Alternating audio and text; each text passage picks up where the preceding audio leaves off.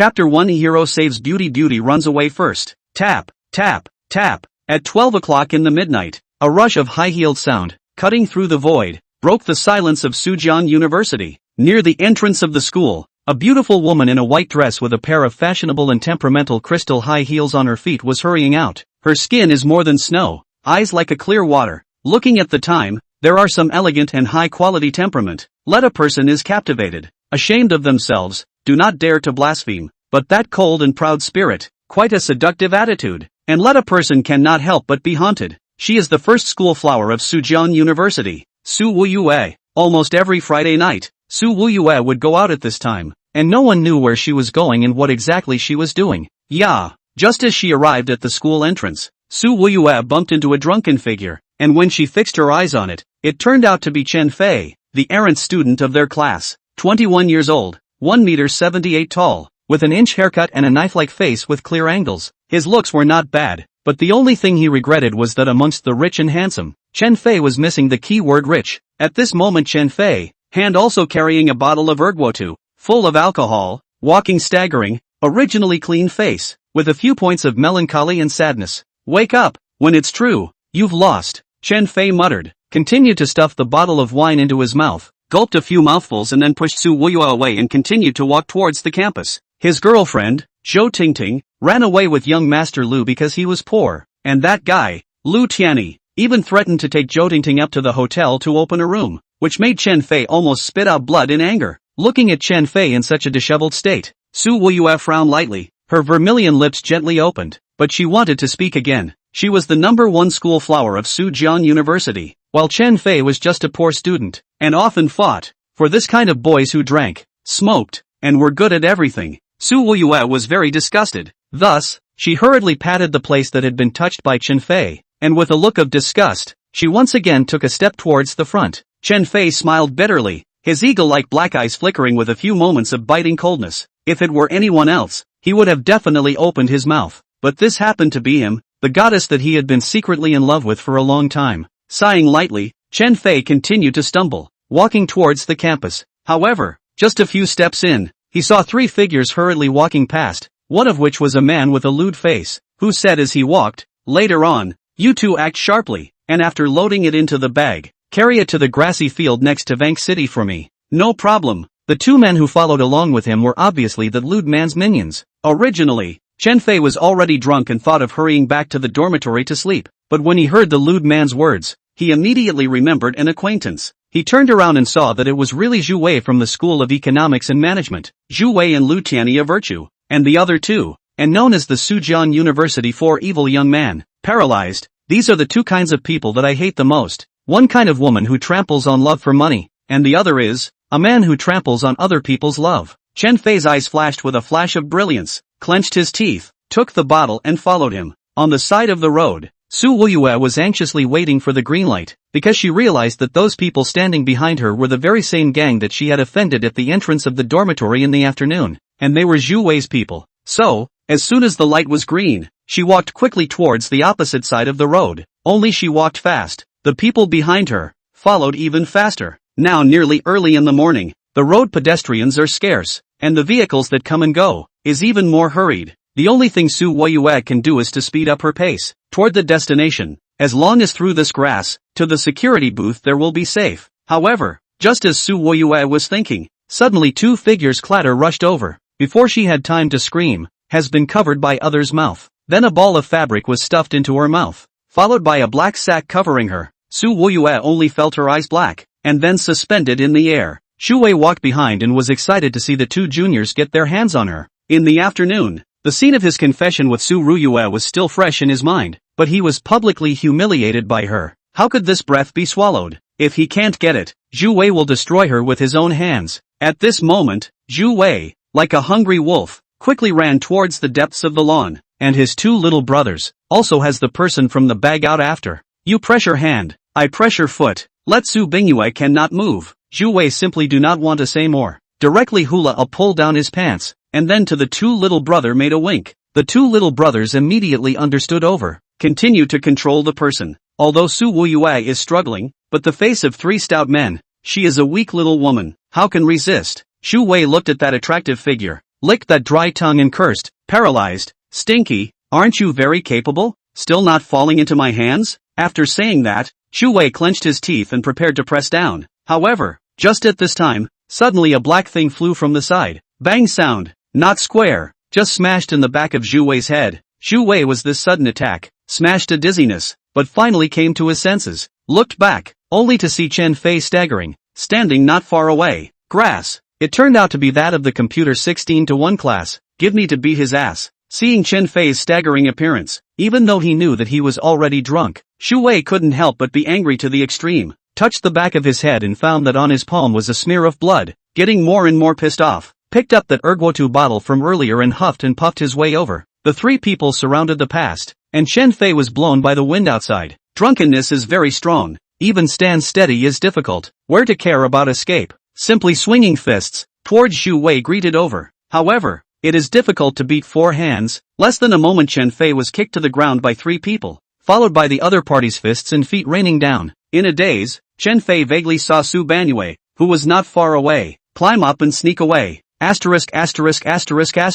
Chen Fei was really speechless. He had spelled out his life to save her. This little ninny was good, but even escaped alone. It seems that this beating was for nothing. However, just when Chen Fei thought he was just getting a beating, suddenly there was a boom sound in his head. In an instant, the whole world seemed to be quiet, and Chen Fei felt a burst of heaven and earth, and soon black, lost consciousness. Chapter 2, Contract Inheritance. When Shu Wei saw Chen Fei fall to the ground with a plop, he was shocked and hurriedly stopped the others from attacking. Then he probed Chen Fei's nostrils with his hand. Then his face changed and he fell to the ground after taking a few steps back in fear. It's no good. That guy is out of air. Out of breath. Those two little brothers were also scared to the point of weakness. If it comes to fighting, they often participate, but when it comes to killing people, it's the first time. Brother Zhu. Then, what should we do? That little brother panicked, not knowing what to do. Zhu Wei was also trembling all over, looked around and realized that there just happened to be a concave pit not far away. So he said, the guys will carry this kid over, throw him into the pit, and then bury the mud, so I guess no one will find out. The two little brother nodded. The three of them carried the person over in a puff of smoke, and looked at the pit, which was 2 meters wide and 1 meter deep, and seemed to have a little bit of water in it, just as if it was a natural coffin. After grabbing a few handfuls of dirt and throwing it down, Zhu Wei put his hands together and muttered, "Kid, it's all your own fault. You can't blame me. I hope you'll ascend to heaven sooner rather than looking for me." After saying that, he took 2 juniors and quickly withdrew from the scene. Shu Wei's 3 men had just left when a ray of golden light suddenly emerged from that concave pit, deep in the lawn in the dead of night. No one noticed the abnormality here. Chen Fei's body slowly rose from the pit. His eyes were tightly closed, while his whole body was surrounded by a mass of golden light, which was spectacular. In a blur, Chen Fei snapped his eyes open, and right now in front of his eyes was a mysterious space, white as if it had just been snowing heavily in a snowy field. In front of him, a white-robed Taoist priest was holding a silver needle in one hand and grasping a floating dust in the other, floating like an immortal, saying, "Finally, I have found you, my contracted inheritor." What? Chen Fei froze, not knowing what to expect. However, the old man ignored any expression on Chen Fei's face, and with a wave of the floating dust, he said, "Starting today, the old man will pass on to you the divine skill of medicine and martial arts and the 6th-chakra divine needle, so that when you are accomplished in the future, you will be able to both hang a pot to help the world and ferry all the people to the end of the world, and also cultivate your body to become a saint and to penetrate all things. In addition, the old man grants you a chance to be reborn. When you wake up, time will be reset to 10 hours ago. This is the only thing I can do for you. Whether or not I can change the outcome depends on you." As soon as the words fell, the Taoist priest changed into 2 golden lights and rushed towards Chen Fei, leaving him defenseless. Immediately afterward, a stream of subtle scriptures surged into his brain, a huge amount of information, making Chen Fei only feel like his head, as if it was bursting. After a little while, he only felt a blur of consciousness, and then fainted. Along with a ray of warm sunlight shining on Chen Fei's body, he felt warm and baked before he made an effort to open his eyes, looking at the lush green surroundings, which reminded him of what had happened before. Reborn once? I'm alive again? Chen Fei hurriedly climbed up, remembering the previous incident where he was surrounded by Zhu Wei and the others and died from a violent blow to the sky. He subconsciously touched the back of his head, only to find that there were no injuries whatsoever, and instead, he was refreshed and energized. Time really reset to 10 hours ago? Chen Fei remembered the words of the white-clothed Taoist priest, and then picked up his cell phone to take a look. September 15th. 2 p.m. sharp. Wipe. It's still true. This can't be a drunken hallucination, right? Chen Fei thought so for a moment, then touched his pocket and realized that there was something inside. Pulling it out, it was actually a palm-sized band of fabric. He spread it out and saw that there were actually 12 silver needles inside. Holy, this was the 6th chakra divine needle? A term from his memory then popped up, causing him to recall the name.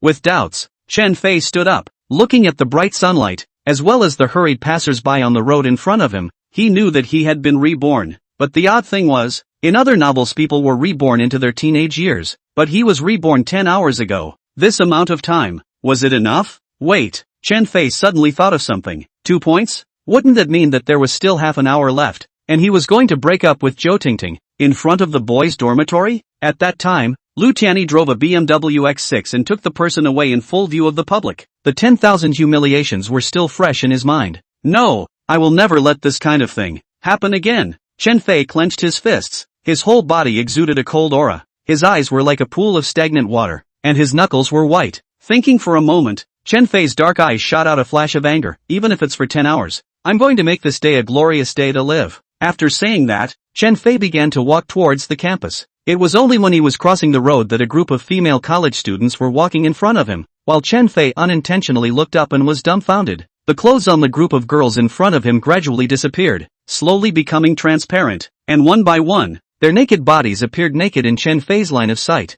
He hastily wiped his eyes and tried to see again. However, the result was the same. Holy, Chen Fei couldn't help but burst out a foul mouth. And right at this moment, the 3 beauties in front of him turned around at the sound of their voices, and in an instant, that beautiful figure appeared in Chen Fei's eye sockets, causing him to barely miss a nosebleed as he hurriedly withdrew his sight and rushed through the crowd with his head lowered. What the hell? Could it be that everything he saw before was true? That Taoist priest, the divine skill of medicine and martial arts, and the 6 veins divine needle were also true? Chen Fei muttered while walking towards the front. This was just too incredible. If he could really see through and really heal, then wouldn't he be able to live a bright, shiny and awesome life in the future? After entering the campus, Chen Fei felt that it was a bit far to go to the dormitory area, so he simply went to the carport, pedaled his second-hand bicycle, and flew towards the dormitory area in a good mood. But in the campus main road of a downhill section, Chen Fei just wanted to turn right. Suddenly a black BMW clattered a leap out. The car happened to be left turn uphill, and obviously speeding. In the downhill intersection erected a sign,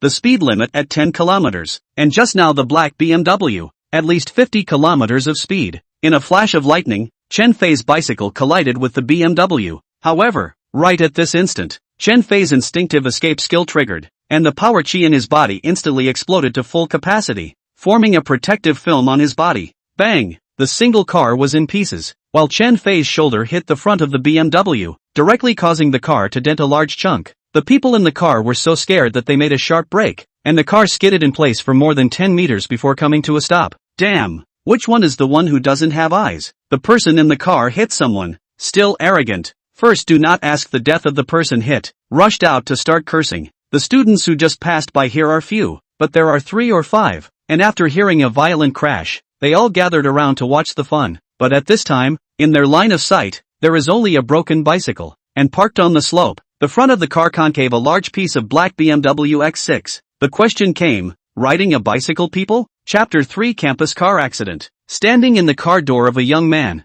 about 20 years old, looks quite handsome, ears with a platinum earrings, looks very noble upscale, face pointed, skin is fair, typical of the fresh meat, body is not tall and not short, about 1 meter 8 or so, wearing a brand name. However, just from the fact that he can drive a BMW car in the school, we know that he is the young master of a rich family. That's right, he was the young master of the Lu family, Lu Tianyi, who was ready to humiliate Chen Fei by openly stealing his girlfriend in the boys' dormitory. Seeing the onlookers pointing, and then observed from the car window, there was only a bicycle on the ground, just clearly saw a person. Did it crash? The first time I saw this, it was a very good thing that I was there. Zhou Tingting in the passenger seat, scared pale, they even ran over someone on campus. If so, then wouldn't she be going to jail? Thinking of this, Zhou Tingting cried in fear, pushed open the car door and cried, Lu Tianyi, it's all your fault, let you don't drive so fast, you preferred to. This time something happened, right? Ting Ting, don't be anxious,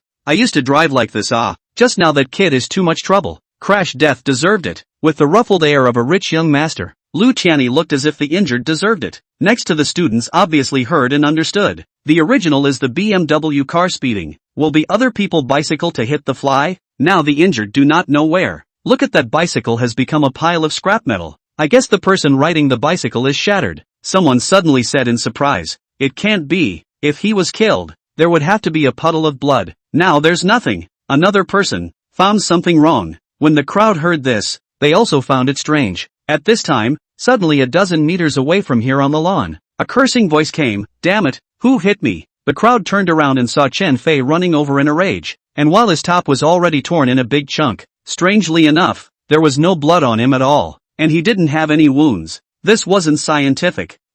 When everyone was wondering, suddenly Lu Tianyi, who was next to the BMW, pointed at Chen Fei and cursed. Asterisk asterisk asterisk asterisk. So it's you. Just now it's the broken bicycle you rode that hit my BMW? Hey, what are you talking about? I rode a bicycle and hit your car? You have a problem. I was in a normal car speed, no more than 10 kilometers per hour. You just drove like a rocket and knocked me off the road. You still have the nerve to say that? When Chen Fei saw that it was Lu Tianyi, he was so angry that he really wanted to rush up and beat him up. But according to the plot, there were still 15 minutes to go before this guy would be in front of the door of the boys' dormitory, directly snatching Zhou Tingting from his hands and then threatening to take her to a room. The more Chen Fei thought about it, the angrier he became. However, Lu Tianyi seemed to be even more angry than him, and rushed up with an arrow step, grabbed Chen Fei's collar, and arrogantly said, "Look, your bike is worth a few dollars? My BMW, that's a BMW X6, nearly $1 million.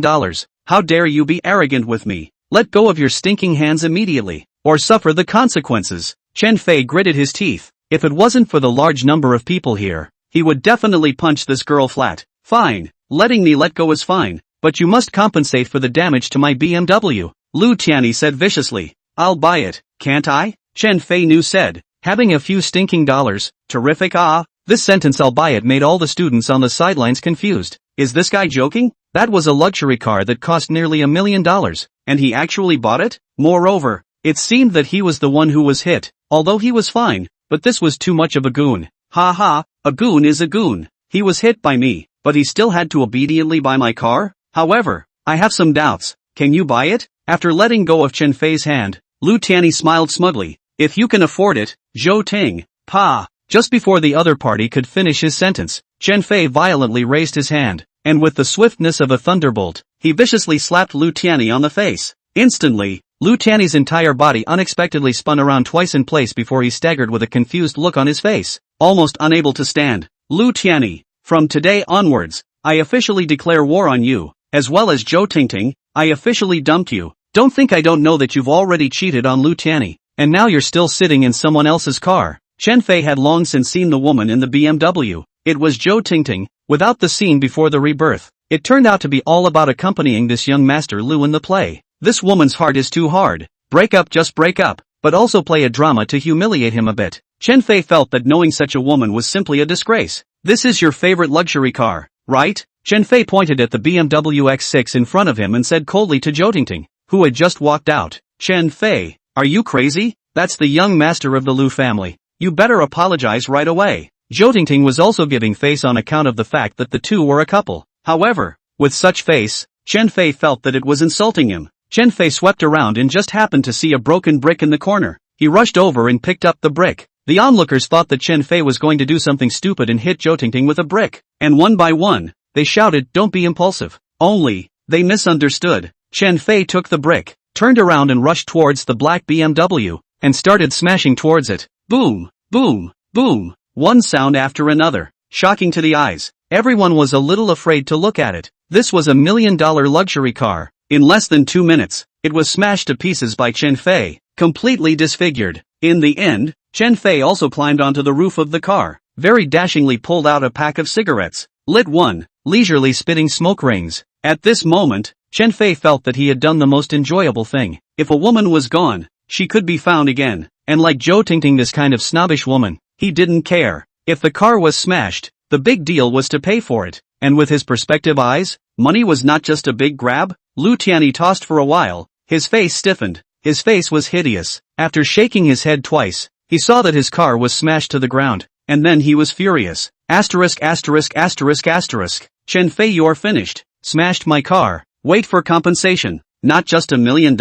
Drag what drag? Tomorrow come over to the boys' dormitory. Lousy give you is. The car belongs to me. Chen Fei said. The hand of the brick once again towards Lu Tiany's car smashed, followed by jumping out of the car. Head also did not return towards the dormitory. Asterisk asterisk asterisk asterisk. What the hell? On his poor bastard. But also said to give money tomorrow? Lu Tiany was obviously a bit furious. This guy had smashed his car in public. What an insult that was. The more Lu Tiany thought about it, the more angry he got. He said to everyone, give me a testimony. Just now that guy is called Chen Fei, a student of computer 16-1 class. His bicycle smashed my BMW. He intends to give me compensation tomorrow at noon. Put. When Lu Tiany's words came out, quite a few people directly spewed out in laughter. People's bicycles were crushed. The person on it was lucky to be okay. He also turned around and asked for compensation. This kind of person is really shameless. After the crowd despised for a while in their hearts, one by one they quietly left. It was Zhou Tingting who was a bit ashamed. Just now Chen Fei's actions were quite manly, although a bit impulsive.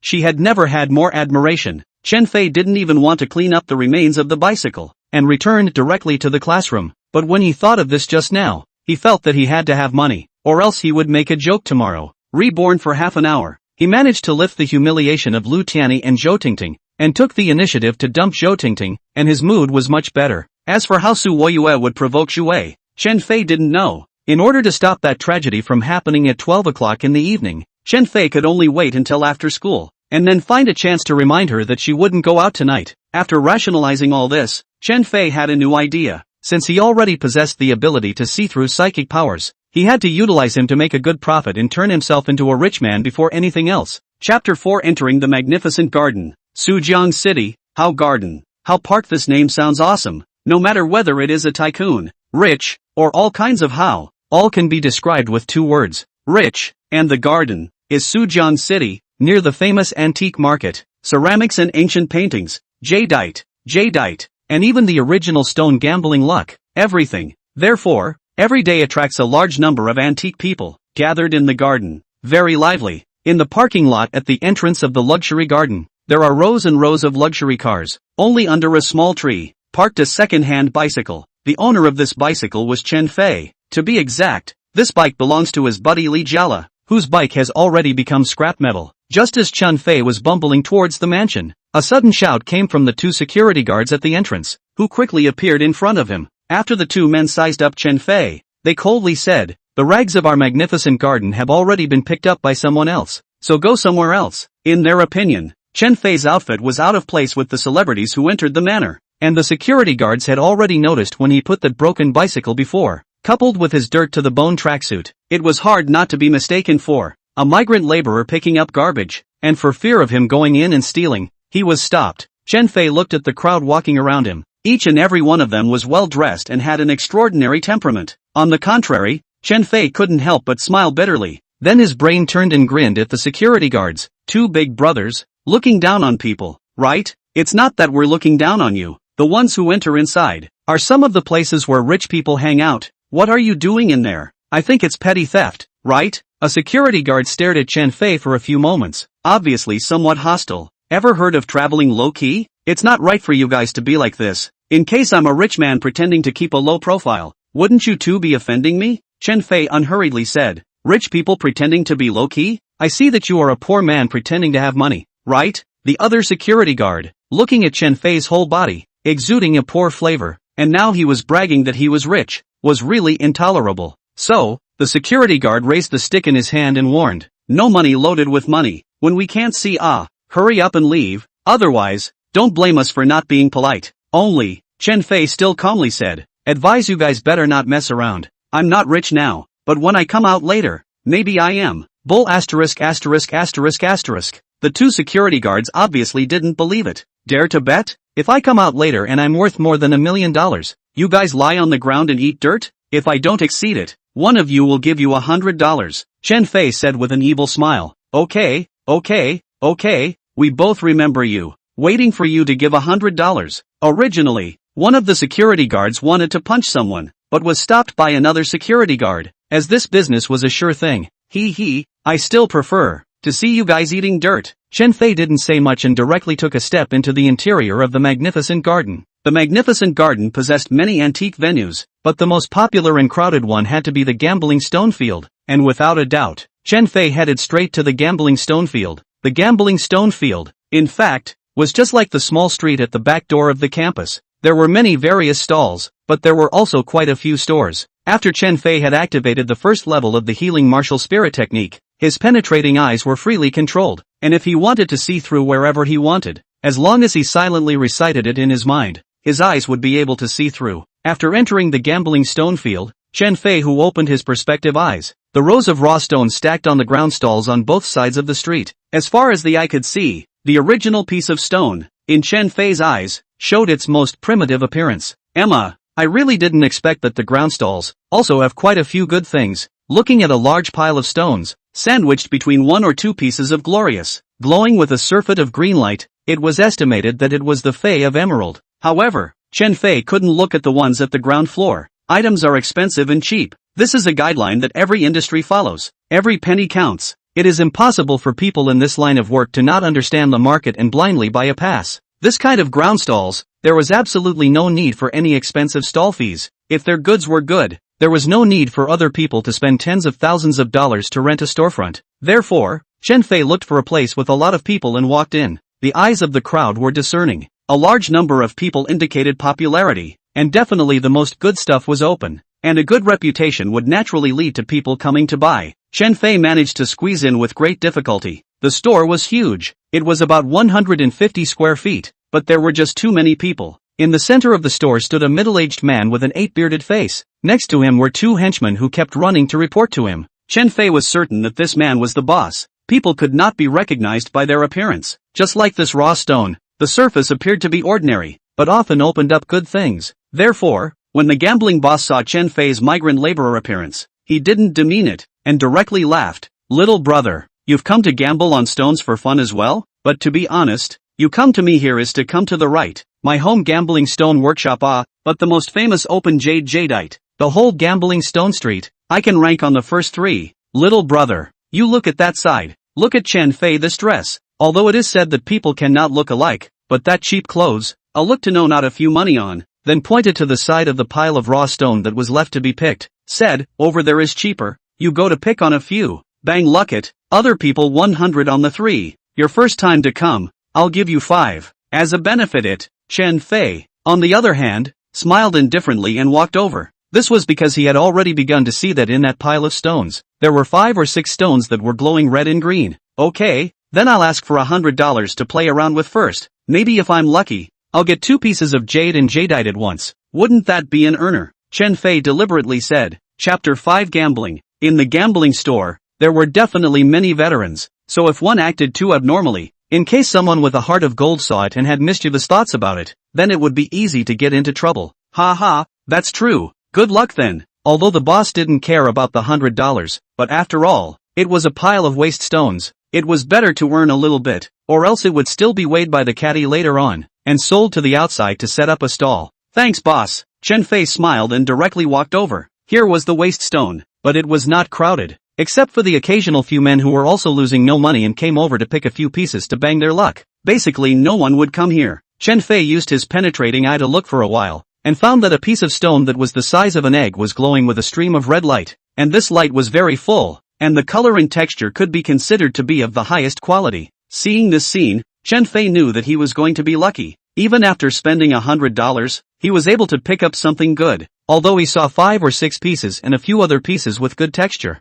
Chen Fei couldn't pick all of them. That would make it easy to be suspected. So, Chen Fei casually grabbed a few ordinary stones and mixed them with the piece of good egg-sized jade. As for whether it was nephrite or jadeite, Chen Fei naturally didn't understand, and took the stones and prepared to walk away. Only just getting up, he collided with a man. The man's hair was combed with a thief's comb. The sides of his hairstyle were shaved, which was more popular nowadays. His face was fair and smooth, and he looked a bit like a creamy young man. However, his body was surprisingly stout and robust, somewhat like the physique of a northerner. Being bumped by Chen Fei, the man hasn't uttered a word, but the 2 men next to him pushed Chen Fei and scolded. Where did the migrant laborer come from? How can you walk without long eyes? Do you know who you bumped into? Chen Fei looked up and muttered in an uninterested manner. It's not like my ass has eyes. How would I know that there's someone behind me? Kid, what did you say? Can you say it again? One of the henchmen, who looked a bit slim and had dyed yellow hair, asked very arrogantly. At this time, the boss next to him walked over and said smilingly, so it's young Master Tang. Sorry, this little brother just came. I guess he's confused by this place. Give me face. Don't be general with him. Alright, don't be general with this kind of migrant worker. Tang Bo swept a glance at Chen Fei. Seeing that he was wearing a set of clothes that were dirt to the bone, he immediately positioned him as a migrant worker. Migrant laborer? You're also too underestimating, aren't you? Having a few stinking dollars is amazing. So you can just despise people? Maybe I'll be rich in the future too. Chen Fei knew that later on, when this piece of jade was cut, it could be sold for a lot of money. Tang Bo couldn't help but laugh. This guy was so funny. Just you? Still a rich man? Looking at Chen Fei's shabby dress, Tang Bo laughed contemptuously. Wind and water turns. I'm gambling on stones now. Maybe I'll get lucky and open some jadeite emerald out. Chen Fei held his head high with confidence, which made Tang Bo look very unhappy. Have confidence is good, but confidence burst unrealistic. Is one up? Tang Bo snorted in disbelief. Originally, Chen Fei only wanted to earn some money in a low profile. Tomorrow can return to Lu Tianyi. Not to say the words, did not realize to become the laughingstock of others, but this guy is really too arrogant. Can a young master go to heaven? The girlfriend is this kind of young master snatched away. So Chen Fei to this kind of young master of the sun, with a kind of hatred, temper immediately on the head. How about this? The two of us make a bet? You also randomly pick 5 stones to cut. Whoever opens out more good things, who counts as a winner? Chen Fei's provocative words immediately angered Tang Bo. In Sujiang City, there were not many people who dared to talk to him like this. Only this kid didn't know the sky and the earth. Grass. My young master, would he bet with a migrant laborer like you? The sight of the little brother Huang Tao really can not stand to see. Showing his arms and sleeves, he was ready to punch someone. However, Tang Bo raised his right hand, stopping Huang Tao, and then laughed contemptuously. What if you lose? Just now, he had paid attention. This kid's 5 stones were picked from the pile of waste stones next to him, and the chances of opening them were small and small. A bunch of experts had picked something. This kid just picked 5 randomly. How could he open something good? Therefore, Tang Bo firmly did not believe it. Raise it as you wish, Chen Fei said in a cold voice. Very good. Good guts. If you lose, crawl out of the magnificent garden on your knees from here? Tang Bo smiled coldly. Fine, but if you lose, kneel down and call me grandpa. Dare you? Chen Fei suddenly said. Grass. Kid, what did you say? Say it again? Junior brother Huang Tao was angry again. Only, Tang Bo was turning to the boss, yelling, Boss Feng, arrange for me to cut the stone.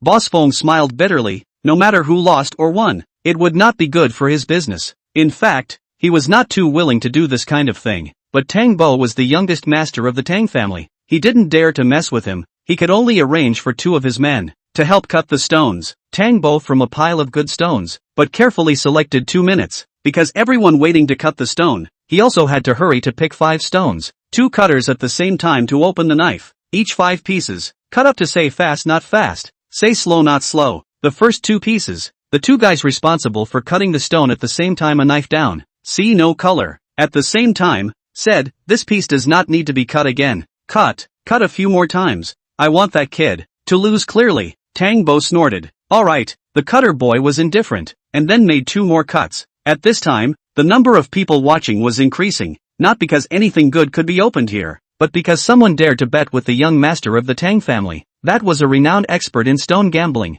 and this magnificent garden, with 80% of its shares, was owned by the Tang family. The next 2 stone-cutting boys picked up the second piece of raw stone, also made 2 random cuts, and found that still no other colors appeared. Kid, if you admit defeat now, I can spare you once. Just crawl out of the store entrance from here, Tang Bo said with a playful smile. His attendant little brother, Huang Tao, followed suit and made fun of him. Otherwise, rolling out is fine. Ha ha. However, Chen Fei had long since seen through everything. How Tang Bo was pretending to be a bully was just paving the way for his own humiliation later on. Chen Fei didn't need to pay attention to it. I like it better when someone calls me grandpa. Chen Fei smiled faintly, signaling the stone-cutting brother to continue. At this time, Boss Feng's gaze landed on the egg-sized stone, and immediately frowned. That was this little brother's stone. From the outside, this stone was a little different from the other ones, and it was round and full, so it was probably fishy. This little brother, what is his name? The boss took advantage of this time to go forward.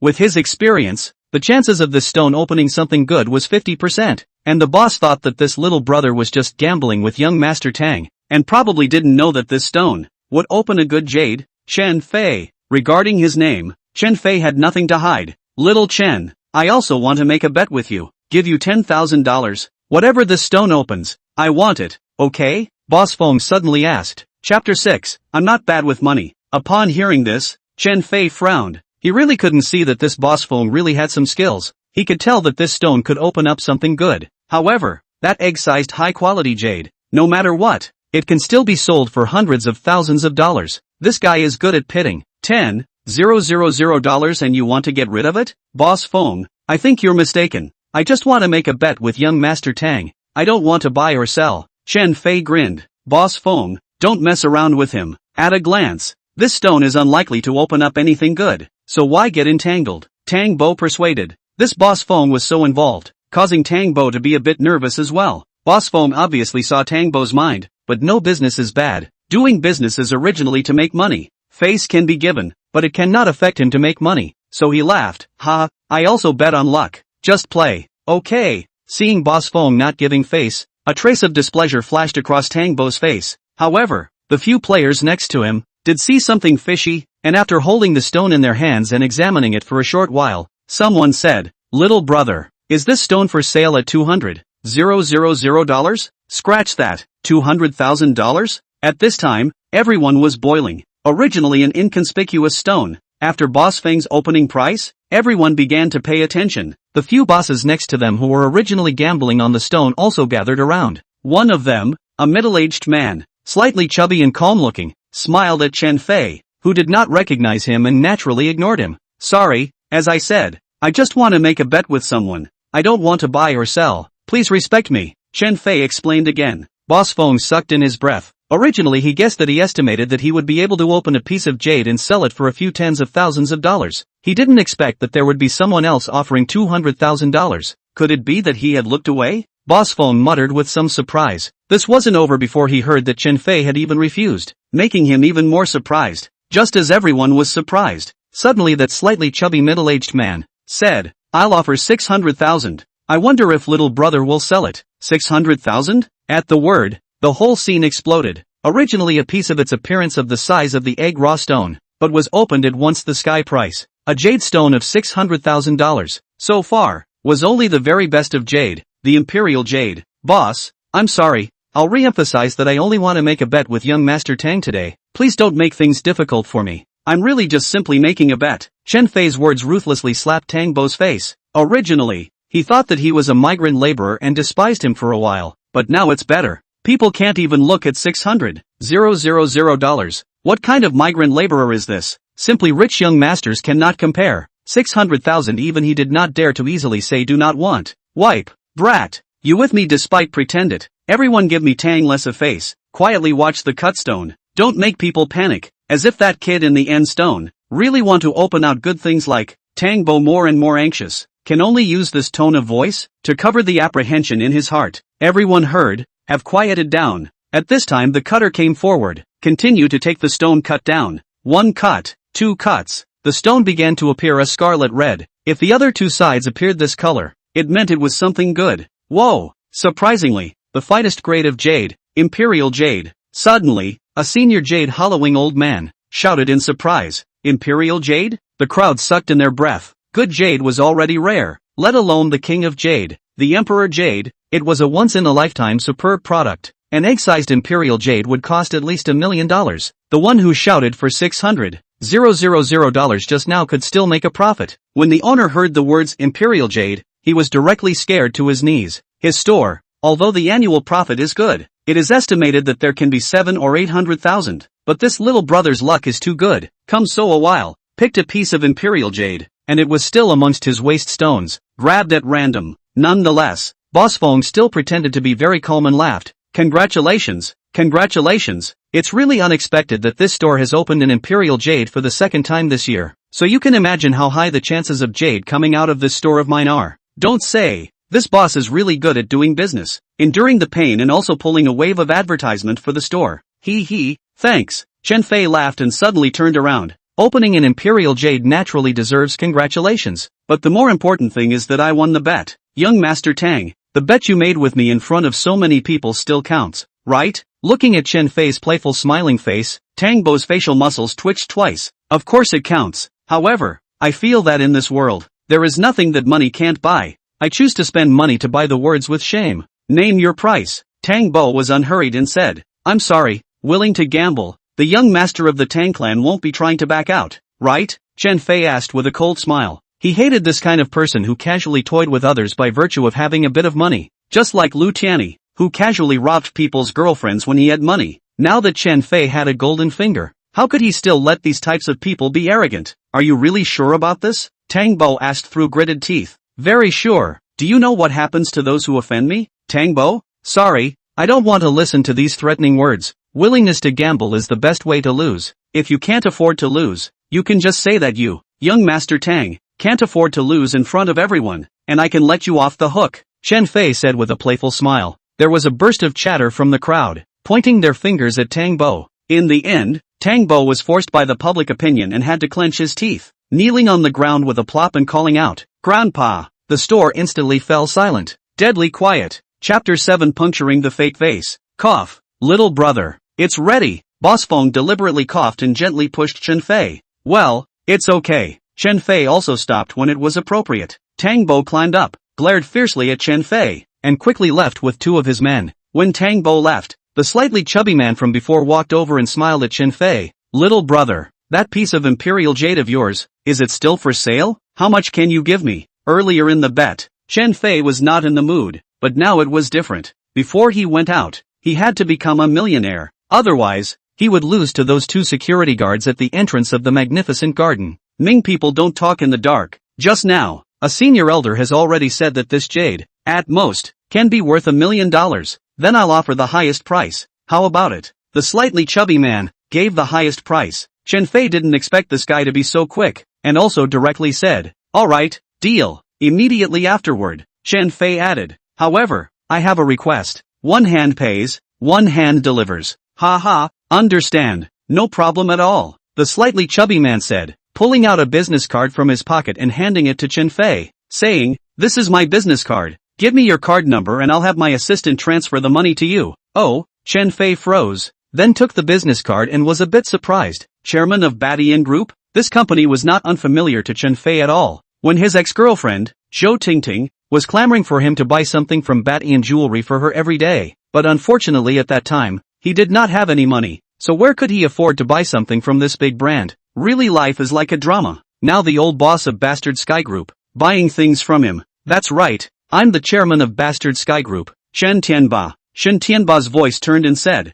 just now, I saw that you have a good hand. My company is short of an excellent purchasing manager. I don't know if you are interested? I'm sorry, I'm still a student. Let's wait until I graduate. You can work part-time. No. Chen Fei felt that this Shen Tianba was not normal. He must have seen something fishy. From the high price of his jade in the beginning to the low threshold of applying for his job now, Chen Fei didn't feel that it was because he was lucky, but that he had an ulterior motive. Alright, here's my bank card. Our transaction can proceed. Without much delay, Chen Fei directly handed the bank card to Shen Tianba. Shen Tianba instead smiled easily and said, alright, little Chen, when you figure it out, you can find me at any time. Okay. Seeing that Shen Tianba was not pestering him, Chen Fei had a good impression of him. A few minutes later, Chen Fei's cell phone came with a text message, opened it and saw that it turned out to be $1 million in the card. This will not mention how happy he was. That was the first bucket of gold in his life, and it was still such a big bucket. Alright, this jade is for you. Collecting the money, Chen Fei handed over the goods in the first place, then turned around and left without looking back.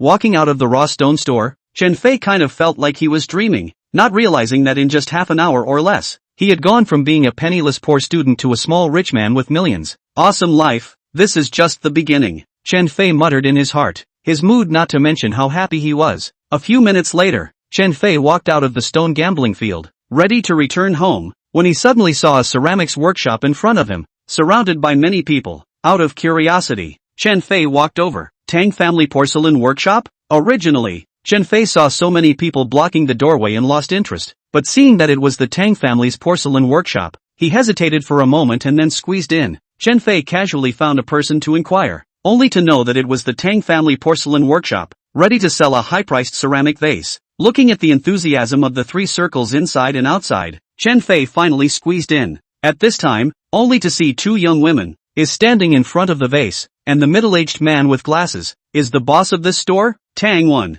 He is flying colors, spit flying for the buyer next to the vase. Introduced the details of the vase. The vase is 40 centimeters high, with a yellow flared mouth and a double-layered bottle gallbladder, the inner gallbladder of which can be vaguely seen through the hollowed-out outer gallbladder. The outer wall of the vase is painted with the traditional Chinese mascot, the carp, and the bottom is stamped with the words Qianlong, Qing Dynasty. The object is beautifully shaped, sophisticated craftsmanship, showing the highest level of official kiln porcelain during the Qianlong period. Crowd discussion said the Qianlong period of the official kiln is rare, and the Tang family porcelain workshop actually have such a collection of treasures, really worthy of being the first Suzhou porcelain workshop. Tang family porcelain workshop boss Tang Wen, also in the non-stop bragging, standing next to another middle-aged man, is the vase of the preparatory buyers? The man looks like a big man, in the face of this shouting price of 4.6 sky-high vase, but also so calm. This vase, I intend to put it in the middle of our group's lobby, as the treasure of the town division.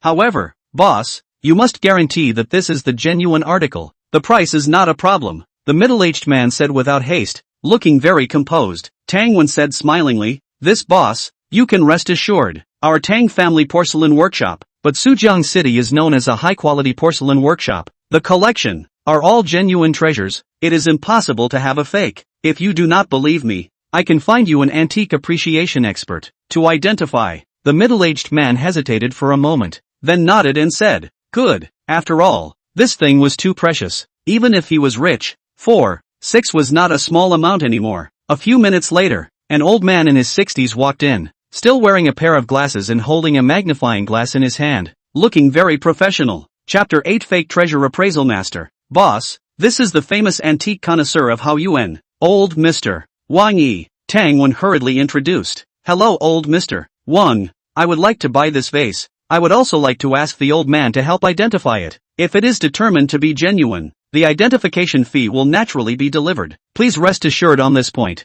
The middle-aged man's attitude was respectful. It was obvious that he respected the old man. Wang Yi smiled. Without saying much, Su walked to the vase. He was seen walking around the vase, and even used a magnifying glass to the grain of the vase and scrutinized it. The onlookers were even more excited than the buyers, each watching nervously. Accompanied by Wang Yi straightened up, and then blurted out a sentence. Good stuff, Boss Tang. This is an antique vase from the Qianlong period of the Qing dynasty. According to the age and commemorative value, the market can be worth at least more than $400 million. I don't know if the old man's appraisal, can it help? After Wang Yi's appraisal, his words were respectful. When Tang Wen heard this, he was overjoyed and said, this boss, you're relieved now. If you still don't believe me, I'll find a few more appraisal masters for you. No need, since Elder Wang has said so, then I will buy this vase today. With a wave of his right hand, the middle-aged man stopped Tang Wen's move, then spoke his decision. Ha ha, good grin. As the sale materialized, Tang Wen was ecstatic and immediately called the treasurer, ready to handle matters related to the payment procedures. However, just at this time, an ill-timed voice rang out. Wait, this vase is a fake. Instantly, the entire Tang family porcelain workshop was silent and deathly quiet. This sudden voice caused the crowd to clamor once again after being quiet for a little while. Then they all looked at Chen Fei in unison. Tang Wen's face even sank as he said, where's the civilian laborer coming from to talk nonsense here? Come on people, blow him out for me. As soon as Tang Wen's words fell, 3 burly men walked over, ready to frame Chen Fei and walk out. Chen Fei was a bit scared when he was grabbed by the 3 men, but he really couldn't stand to watch this kind of deception. The heavens had given him a pair of penetrating eyes to distinguish between right and wrong. If he got so many abilities and still sat back and watched, that would be too much of a mistake. Let go of me. Chen Fei struggled vigorously. In the next moment, the 3 big men were miraculously thrown out. Everyone around them was astonished, including Chen Fei himself, who was staring in disbelief. Heavens, he had actually turned into Hercules. Immediately afterward, Chen Fei immediately reacted to the fact that he was able to have this kind of strength. It must be because of the attributes that his body instinctively triggered after meeting that old man and receiving that inheritance. Thinking of this, Chen Fei tried to exert his strength, and realized that there was 1,000 pounds of strength in his body in general, and it felt like he couldn't use it all. At this time, 2 of the big men did not believe in evil and pounced over again. Chen Fei was caught once again without any defense. However, with the experience of just now, Chen Fei was not panic. Cold smile, fierce arms to the chest, The two big men was even driven by the strong bang sound, crashed together. The crowd stared wide-eyed, really did not expect this guy looks thin, but a Hercules, immediately scared Tang Wen a shiver. However, there were more than a dozen fighters in the store, so he wasn't scared yet. However, when Tang Wen was ready to continue summoning his men, he suddenly heard the middle-aged man laugh and said, "Boss Tang, why bother with this youngster? Could it be that your vase is really a fake?" Tang Wen froze, then laughed, "Ha ha, of course not. How could it be a fake? Just now, old Senior Wang Yi has already appraised it. It has to be authentic without a doubt." After Tang Wen said that, he turned around and waved his hand at a few of his men, saying, "Don't grab it. Young man, you said that this vase of mine is a fake. Do you have any evidence?" Chen Fei smiled and walked to the vase without any panic or haste. Before he was more than 2 meters away from the vase, but after receiving the inheritance, his eyesight had become very good. Not only could he see through it, but he could basically see bean-sized characters and paintings clearly within a range of 10 meters. Therefore, just now, while Wang Yi was appraising the treasure, Chen Fei also used his perspective eyes to look inside and out, and in the end, he found a problem. That was that there were actually words written on the inside of the vase, and after changing the angle of perspective and looking again, a line of words was clearly visible. At this moment, Chen Fei once again walked over. He was trying to confirm up close if what he had just seen was true. At this time, Chen Fei's perspective eye once again played a role, and sure enough, that line of words once again appeared in his eyes. Zhangbei High Imitation Carver Punyu Works, 2015. After Chen Fei silently read this line inside the vase, it had been completely confirmed. The vase was 40 centimeters tall, and the mouth of the vase was so small that it would be harder than heaven to carve these words inside, and no one would carve words in a genuine antique. That was a move to destroy the genuine article, and people who knew the business were not that stupid. Therefore, Chen Fei was very sure that this was a fake. "Stop pretending, you kid. It's simply nonsense." Seeing that Chen Fei had looked left and right, up and down for a while, and couldn't say a word about it, Tang Wen was a bit exasperated, and continued, "Seeing as this boss is pleading for you,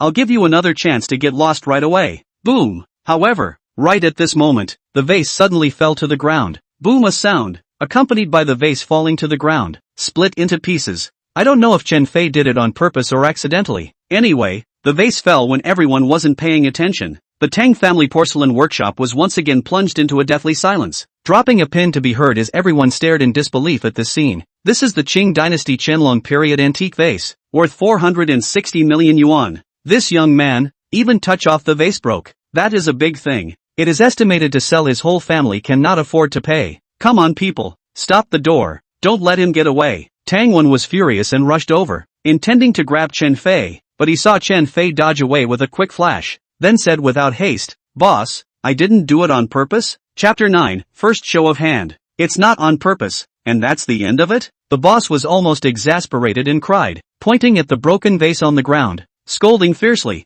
"Brat, if you don't settle this account with me properly today, you don't want to walk out of this door." Upon hearing this, the middle-aged man also frowned for a while. So good vase, this young man is also too reckless. If it was a few million, he could forget about it, but this was 460 million ah. Although he was rich, it was impossible for him to help a stranger and pay out such a large sum. "Young man, you're also too careless, but, when you do something wrong, you have to take responsibility. See, you're not too young, don't evade responsibility when you're already an adult," the middle-aged man advised. He estimated that this lad was going to jail. The crowd shook their heads, cursing Chen Fei for not knowing anything, not being careful when looking at things. That was a heavenly vase. Could it be compared to the usual kind of ordinary vase? However, Chen Fei said calmly, "Uncle, you don't have to be nervous, although I accidentally touched off and smashed the vase just now, but I said before that it was a fake. How much can a fake be worth? I'll pay for it." Chen Fei said here, turned back to those senior antique experts and said, "May I ask you seniors, if this vase is a fake, how much is it worth?" The crowd murmured, and finally someone spoke up, saying, "If it's a normal fake, a few $1,000s is more than enough. If it's a high imitation of a fake, and the workmanship is fine, then it is estimated that it can be worth about $100,000. Hearing this, Chen Fei pursued, "Then this vase just now, is it a general fake, or is it a high imitation?" The crowd did not dare to make a sound, because if they said that it was a high imitation, wouldn't they be pointing out that the vase sold by the Tang family was a fake? Tang Wen finally couldn't listen anymore and waved his hand for a few big men to come forward and arrest them. However, the middle-aged man once again spoke out, "Wait, this young man just bit out that this vase is a fake. I'd like to see how he can prove it. Right, let him prove it. If he can't, directly let the Public Security Bureau arrest him. That's right, too careless, must be severely punished. Compensation. The onlookers, one after another, yelled. In fact, whether it was a fake or not, Tang Wen knew best. He was arrogant now. That was because no one could see it. The reason was simple. The real experts in antique appreciation were basically all bought out by the Tang family in the Magnificent Garden, and the Tang family made their fortune by selling forgeries. So, this is fundamentally a scam. Not only is the Tang family porcelain workshop a fraud, but many of the people surrounding the onlookers were also invited to help. Tang Wen did have some apprehension at this time. This vase is a fake, he knows, but there are words in the vase. He is categorically unaware. Chen Fei was acting so calmly, as if he really saw something fishy, making Tang Wen's heart very uneasy. That's it. I'll give you 2 minutes. If you can't prove it, you'll wait for compensation and go to jail. Tang Wen directly stipulated a time, so that his men could lay their hands on him brightly. It doesn't take 2 minutes 10 seconds to prove it, Chen Fei said, directly walked over, then took the vase fragments that had broken open in 5 or 6 pieces, selected them for a while, then grabbed a piece. A smile of satisfaction flashed across his face. Everyone, take a look. It seems that there are words carved on top of the inner wall of this vase. Do you want me to read them out for everyone to hear? Chen Fei deliberately said. There are words? The crowd was stunned. It was rare to see words carved on the inner wall of a vase, and it was from the Qianlong era, and the words carved were in traditional Chinese, so this guy shouldn't be able to recognize all of them. However, as everyone was thinking about it, Chen Fei read out. Zhongbei High Imitation Carver Pengyu Works, 2015. Pengyu, the king of Zhongbei fakes. Obviously someone knew this Pengyu person. No way. It's really a high imitation. Oh my. There were a few senior antique experts who really thought that they would be able to feast their eyes on this, but they didn't expect it to be a fake, so they were really a bit disappointed. Seeing that the situation was not good, Tang Wen hurriedly waved his hand, allowing a few of his men to rush up, intending to snatch the broken vase in Chen Fei's hands and then destroy it. While Tang Wen was still advocating on the side, this kid must be deliberately causing trouble. I don't know where the shards came from. Blindly read it over. Arrest me and send it to the Public Security Bureau. Slow down. Just as the 4 or 5 big men darted towards Chen Fei, the middle-aged man shouted, I'm Su Fu Gui, the boss of the famous jewelry group. Boss Tang, I hope you can cooperate a little bit. Just now the young man read is not true. I personally go to see it will know. There is no need for you to be so nervous. Su Fu Gui? Hearing this thunderous name, Tang Wen intentionally stared wide-eyed in fear. Famous jewelry group, but the top 500 enterprises in China. In Suzhou City is a leading business leader. In the country, there are more than 50 branches, thousands of jewelry chain stores. The family is big, so it's Mr. Su Ah. I really have eyes to recognize and Tai Ah. Just now I also looked at it, found that it is indeed written with a line of words. I can only blame that guy Peng Yu made it too realistic. Even the Hao Yuan Titan-level connoisseur Wang Yi seniors cannot see it. I thought before that I had picked up a treasure. Knowing that the scam was about to be punctured, Tang Wen preemptively shrugged off the responsibility on the grounds that he also looked away. At this moment, those arranged water armies around him played a role. It's true, I've been appraising treasures for 10 years, but I can't see that it's a high imitation. If it's not for this little brother's discovery, we've still been kept in the dark. Yes, I've been playing antiques for almost 7 or 8 years. I can tell ordinary fakes at a glance, but this one, I can't tell at all. The crowd said one thing to each other, all in favor of Tang Wen. Chen Fei snorted. He could not see. These people are with Tang Wen's gang. So he said, then I broke the high imitation fake. Is not it necessary to compensate $100,000? But what if I don't have any money? Humph. If he dares to ask you for money, I'll immediately have someone smash his store. Su Fu Gui was obviously still a bit angry. Chapter 10. Is there a lot of beautiful women in the company? Ha ha. Of course there's no need for compensation. And not only is there no need for compensation, I'm also planning to reward this little brother with $100,000 for unlocking the true face of this high imitation, and successfully redeeming Mr.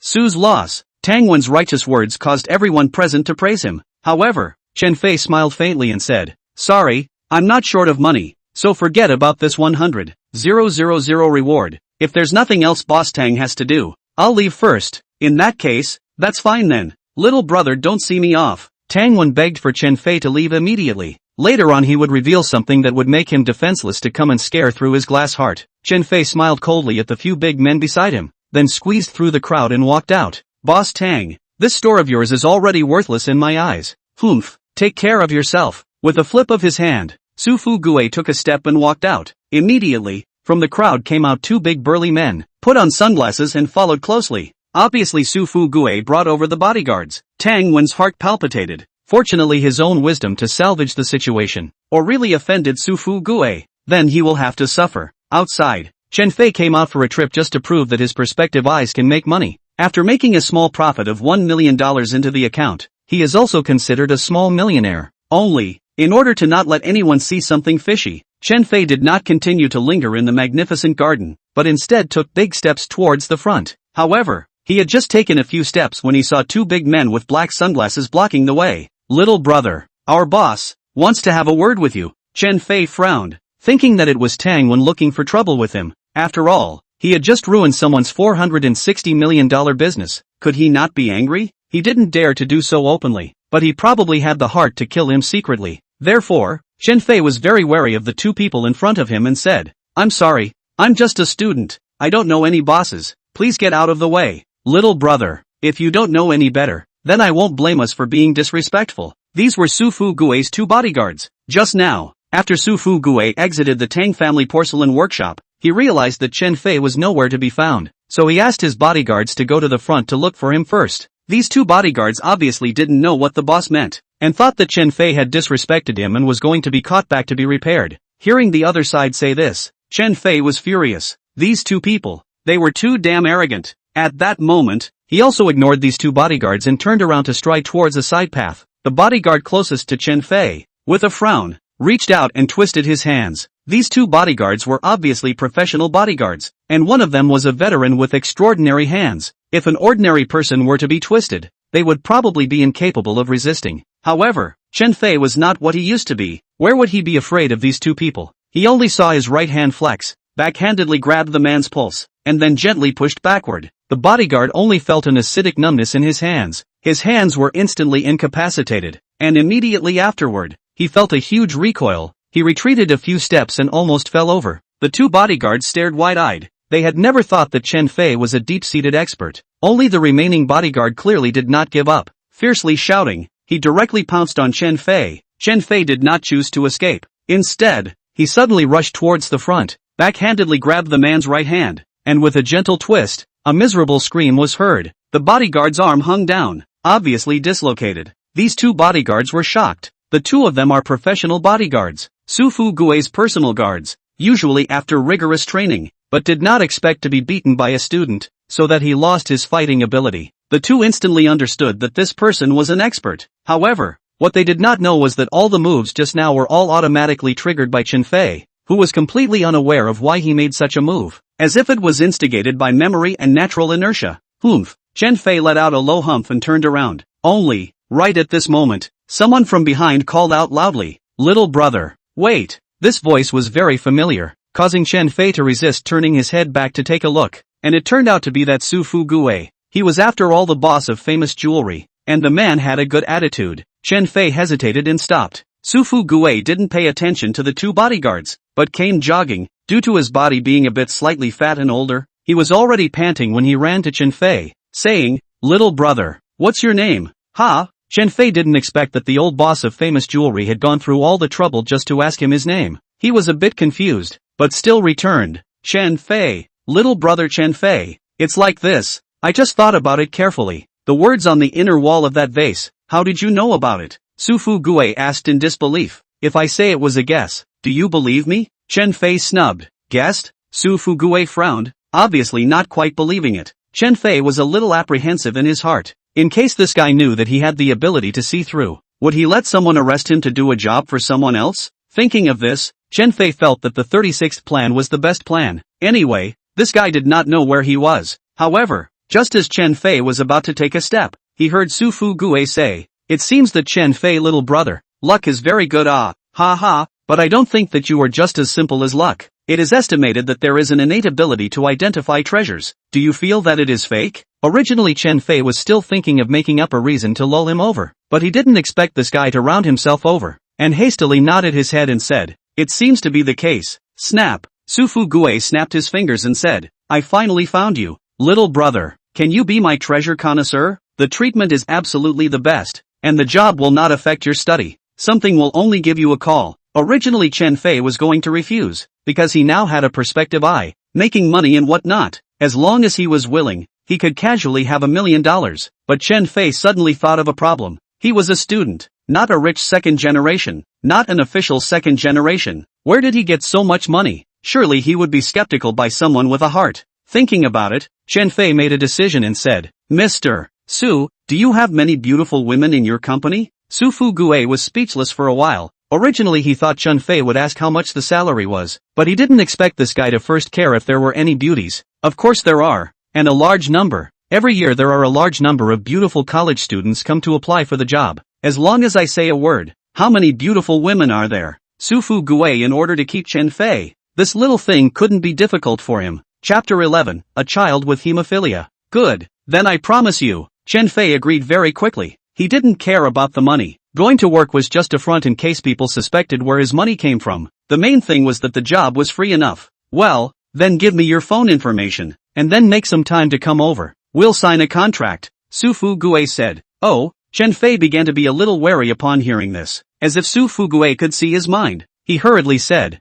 Don't get me wrong. Although the job appears to be a part-time job, you're still our official employee, and the entry procedures still need to be handled, which facilitates the allocation of shares to you in the future. There are still shares to be allocated? Chen Fei was surprised. Others may not have them, but you must have them, Su Fugue said ambiguously. Chen Fei hesitated for a moment. Today was really a lucky day, regardless of whether or not Su Fugue suspected him of having the ability to see through. But this job was indeed very tempting, and then said, Okay, then I promise you, I'll find a time to go over there in the next couple of days. Famous jewelry group, right? That's right. At that time, you directly go up to the president's office and look for me, Su Fugue explained. Chen Fei nodded and said, I'll be going then. With that, he left without looking back. A few minutes later, Chen Fei appeared at the entrance of the magnificent garden. The two security guards directly stopped Chen Fei and said, Humph, kid, you don't want to run. When you came here you made a bet with the two of us. If you don't have $1 million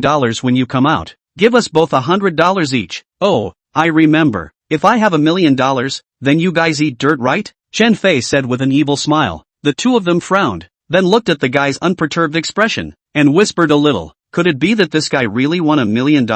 Then later, won't we really have to eat dirt? Yeah, Chesty, look. I'm afraid so. Another security guard said. Hey, have you two thought about how to eat dirt yet? Chen Fei saw the two men exchanging words there. They must have been discussing their strategies. The two security guards discussed for a while, and finally the younger one said, Forget about eating dirt and stuff. Let's just pretend that we have eyes and don't recognize and and take this $400 as doubled compensation. Chen Fei was stunned. He hadn't even taken out $1 million yet, and the two of them admitted defeat first. However, he had originally thought of just teasing them a bit, not really making them eat dirt. It was just that he didn't really like this kind of dog-eyed security guard. So before leaving, Chen Fei deliberately said, Hey, I didn't expect to walk around inside and come out with a $400 income. In the future I'll come every day, and I'll be able to have tens of thousands of dollars a month. Asterisk. The two security guards immediately reacted to the fact that they had been snubbed, and hurriedly scolded, Kid, don't you run away. Give the money back. However, Chen Fei did not look back and ran towards the door. He walked over to his bike, and after unlocking the lock, he just wanted to ride it. Someone come. Something's wrong. It was at this time that suddenly someone called out from the back by a car. In less than 2 minutes, a dozen or so people had surrounded the area, but it appeared that they hadn't been able to solve it yet. Chen Fei used his penetrating eye and directly passed through the crowd. Seeing the scene inside, there was a child lying on the ground, and next to him was an old man in his 70s with a nervous face, but didn't dare to hug him. Chen Fei pushed the car back and continued to lock it, then curiously walked over. Jian, don't scare Grandpa. Chen Fei had just arrived to squeeze into the crowd when he heard this grief-stricken cry, which was indeed heartbreaking to watch. This shrill voice attracted quite a few passers-by. Chen Fei fixed his eyes to see, only to see a young boy in his teens, his face pale, at the moment his two eyes closed tightly, face blue. At a glance, know that something has gone wrong, and next to that, obviously is the little boy's grandfather. His hands trembling, half kneeling on the ground, but do not dare to move. The old man gathered around a lot of people, but they are just watching. At the moment, is pointing at the old man and the child. Do not know what to say. A kindly middle-aged man asked the old man, Old man, what's wrong with your grandson? It looks as if he is sick. At that, The old man raised his head, the face of the vicissitudes of life, revealing a majesty, and then said with some anxiety in his voice, "This child suffers from hemophilia, cannot be injured. It's my fault. I have been watching him, but ready to get on the car when I went to open the door. Did not expect him to accidentally fall down and knocked out the knee. It is really sinful. Hemophilia." Hearing this, the crowd's mouths opened wide. This is a very difficult disease to treat, and here from the People's Hospital, it is estimated to be half an hour's drive. According to this amount of bleeding, it is estimated that this little boy can't hold out for 15 minutes, and it is said that after the patient is injured and bleeding, the wound blood flow is not stopping. Very difficult to do. Looking at this 10 or so years old, is in the youthful years of the little boy, everyone straight shouted the old man life bitter. At this time, another middle-aged man came forward, took a look at the child's condition, and said, "Elderly man, don't be in a hurry. I'll call an ambulance for you, and you let the child's parents hurry to the hospital and wait." Hearing this, the old man's face darkened for a moment, then said, "The child's life is bitter. When he was 8 years old, his parents died because of a car accident, leaving only me and the child to depend on each other, and now this kind of thing has happened." Speaking here, the old man was already in tears, looking at Chen Fei, a burst of heartache. The people around also shook their heads. It was really unexpected that apart from what was played out on TV, there were people who were that miserable in reality. I think this old man is pretending to be pitiful, in order to gain everyone's sympathy, right? Suddenly, a young man scurried out from the crowd. Chen Fei recognized this guy at a glance. Wasn't he the young Master Tang who lost to himself in the gambling store? "Young man, do you have some virtue? The old man is so miserable, and you're still talking smack here." Some people finally couldn't stand it anymore and pointed at Tang Bo and cursed. Tang Bo turned around and looked at those people fiercely, saying, paralyzed, "I'm not in a good mood, so what if I want to make fun of him a few times? What do you care? Besides, what's the big deal if the kid cracks a little skin and bleeds a little? Why cry your eyes out?" "Shut up!" The old man suddenly stood up angrily, pointing at Tang Bo and cursing, "Who are you? Dare you give your name? Yo-ho, look at you guys, just now you were crying your eyes out. By me saying a few words, you're directly resurrected in full blood. This is clearly a pathetic act to gain sympathy. Don't believe it, everyone." Tang Bo was threatened by an old man pointing at his face, and was instantly a bit furious. "I'm asking you what your name is. Dare you report your name?" The old man asked again. "Tang family young master Tang Bo, you want to bite me?" Tang Bo laughed impossibly. Chapter 12 Strange Sect Acupuncture Method. "Humph, very well, the young master of the Tang family is it? You wait." The old man gritted his teeth, but right now, saving his grandson was most important. He squatted down again, intending to cover his grandson's wound with his hand. "Old man, don't move." Seeing this, Chen Fei hurriedly stopped the old man's action. Just now, for some reason, when he heard the words hemophilia, Chen Fei's head automatically searched, and surprisingly, from his inherited memories, he found a way to treat hemophilia. Although, this method is temporary, but at this time, obviously very useful. Of course, at times like this, an ambulance that could arrive at the first opportunity was definitely preferred. But Chen Fei still didn't hold much hope for the hospital, because he knew that even if this disease arrived at the hospital, it might not be cured, not to mention the fact that the People's Hospital was so far away from here. I'm afraid that by the time the ambulance arrived, the little boy's blood had already drained. Little brother, what do you want to do?" Seeing Chen Fei call out like this, the old man subconsciously felt that this young man had a solution. "Old man, get out of the way first, I'll give this child a look," Chen Fei said in an unhurried manner, then followed suit and half-squatted on the ground.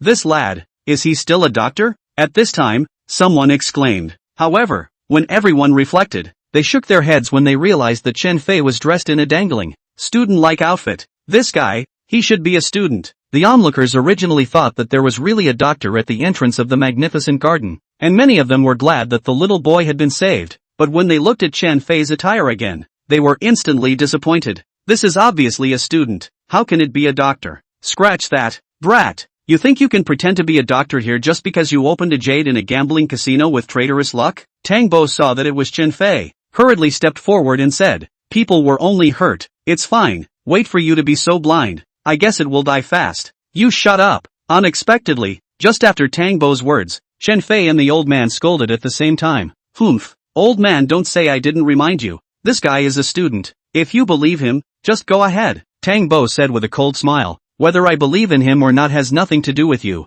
Just shut up honestly." The old man was obviously not an oilite. As for what his status was, Chen Fei didn't know, but judging from the way he was screaming at the young master of the Tang family, he was probably a ruthless person. "Young man, help me take a look at my grandson's illness. The ambulance has already been called, but with this place being so far away from the hospital, I don't think my grandson he'll be able to hold out." Even though the old man was covering his grandson's wound, he still couldn't stop the blood from flowing out quickly. Not for a short while a small puddle appeared on the ground. It was really a bit shocking. Upon hearing this, Chen Fei nodded his head. Regardless of what the people around him said, he still squatted down and carefully examined the patient's wound. At this time, the kindly middle-aged man from before, seeing Chen Fei's actions, couldn't help but remind him, "Young man, how many % sure are you?" Chen Fei froze and stopped his hand movements, glancing back at the middle-aged man and seeing that the man was making eyes at him. Chen Fei already understood. He was reminding himself not to get into trouble if he wasn't sure. "I say, Chen Fei,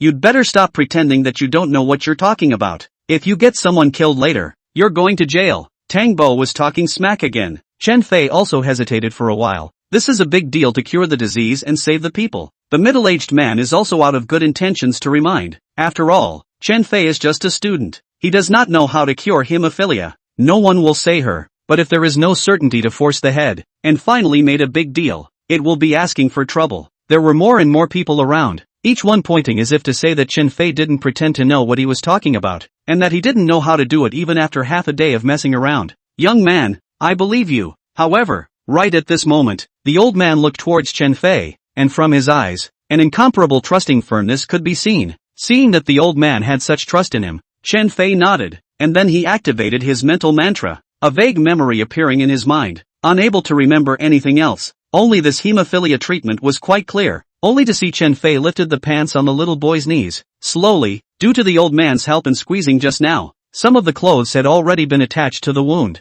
To get it open like this, the little boy was in pain. His forehead was covered with fine beads of sweat, his feet were trembling. He on the other hand clenched his teeth tightly and did not say a word. It was obvious that he was very strong. When the pants lifted, everyone was stunned, only to see the right knee of the little boy, some blood and flesh, just fell and knocked to piece, but did not expect that there would be such a serious wound. On his leg and the ground, all stained with blood, very horrible. Chen Fei took a deep breath. If it wasn't for the fact that he had this temporary treatment for hemophilia in his memory, seeing such a shocking scene, he really didn't dare to act rashly. It was just that the old man had already handed the person over to him. It was a matter of human life, and as someone who had inherited such a powerful inheritance, it would be a shame for the person who inherited it not to make good use of it to save the person. Chen Fei gritted his teeth and suddenly said, "All right, I dare not say anything else. Stopping the bleeding is no problem." After saying that, Chen Fei directly took out the set of silver needles from his pocket. This was something he found in his pocket after he was reborn and awake, and that one memory told him that this set of silver needles had a very powerful name, 6 Veins Divine Needles. Seeing Chen Fei take out a small pack of needles, the crowd instantly froze. To be carrying needles these days, it seemed like this student appeared to be somewhat capable. "Uncle, can you help me grab the child's pant leg? I'm afraid it'll fall and touch the silver needles badly." Chen Fei turned around and called out to the kindly middle-aged man, who nodded, obviously happy to do so. It was just that the middle-aged man was a bit nervous. This was something that could kill someone at any time. Although his help was a small matter, if something really happened, he might be implicated. However, looking at Chen Fei's confident look, the middle-aged man also calmed down. Chen Fei did not take out all 6 silver needles, but only took out 3. It was not that he could not use them, but in his memories, he only knew how to use 3. As for the usage of the other 3, it appeared that his memories were very fuzzy, and he did not know why. At this moment, Chen Fei closed his eyes as if he was waiting for something. He could feel a strand of energy that was invisible to the naked eye, which was continuously penetrating into the silver needles from his dantian along the meridians. In less than 5 seconds, the 3 silver needles had already sucked up the energy and unexpectedly became silver. However, just when everyone did not react, Chen Fei suddenly opened his eyes. His gaze was incomparably sharp, and his hands were even more swift as flying. By the time everyone came back to their senses, the silver needles in Chen Fei's hands had already landed on top of the little boy's calf. Chapter 13, the first level of the healing martial spirit skill. At this moment, including the middle-aged uncle who was helping to grab his pants leg, he was also shocked. He had just lost his concentration in just a blink of an eye, and that silver needle was, without knowing when, stuck on the little boy's foot. How did he do it? The crowd is a little puzzled. Just now we saw straight before our eyes Chen Fei's hand on the Phantom General Strike. Wait for everyone to react. 3 silver needles have been in place. This speed was also a bit too damn fast. right, elderly man? This method of mine is only temporary. For the child to completely stop the bleeding, he must still be sent to the hospital. This method can last up to an hour. In an hour, the ambulance must be called in, otherwise the consequences are unimaginable. Saying that, Chen Fei quickly withdrew the needle, but the blood on the little boy's wound was not flowing out, which was surprising. It turned out that although Chen Fei's silver needle was removed, the energy in the needle had already entered the acupoints in the little boy's leg, and pulling out the needle or not would not affect it. Little friend, does it still hurt now? After Chen Fei withdrew the needle, he smiled faintly at the little boy. At this time, the little boy's face had already become rosy. It was obvious that his life would not be in danger. Thank you, brother. It doesn't hurt anymore. The little boy was also surprised. He had encountered this thing a few times. Every time he nearly lost his life. Only this time, he was actually stopped from bleeding by a big brother. It was really unbelievable. Seeing this scene, everyone was pleasantly surprised. If they didn't see it with their own eyes, they really thought it was a trick to deceive people. However, other than sealing the acupoints with silver needles, Chen Fei still had a memory about hemophilia. He hesitated for a moment, and when he saw that the old man seemed to have a good attitude, he said, "By the way, old man, I have a pair of medicines. If you believe in me, go to the pharmacy and grab them, and take them for half a month according to what I've written for you. It's estimated that your grandson's hemophilia will be greatly improved." Oh, I can't believe that there is such a list of medicines. Of course I believe you. Thank you so much. After saying that, the old man called his grandson over and said, "Little Jian, this big brother is our lifesaver. You have to remember him, and when you see him again in the future, you must repay him." Aha, Xiao Jian, thanks brother. I don't know what brother's name is. When Xiao Jian grows up, he will definitely repay you, brother. I didn't expect the little boy to be in his teens and still be able to say such words, making Chen Fei somewhat surprised. Little brother, my name is Chen Fei. Chen Fei didn't say much, then handed over a piece of paper. On it was a few medicines that Chen Fei had just picked up a signing pen with his hand and sparsely written on after collecting the needles. Elderly man, here, this is the list of medicines I just mentioned. Just grab what's written on it, Chen Fei commanded. The old man was very touched, took it with those trembling hands, and then handed over a business card, saying, "I am not hiding from little brother. I am a little famous in Sujian City, for jewelry and so on, quite a study. When you are free, you can come to my humble abode to pay a visit. I will surely set up a banquet to entertain you." There is no need to host a banquet or anything, but you can go over and take a look at Xiao Jian's condition. Chen Fei was very satisfied with the old man's attitude, took the business card and stuffed it into his pocket, then turned around and said, "Elderly man, I'll leave first." "Well, be safe," the old man said. Chen Fei pushed through the crowd and prepared to leave, but was surrounded by a dozen or so people who were impassionedly saying something. "Little brother, can you leave a phone number? Little brother, what a miracle doctor. Young man, can you see how my daughter is doing?" This group of people had witnessed Chen Fei's entire process of saving someone's life. Even hemophiliacs can rely on a few silver needles to stop the bleeding. That's a miracle doctor in the world. Faced with such an enthusiastic crowd, Chen Fei was somewhat speechless, and it took him a lot of effort to break out of the siege and run towards his bicycle, then unlocked the anti-theft lock and rode away. After he returned to the school, the time came to 3:20 in the afternoon. After putting the bike away, Chen Fei was ready to walk towards the classroom, but suddenly remembered that it seemed that the last section was a math class, so if he went there like this, he would definitely be scolded to death by Lin Dongfang. After pondering for a moment, Chen Fei suddenly remembered the healing martial spirit technique. Did he need to cultivate it or something? Earlier when he was administering needles, he was only running according to a small section of his memorized mind, and it was so powerful, so one could imagine that the healing martial spirit technique must be a good thing. Thus, when Chen Fei passed by a wooded area on campus, he couldn't wait to rush in, then stood behind a large tree, took a deep breath, and began to pull out the healing martial divine secrets that was engraved in his brain, silently reciting the recitation of the first volume. Hold your breath, sink your chi into the dantian,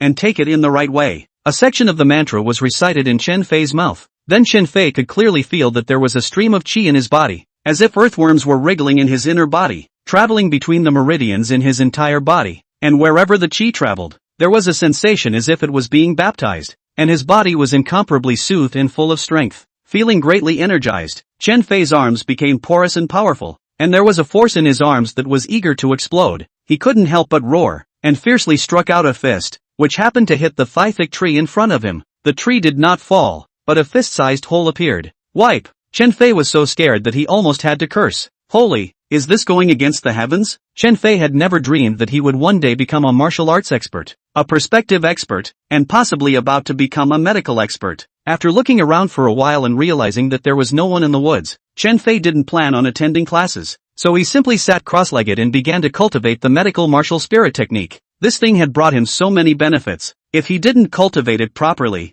he would really not be able to look down on God's reward. Pressing the healing martial divine secrets in his head and continuing to memorize it, Chen Fei realized that just now it was only necessary to get started, and only then did he formally enter into the official content of the healing martial divine secrets. The healing martial divine secrets were divided into 9 heavens. The first, beginning martial, beginning healing, and controlling heavenly eyes, beginning martial arts, beginning medical, is presumably the level of martial arts and medicine that can be achieved. As for the heavenly eye of control, it made him a little excited. From the written understanding, it should be to control the heavenly eye, and the heavenly eye is not as simple as perspective. Perspective is estimated to be only one of the functions of the heavenly eye. Without much delay, Chen Fei directly followed the first level of the mental mantra and started practicing. Originally, Chen Fei knew absolutely nothing about this kind of meditation and luck, but ever since that wave of information surged into his brain, that luck technique could simply be said to be self-explanatory. Even he didn't know how it was done. It was as if after being skillful in typing,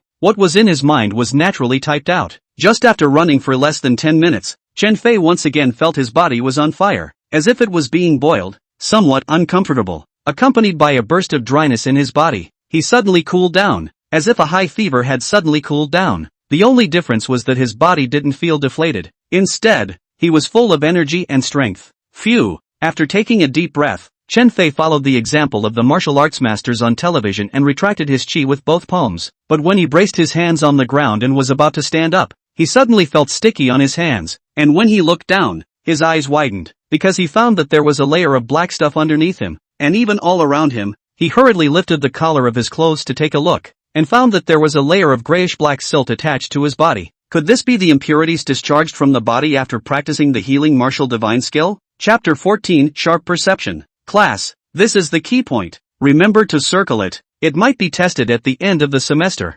Alright, that's all for today's math class. Class dismissed. Suddenly, the familiar voice of math teacher Lin Dongfang came into Chen Fei's ears. He frowned, feeling that something was wrong. This was a wooded area, 80 meters away from the teaching building if not 100 meters. It was impossible to hear it so clearly, with every word falling clearly into his ears. Buzz buzz buzz. While Chen Fei was feeling puzzled, a mosquito's cry suddenly sounded in his ears, and he jerked his head back to see a few mosquitoes flying in a jungle in front of him. At this moment, Chen Fei realized that his ability to sense things around him had risen to a very terrifying level. Chen Fei intentionally chose not to listen. Sure enough, the world became quiet again. Fortunately, these are selectively controllable. Great! Chen Fei laughed out loud. With the golden finger of the medical martial spirit skill, what Ju Wei? What bull asterisk asterisk asterisk asterisk Lu family's youngest? All eat for me. After a little bit of tidying up, Chen Fei stood up. There were some bruises on his body. He planned to go back later to take a shower and change into a set of clothes. Soon, Chen Fei arrived in front of the dormitory door. However, just after opening the door with the key, Chen Fei didn't feel quite right. There was a wave of dizziness, and his body was very weak, as if he had been sick for several days. What's going on? Chen Fei muttered in his heart, somewhat worried. Ow. It was at this moment that a person popped out of the toilet all of a sudden and yelled. The other party had an eyed face with a slightly pointed chin, and a pair of large blue lens black-rimmed glasses on the bridge of his nose, making him look very civilized. However, don't be fooled by his surface gentleness. In fact, he was a super troublemaker and weirdo. Also the lewd man in Chen Fei's mouth. He was Chen Fei's good buddy who followed him up from high school. Li Jala. Jala, I'm so sleepy. I'll lie down for a while. Do what you need to do. Chen Fei was dizzy and didn't know what was going on, so he directly climbed onto the bed. Hurry up and go to sleep. You kid don't know what you're doing, making you so sleepy. After the first class, Li Jiala just went back to the dormitory to get some things, ready to go to the library. A lot of homework has not been done yet. Chen Fei nodded and closed his eyes. In a daze, that one white-clothed Taoist priest once again appeared in Chen Fei's dream. In a white area, the white-robed Taoist priest, still holding a floating dust and a needle in one hand, said to Chen Fei, "Hello, my contracted inheritor. Entering your dream once again is to tell you that the symptoms you just experienced are due to the fact that your mortal body is too fragile, and is not yet able to withstand my memories which are like a vast sea of stars, and that the majority of my memories will be dusted off once again. Old man, Then what do I have to do to be able to withstand this memory of yours? Chen Fei asked in disbelief. It's very simple. First of all, you need to have a lot of money. Then purchase heavenly treasures to quench and enrich your body. And when your physique reaches the standard I set, the corresponding memories will be unsealed accordingly. And the healing martial divine skill that you possess will then open up to another stratum as well, the white-robed Taoist priest explained. Well, this memory isn't all passed down to me, but it still needs to be unsealed. Too damn pitiful, Chen Fei muttered. No pit, you are a mortal, and this divine skill of mine can be called the Book of the Saints. You can't be too eager in everything.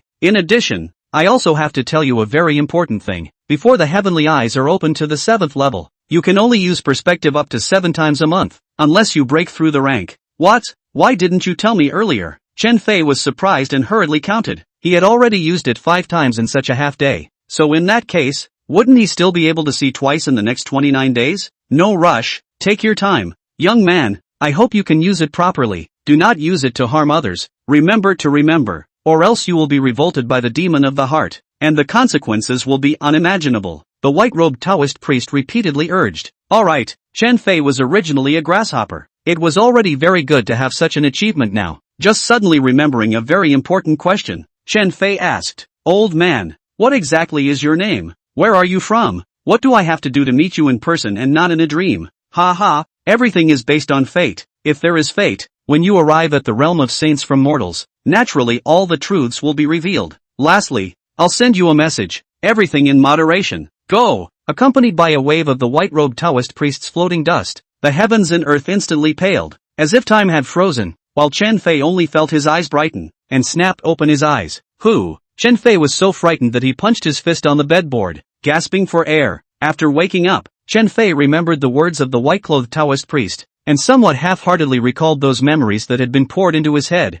and realized that it was really like what the old man had said, that only a small portion of the memories were still there, while the rest were very vague, or even simply not remembered. AI. It seems that what the old man said was true. Chen Fei sighed, but immediately felt confident again. With incomplete memories, it was already enough for him to have the 2 mastery skills of the healing martial divine skill and the 6 veins divine needle. Although they were both in their initial stages, the old man said that as his physique changed, these memories would slowly be unsealed, and the healing martial spirit technique and 6 veins divine needle would slowly upgrade and become stronger. He originally had nothing, but now that he had obtained the perspective eyes, the healing technique, and was still in extraordinary hands, he should be content. Thinking of this, Chen Fei was so excited that he couldn't sleep, so he directly climbed up, walked to the toilet to take a shower, and then walked towards the dining hall. Only when passing by the entrance of the girls' dormitory, Chen Fei happened to meet Su Banyue. At this time, Su Banyue stood next to a girl. Her figure was not tall, about 1 meter 6'3" or so, just the front convex and rear curvature,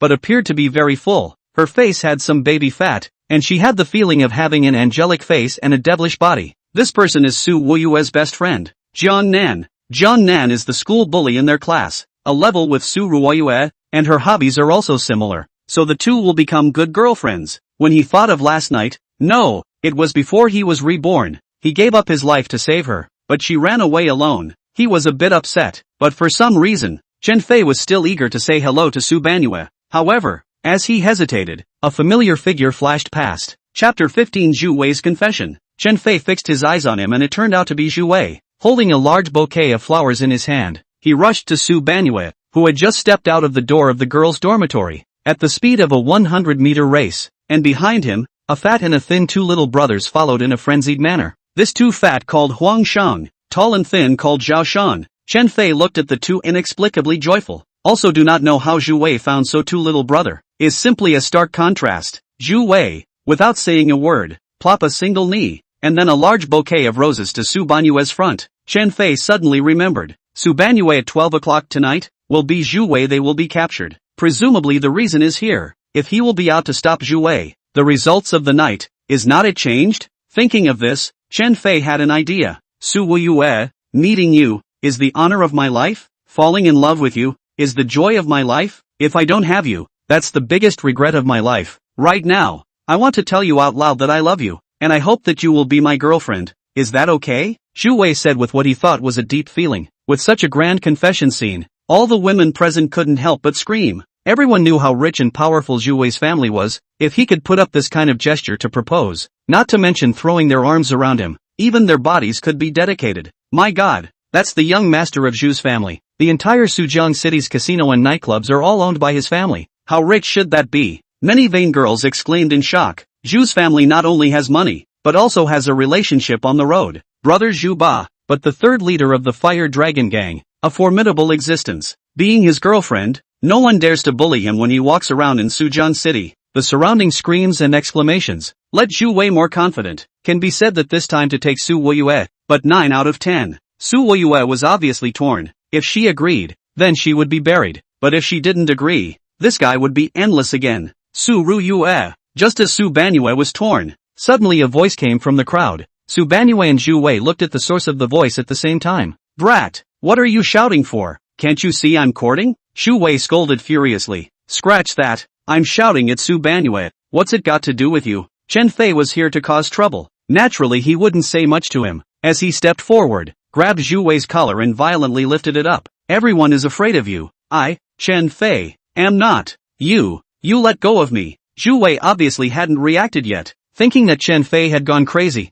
Otherwise a normal Chen Fei couldn't have grabbed his collar. Chen Fei didn't pay attention to Zhu Wei and directly lifted him up, then raised his hand and slapped Zhu Wei's face. Slap. With a crunching sound, Chen Fei coldly said, paralyzed, who asked you to kill me? This slap is for you for disregarding the law. Immediately followed by another vicious slap. This slap is for your shamelessness. Slap. Chen Fei slapped again. This slap is a free gift. Chen Fei was addicted to slapping, and for a moment, he didn't hold back and slapped more. At this time, the fatty's little brother, Huang Sheng, obviously reacted, so he hurriedly shouted, Boss, smoke that guy. What are you doing? Being said so by his little brother, Zhu Wei instantly came to his senses. Just now he was also dumbfounded by Chen Fei. When did he kill this guy? This is simply a slander. Scratch that, kid, you're screwed. How dare you hit me? When Zhu Wei's words came out, the students who were watching around him were a bit confused. This Zhu Wei's brain is not broken. Just now motionless by Chen Fei slapped a few slaps. Thought he really turned kind. Now suddenly arrogant again. Beat you. I also kicked you, Chen Fei said, taking advantage of Zhu Wei's lack of attention. An arrow stepped forward. A kick on his belly. Just so a kick does not matter. Zhu Wei, even with a cannonball flew out 5 meters away before falling hard on the ground. A burst of babbling ghosts screaming after, can no longer climb up? Zhu Wei's 2 little brothers looked dumbfounded. They never thought, Chen Fei, this kid's strength so big, a foot can boss Zhu Wei, this 130 pounds of people, kicked out a few meters. However, as Zhu Wei's little brother, of course they could not stand by and watch. After helping Zhu Wei up, the fat man Huang Shan continued to help Zhu Wei, while the tall man Zhao Shan pinched his fist and started to walk over.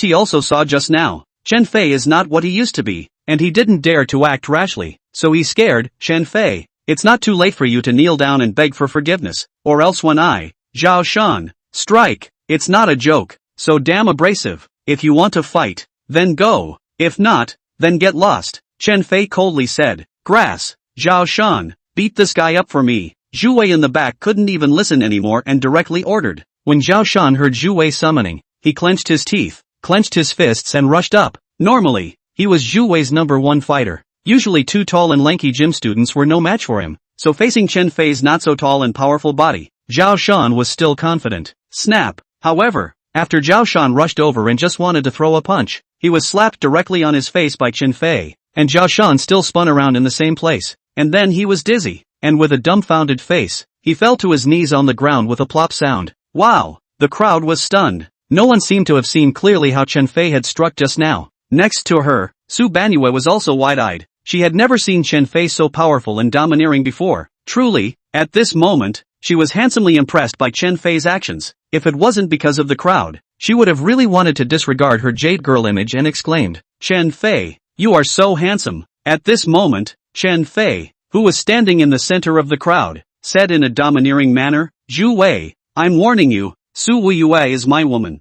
From now on, if you ever dare to mess with her again, I'm not done with you. Hearing these domineering words, all the surrounding women looked at Su Ruyue in surprise. Even her best friend Jiang Nan looked at her with a suspicious face, thinking that Chen Fei and Su Ruyue had some kind of ulterior secret in private. Su Beiyu just wanted to say something, when she heard a roar from the front. Chapter 16. Don't go back tonight. Grass. Kid, you have guts. Although Zhu Wei cursed this, he knew that he was not an opponent. Even his so capable little brother Zhao Shan was already lying on the ground. If he attacked hard now, it would definitely be a disastrous defeat. Of course I have the balls, Chen Fei replied in a domineering manner. He was not the Chen Fei of the past now. If he wanted to rise, he had to trample underfoot all those who had bullied him in the past, and he would challenge them. Count on you. Humph, Chen Fei. We'll see. After Zhu Wei said that, he pointed at Fatty to Zhao Shan who was lying on the ground and told him to go over and help the person while he covered his stomach and didn't dare to approach. When the crowd looked at Zhu Wei's wimpy face,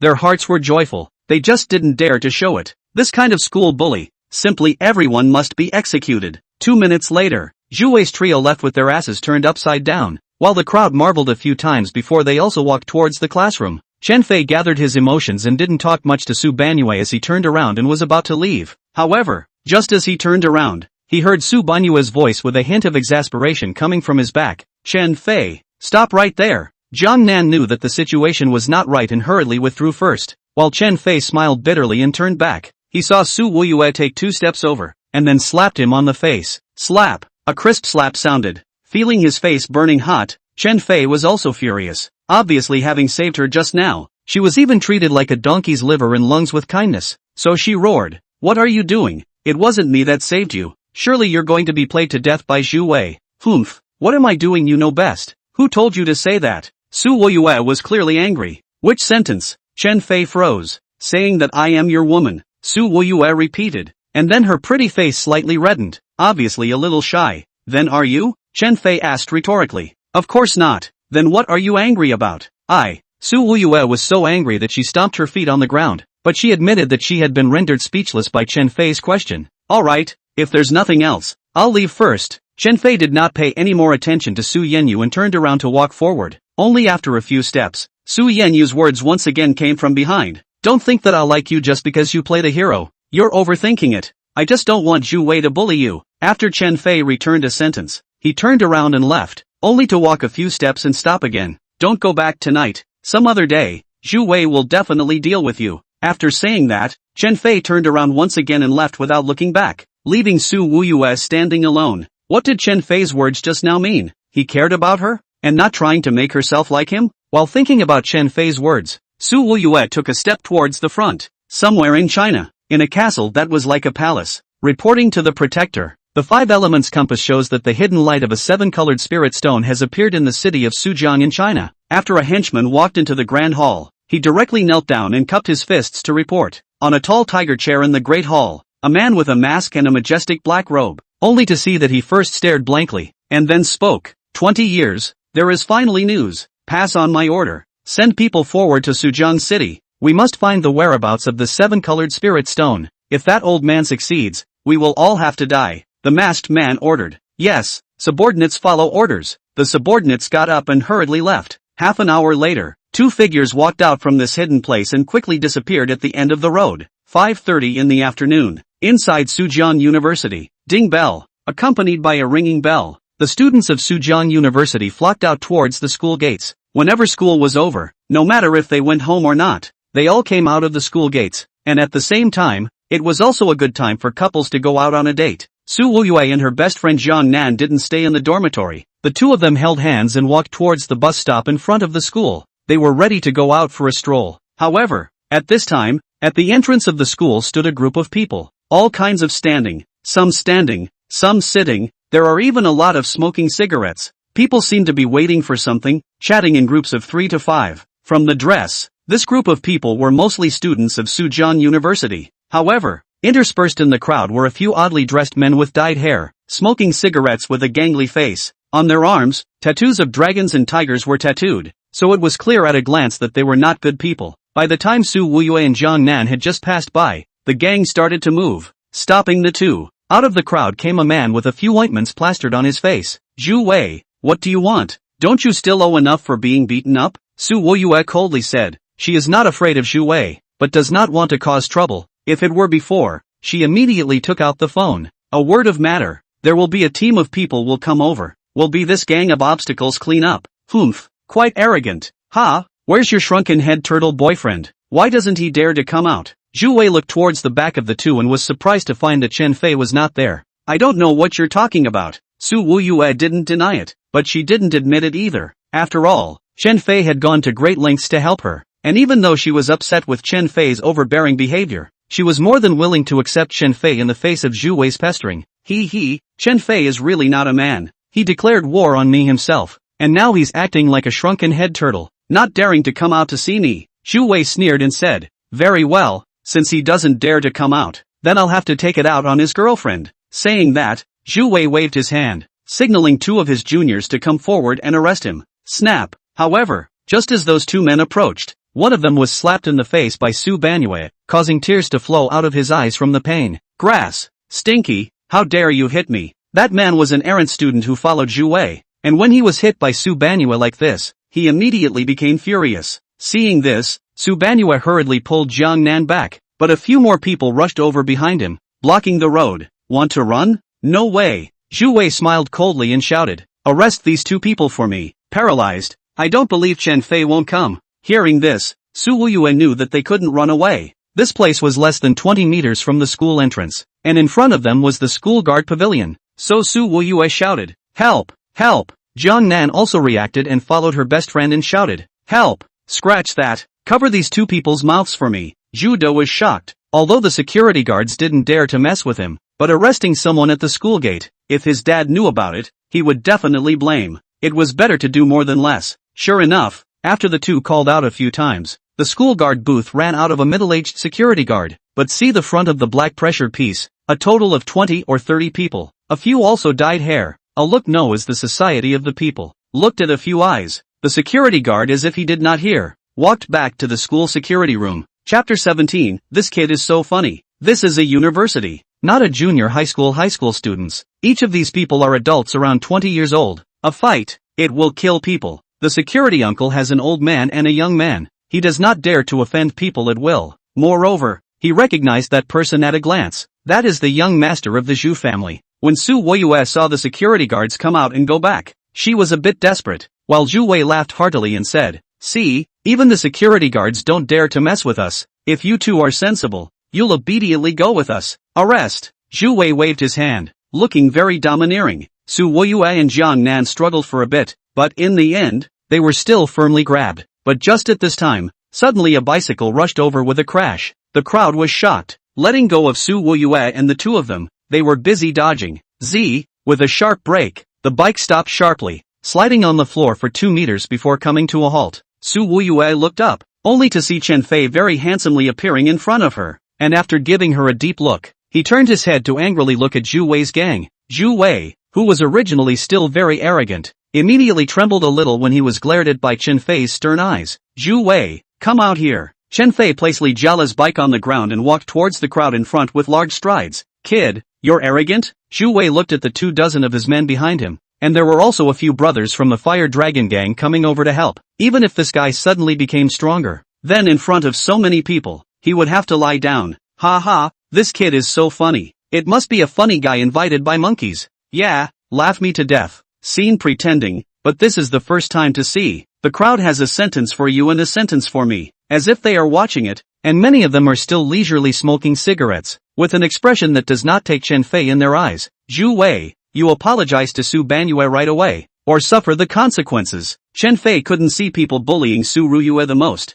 especially when he brought so many people to arrest her. Just now, he had wanted to go to the dining hall to eat, but when he heard a classmate say that something happened to Su Ruyue at the school gate, he directly grabbed his buddy's bike and rushed over. Originally thought that after beating Zhu Wei and taking the hatred to his head, the things that happened before he was reborn wouldn't happen again, but he didn't realize that it was just a change in approach. Chen Fei was the only one who knew the outcome. He definitely had to go and save Su Banyue. Otherwise, it was expected that something would happen to Su Banyue. Therefore, Chen Fei had to cripple Zhu Wei. Otherwise, that scene at night would repeat itself, and he didn't want to die again. Grass, are you not sick in the head? When Zhu Wei saw Chen Fei come alone and was still arrogant, he was instantly furious. Chen Fei was only one person, while he, Zhu Wei, was dozens of people. A mouthful of water from one person could drown him. I told you to apologize to Su Banyue, didn't you hear me? Chen Fei continued to take a few steps forward, and at this point, the distance between him and Zhu Wei was less than 2 meters. Zhu Wei's minions surrounded him from both sides, with a tendency to be ready to attack. On the contrary,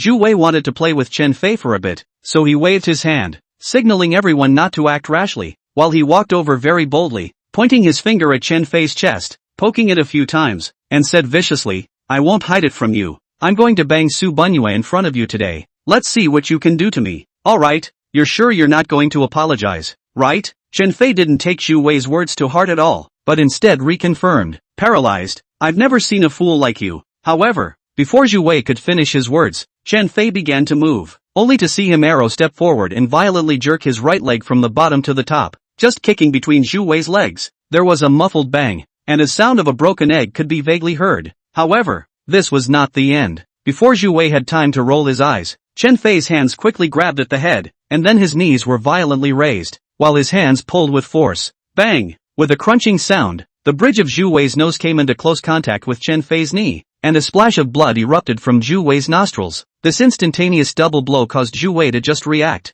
and he was already paralyzed on the ground in pain. All of this happened so suddenly. In just a short moment, Zhu Wei was lying on the ground, quiet, deadly quiet. Everyone stared in disbelief at this scene. In their eyes, the entire process of Chen Fei, less than 5 seconds, just 5 seconds, their boss, Zhu Wei, was already lying on the ground, like a plague-ridden chicken, his feet twitching. Zhu Xiao, or the little brother Huang Shan, was the first to wake up from the shock, rushed over, saw Zhu Wei's nose blood flowing, immediately shouted, "Grass, guys, get me to kill this guy, he even injured Zhu Xiao." The crowd had obviously also come to their senses from the shock, and each of them gritted their teeth, paralyzed. This guy simply ate bear heart and leopard gall. So many people were there, he even dared to fight against Zhu Xiao. He definitely didn't want to live. Everyone hesitated for a second before swarming up. Among these, 5 of them were from the Fire Dragon Gang, and the third leader of the Fire Dragon Gang was Zhu Wei's elder brother. Now that the third leader's younger brother had been ed over, how could they stand by and watch? After Chen Fei knocked down Zhu Wei, he didn't retreat, but instead stared angrily at the people rushing forward. Su Wuyue thought that Chen Fei was scared silly and hurriedly reminded, "Chen Fei, what are you waiting for? Quickly run towards the school." However, as soon as her words fell, she saw that 2 people had already rushed to Chen Fei's front, and she knew that everything was already too late. Su Wuyue and Jiang Nan, so scared that they covered their eyes. After all, they were all capable fighters. Just now, Chen Fei's strike was scary, but in their opinion, it should have been a speculative sneak attack that succeeded. Looking at the 2 people in front of him, Chen Fei had an evil smile on his face. Nowadays, he was an expert with the healing martial divine skill in his body. How could a few small minions threaten him? Only to see his body directly step forward, followed by a straight fist, blasted towards the guy on the left. It just so happened that the guy on the left kicked in a foot, and when he saw Chen Fei throw a punch, he secretly rejoiced, thinking that if his fist fought with his foot, he would surely be the one who would get the short end of the stick. Bang! There was a muffled sound, only to see the other guy frown, and then his face turned pale, because he could feel just kicked not a hand, but a sledgehammer. At this time he only feel the footplate has been cracked. An intolerable pain toward his whole body spread. Less than 2 seconds, felt the numbness of the legs and feet, plop a knee on the ground, legs completely sore and uncontrollable. The man on the right saw the situation, was first stunned, and then gritted his teeth and rushed towards Chen Fei. Chen Fei didn't have the slightest delay. Just after hitting the kicking man, he immediately turned in place and jumped. A very beautiful dragon's tail swing, directly smashed on the other's face. With a sound of pop, the other party, under the huge force of the pump, actually floated in the air and spun around, and then ruthlessly fell to the ground. This kind of difficult action, originally Chen Fei felt that it could only be seen in martial arts movies, but today he himself was able to do it. Too handsome, Chen Fei couldn't help but boast to himself. Chapter 18, A Miserable Phenomenon. Looking at the 2 men who had been ed over by himself in the blink of an eye, Chen Fei's blood boiled and he cursed in his heart. Paralyzed, "I've finally become a martial arts master. Let's see how I'm going to beat the hell out of you." However, each and every one of those guys was like an undead little strongman. Not only were they not afraid in the face of Chen Fei's blows, but they became even angrier. Chen Fei was greatly embarrassed. It seemed that he had not struck hard enough just now, and this still did not extinguish their arrogance. Looking at dozens of people rushing over one after another, that a defiant courage, Chen Fei is really admired, guessing that this group of people must have gotten a lot of benefits from Zhu Wei. Otherwise it is impossible to be so desperate. Just, since this is so, then I let you know. Valor is the price to pay. Just as he was thinking about it, suddenly a person with a spring-loaded knife, hula rushed towards him, presumably wanting to stab a few holes in Chen Fei's body. that ferocious look, as if he wanted to eat Chen Fei. Although Chen Fei was surprised, his instinctive reaction after the inheritance allowed him to deviate his body, instantly dodging the attack of the other party's spring-loaded knife. Immediately afterward, Chen Fei's right hand quickly probed out and grabbed the opponent's wrist, and with a vigorous twist, the spring knife in that person's hand came off. This was not all. Chen Fei smoothly fished out his hand, and the spring-loaded knife fell into his right hand. The other person was first startled, and when he saw the flash of an evil smile on Chen Fei's face, he immediately understood and prepared to run away. In an instant, the spring-loaded knife stabbed into his shoulder without any stint. Ow! The man directly fainted from the pain after he screamed heartbreakingly. Humph! Don't hold a knife if you don't know how to use it. The consequence will be for you to stab yourself in both sides. Chen Fei laughed coldly and raised his head violently. Standing in the center of the crowd, his stern gaze was sweeping around in a mighty and domineering manner, looking at the miserable scene on the ground. Fainting a few, sprawling a few, and those who were awake, were also bleeding and kneeling, and it was accompanied by a miserable scream, causing the remaining people to be stunned, hesitant to come forward. Alright, the person who should have apologized has already gotten down. I won't make things difficult for you. All of you get lost. The person Chen Fei wanted to deal with was Zhu Wei. The others, he didn't want to spend his energy. Just as the words fell, there came a sentence that wasn't very appropriate. Roll your ass, all of you. Give me on. I don't believe that dozens of people can't beat this guy. A stout tall man with a cobra tattooed on his arm, seemingly a person from the road, only to see him roar, holding a slate and rushed over. At the same time, the other 20 or so people also grabbed their guys and followed that lanky tall guy, like a bunch of angry tigers, darting towards Chen Fei. Su Woyue finally snapped out of her surprise and shouted once again, Chen Fei, don't fight them, run. However, Chen Fei remained as stubborn as ever, smiling back at Su Bingyue and immediately turning around. A nice-looking arc once again raised on the corners of his mouth, but a flash of killing intent flashed through his eyes. This is the so-called smile hiding a knife, only to see a person in front of him holding up a slate and about to slap it over. However, right at this moment, Chen Fei jumped up in place, followed by a swift kick. Bang! The brick in that person's hand was instantly broken by the kick, scattering towards the ground, and a puff of mud and dust drifted in the air, and the person behind him, on the contrary, hastily stopped advancing and stood in place. However, Chen Fei took advantage of the smoke and dust filled the occasion, bent down and pressed down, violently stomped on the ground with his right leg. The whole person was like a male panther foraging for food, darted out, directly lifted his foot and kicked on top of the chest of the person carrying the bricks. Stout tall man in a powerful impact, as if a cannonball launched, violently toward the rear of the backward flight, directly smashed in his hands of several partners, instantly fell a piece. After Chen Fei landed on the ground, it appeared that he was already addicted to fighting. His body didn't delay for a second, and he directly scurried out, taking advantage of the gang's dumbfounded faces, charging left and right, elbow strikes, knee strikes, hand slashes, heavy fists rained down on the gang's faces, followed by a burst of miserable screams that kept ringing out. These valiant guys, almost completely wiped out, lying on the ground screaming in agony. In an instant, the entire room was quiet. Everyone was astonished beyond measure, a bit not quite daring to believe their eyes. Just now, Chen Fei's speed was simply too fast. The entire process was actually very short, only a short minute, but it was this minute that very little was left of the original team of 27 people. Ma, is this still human? One against dozens, that's what Ultraman can only do. Before it was only in the movie to see the plot, but now it really appeared in front of everyone. Let a person shocked. Su Banyue and Jiang Nan, who were standing not far away, looked at the people lying all over the ground and were dumbfounded for a while. They had never thought that Chen Fei, who used to be seen as an inconspicuous poor student, could have such a good body. But then they thought, why was he bullied in the past, but never fought back? Could it be that at that time a burst of hiding, pretending to keep a low profile? Su Woyue could only explain it this way. Otherwise with Chen Fei's character, it was impossible for him to be beaten and not even fight back. Chen Fei looked at the remaining 3 people. Their legs were shaking all the time, and knowing that the matter had already passed, he patted the mud and dust on his body and walked over towards the 2 beauties not far away. Are you two alright? Chen Fei said with a bitter smile, looking at the 2 people's astonished faces, with their hands bitten into their mouths. Chen Fei knew that his performance was just too intimidating. Handsome. Su Woyue held back her words, but her best friend Jiang Nan on the side couldn't help herself.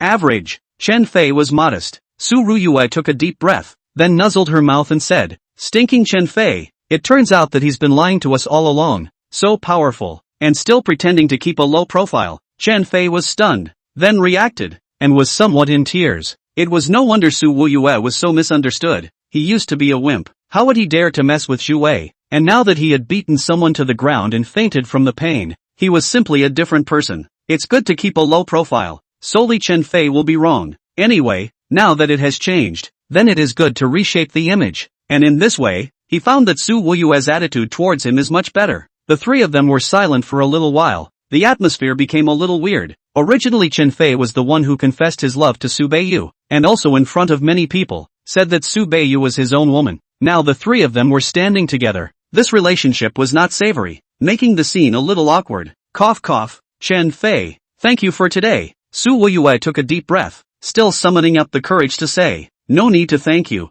Protecting one's woman, that's what should happen. Chen Fei instead smiled evilly. Jiang Nan on the side laughed bitterly. She finally saw that the two didn't have an ulterior secret, but rather Chen Fei wanted to chase after Su Ruyue. Chapter 19, Accident at the Same Table. Go to hell. Who is your woman now? I won't admit it. Although Su Wuyue was scolding, those words were obviously much gentler. In the past, Chen Fei was not only a poor student, but also particularly disheveled. But now that this guy looked so spirited, and today's performance made her fall head over heels, she felt a little bit better about him. It may not be now, but I believe that it will definitely be in the future, Chen Fei said with confidence. Humph, that depends on your skill. Su Wuyue looked at the front had been cleared, but did not delay much. Pulling Jiang Nan's hand, began to step away, as high and cold as ever. It was Jiang Nan who turned back and then made a cheering gesture at Chen Fei. Chen Fei froze, knowing that Jiang Nan was supporting him, and hurriedly grinned. Seeing the two walk to the bus stop, and just happened to get on the bus, Chen Fei then put his heart down,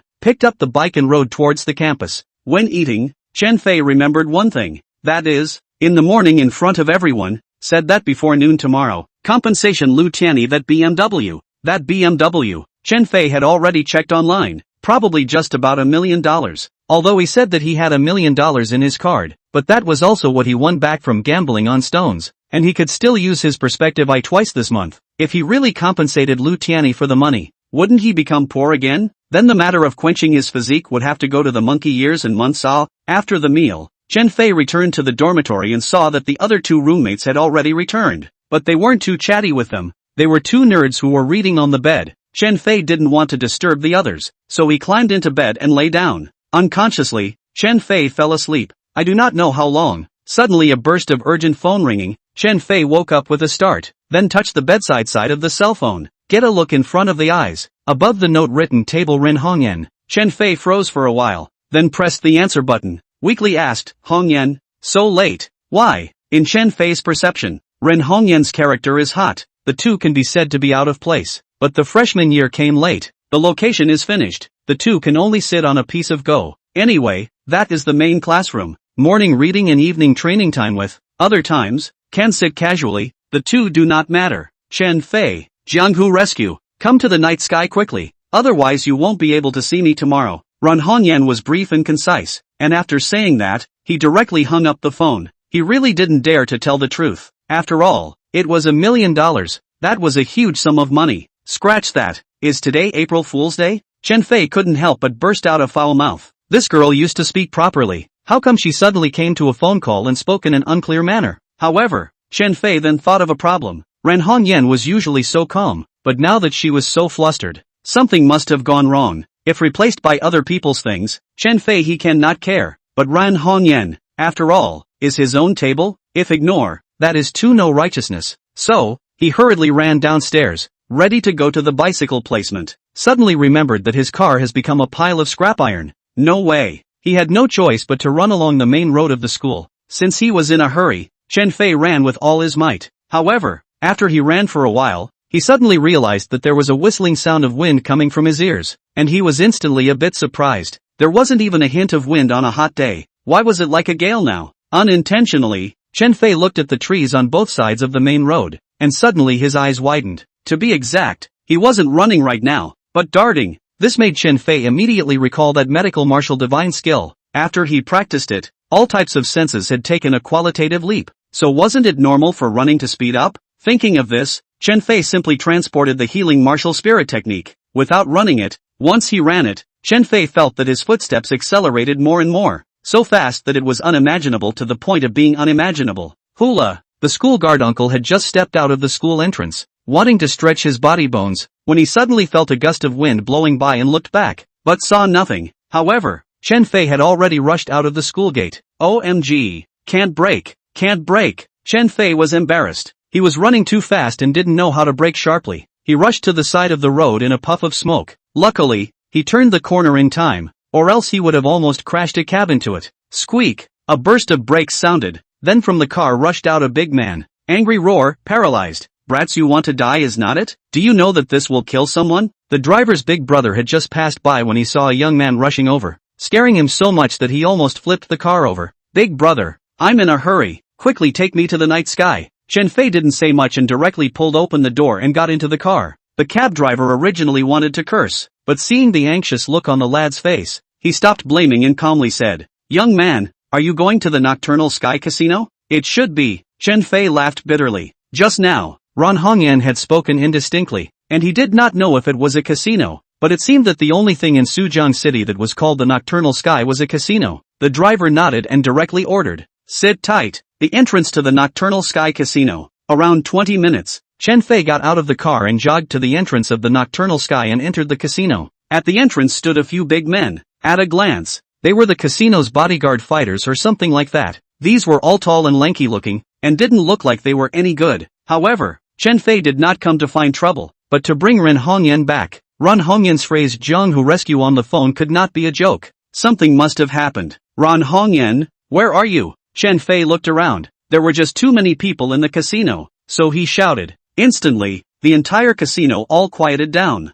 Lu Mang was carrying a cup of tea and had just taken a sip. When he suddenly heard this shout, he was so scared that he directly sprayed his tea out. Luckily there was no one in front of him. "Scrub, which one is yelling here?" Lu Mang angrily stood up and turned around to look towards the hall. Seeing the center of the hall, there was a young lad standing, not tall and imposing. Lu Mang gritted his teeth and prepared to charge over. However, right at this moment, a clear female voice spread throughout the casino hall. "Chen Fei, this way." Upon hearing this, Chen Fei looked towards the source of the sound, and in front of a gambling table in the northwestern direction of the casino hall, Ran Hongyan was waving to him. Thus, Chen Fei quickly walked towards the source of the sound, but after getting closer, he saw that Ran Hongyan was trembling with fear and immediately knew that something had happened. Pretending not to know anything, Chen Fei directly stepped forward and grabbed Ran Hongyan's hand, chiding, "Hongyan, you're a girl. What are you doing running to a place like this? Quickly go back with me." After saying that, Chen Fei pulled Ran Hongyan's hand and took a step.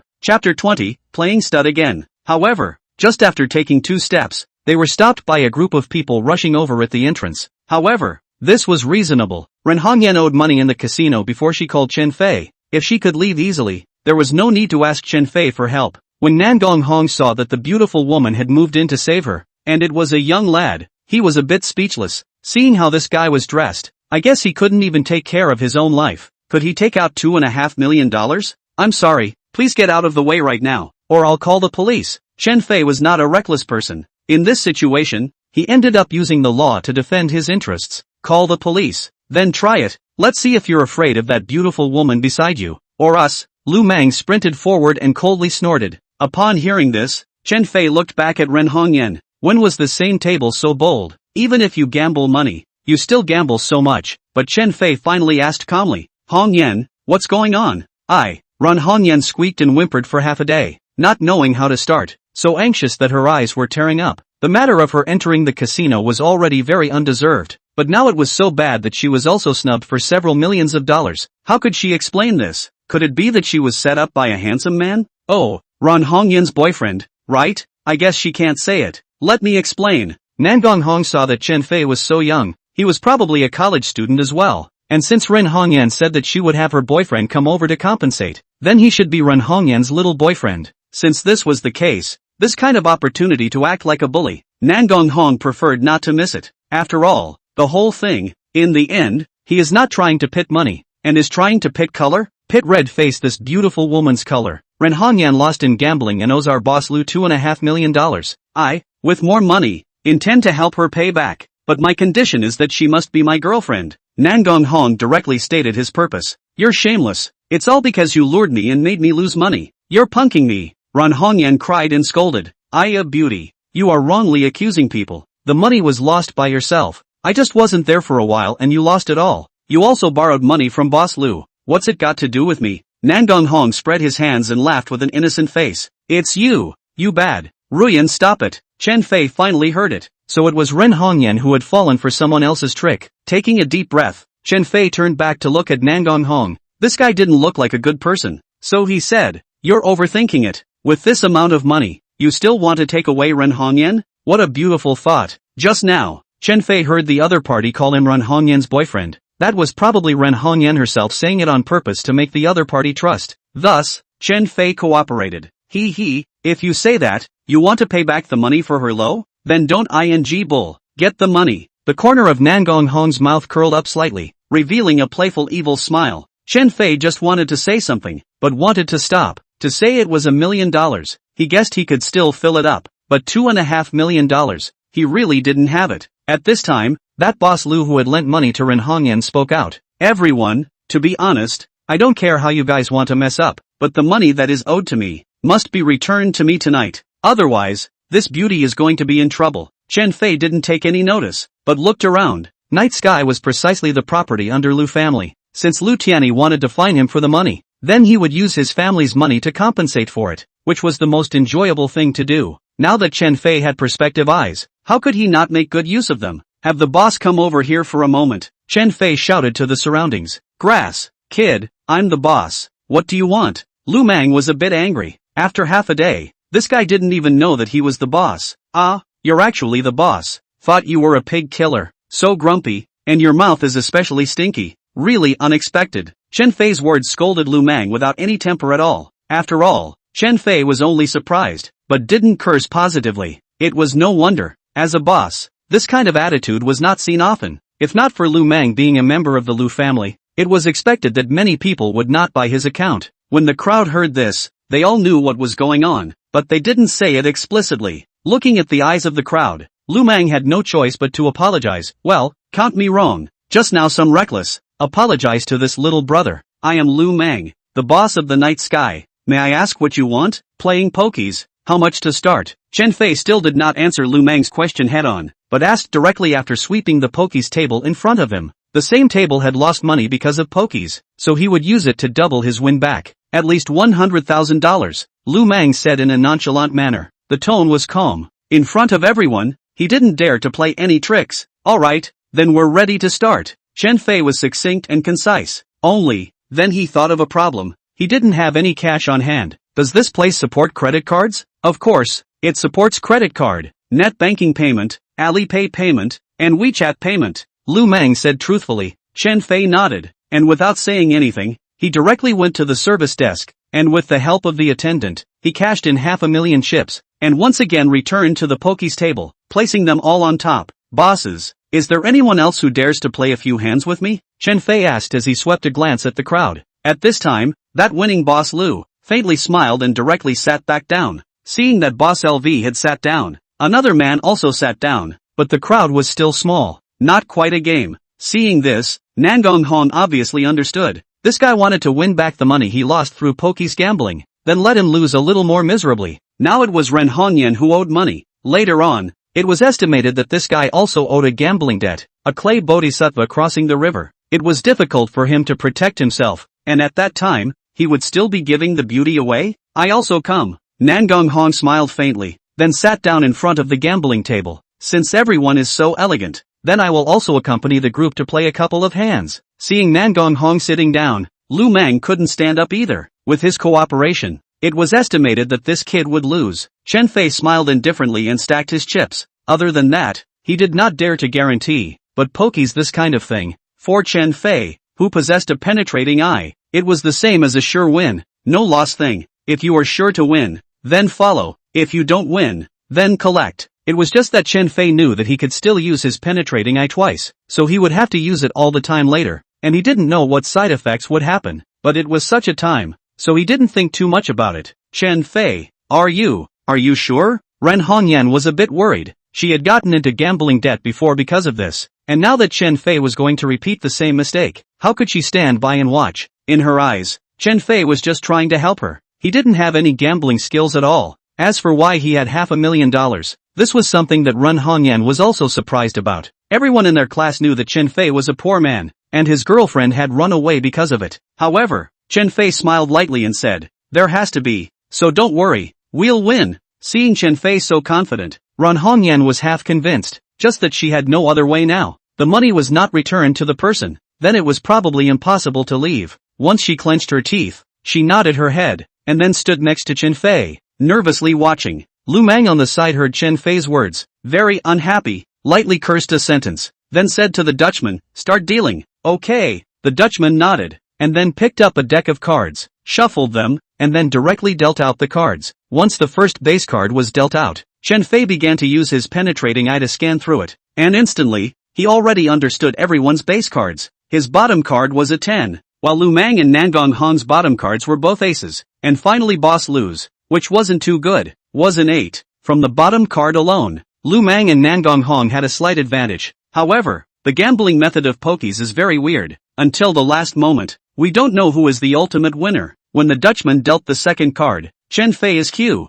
Lu Mang and Nangong Hong are still the same, each holding a J. Boss Lu is a water card, even a 4, directly give up not to follow. Chen Fei smiled faintly, without saying a word, raised 100,000 chips. The crowd sucked in their breath, thinking that this kid is too reckless, no gambling skills at all. Even if his bottom card is a 10, it doesn't have to be that obvious, right? It was this that made the two people even more certain that this guy would not be able to pokies at all. He was messing around. "I call," the two said in unison. Immediately after the dealer dealt the third card, Chen Fei came with a 10, which showed that he now had a pair of 10s. But coincidentally, Lu Mang and Nangong Hong came with an ace. Looking at the two men's faces with joy, Chen Fei's brows frowned. These two men were really lucky, so quickly came with a pair of aces. Just now did not pay attention to continue to look down. "I'll add $400,000. Nangong Hong rely on their own a pair of A, but the bottom line, but see Chen Fei chips only $500,000. He cannot add too much.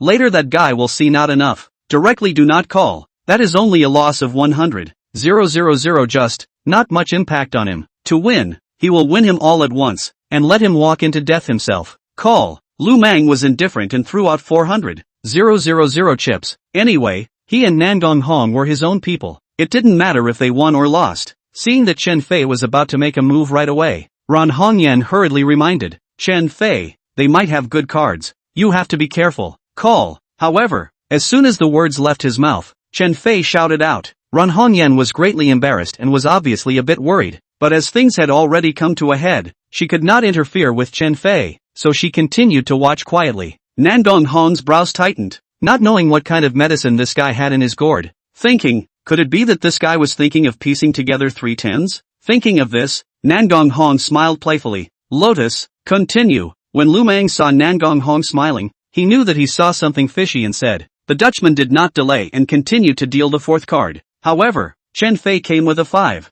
Nangong Hong came with a J, but Lu Mang came with a 10. This time, on the open cards, Nangong Hong was ahead, so he said in a very pretentious manner, "I'm sorry, you too, I have enough for a pair of jacks." The reason why he was so arrogant was because Lu Mang had come with a 10. In that case, 3 of the 4 10s had already come out, leaving 1 10, and the chances of Chen Fei coming up with a 10 were very slim. "Alright, I'll add another $1 million.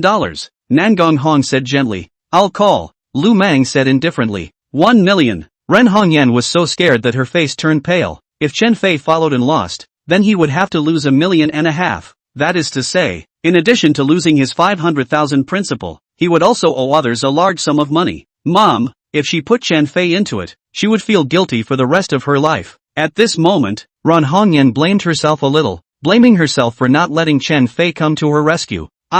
Boss, I don't know if I can still raise the bet after it's over? Chen Fei instead asked in a breezy manner. The boss was stunned, then said, "Yes, come on man, raise his bet." Lu Mang was waiting for these words. If Chen Fei didn't raise the bet, it would just be a win of his $500,000. It didn't pose any threat to him yet, but if the bet was raised, it would be a different story. Obviously, Lu Mang had already settled on Chen Fei, knowing that he was bound to lose, so he instructed the subordinate to say, "As much as this brother wants, you can raise as many chips as you want for him." "Okay, boss." A henchman holding a tray of chips nodded and said. Seeing this, Chen Fei was not polite and directly said, "Since that's the case, then give me another 2 million on top of the original." Wipe, $2 million. Everyone's eyes widened in disbelief. This guy, Did he really think that his last card would be a 10? Otherwise, this bright card obviously didn't have any upper hand, and he still dared to raise the bet, and a raise is $2 million.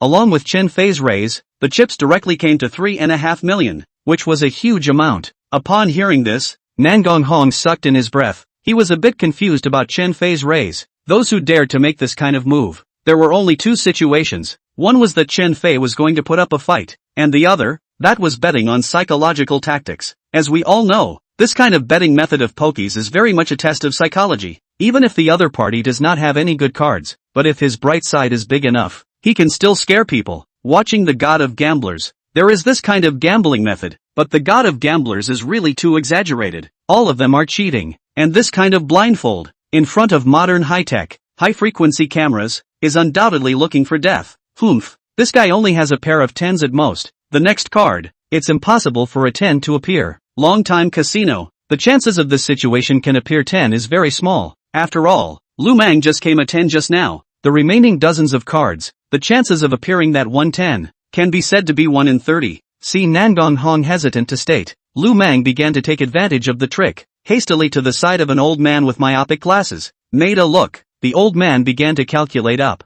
30 seconds later, the old man said, the chance of the next 10 coming out is 3.33%. Heal. Lu Mang smiled with satisfaction and directly pushed out 2 million chips. Seeing this, Nan Gonghong also casually pushed. 2 million bets clatter. All rushed out. At this time, the dealer was very sensible to start dealing the fifth card. This is the last card, but also the key to determine the winner of the game. Chapter 21, he's messed up. At this moment, Ran Hongyan's whole body was trembling. She didn't know why Chen Fei raised his bet. According to reasoning, 3 of the 4 10s had already come out, and there were still 3 dozen cards in the entire deck. The chances of a 10 appearing were really small. Feeling Ren Hongyan shivering behind him, Chen Fei turned back and said with a faint smile, Hongyan, get ready to collect. Seeing Chen Fei's determined eyes, Ren Hongyan inexplicably calmed down, as if Chen Fei already knew the ending. Only seeing Ren Hongyan smile sweetly, her head nodded like a chicken pecking at rice. The people watching around them were also pointing and saying that Chen Fei was even raising his bets like this, and that he was sure to lose this time. Lu Mang and Nan Gonghong had smiles on their faces. In their opinion, Chen Fei was going to owe money right away, especially Nan Gonghong. It was as if he had already seen the beautiful woman lying on his body tonight, at his mercy. Finally enough for a pair of 10. However, just as Nan Gonghong was in a beautiful vision, suddenly Chen Fei was surprised. This surprised, but let Nan Gonghong nervous. His last card is a 9. Lu Mang came to a J. At this time, Lu Mang saw Chen Fei came to a pair of 10, sucked in a breath, and then fiercely glared at the old man of divine calculation. Not that only 3%? How did it suddenly become 100%? Wow, what a burst of luck. Yeah, with such a small chance, this guy even met it. However, even if it's a pair of 10s, his bottom card may not be a 10, so I guess it's just a bluff? The people in the surroundings began to talk about it. That last sentence was obviously heard by Nan Gonghong. Right, that guy's bottom card may not be a 10. We were all fooled by him, Nan Gonghong thought. It was just that Nan Gonghong was still surprised that a 10 could appear just now. In his heart, he was very unconvinced that he could win with such a small chance. And throughout the entire betting process, why didn't this guy show a hint of nervousness, as if he could see the next card? Moreover, Chen Fei's mental quality was too good to be true. Humph. Even if you got lucky and came with a pair of 10s, it doesn't mean you'll win. I think you've been fooling us since the beginning. Your bottom card is definitely not a 10. At the end of the day, Nan Gonghong still didn't believe that Chen Fei could show up with 3 10s. At this time, there were quite a few people who supported. I think so, but pokies are all about betting on psychological tactics. Whether it's or not, it can still scare people to death. Yeah, the chips are already at 3.5 million. This is not something an ordinary person would dare to call. A few people said one thing to each other, which made Lu Mang and Nan Gonghong a little messed up as well. Alright, everyone be quiet. Prepare to open the bottom card. The boss hurriedly stopped everyone's discussion. Everyone had the sense to be quiet. This side became unusually quiet, whether it was them who were betting or not. Everyone was nervous and excited. Wait, however, when everyone was about to turn over the bottom card, Chen Fei suddenly said, Boss, isn't there another chance to raise the bet? Lu Mang froze, then nodded. Before the cards were opened, in order to utilize psychological tactics, the gamblers were still able to raise their bets one last time, and they could do so infinitely. Alright then, I'll raise another 1.5 million, make it 5 million to count. Chen Fei smiled evilly. making everyone here a little skeptical. Raising the bet at this time, I guess the bottom card is really 10. Someone said. At this time, Lu Mang hesitated. It was no wonder. If Chen Fei won, he would have to pay out $5 million. Damn it, I won't believe it. I'll call. After hesitating for a moment, Nangong Hong clenched his teeth and threw out all the remaining 1.5 million chips. I'll call too. Just in case Nangong Hong was trying to fool Chen Fei and the bottom card wasn't an ace at all, Lu Mang had to make sure that nothing was wrong. Is everyone sure? The Dutchman sighed instead. The boss and Nangong Hong were both veterans of the casino. Surprisingly, at this time, they were still so intentional. What this decision of theirs meant, everyone knew very well. If they lost, Chen Fei would receive $10 million. Lauterer, hurry up. Do your job and hurry up to announce the opening of the cards. Chen Fei blankly glanced at him without any good humor. Even though it was said that it was one of their own, they couldn't do anything too out of the ordinary. The Dutchman cried and laughed a little. This was indeed not a good idea. So he said, all right, open the bottom card. Along with the Dutchman's order, Chen Fei then slowly lifted the bottom card, while the crowd's gazes were moving along with Chen Fei's hand. Snap! With a sudden crisp sound, Chen Fei spread the bottom card quickly, and a 10 of hearts appeared brightly in front of the crowd. Wow! It's really a 10. Surprisingly 3 tens. Awesome! Someone with quick eyes directly stated the result. Lu Mang and Nangong Hong froze. This showed that they were going to lose a large sum of money. Silence. The entire room immediately fell into silence. Everyone here knew that Lu Mang and Nangong Hong were the ruthless men of the casino, never losing money, and no one dared to win him that much money. Now that Chen Fei, such a young man, had managed to win them $10 million, it was estimated that the money would not be taken. Oops, sorry I seem to have one, so the chips here, all of them are mine, right? Chen Fei smiled evilly and fished out all the bets, then laughed and said, by the way, Boss Lu, the 2.5 million that Ren Hongyan owes you, here you go. Chen Fei said, directly counted $2.5 million, then pushed it to Boss Lu. Boss LV was not polite and directly accepted it. With that, Chen Fei turned his face to the boss, Lu Mang, and said, Boss Lu, then I'll take the chips over to the service desk to exchange them for cash. Oh, phew. Lu Mang took a deep breath. There was nothing he could do. He was a casino owner. If he said that he didn't have $7.5 million, no one would believe him. Lu Mang didn't say anything. Chen Fei didn't care. Directly pulling Ren Hongyan's hand, he came to the service counter, and then put the 7.5 million chips towards the stage, saying, waiter, exchange it for cash. The waitress beauty didn't quite dare to make a decision and purposely glanced in Lu Mang's direction, seeing Lu Mang make an okay gesture. A few minutes later, Chen Fei was carrying a heavy sack, and the other one was given to Ren Hongyan to help carry. At this moment, Ren Hongyan was happy, just like a dream. As for Nangong Hong, he was also holding his breath. Even the casino owner Lu Mang did not dare to make a sound. He could only stand aside and keep quiet. Hong Yan, let's hurry up and leave. Chen Fei knew that the money won in the casino was not protected by the state, and when they went out of the doorway, they did not know if they would be attacked by this group of people. So the best thing to do right now was to hurry up and leave. Sure enough, the two of them had just stepped out of the doorway when Nangong Hong dialed the phone. Chapter 22 Who made you so tantalizing? After Chen Fei and Ren Hongyan walked out of the doorway, the two of them each carried sacks, which looked too flashy. Coming out of the casino carrying sacks was probably money, and there would definitely be quite a few people staring. The two hailed a cab at the intersection and hurriedly walked up. Both of you, the stuff can be put in the trunk, the driver boy reminded. No, just put it in the heel. Chen Fei was uneasy. This was $7.5 million.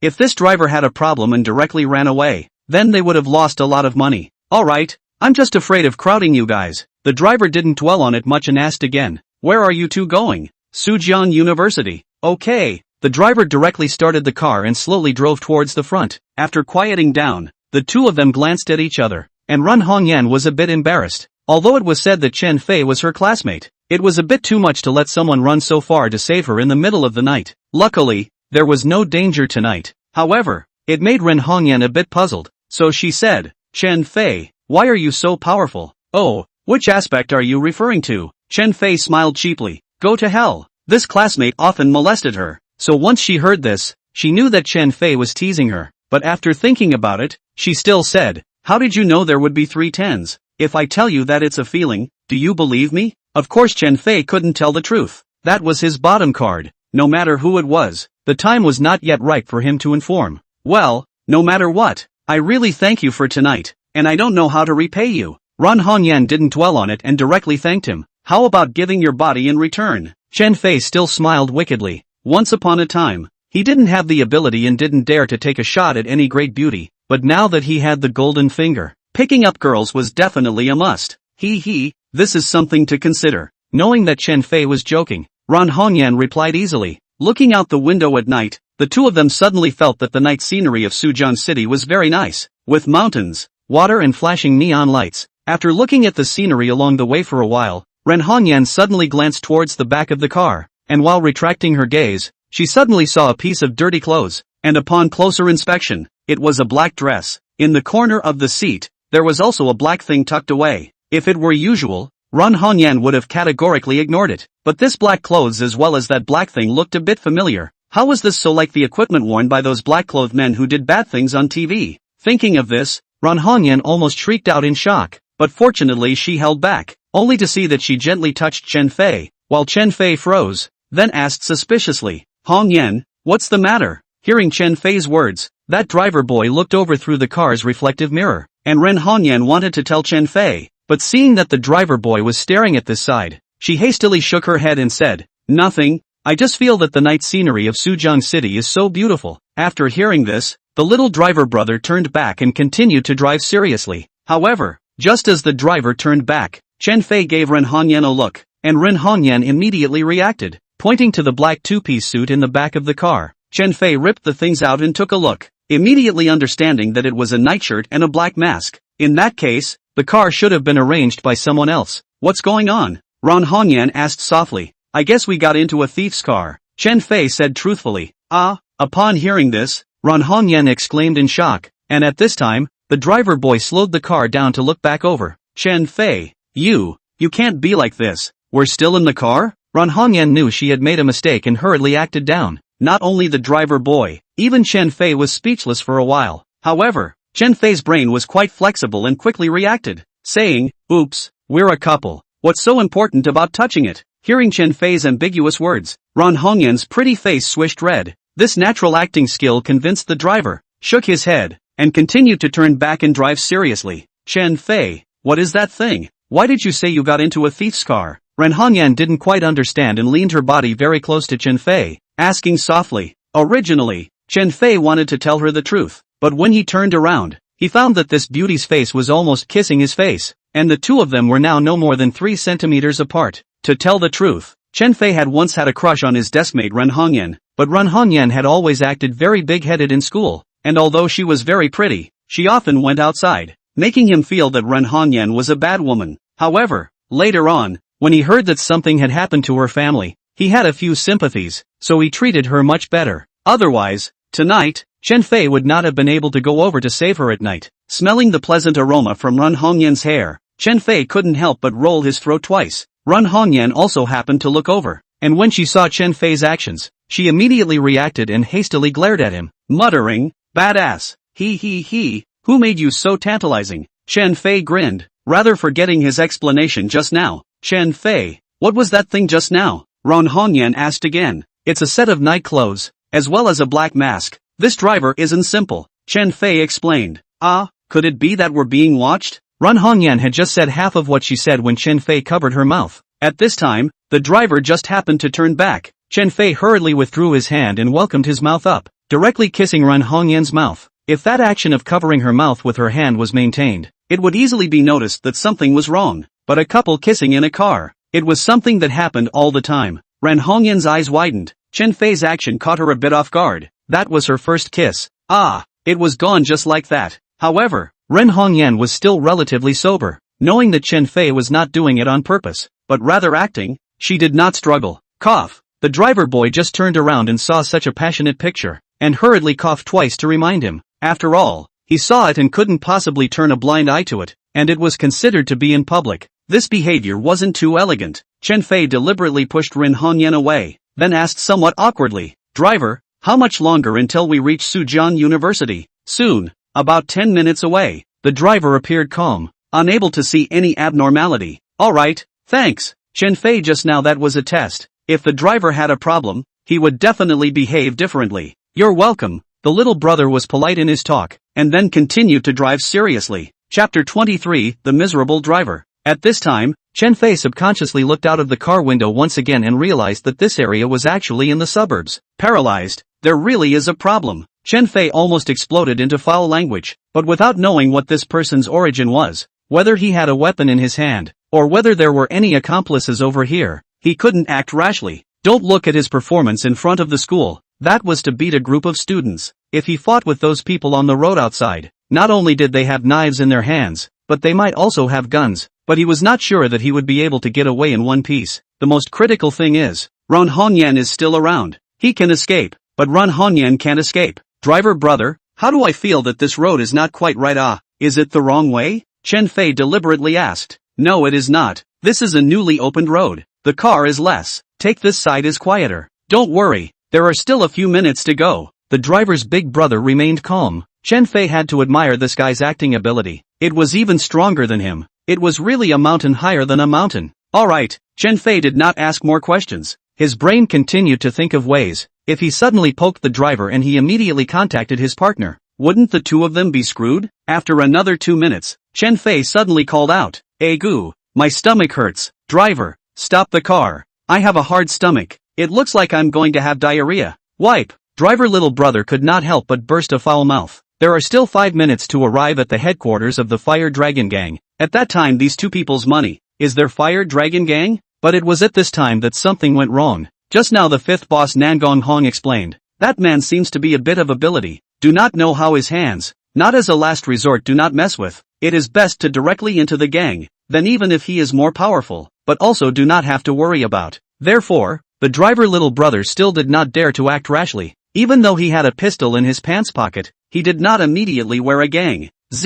After cursing, the driver's little brother still stopped the car. After all, people have to have diarrhea. Pulling in the car will not smoke him to death. Anyway, these two people cannot see his identity. Probably do not know that they got into the thief's car, so it may not be impossible to let him pull. Chen Fei hurriedly gave Ran Hongyan a look. Ran Hongyan immediately reacted. At this time, Chen Fei got out of the car, not forgetting to carry 2 sacks in his hand. The driver boy was speechless for a while. He didn't expect this kid to be so vigilant that he even had to carry 3 sacks of money. By Chen Fei lifted away 2 sacks. The driver little brother of course cannot just go. Definitely have to wait. Only to see Chen Fei cross the highway ditch, toward the front of the grove. Although the darkness, but better than on the road to pull. If people bumped into it would be shameful. The driver obviously did not feel we're the wrong. After all, Chen Fei left his girlfriend in the car. The driver does not believe that he is so desperate. And there is a sack of money. About 2 minutes. Suddenly someone in the grove shouted, "Hongyan, I forgot to bring paper. You bring me over." Ran Hongyan froze, knowing that Chen Fei was doing it on purpose, and hurriedly responded, "Okay." But when Ran Hongyan had just gotten out of the car, she heard the driver say, "Beauty, you're in the car. I'll bring it over for you." Ran Hongyan sucked in her breath, not expecting this driver to be suspicious. After hesitating for a moment, Ran Hongyan said, "Okay, then I'll trouble you." "You're welcome." The driver boy smiled and directly got out of the car. However, right at this moment, Ran Hongyan shouted into the grove, "Chen Fei, I'm afraid of the dark, so I'll let big brother driver take it over." "Good," Chen Fei replied dryly. The driver's little brother took Ran Hongyan's tissue and crossed the highway ditch, then walked towards the grove below. Just in case there was any deception, driver little brother pulled out a pistol from his pocket and then switched his cell phone to flashlight mode for illumination. This section of the road was considered remote, and it was now after 11 o'clock at night, with very few people passing by. The driver walked forward slowly and shouted as he neared the grove, "Hey, where are you? I'm coming over with the paper." "This way." Chen Fei returned. Driver boy covered his nose for a moment. He didn't know if this guy was really Ting himself or deliberately luring him over. Anyway, he had to be vigilant. Walking along the source of the sound, driver boy called out again. However, there wasn't any echo this time, so he hurriedly aimed his gun ahead and shouted, "I'll ask you again. Are you there?" "Yes." Suddenly, a sentence came from behind him, frightening the driver boy to hastily turn backward and fire his gun at the front. Bang bang, 2 gunshots rang out, scaring the birds in the woods with a clatter. But in the next moment, the driver boy felt a pain in his wrist and hurriedly raised his foot to kick over. However, he was fast. Chen Fei was faster, and afterward, he kicked the other party directly on the root of his thigh. Ow! With a miserable scream, the driver boy directly threw himself in the air. But before he could slump upwards, Chen Fei immediately raised his knee. Bang! Unevenly, Chen Fei's knee just happened to be in close contact with the other party's chest, and a muffled sound ensued as the driver's little brother grunted and slid down to the ground. Chen Fei then added a kick, and the man fainted. He had a gun in his hand. Chen Fei had to do this, or else if he accidentally got up and added a shot later, it would be game over. After making sure that his little brother had fainted, Chen Fei fumbled towards him and found a car key, so he carried 2 sacks of money and climbed up the highway. At this time, Ran Hongyan had also gotten out of the car and was waiting anxiously. Just now a gunshot rang out in the grove, scaring her for a while. If Chen Fei was really killed by others and she was to be captured by them, what a horrible thing that would be. Thinking about it made her uneasy. Suddenly, a figure scurried out from the darkness. Ran Hongyan hurriedly shouted, "Ah, don't kill me, Hongyan, it's me, Chen Fei." Chen Fei cried and laughed. That was no wonder. There was a gunshot just now. Ran Hongyan didn't know that she had become powerful. She must have thought that the one who was beaten was him. Hearing Chen Fei's voice, Ran Hongyan looked up and fixed her eyes on him, and immediately pounced over, surprisingly jumping into Chen Fei's arms, whimpering like a little girl. "Alright Hongyan, it's alright, we'd better leave quickly," Chen Fei reminded. "Aha!" Ran Hongyan nodded and prepared to walk back, but Chen Fei called out, "You're really planning to walk back? Ah, then what? Get in the car." "Of course," Chen Fei cried and laughed a little, guessing that this chick was scared to death. A few minutes later, a cab shuttled on the highway in the southeastern suburbs of Suzhou City, and only after the car had stabilized did Ran Hongyan come back to her senses and asked in disbelief, "Chen Fei, that driver just now, you killed him? That gunshot?" In Ran Hongyan's cognizance, it was estimated that Chen Fei should be the one who got shot. After all, he was an outlaw and Chen Fei was just a student. Chapter 24, Tablemates are decent people. He, are you that down on me? Chen Fei laughed bitterly. No, people are social. Well, to tell you the truth, I actually know Kung Fu. I just didn't show it before. Chen Fei flubbed his words. Indeed, he did know Kung Fu now, and it was very powerful Kung Fu. You know Kung Fu? Ran Hongyan glanced at Chen Fei suspiciously, then said, I really can't tell. I didn't even know about this after a year of being at the same table with you. Oh, that's sitting for a year, not sleeping for a year. There's a lot of great things about me. Chen Fei languaged with teasing. Trying to take advantage of me again, aren't you? Although Ran Hongyan said this, her heart was still quite excited. For some reason, she felt more and more secure with this guy. Wrong, it's not that I want to again, but all the time. Go to hell. Ran Hongyan glared fiercely at Chen Fei, then quieted down. The car finally arrived at Suzhou University after half an hour of tossing and turning. However, the car was not theirs in the first place, so Chen Fei did not intend to drive into the campus, but instead stopped on the side of a highway outside the campus. Parking here would probably be towed away by the traffic police, and Chen Fei wanted this effect. After parking the car, the two originally thought of entering the campus, but with $7.5 million on their bodies, it was not a good idea to return to the dormitory like this. After thinking about it, Chen Fei said, Rouge, it's already more than 12 o'clock. It's not good to go back with 3 sacks of money. Anyway, tomorrow is Saturday. We don't have to attend classes. Why don't we just go to the hotel and open a room? Get a room? Ran Hongyan froze, then her pretty face slightly red, obviously misunderstood. You little dirty girl, opening a room doesn't necessarily mean you have to do that. Okay, can you be a little more pure? I'm a serious man, Chen Fei explained. Oh, you're serious. Only strange. Ran Hongyan said nothing to believe that Chen Fei was a serious man, but he had a girlfriend, and if he had to say that he was serious, then he was a prude. However, despite saying so, Ran Hongyan still took a step, saying, Go quickly. I'm sleepy. Chen Fei grinned, and the two of them quickly arrived at a nearby 5-star hotel. Now that they had money, opening a room was nothing, so Chen Fei opened a presidential suite and spent $6,000. Chen Fei, why are you spending money recklessly? After entering the elevator, Ran Hongyan was a bit distressed. This thing called money, it doesn't come with life or death, as long as you live happily. Chen Fei smiled and continued, this $7.5 million, I only need $2 million, the rest is all for you. Hearing Chen Fei's words, Ran Hongyan was instantly confused. For Chen Fei to be able to save her from the casino, Ran Hongyan was already grateful, although she was still thinking of borrowing $5 million from Chen Fei to help her father pay off his debt. Now, Chen Fei even directly said to give him $5.5 million, which really surprised her. But Ran Hongyan was not a casual woman. Although Chen Fei was her classmate, she could not ask for people's money for nothing. After all, the two were not a couple.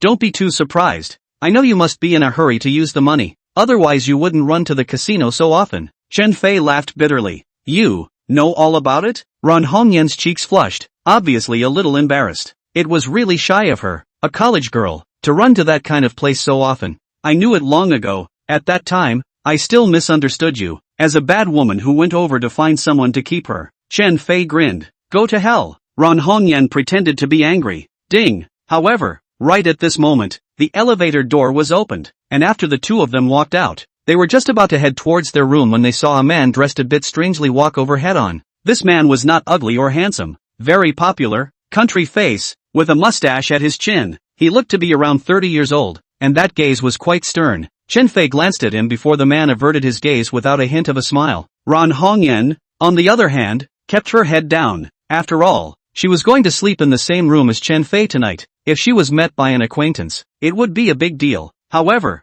she was overthinking it. This kind of luxurious presidential suite, how could she possibly meet her classmates? Soon, the two entered the hotel room. After going in, Chen Fei hurriedly unlocked the door. Ron Hongyan froze, thinking that Chen Fei wanted to do something bad to her, and was just about to say something, but Chen Fei grabbed her first and said, with all the money we have, we must close the windows and doors tightly, so as not to be robbed by someone who enters the house later on as well. Oh, upon hearing this, Ron Hongyan's pretty face flushed. Obviously she had misunderstood Chen Fei just now. Right, did you want to say something to me just now? Chen Fei asked as he recalled Ron Hongyan's expression earlier.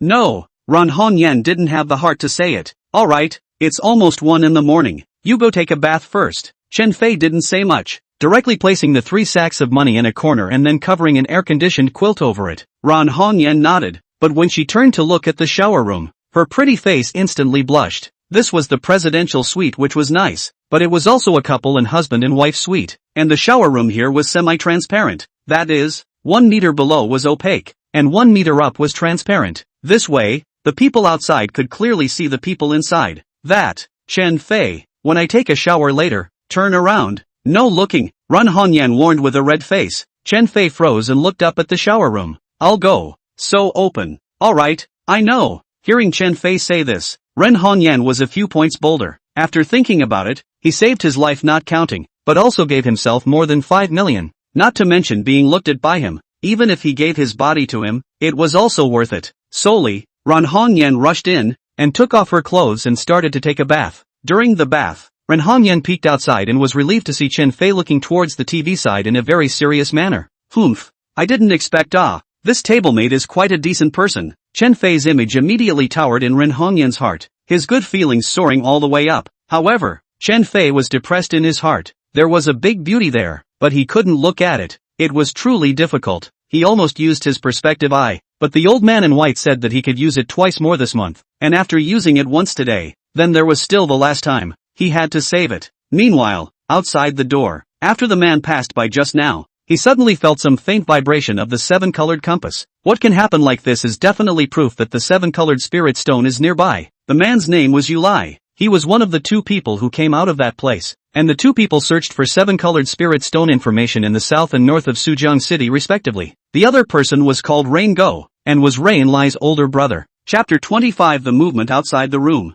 At this moment, Yulai thought back to the previous explains. He had been coming to the hotel since 3 in the afternoon, and the 7-colored compass had not been moving. The only thing that had moved was after he met a pair of men and women just now. Could it be, it's them? Yulai's eyes twinkled and basically became suspicious, so he hurriedly closed the elevator and went up again. The presidential suite was designed on the 12th floor, which was a good place to see the scenery, and the environment was quite good. A dozen seconds later, Yulai once again returned to the 12th floor, and the room that those 2 people went to just now was diagonally across from him. Room 1203. Yulai stood at the doorway, hesitated for a moment, and then knocked twice. Chen Fei in the room had just sat for a while when he heard a knock from outside, and was instantly alert. Generally hotels would rarely be disturbed. Even if it was a waiter, they would not come easily. Then the people outside, 90% of them were coming for their money. Originally, Chen Fei wanted to go and remind Ren Hongyan, but this chick was in the shower, so it was really inconvenient. Thus, Chen Fei hesitated for a moment,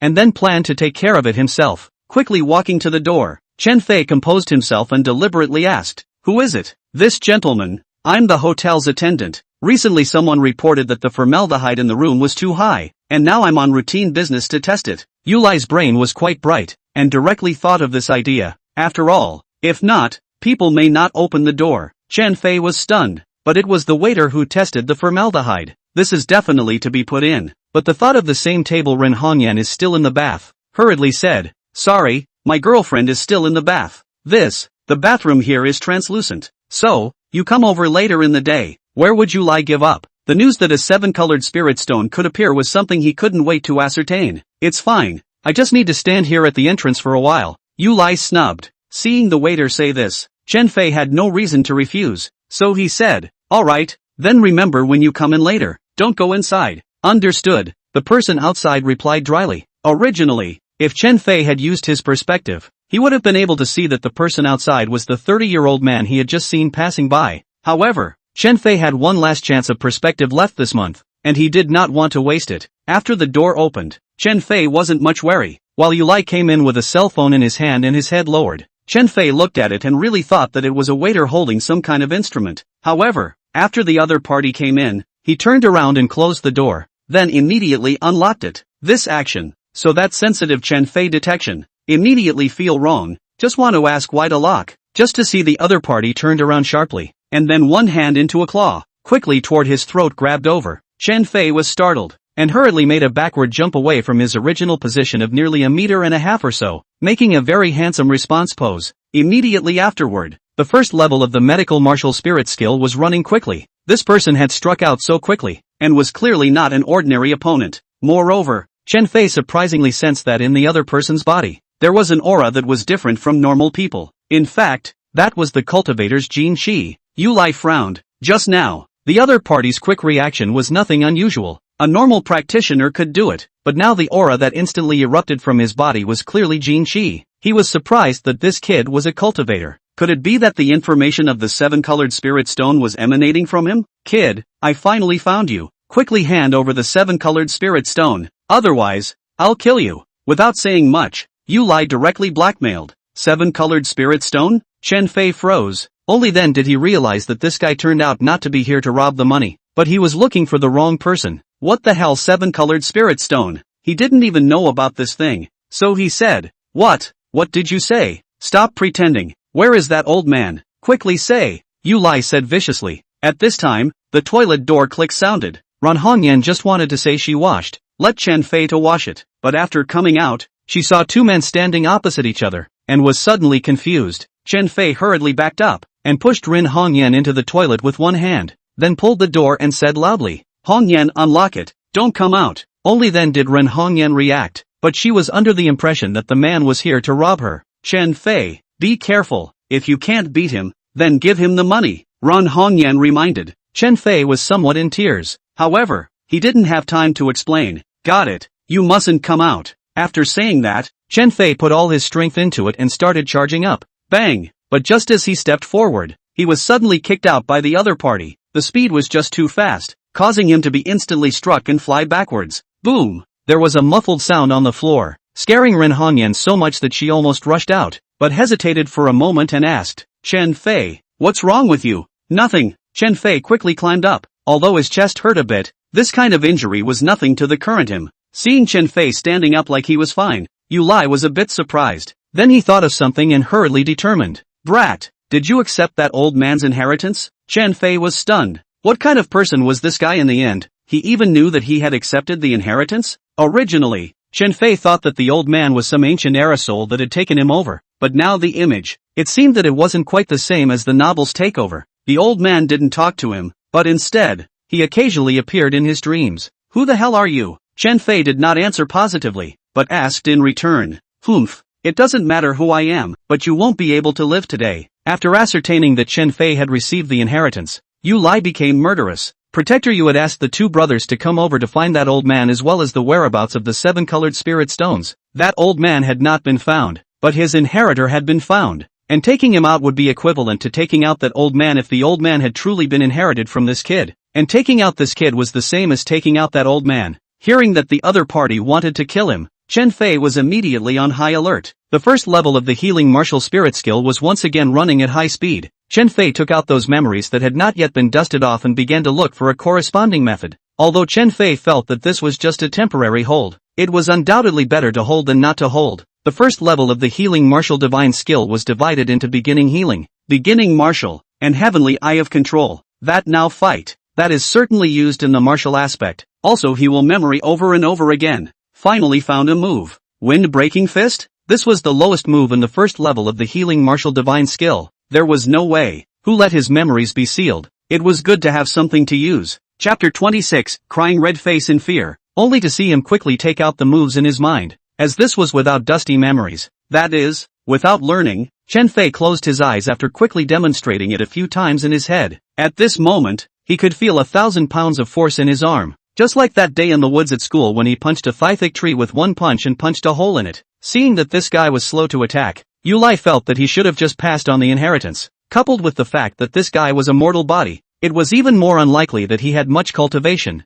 Thus, Yu Lai sneered and said, "Kid, you'd better not struggle. I'll let you die a painful death." After saying that, a cold smile spread out from the corner of his mouth. Then he rushed up. Die. Chen Fei had already exerted all his strength. He didn't know how powerful this punch was, but it was the best he had. He had no choice. Bang! The two rushed at each other head-on and directly matched punches. A shockwave was emitted from the dual fist stocking, and Chen Fei only felt his fists go numb, thinking that he was about to be finished. However, the next moment, only to hear a click, the other party's shoulder unexpectedly stabbed out a red thing. Ow! With a miserable scream, Yu Lai realized that his bones had been broken. Why did this effect occur? The reason was simple. The old man in white dusted off his memories but forgot to dust off his power as well, so at this time, the power chi within Chen Fei's body was not ordinary. Even with the wind-breaking fist that was such a trashy move, it was enough to cripple Yu Lai. Seeing that his opponent had been crippled by one of his hands, Chen Fei hurriedly rushed up.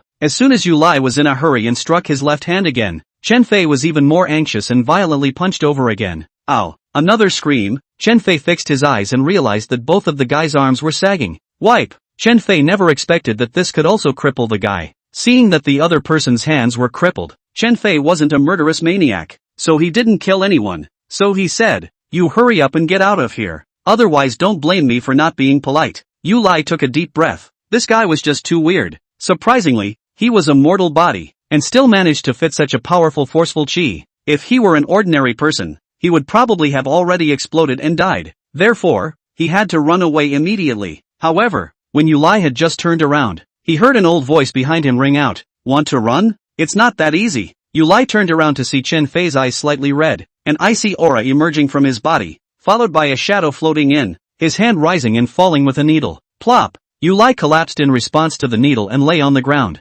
Plop! Immediately after that, Chen Fei also lay on the ground, obviously unconscious. Just now it was his two strokes that apparently energized the strength, and the white-clothed old man forced a trade-off to finish off Yu Lai. This man could not be allowed to go back in one piece, or else Chen Fei, the youngster, would have to suffer in the future. The body of Ren Hongyan in the restroom was shivering in the soporific, not knowing how Chen Fei's battle was now. Although Chen Fei said that he knew Kung Fu, she had never seen if his Kung Fu was strong or not. Therefore, hiding in the toilet, she was very nervous. However, after staying for almost 10 minutes, she realized that there was no sound outside. So she said, "Chen Fei, what's the situation?" There was no sound outside. "Chen Fei, is it there? Answer me quickly. I'm in a hurry." Ren Hongyan became more and more anxious. There was still no sound outside. She thought about it, clenched her teeth and decided to open the door and poked her head out. But when she saw the scene, her eyes widened. Near the doorway, there were actually two people lying, and the one lying closest to her was obviously Chen Fei. "Ah, Chen Fei, you wouldn't have died with someone else, right?" Ren Hongyan cried in fear, tears streaming out. If Chen Fei really died, she really didn't know what to do. Rushing up, Ren Hongyan probed Chen Fei's nostrils. Only then did she let out a sigh of relief. Phew, there's still air. Chen Fei didn't die. That's great. Ren Hongyan broke into tears and smiled, and then helped Chen Fei up, spending 9 oxen and 2 tigers to put the person on the bed. It was only at this time that Ren Hongyan's gaze fell on the man at the door. If this guy died, it would be a very troublesome affair for a while as well. Therefore, she immediately ran over again, probed his breath, and found that he wasn't dead either. Great! Ren Hongyan paused, thinking how dangerous it would be to let a man lie here. Since he wasn't dead, that would be good. So, Ren Hongyan opened the door, dragged the man out and threw him in the corridor, then unlocked the door and returned to the bedside. This kind of move may seem silly. However, it was the most effective. After all, she was a girl. There were cameras on the elevator side. Suddenly she dragged the body to the elevator. When something went wrong, people would definitely say that she did it. Chen Fei, wake up don't scare me. Ran Hongyan was obviously worried, although Chen Fei was only unconscious, but some coma can be not wake up. Just now what exactly happened outside would make Chen Fei and that person all fainted, which made her a bit puzzled. After shaking Chen Fei for a while and not seeing him wake up, Ran Hongyan learned the technique from the TV and pinched her fingernails hard on the person's middle of Chen Fei's upper lip. Ow. This move is very effective. Chen Fei really woke up in pain, covered his mouth and muttered, "Rouge, what are you doing? It hurts me to death." He, Chen Fei, you finally woke up. What exactly happened just now? How did that person lie down? Ran Hongyan asked. Laid down? Chen Fei was also wide-eyed. He had clearly just let that person go. How did he become lying down? However, then he remembered what happened to him. He was originally fine, but for some reason, he suddenly got dizzy. Then his mind went blank and he fainted. Yeah, both of you are unconscious. I dragged that guy out. Ran Hongyan laughed bitterly. Alright, Chen Fei still felt a bit of a headache. So he said, Alright Hongyan, you sleep first. I'm going to take a shower. Oh, when Ran Hongyan heard that Chen Fei was going to take a bath, she immediately began to blush again. Would it really be alright for the two to be alone in a room like this? However, Chen Fei had already walked into the restroom, and along with the sound of clattering water, Ran Hongyan's face became more and more flushed. She didn't immediately lie on the bed. After all, it was hard to lie on the bed in a skirt, so she walked towards the TV cabinet next to her. This side put a lot of things. Teapot, water cups, all kinds of things. However, then Ran Hongyan's line of sight fell on a pink package. She subconsciously picked it up and took a closer look, and found that there were 3 conspicuous words written on it. Durex. Ga. Seeing this thing, Ran Hongyan immediately reacted to what it was. Originally she didn't want to pay attention to it, but she was worried that if she let Chen Fei see it later, would he think of doing something bad to himself? Chapter 27. Who let you turn on the light? After all, with this layer of safety measures in place, men would be much bolder, and one wouldn't catch a disease or get pregnant. After hesitating for a while, Ran Hongyan still picked up the box of Laodu, quickly walked to the bedside, and then stuffed it under her pillow. After doing all this, Ran Hongyan then took a deep breath and lay down on the bed. The air conditioning was quite good at this time, and it wasn't too hot to lie down. She planned to secretly take off her skirt and bodysuit after she turned off the lights later, so that it would be cooler. And anyway, once she covered the quilt, she couldn't see anything anymore. About 10 minutes or so, Chen Fei flushed the toilet and walked out. Ran Hongyan heard the sound and screamed just as she fixed her eyes on it, only to see Chen Fei walking out bare-chested and wearing a pair of chaps. Hearing Ran Hongyan scream, he said with some tears and laughter, I fought with others twice today. My clothes are dirty to death. You won't let me wear them like this to the bed, right? Oh, Ran Hongyan blankly glanced at Chen Fei, then covered the quilt over her eyes, pretending not to look. Chen Fei quickly climbed onto the bed. Originally, there were 2 air-conditioned quilts. Chen Fei covered one over the pile of money, and the remaining one was wrapped by Ran Hongyan herself. So Chen Fei simply laid down like this. Hongyan, then I'll turn off the lights. Chen Fei asked. When Ran Hongyan slept in her own dormitory, she would at most wear a muslin semi-transparent nightgown, which was very cool, but now she was wearing a long skirt, and with a bodysuit on the inside. She was hot and half dead. After turning off the lights, Ran Hongyan laid down for a while, some small nervousness in her heart. After all, she is the first time to sleep with a man. After about 10 minutes, hearing Chen Fei's side quiet, Ran Hongyan thought he was asleep, so she secretly started to take off her skirt, as well as her bodysuit. Chen Fei then turned on the table lamp, and then asked, Hongyan, are you uncomfortable somewhere? However, Chen Fei just turned around and saw a scene that made his nosebleed almost flow out, and Ran Hongyan had just sat up and took her clothes off. Chen Fei, you big pervert, who told you to turn on the lights? Said Ran Hongyan, even covered her eyes. What?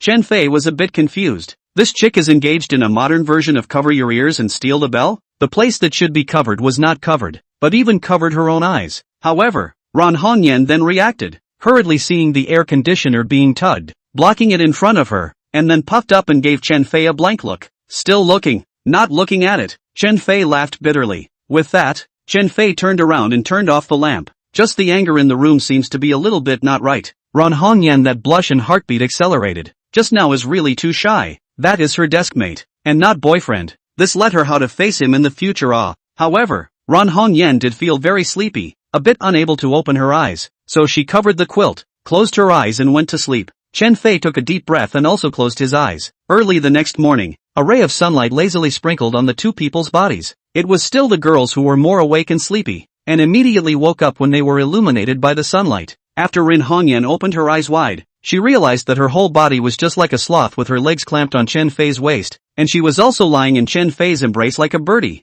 The air conditioner had been kicked off the bed by her. Chen Fei, on the other hand, was snoring softly, sleeping very soundly. Ran Hongyan's pretty face was slightly red. This situation, she knew that 90% of it was her initiative to wrap her arms around Chen Fei. After all, she was often like this in the dormitory as well, sleeping covered with a quilt and pillow, and waking up cradled in a pillow, with the quilt already nowhere to be seen. Seeing Chen Fei still asleep, Ran Hongyan carefully climbed up, quickly put on the intimate apparel and skirt, and then breathed a sigh of relief. Only when he heard the sound of high-heeled shoes did Chen Fei roll over and immediately woke up. For some reason, he felt particularly tired today, as if he was physically exhausted last night. It was no wonder. Chen Fei had forcibly used the power that the white-clothed Taoist priest had forgotten to retrieve yesterday. In principle, a mortal body like Chen Fei's would have gone off the rails, but surprisingly, he did not, for the simple reason that there was a piece of something on his body. It was the seven-colored spirit stone that the people in that place had been searching for. The white-robed Taoist priest did not tell Chen Fei this news, but instead directly sealed most of his spiritual energy as well,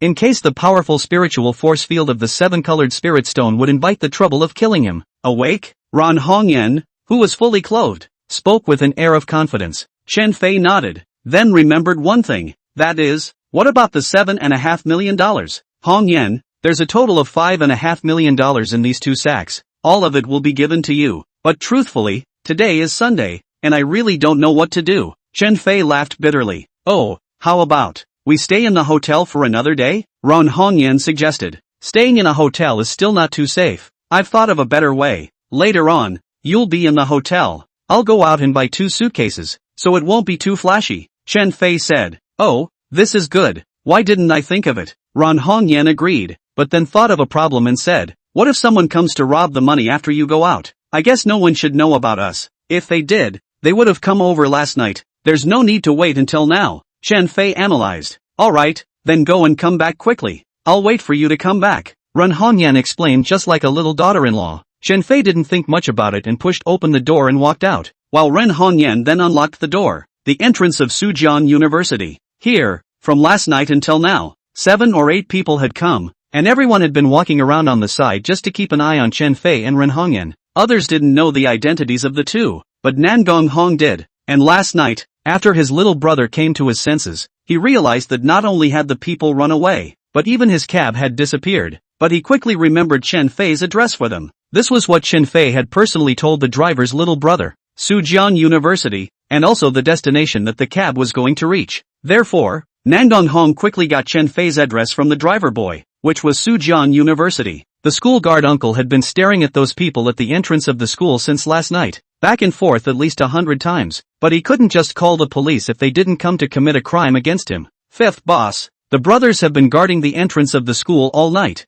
They only found that cab. The people were not seen. As for Sujian University, as you know, it's a state-owned institution. We don't dare to offend easily, the subordinate Pang Di reported. Grass, let you guys go to find people. You now tell me to guard the door for a night. Do you want me to scold you, or beat you up? Nangong Hong was somewhat furious. He was earned by Chen Fei 5 million, but also dragged Lu Boss lost 5 million. This face has fallen off the light. In the future do not know how to face Lu Mangit, although Lu Mang said that it is not in the way, but 5 million is not a small amount. How to look at it may not be in the way. It is estimated that the back has been hated to the bone, right, boss? I know I'm wrong, please give me another chance. If I don't catch that guy, I'll listen to you. Pang Di swore. Chapter 28, Li Jella's accident. Humph, you're the one who said it. Don't blame me for not being polite when the time comes. Nangong Hong directly hung up the phone. Pang Di took a deep breath. In front of his boss he didn't dare to clamor, but in front of this group of juniors, he was still very domineering, and directly ordered,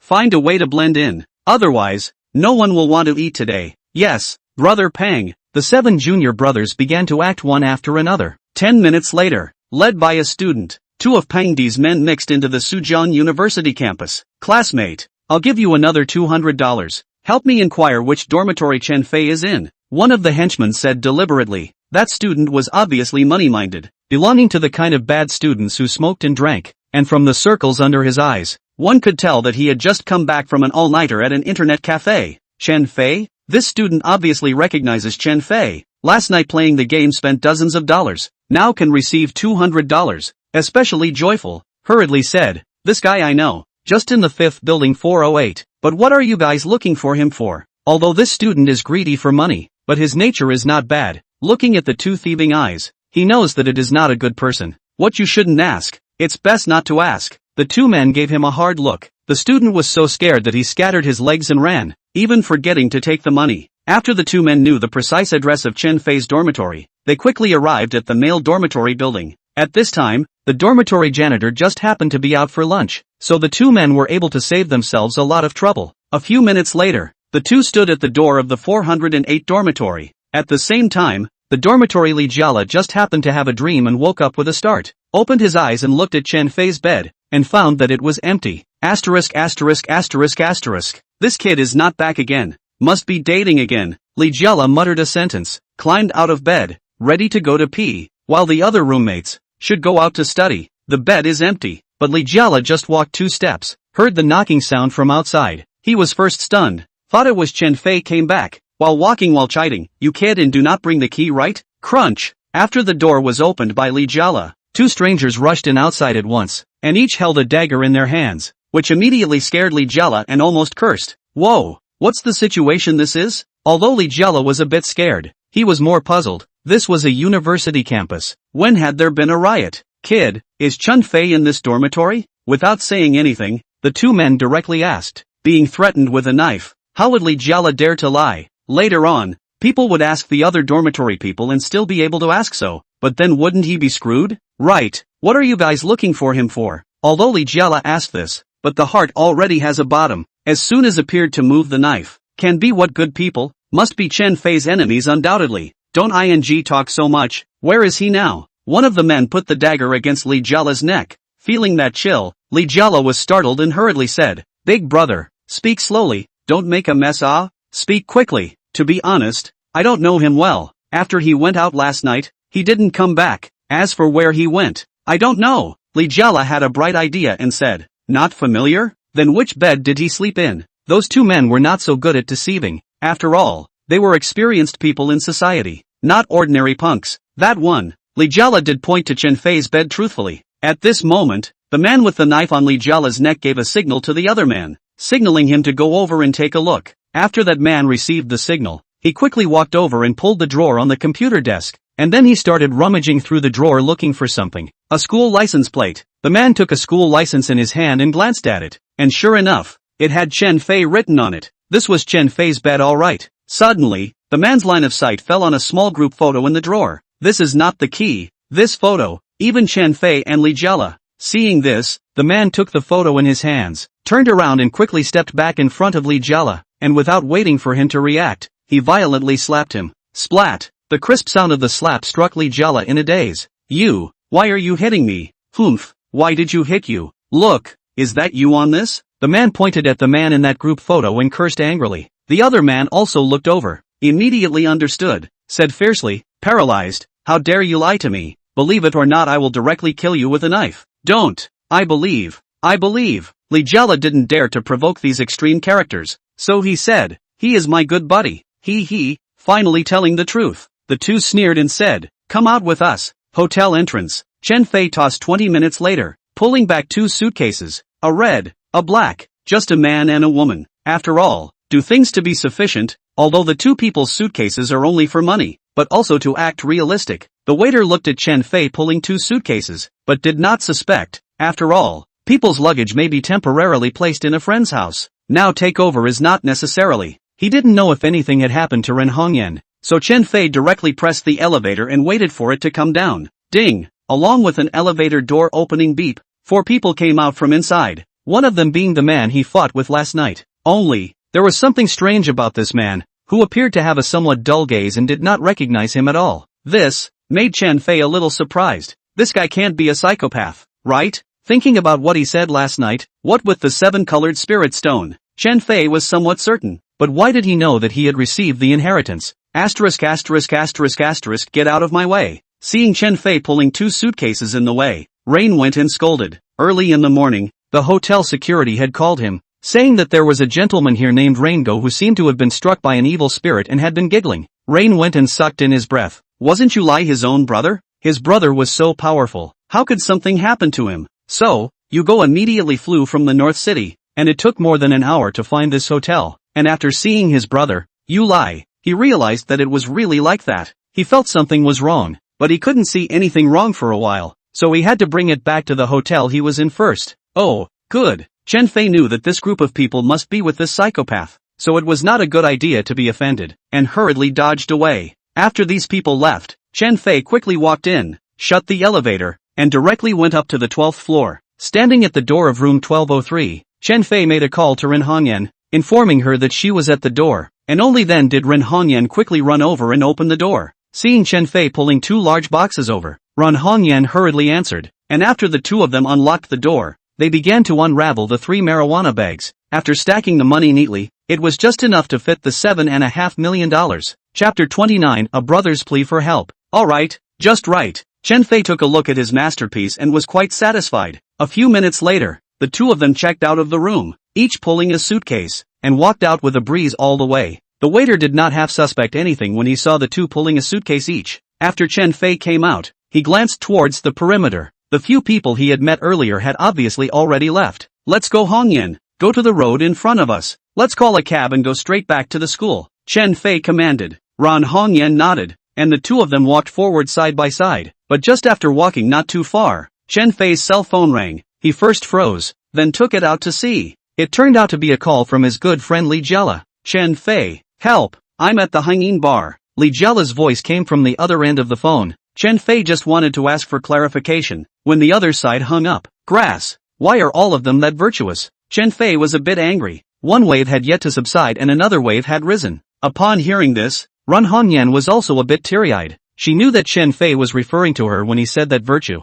I'm sorry, tablemate. Ran Hongyan lowered her head and said somewhat apologetically. Hearing Ren Hongyan's voice, Chen Fei froze, then reacted and smiled bitterly. Hongyan, I'm not blaming you. Alright, Jialu is probably in trouble. He never goes to bars. Now that he appeared at the hanging bar, he is probably being pitched. The 2 of them couldn't care less about putting the money away. Directly pulling the 2 suitcases, they got into a cab. 20 minutes later, Chen Fei reached out and pushed open the door of the hanging bar, and the 2 walked in side by side. I don't know what happened to that Li Jiala kid. The words were only half spoken, not quite like his style. In the center of the ballroom on the first floor, there was a large dance floor with many people standing inside, and from afar, they could see a few women dressed in sexy clothes twirling inside. General bars like to open at night, but only this hanging bar business is red hot, but all day opening. The hall was filled with powerful heavy metal music, and even though it was morning, there were still countless drunken men and women on the dance floor, following the rhythm of the music and twisting their bodies to vent their depression.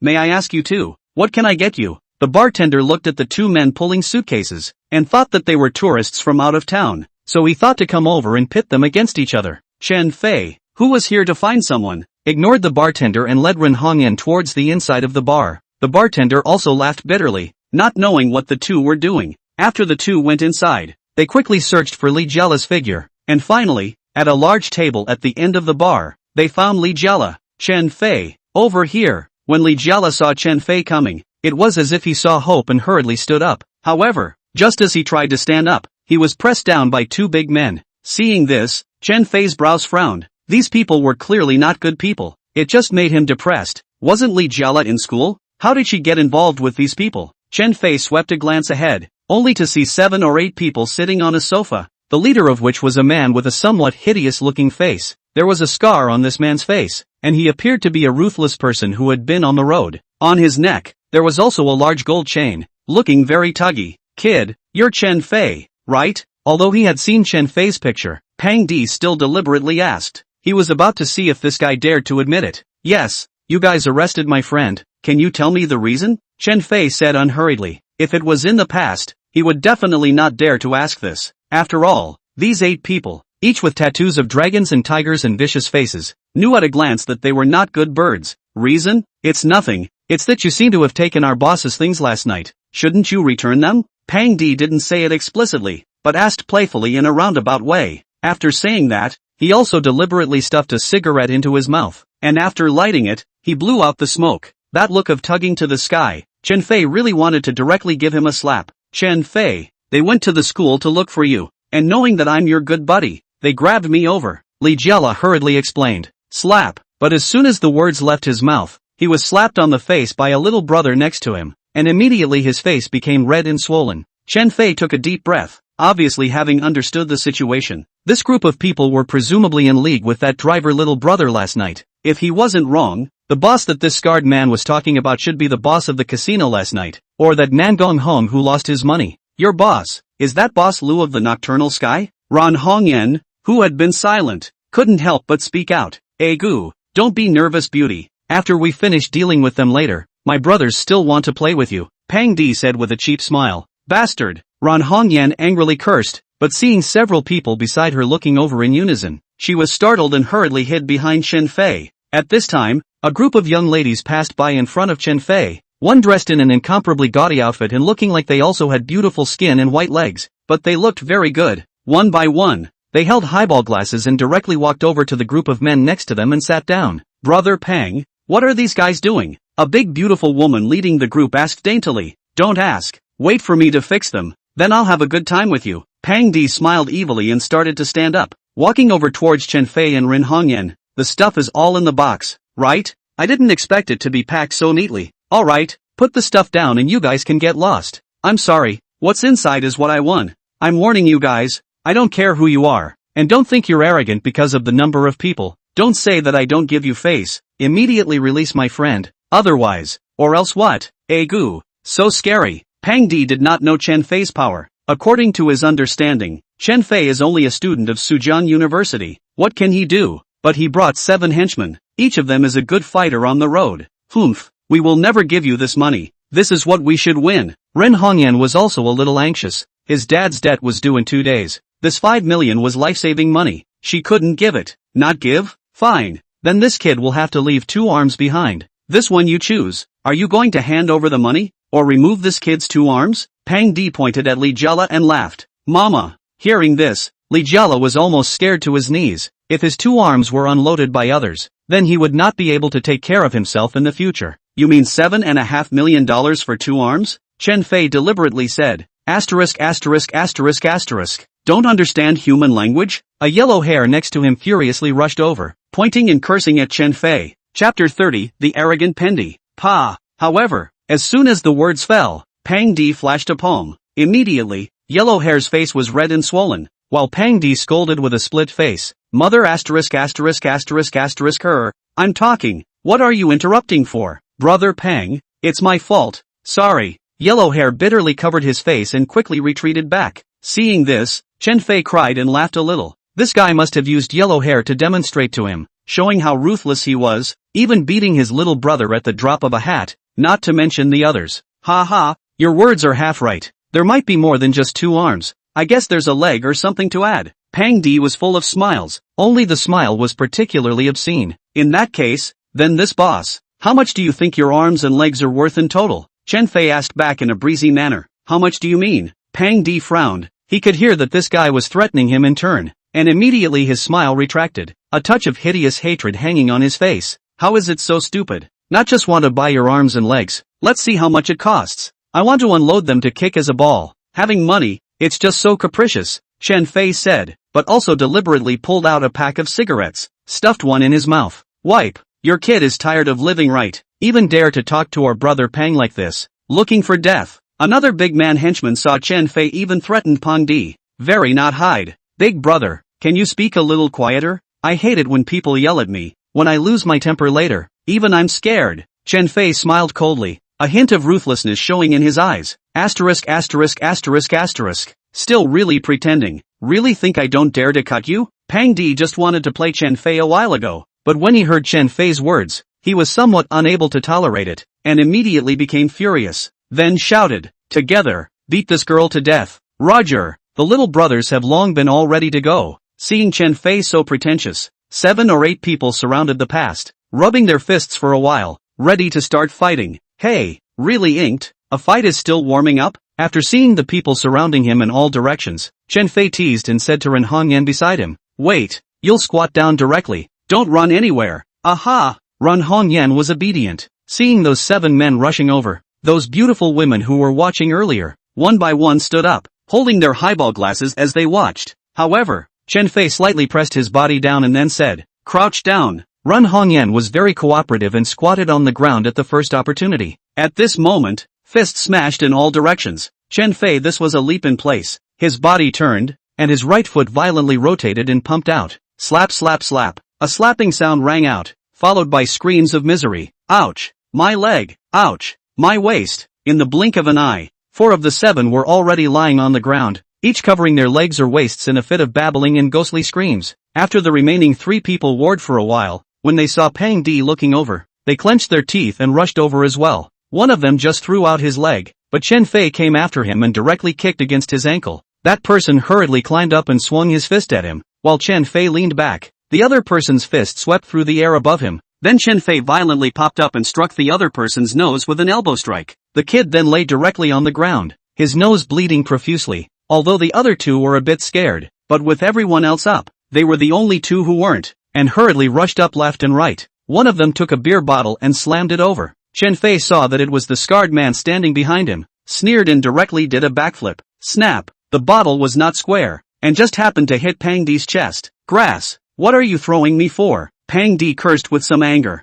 Brother Pang, I'm sorry, I didn't do it on purpose. After this guy said that, looking at Chen Fei was a burst of anger. An arrow stepped forward, picking up violently. He wanted to give Chen Fei a punch from top to bottom. However, he was thinking too much. Asterisk asterisk asterisk asterisk Q. Chen Fei violently raised his foot, directly kicking the man's thigh, and the man flew backwards, hitting the wall next to him, and with a rumble, he fell to the ground. There was still one last henchman left, and Pang Di shouted in a very pretentious manner, "All of you get the out of my way. Let me do it." Seeing Pang Di clench his fists, he let out a sneer and suddenly rushed towards Chen Fei, followed by a sweeping punch, the speed and force of which was really fierce enough to make the people present tense. However, Chen Fei easily dodged it, and Pang Di felt that just now it was like a performance, just a handsome look, but without any practicality. Therefore, he hurriedly turned around and kicked towards Chen Fei's calf. However, he was fast, but Chen Fei was even faster. Pang Di had just kicked out, when Chen Fei kicked him in the knee, gritting his teeth in pain. At this time, the 4 people who had just been knocked over by Chen Fei's kick finally climbed up, and when they saw Pang being beaten up, they thought of going together. However, Pang Di was a person who wanted to save face. Where would he let his juniors surround him together? So he waved his hand, signaling everyone not to come over. Chen Fei was somewhat in tears. If this group of people went together, he really felt it was a bit difficult. After all, he had only practiced the first level of the healing martial spirit technique, beginner's martial arts, and was only slightly better than those practicing martial arts, not to the extent of invincibility, and when there were more people, it was still a bit too much to handle. Just snickered for a while, the scarred man once again rushed over, this time back his fist and foot together, all the strength towards Chen Fei kick. Chen Fei laughed coldly, once again kicked, always in the other side kicked out when the first after the first, so that Pang Di kicked 5 or 6 times. Both feet are numb with pain. After Pang Di retreated 2 steps back, he suddenly lowered his body. He was nicknamed Iron 3 Kicks, but he lost in the foot attack. It was a bit unconvincing. Chen Fei could see something fishy and was also on high alert. At this time, Ran Hongyan was worried. Chen Fei, be careful.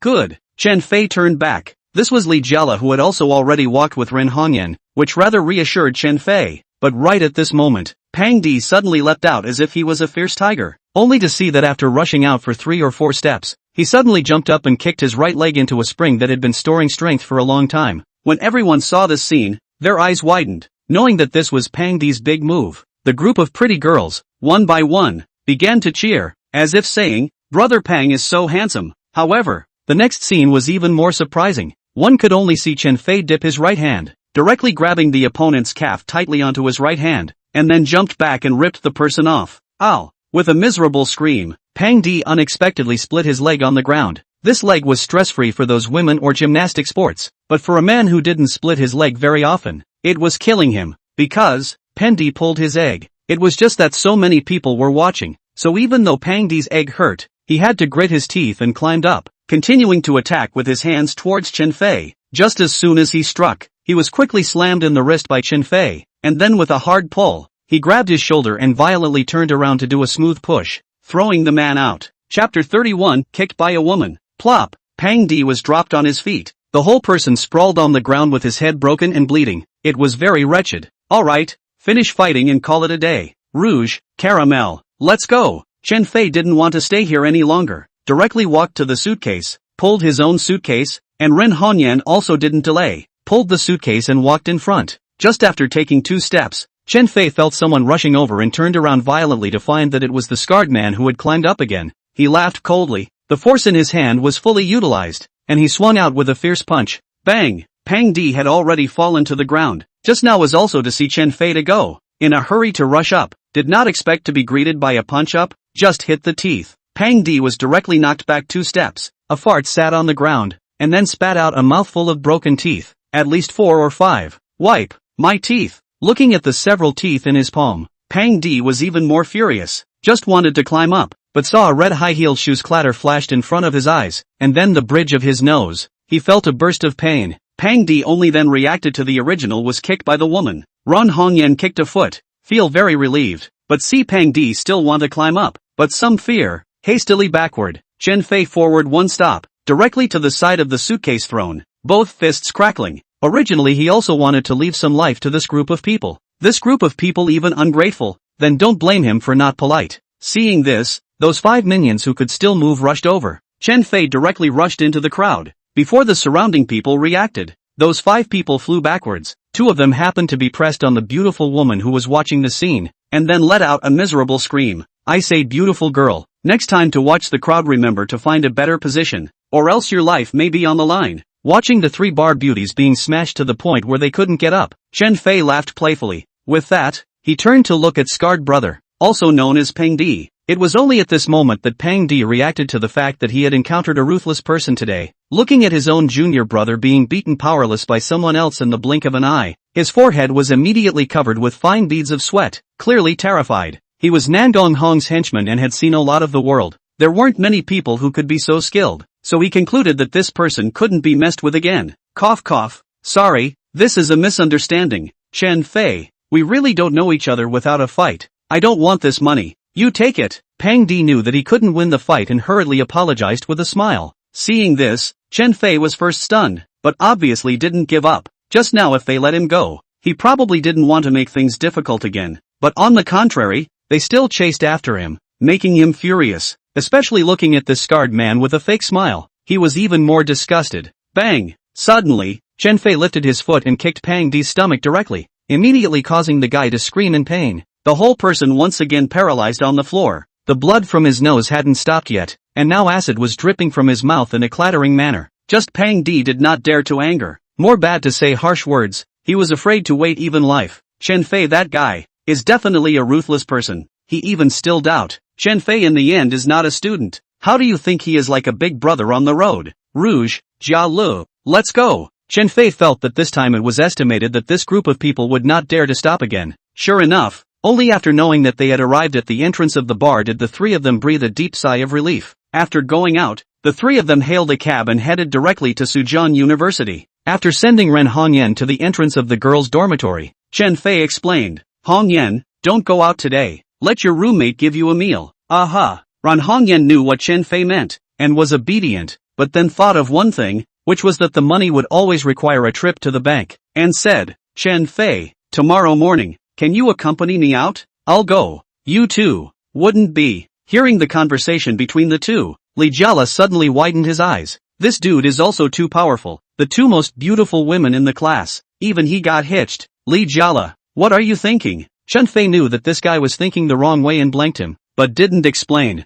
He, brother Chen is just awesome anyway. Li Jiala did not pursue the question and gave a thumbs up with an adoring face. Although Chen Fei's performance today was a bit exaggerated, as his good buddy, it would be best if Chen Fei became awesome. Hong Yan, go back quickly, I'll accompany you out tomorrow morning. Chen Fei replied, thanks. Ran Hongyan smiled sweetly as she turned around and walked into the dormitory. Chen Fei and Li Jiala turned back and walked towards the dormitory. The northern city district of Suzhou City. In a certain room on the 18th floor of a 4-star hotel building, a man in his 30s was using his power chi to heal his brother's injuries. This man was none other than Rain Go, and that injured one was none other than his younger brother, Yu Lai. Yu Lai's injury was not a traumatic injury, but rather, his brain had been forcibly injected with a forceful chi, resulting in mental anomalies and memory loss, similar to a madman suffering from a neurological disease, who, Rain went to try for 2 hours, and finally ended in failure. This powerful force chi felt how to enter his brother's annoying meridians. He really do not understand. After thinking about it, Hugo turned to the two subordinates guarding the doorway, and said, "You two, send you lie back in the afternoon. There's really nothing more I can do." Subordinate obeys. The two men took the order. Rain went to think about it and felt that this matter was not that simple. His younger brother, Yu Lai, had stayed in the southern city district. It was for the purpose of searching for the whereabouts of the 7-colored spirit stones, when he was suddenly struck with a forceful chi and became amnesiac plus insane. As far as he knew, other than the cultivators and the various branches they had developed over the past 20 years, there were no cultivators in the secular world at all. Then, who was the person who could inject power chi into his brother's brain? Could it be that old man succeeded? Thinking of this, Hugo was a little surprised, but then he remembered Protector Yu's words that if that old guy wanted to regain the power he had back then, he had to find the right person, and that person had to have gone through the 9 levels of body refinement. It shouldn't be him. Rain went inside, stood up and walked towards the outside. Sujian University. After Chen Fei and Li Jiala had a lunch, they played games in the dormitory for a while, then went for a nap. Only, when they were sleeping in a daze, they suddenly heard a loud noise downstairs, as if someone was holding a megaphone and yelling. The two were naturally woken up, and furiously got out of bed, put on their pants and walked out into the corridor. Chen Fei looked around sleepily and realized that the corridor was full of people, each pointing and saying something. At this moment, on the ground, a black BMW X6 was parked in the empty lot of the dormitory area. Cars were usually not allowed here, but that depended on what kind of person it was. Chapter 32 Lu Tianyi looking for trouble. Chen Fei fixed his eyes on the car. It turned out to be Lu Tianyi, and there was also a person sitting in the car. Although Chen Fei's angle could only see the side face, but the familiar face still made him immediately recognize that person as his ex-girlfriend Zhou Tingting. The person leaning in front of the body, smoking a cigarette while holding a megaphone and yelling was none other than Lu Tianyi. Chen Fei, you shrunken head turtle. Your word is not believed. What did you say yesterday? You have to compensate me for the car money in the afternoon. Now what?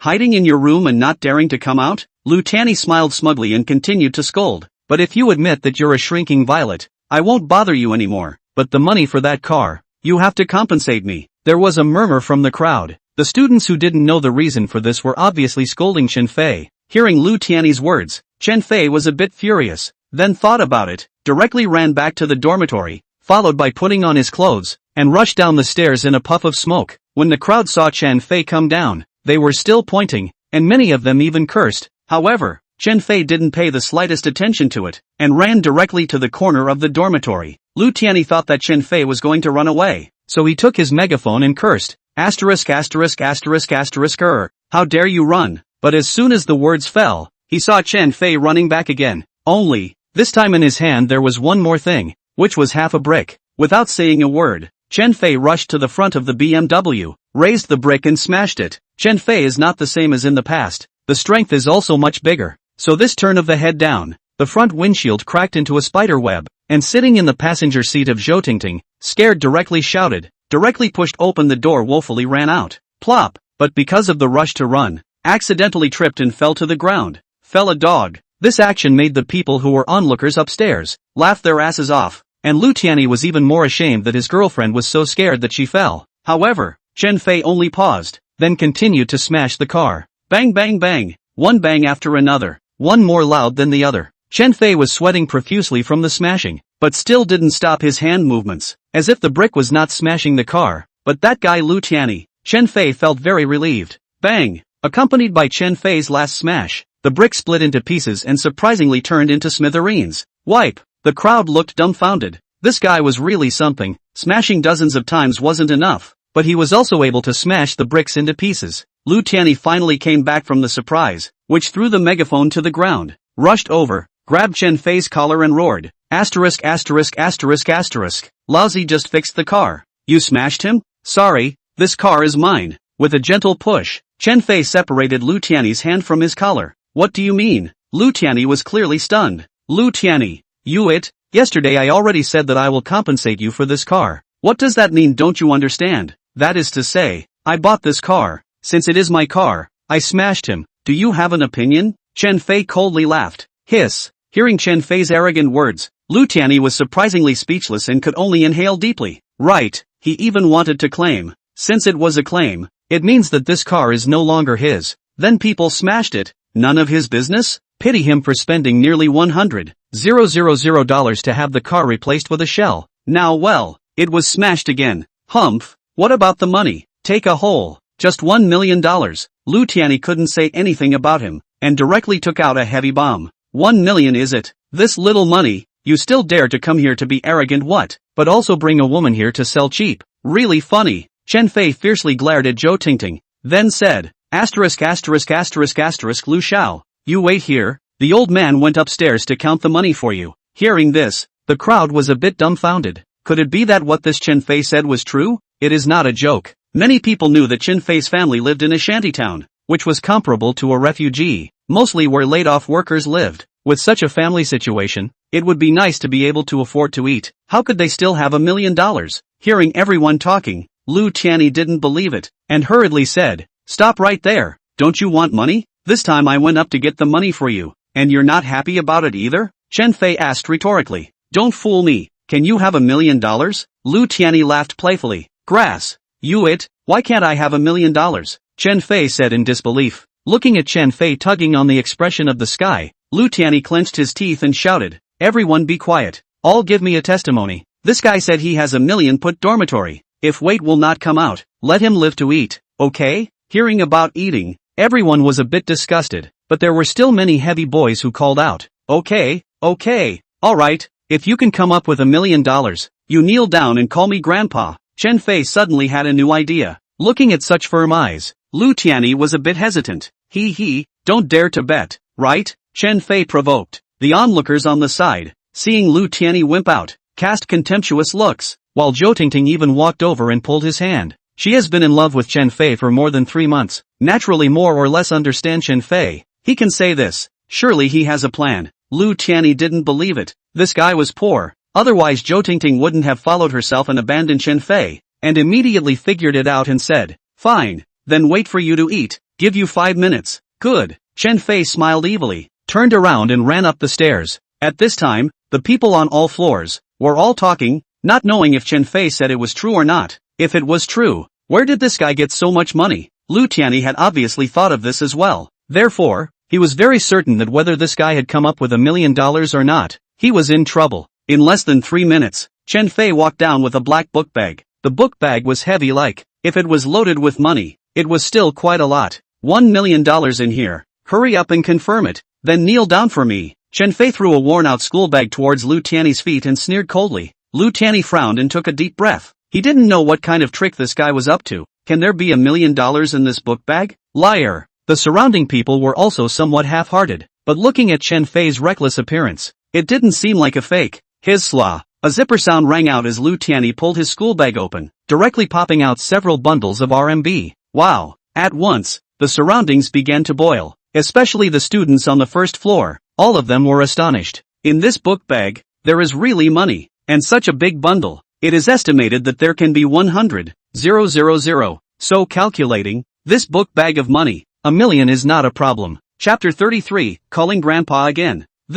How is this possible? Lu Tianyi wasn't happy to see so much money, but rather surprised. To be honest, their Lu family was a big family. $1 million was absolutely nothing, but the point was, he had made a bet with someone else, Chen Fei, and now that Chen Fei had taken $1 million out, he had lost. Alright, I don't want to say more. Kneel down and call me grandpa, Chen Fei said in a cold voice. This 1 million, give it out does not hurt at all. After all, he has smashed the car twice. We'll face back, and this money, all from the Lu family casino to win back. Now return 1 million back. Can hurt what? Brat, you are dead. This money must be stolen. I want to call the police. Lu Tianyi knew he lost, but his brain turned, deliberately changing the topic. Lu Tianyi, Chen Fei suddenly yelled. This cry scared the people around him into taking a hurried step back, and the entire room immediately fell into silence. I gave you enough face, when you snatched my girlfriend even if, this kind of woman who sees money. I don't care, but you are now forcing me again and again.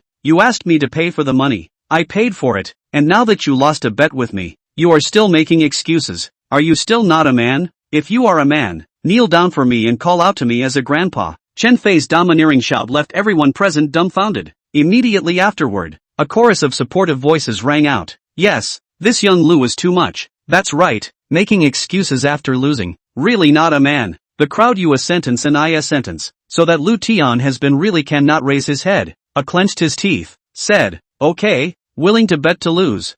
Forced by the pressure, Lu Tianyi can only kneel plop on the ground. But that sentence, indeed with too strong insulting, once shouted out, that later he was in school, do not want to mix. Hurry up, I have to go back for a nap, Chen Fei urged. Grandpa, Lu Tianyi said softly, the words inaudible. Damn it, what are you saying? I can't hear you. Can you speak louder? Or have you admitted that you're a pseudo-maiden and don't have the strength? Chen Fei deliberately said. The people around him, a sigh of relief, obviously despising Lu Tianyi for being unruly. Grandpa, Lu Tianyi shouted out, venting the anger in his heart in the process. Good grandson, get up, Grandpa is going back to sleep. Bye. Chen Fei smiled playfully and turned around, about to walk towards the stairway. However, right at this moment, Lu Tianyi said, Stop, grandson, is there anything else you want to say to Grandpa? Chen Fei sneered. Scratch that, Chen Fei, don't be arrogant. This 1 million of yours is from an unknown source. I'm definitely going to call the police.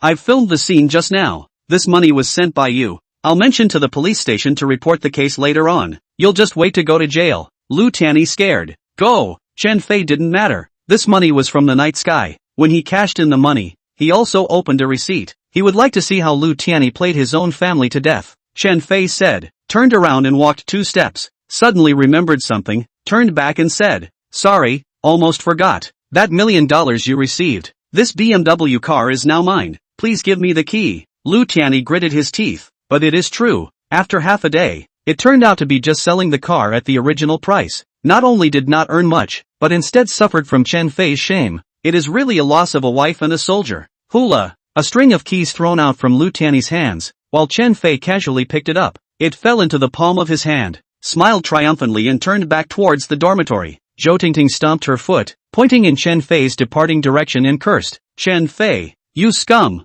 Pa! Just as the words fell, Zhou Tingting was slapped by Lu Tianyi. Stinking woman, get lost, it's all because of you that I was humiliated. You, Lu Tianyi, you're even more of a scum. Zhou Tingting covered her battered and swollen face and ran out of the boys' dormitory in tears. At this moment, the onlookers were snickering one by one, but when they saw Lu Tianyi's stern eyes sweeping by, they held back. Lu Tianyi knew that he couldn't stay here for much longer. After today, his reputation in the school had already stunk to the extreme, and hurriedly lifted up the $1 million and ran towards the outside. With that, took out the phone and dialed a number. Shanghai, drive a car over to the entrance of Sujian University to pick me up. Okay, boss. The person on the phone was none other than Lu Tianyi's right-hand man. Shanghai. Calmness returned to the campus, and Chen Fei had been unable to sleep after returning to his dormitory, thinking back on the events of the past few days. In fact, when he slowly thought about it, after getting the contract inheritance, he had not only tasted the benefits, but also tasted a lot of disadvantages. That is, he had offended a lot of people.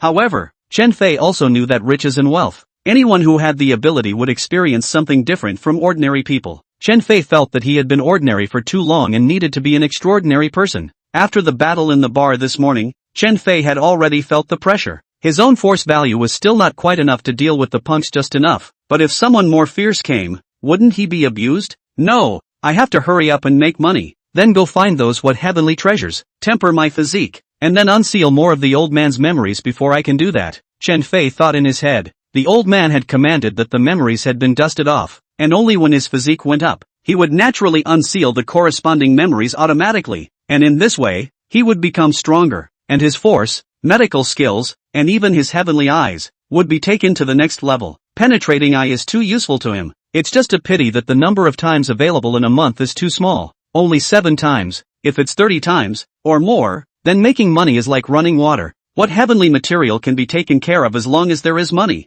Chen Fei got a little excited just thinking about it. Before his physique was enhanced and his memories were not unsealed for more, he had to make money on his own. He couldn't keep relying on his perspective eyes. Suddenly, Chen Fei remembered someone and hurriedly took down the bag on his bedside, then pulled the chain to find a business card. When he went to the magnificent garden that day, there were a total of 3 people who gave him business cards, one of which was Shun Tianba from Beitian Jewelry. He didn't have a good impression of this person and always felt that he wanted to take advantage of himself. The other one was Su Fugue of Famous Jewelry. Famous Jewelry is the first brother of the jewelry company in Sujian City, much more powerful than Beitian Jewelry, and the position offered by Su Fugue is good, so he plans to go over there tomorrow when people go to work on Monday and sign the contract by the way. As for the last business card, Chen Fei took it in his hand and looked at it carefully, and his eyes widened. It turned out to be a gemstone appreciation Titan level figure. Guan Yun, wipe. Chen Fei couldn't help but burst out a foul mouth. It was really too powerful. He had coincidentally met with old Mr. Guan Yun, and had even saved his grandson. Chapter 34, Beauty has an appointment. That was a famous jewelry appreciation expert in Sujian City, or even the whole country, and it was at the level of a titan, with an appearance fee of $50 million. That was a very scary figure. Chen Fei took a deep breath. Unexpectedly met such a powerful legend. Do not know. In the dormitory after playing a while King Pesticide, the stomach rumbled. Called Li Jiala to eat. This guy said he still want to play a game. He is not hungry. Let Chen Fei go first. Chen Fei some speechless. This guy must be pesticide poisoning too deep. Chen Fei smiled bitterly. Chen Fei also ignored him. Directly downstairs, a smoke to the dining hall. Anyway, this is just right. That 1 million is still afraid of no one to help guard it. This guy in the dormitory. It is estimated to be stable. A meal down. Less than 15 minutes. Chen Fei, this speed is not fast or slow. After leaving the dining hall, he was ready to go back to the dormitory. But when he passed by a piece of the school building, a familiar face came over. When Su Woyue saw Chen Fei, her pretty face was slightly red. That was a man who had caused a lot of trouble in order to save her. And when his hand was injured earlier, Su Woyue had specially brought her family's ancestral medicinal wine and ointment, ready to give it to him.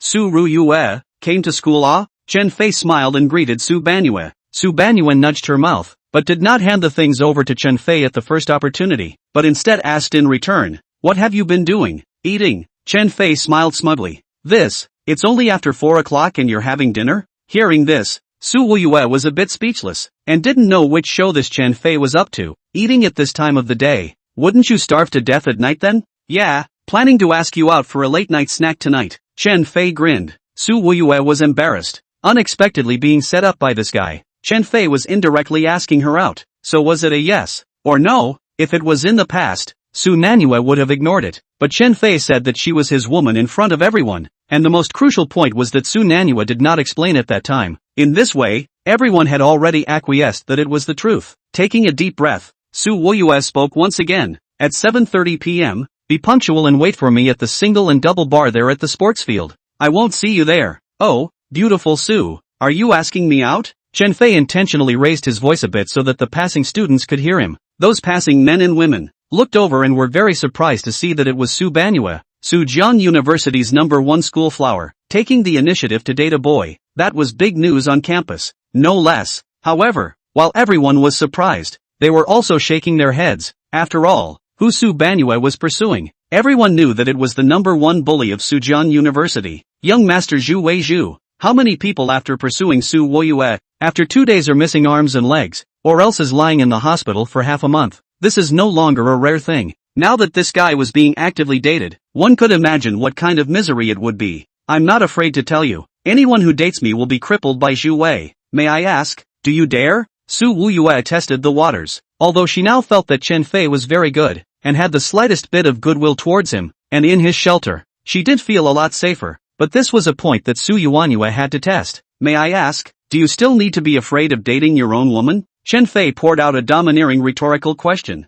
Humph, it's best to be like you said. Just don't wimp out when the time comes. Hearing Chen Fei's words, Su Woyue was still very happy. After all, this time Chen Fei answered her words positively instead of perfunctorily. After saying that, Su Woyue walked towards the dormitory without looking back. Chen Fei smiled bitterly and without much delay, took a step towards the dormitory. Only, as Chen Fei passed by an old basketball court in the school, 4 men surrounded him. Leading the way was a guy who was about 1.75 m with an average build and an inch hair. This guy was called Wu Gao, a senior civil engineering student, and one of Zhuba's ponies at Sujian University. Wu Gao was specifically in charge of collecting the hearts and minds of the beautiful women at Sujian University, providing Zhubachi with quality resources at all times, as well as helping to protect his younger brother Zhu Wei. It was only in the past 2 days, when Zhubachi heard from his men that his younger brother Zhu Wei had been beaten up so much that he didn't even recognize his mother. He called Wu Gao and asked him to take care of it. Good dogs don't get in the way. Chen Fei was succinct. Facing such a person, he did not save face and directly scolded.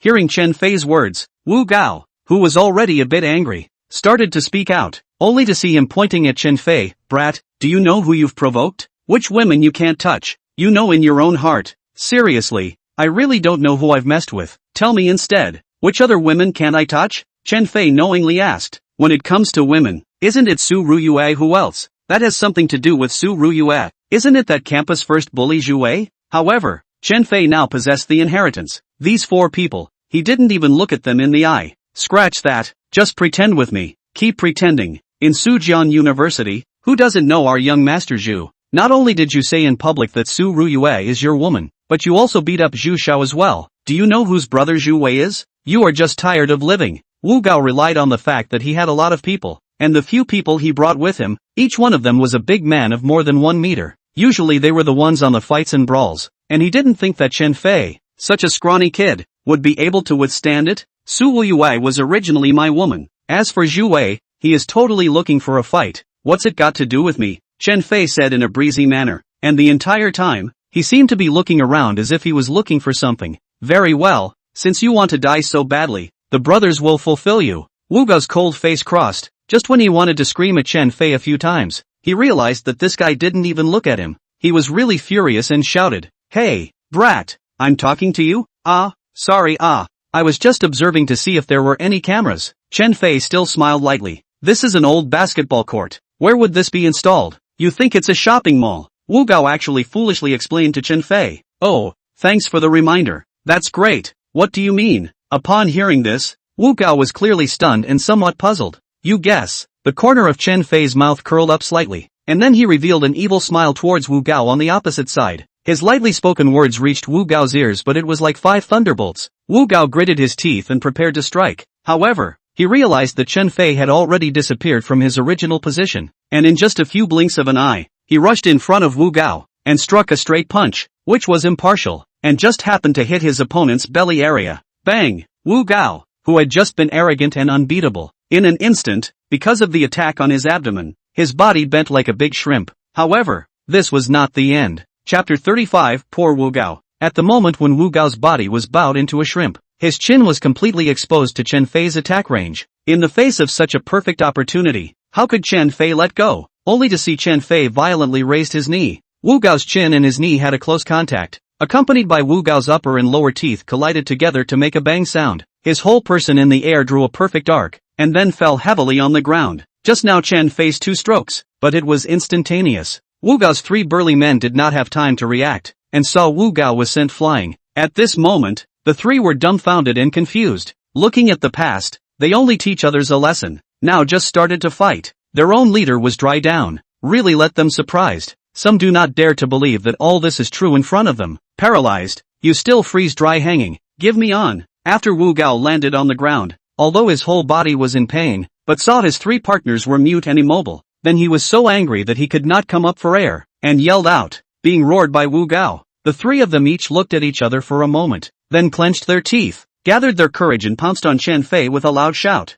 especially the stout big man closest to Chen Fei. He put all his strength into it and greeted Chen Fei towards his face. Brother is the one who relies on his face to eat. Can I give you a beating? Chen Fei laughed coldly, seeing that boy out of the leg, immediately a bias, followed by the right leg with the spring of the force, instantly kicked out, hitting the other side of the waist muscle, the other side of the pain to the side of 2 steps. Chen Fei is a body shake, and appeared in front of the person. That person was in a hurry to hastily swing out a punch. Chen Fei was sharply leaning back, followed by a backflip. However, this backflip was still attacking in addition to dodging. Bang! With a muffled sound, only a sound of a broken egg could be heard. Only this was not the end. Before that tall man had time to roll his eyes, he saw a figure suddenly stand up again. Before he could react, he had already clasped his head, followed by a very familiar knee slam. His knee was raised high. At the same time, Chen Fei's hands forcefully and violently pulled. Snap! The sound was very crisp. Undoubtedly, Chen Fei's knee hit heavily on the opponent's nose. Immediately a blood splash sprayed out from the opponent's nostrils. It was very feared.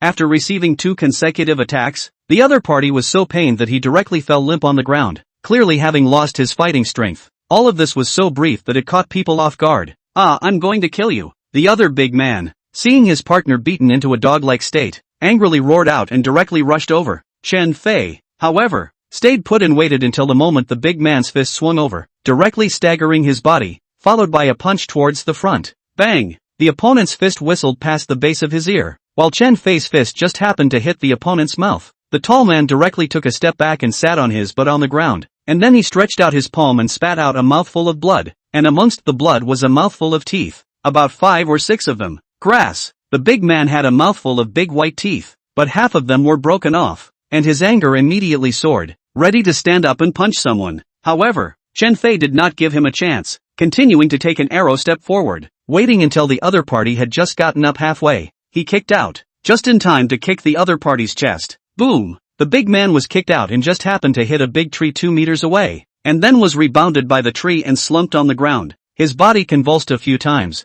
and he actually fainted. The last big man, who was still trying to attack, saw his partners one by one in a miserable state, and directly stood still. Come over here. Chen Fei made a come-over gesture, signaling his opponent to come closer. The big man was surprisingly so scared that his legs went weak and he directly plopped down on the ground. Seeing this, Chen Fei then walked over at a brisk pace, intending to slap him twice to dissipate his anger. However, the other party suddenly grabbed a handful of mud and sand and scattered it over. Chen Fei hurriedly closed his eyes. But then, the other party arrowed forward and kicked over. Chen Fei knew that the other party was going to attack, so he crossed his arms, but by such a powerful kick, he still took 2 steps back. "Yah, brat, go to hell." The big man took advantage of the situation and rushed over again. But Chen Fei had suffered a loss once. How could he suffer a second time? And immediately made a judgment. His heart technique ran at high speed, and he suddenly flew up in place, a 360-degree big side leg, directly splitting on the other party's waistplate. Click!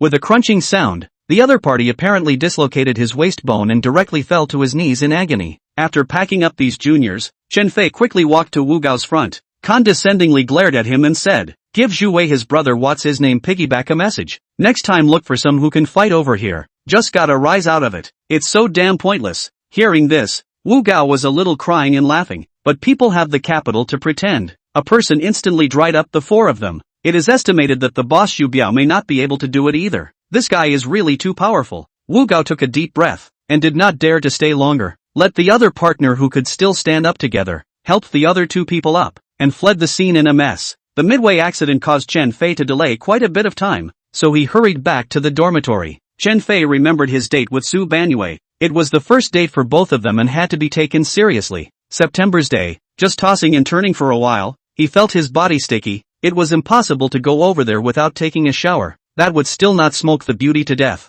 So, Chen Fei ran back to the dormitory in a puff of smoke, and without saying a word, rushed into the restroom. Li Jiala just let the other 2 roommates pack a back. Still continue, the king pesticided. See this brother rush back, and then grabbed a pair of underwear and rushed into the restroom. Also thought this guy what did it. 20 minutes later, Li Jiala saw Chen Fei out of the restroom. This bath seems to wash carefully enough. Usually wash 10 minutes. It is estimated to go to the appointment. I go. So early to wash white. Obviously have a date well. Li Jiala came over, asked softly, is it Su Beauty, or Ren Beauty? No one will take you for a mute if your mouth doesn't speak. Chen Fei glared at him fiercely. This dude was too gossipy. Surely he couldn't tell him. He. I get it. This kind of thing has to be kept a bit conservative. Li Jiala raised his eyebrows, obviously thinking the wrong way. Chen Fei was actually speechless. However, this dude was just like this. If his thoughts became simple one day, he probably wouldn't be the Li Jiala he knew. Chen Fei played a hand game in the dormitory for a while.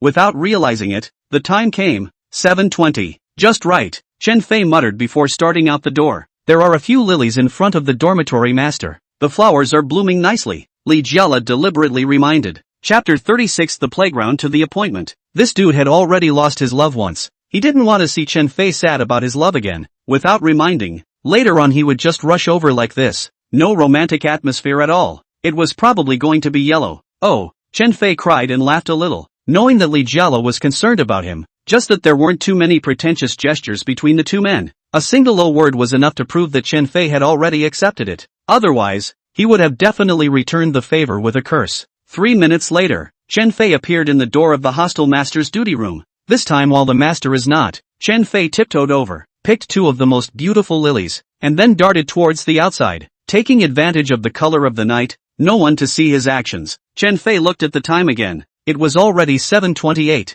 Arriving at this point was just too punctual. However, when Chen Fei arrived at the sports ground, he saw a white shadow standing over the single and double bar from a distance. Looking from afar, through the meager street light, he vaguely saw a girl wearing a white dress, standing in the breeze, that floated like a fairy, which was pleasing to the eyes of Chen Fei for a while. How come you only came now? Su Wuyue scolded. Chen Fei just wanted to explain, but suddenly remembered that in front of a woman, to explain is to cover up, might as well admit it as well. Well, I'm sorry then, it's me who's late. Chen Fei just looked at his cell phone. It was only 7:28. Walking over from there, not enough 30 seconds, it was a very punctual existence. It was impossible to be late. Humph, the first time I asked you out, I was late. How can I develop in the future? Su Woyue coldly said. Chen Fei was somewhat bitter. He clearly knew that he was not late, but had to say that he was late. However, Su Yan you knew even more that Chen Fei wasn't late. That was on purpose, doing so to test Chen Fei's tolerance. If her boyfriend in the future couldn't even tolerate such a little capriciousness from her, then there was no point in following him.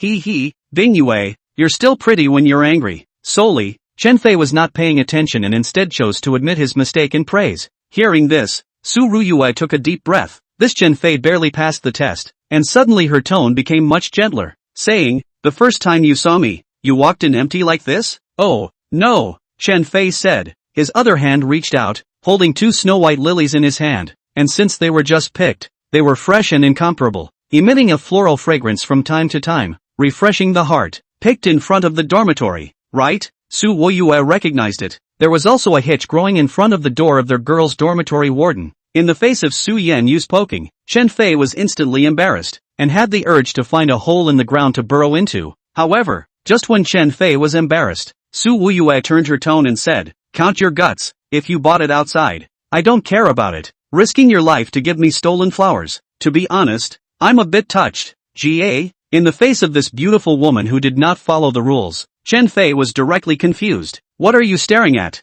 There are 2 main things that I asked you to come over tonight. When Su Wuyue said this, her expression became serious, saying, give you 3 days to consider if you want me to be your woman, but I can remind you that I am the girl that Zhu Wei has been chasing after. He once swore a poisonous oath that if he couldn't chase after me, he would personally destroy me, and if someone dared to chase after me, he would personally cripple that person. Alright, you give me an answer after 3 days. Su Wuyue was succinct. Sorry, I'm a person who likes to do things on the same day. I don't need to think about it for 3 days. I'll give you the answer directly. Chen Fei didn't think too much. Directly said, Su Wuyue, I Chen Fei nothing else, just a cheap life.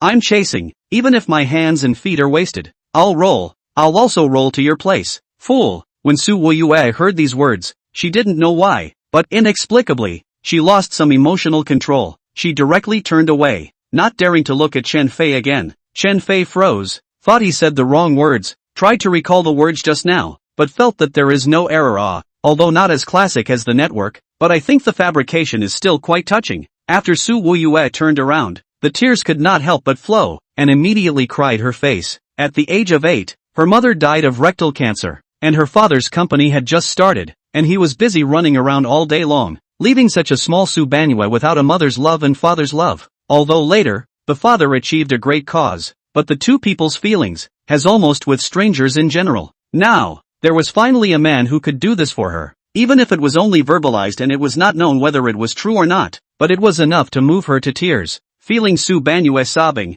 Chen Fei took a deep breath and slowly walked over, then gently nudged Su Banyue's shoulder and asked, "Hey, Su Banyue, I'm sorry I don't know where I did it wrong, you tell me, I'll change it, for sure." Hearing Chen Fei's words, even his hand began to raise in preparation to swear. Su Ruyue let out a pft and broke into laughter. Chen Fei was a bit puzzled. This chick would cry for a while and laugh for a while. What exactly did she want? Chen Fei, what you just said to me, did you mean it? Su Wuyue reconfirmed. Of course. Chen Fei nodded. Good. Then I, Su Banyue, have decided to give you a chance. If after a month, your performance passes, I will be your girlfriend. Su Banyue smiled and said, a month, that long? Chen Fei scratched his head. To hell with this. Inchworm, you don't want this opportunity, do you? Su Wuyue was a bit anxious. Why didn't this guy have any patience? Do you think that a beautiful woman is so easy to obtain? If this young lady gives other people a chance, not to mention a month, it is estimated that people will agree for 3 years. Su Yanyu muttered in her heart. Cough cough, fine, then 1 month. Although Chen Fei was a bit reluctant, a great beauty like Su Banyue was still worth waiting for. Listening to your tone, it seems like you're not too happy? Su Banyue was a bit unhappy. It's a bit, but, if we can give some benefits in advance, it's not impossible to become boyfriend and girlfriend later, Chen Fei said with a bad smile. Go to hell. Su Banyue blankly glanced at Chen Fei and said, alright, Don't think about so many unhealthy things. When you complete the test, there will naturally be all sorts of perks. And one more, I hope you'll pay attention in class in the future. No problem, Chen Fei directly agreed. Alright, here, Su Wuyue said, taking out a delicate little bottle from behind her, as well as a small packet of ointment. These are our ancestral medicinal wine. The injury on your wrist must be coated and sterilized. Don't get infected later. This is the ointment. 10 minutes after applying the medicinal wine, stick the ointment on it, and you'll be fine in 2 or 3 days, Su Yenyu explained. Chapter 37 The Smiling Xiaohai. Chen Fei was stunned, then reacted. But in all seriousness, the injuries on his wrists were nothing serious at all. Besides, he was now half a divine doctor. So where could these minor injuries be difficult for him? Only, this was a piece of Su Banyue's heart. So Chen Fei said, "Thank you Banyue, give me a kiss." After saying that, Chen Fei brought his mouth over. However, Su Banyue hastily avoided Chen Fei's sneak attack with a single mistake, and then scolded with a puff of air. "Humph, you're trying to take advantage of me right from the start, aren't you? Hey, can't help it." Chen Fei laughed bitterly. "Humph, then remember to be more restrained in the future," Su Wuyue said, turned around and took a step. "Well, it's so late, it's better to go back to the dormitory." "Ah, so late?" Chen Fei was greatly embarrassed. It was only 7:40, just after nightfall. This chick even said it was so late. What did she mean? Just when Chen Fei was lost in thought, Su Yenyu had already walked out a dozen meters, so he had to fart around and follow her up. Chen Fei saw Su Wuyue begin to accept him, hurriedly sprinted forward and followed her side by side. After walking a few steps, Chen Fei hesitated for a moment, and in the end, he still extended his hand out, wanting to hold Su Ruyu's hand, and Su Ruyue was also a bit shy, purposely shaking her hand, but then opening it again, allowing Chen Fei the opportunity to take advantage of it. However, just at this moment, suddenly a basketball whoosh flew over Chen Fei's quick eyes and hands. Fierce hand, the ball fell into his hands. Immediately after he looked toward the left direction, only to see a group of people, as many as 10, quickly surrounded over. At the head of the group was a man with long hair and yellow hair. This person looked small and handsome, wearing a set of Adi's sportswear. Chen Fei swept a glance. This person could be 1 meter 8. His lips were slightly thicker, and his outline was clear. The most distinctive thing is that this person looks like a smile, completely a modern version of the type of smile. This person was Lu Tiany's right-hand man, Xiaohai, also his second hitman. At this time, Chen Fei also noticed that apart from this stranger, there was another man who looked more arrogant. This man had dark skin, thick eyebrows and big eyes, and looked very cold, in stark contrast to Xiaohai on the side. This man's name was Yin, Xiaohai's buddy, the vice-captain of the senior primary basketball team. "You are Chen Fei?" Xiaohai still maintained that seemingly smiling countenance. "Who threw this ball?" Chen Fei didn't answer Xiaohai's words head-on, but asked directly in return. "It is really not long-sighted. Lousy is catching the opportunity to hold the hand of a beautiful woman. Let you this bunch of people stir up." Chen Fei cursed in his heart. It was the old man who threw it. What happened? Yin very arrogantly stood in front with a disdainful look on his face, because he could see that Chen Fei was nothing more than a brat who wasn't very strong, and compared to him, a physically stout gym student, he could him up with one hand. "Oh, not much." Chen Fei smiled faintly, and all of a sudden, threw the ball in his hand right in front of him. Bang! With a muffled sound, the ball just happened to hit Yin's face. After the guy was struck, he fell to the ground with a plop and fainted directly. The crowd was dumbfounded. They didn't expect that this guy, Chen Fei, would dare to someone over in front of so many of them. Also, how did this guy just do that? Yin was a senior sports student. That was an Iron Man who trained every day. But to be knocked out by a ball from such a short distance, it was unbelievable. Grass. The group of juniors at the back saw this. They were also furious, hurriedly shouting, ready to rush up. Snap. However, as soon as that person's words fell, he was turned around by Xiaohai and slapped a few times. That little brother was immediately stunned and confused, looking at Xiaohai with some aggression. Yet he dared to be angry but dared not speak. All ing shut up. Lao Zi is here. It's not your turn. Although Xiaohai was cursing, he still had a smile on his face. However, the more he did so, the more creepy it was. It was a little scary to look at. Chen Fei, indeed you have extraordinary skills. However, I would like to teach you a few moves. Xiaohai just wanted to make a move, but he heard a sentence from behind him. How can you use a bull's knife to kill a pig? Let me do it.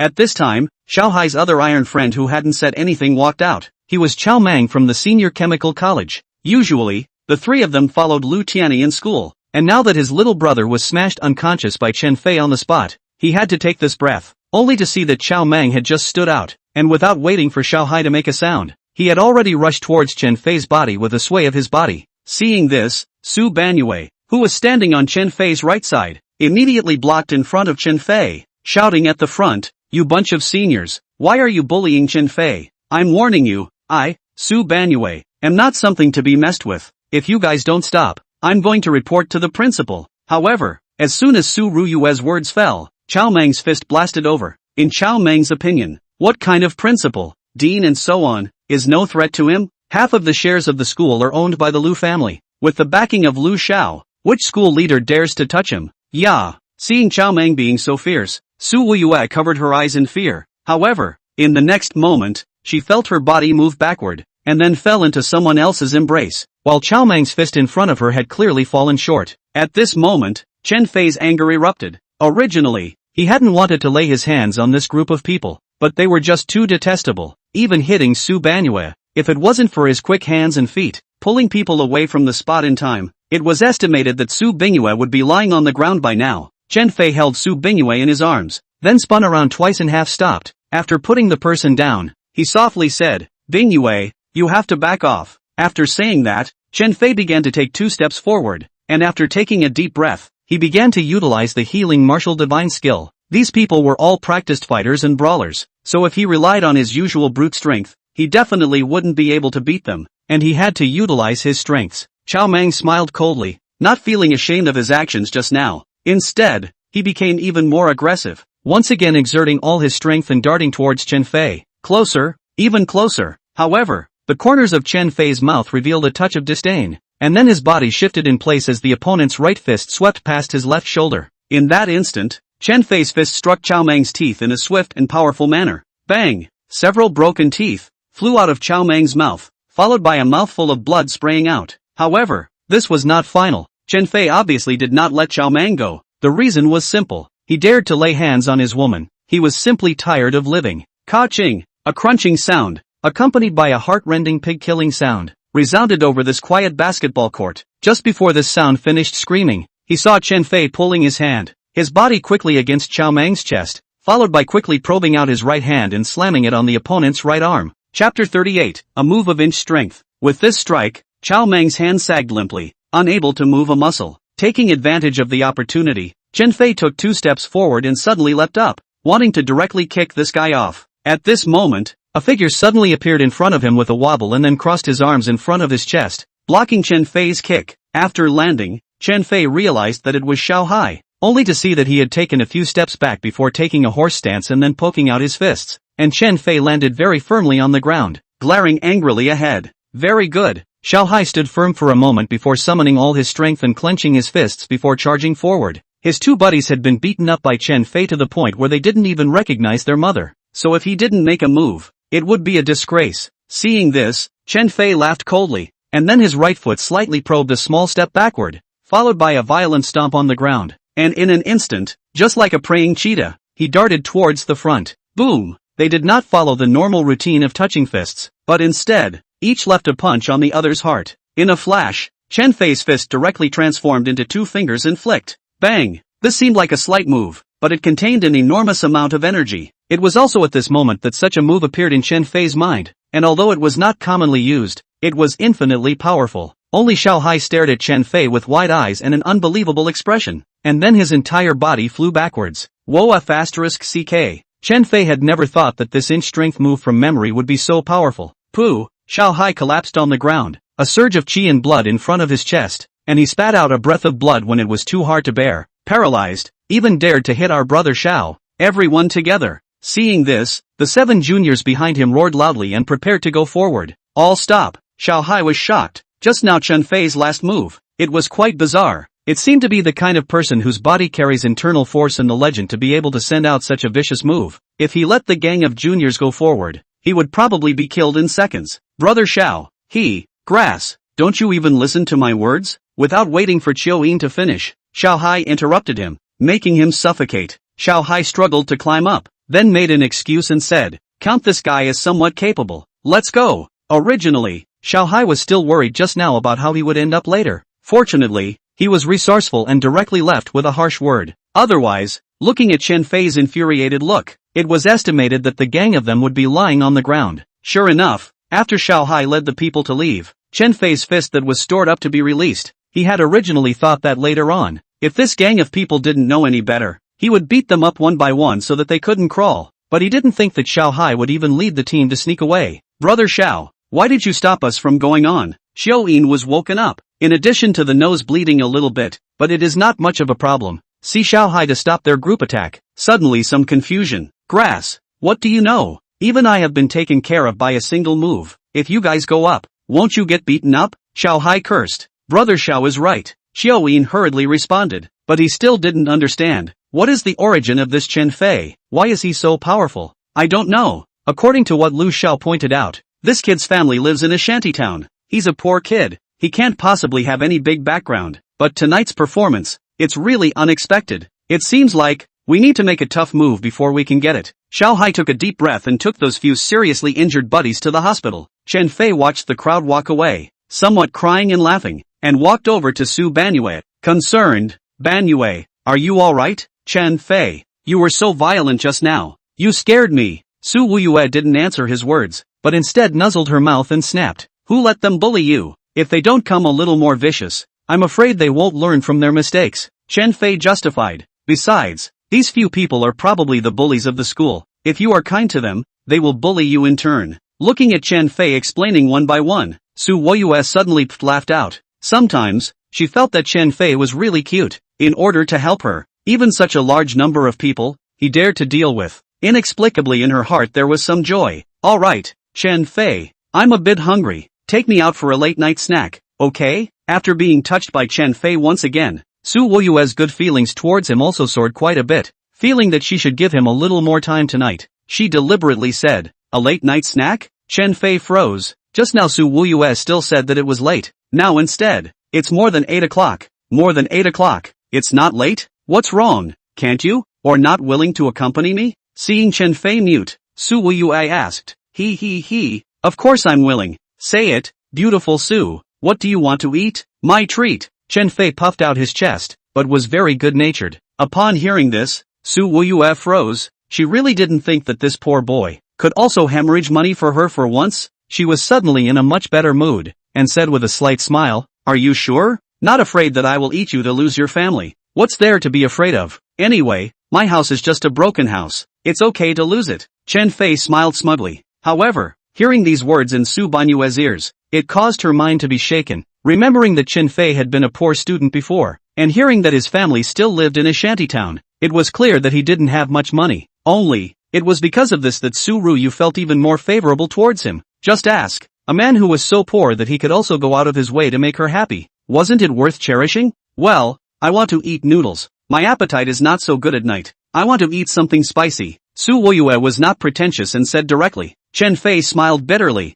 knowing that Su Wuyue was trying to save money for him, so he nodded his head. It was rare that this chick with a personality like an ice cube felt sorry for him. How could he not appreciate it? After walking for a short while, Chen Fei ran to the carport and pushed out Li Jiala's bike, saying, don't mind sitting in my convertible, right? Put. Seeing Chen Fei's bicycle, but being spoken of by him as if it was a sports car, Su Wuyue couldn't help but spurt out in laughter. However, in order to not let Chen Fei feel that he was despising him, she hurriedly spoke. It seems like there's no other choice. Don't worry, I'll work hard to make money and then buy a nice car so I can give you a ride later. Chen Fei originally had a car, Lu Tianyi's BMW. Take it and fix it for 100,000 or so. It can still be driven. Well, refuel. Su Wuyue surprisingly did not strike Chen Fei this time, but instead said a very inspiring word. Chen Fei glanced back and was inexplicably moved in his heart. Originally, he thought that Su Wuyue looked down on him, but now it seemed that he was still very hopeful. Chapter 39, Anomaly at the Ramen Restaurant. Chen Fei didn't make any pretense, and after glancing at Su Wuyue, he turned back and pedaled his bicycle hard. Less than 2 kilometers away from the main entrance of Sujian University, there was a food street, which was small but had a lot of foot traffic. The reason was simple, because everything here was full of ancient colors, and many of the old snacks still maintained their ancient flavor. This place also had a better name, Old Street. Chen Fei, let's eat at that ramen restaurant in front. I used to come here often to eat. It's more hygienic and the flavor is quite good. After arriving at the Old Street, Su Wuyue pointed at a store in front and suggested, fine, as long as you like it. Chen Fei was indifferent. Anyway, This time he was accompanying a beautiful woman out to eat, as long as she was happy. So, after Chen Fei locked the car, he walked into the store side by side with the beauty. This Lanzhou ramen restaurant wasn't very big, but business was very good, except for 2 empty tables. It was basically full. Chen Fei looked around. This place was quite unique. In front of the door was a yellow sand-paved floor, especially conspicuous. Chen Fei was a bit curious. If it rained, would anyone dare to come to this store? Both of you. In addition to ramen, there are many small categories of eating in our store. This is the menu, so take a look at it first. At this time, a young junior walked over and said politely, "Let's eat the signature ramen here." Su Woyue did not make any pretense and said directly, "I'll have one as well, but add an extra egg for me," Chen Fei said with a faint smile. The little brother nodded and turned around to walk inside. At this time, the remaining empty table next to him, 2 people also came. One of them was an old man, in his 60s or 70s. As for the other, it was a middle-aged man. Chen Fei intentionally or unintentionally glanced at the old man, and realized that the old man was imposing, and was clearly not an ordinary person. The shirt that this man was wearing was a red item from a brand store, with a high price tag. And what about the middle-aged man next to him? From the way he was dressed, he also appeared to be very honorable, unlike an ordinary person. But these 2 such special people, coming to this kind of small store to eat, really made Chen Fei a little puzzled. As Chen Fei thought in puzzlement, the little brother walked out and placed the things in front of the 2 of them separately, then said, "Please enjoy your meal," and hurriedly left. At this time, the egg in Chen Fei's bowl clamped up. Su Woyue thought that he was going to eat it, when she suddenly saw Chen Fei put the egg into her bowl. At this moment, she finally realized that this egg was not ordered by Chen Fei for himself, but for her. Alright, it's not good to be bullied by Zhu Wei during this period of time. See, you are emaciated a lot. Eat more to replenish your body. In the future, if Zhu Wei dares to bully you again, I won't be done with him, Chen Fei said, smiled at Su Banyue, lowered his head and started eating. Su Woyue wanted to say something. Facing this man, she always had too many surprises. In the past, she was not familiar with him, but she did not think that he had any merits. But now that the 2 of them had unintentionally intertwined their destinies, she realized that those so-called bad men in the past were just resisting in their hearts. Chen Fei could also be a good man. Thank you, although the voice was low and inaudible. But Chen Fei, with this sharp hearing, still heard it clearly. Doing something for someone you like. That's what you should do. Chen Fei looked up at Su Ruyue, his face falling slightly red. In the end, whether he accepted the inheritance or not, he was still an ordinary, real and incomparable young man. To say that he was purely affectionate did not count, but at least it was very deep. 15 minutes or so, the 2 of them finished the noodles. It was about 9 o'clock in the evening, not very late. Su Wuyue was a little reluctant to leave, planning to take a walk with Chen Fei later before going back. However, when they were about to leave, the old man and the middle-aged man stood up first. Only, just as they stepped out of the doorway, they saw 3 people rushing up, and these people were wearing masks. Originally, it was the night that they couldn't see too clearly, and now that those 3 men were wearing masks, it was even harder to recognize them. The middle-aged man saw the situation, hastily swung a fist, but never thought that the other side even brought along the electric baton. Not waiting for him to react, was poked by the electric baton in the waist pole. ZZ sound, the middle-aged man whole body convulsions, lying on the ground. However, the middle-aged man in the fall before, but also vigorously shouted, "Help save people." It is this sentence. The people in the store all looked over, but no one dared to act rashly. After all, these 3 masked men, very stout and athletic, who dares to go forward to meddle? Only, there was really a nosy person. That person was Chen Fei. When he accepted the white-clothed Taoist priest's contractual inheritance, the Taoist priest had said that this healing martial divine skill must punish the evil and promote the good, so that he could carry a wind of justice. So Chen Fei had kept in mind the old man's words, and it was also considered to be the best answer to this inheritance. Su Woyue had just reacted, when she saw a shadow rushing out with a clatter. Taking advantage of the color of the night, before the crowd could see it clearly, Chen Fei had already rushed over, and at the same time, the stone in his hand was also thrown out. At this time, the 2 men who grabbed the old man suddenly felt discomfort, followed by a pain in the shoulder, turned around to see, unexpectedly injured. Rub. The 2 men were astonished beyond measure.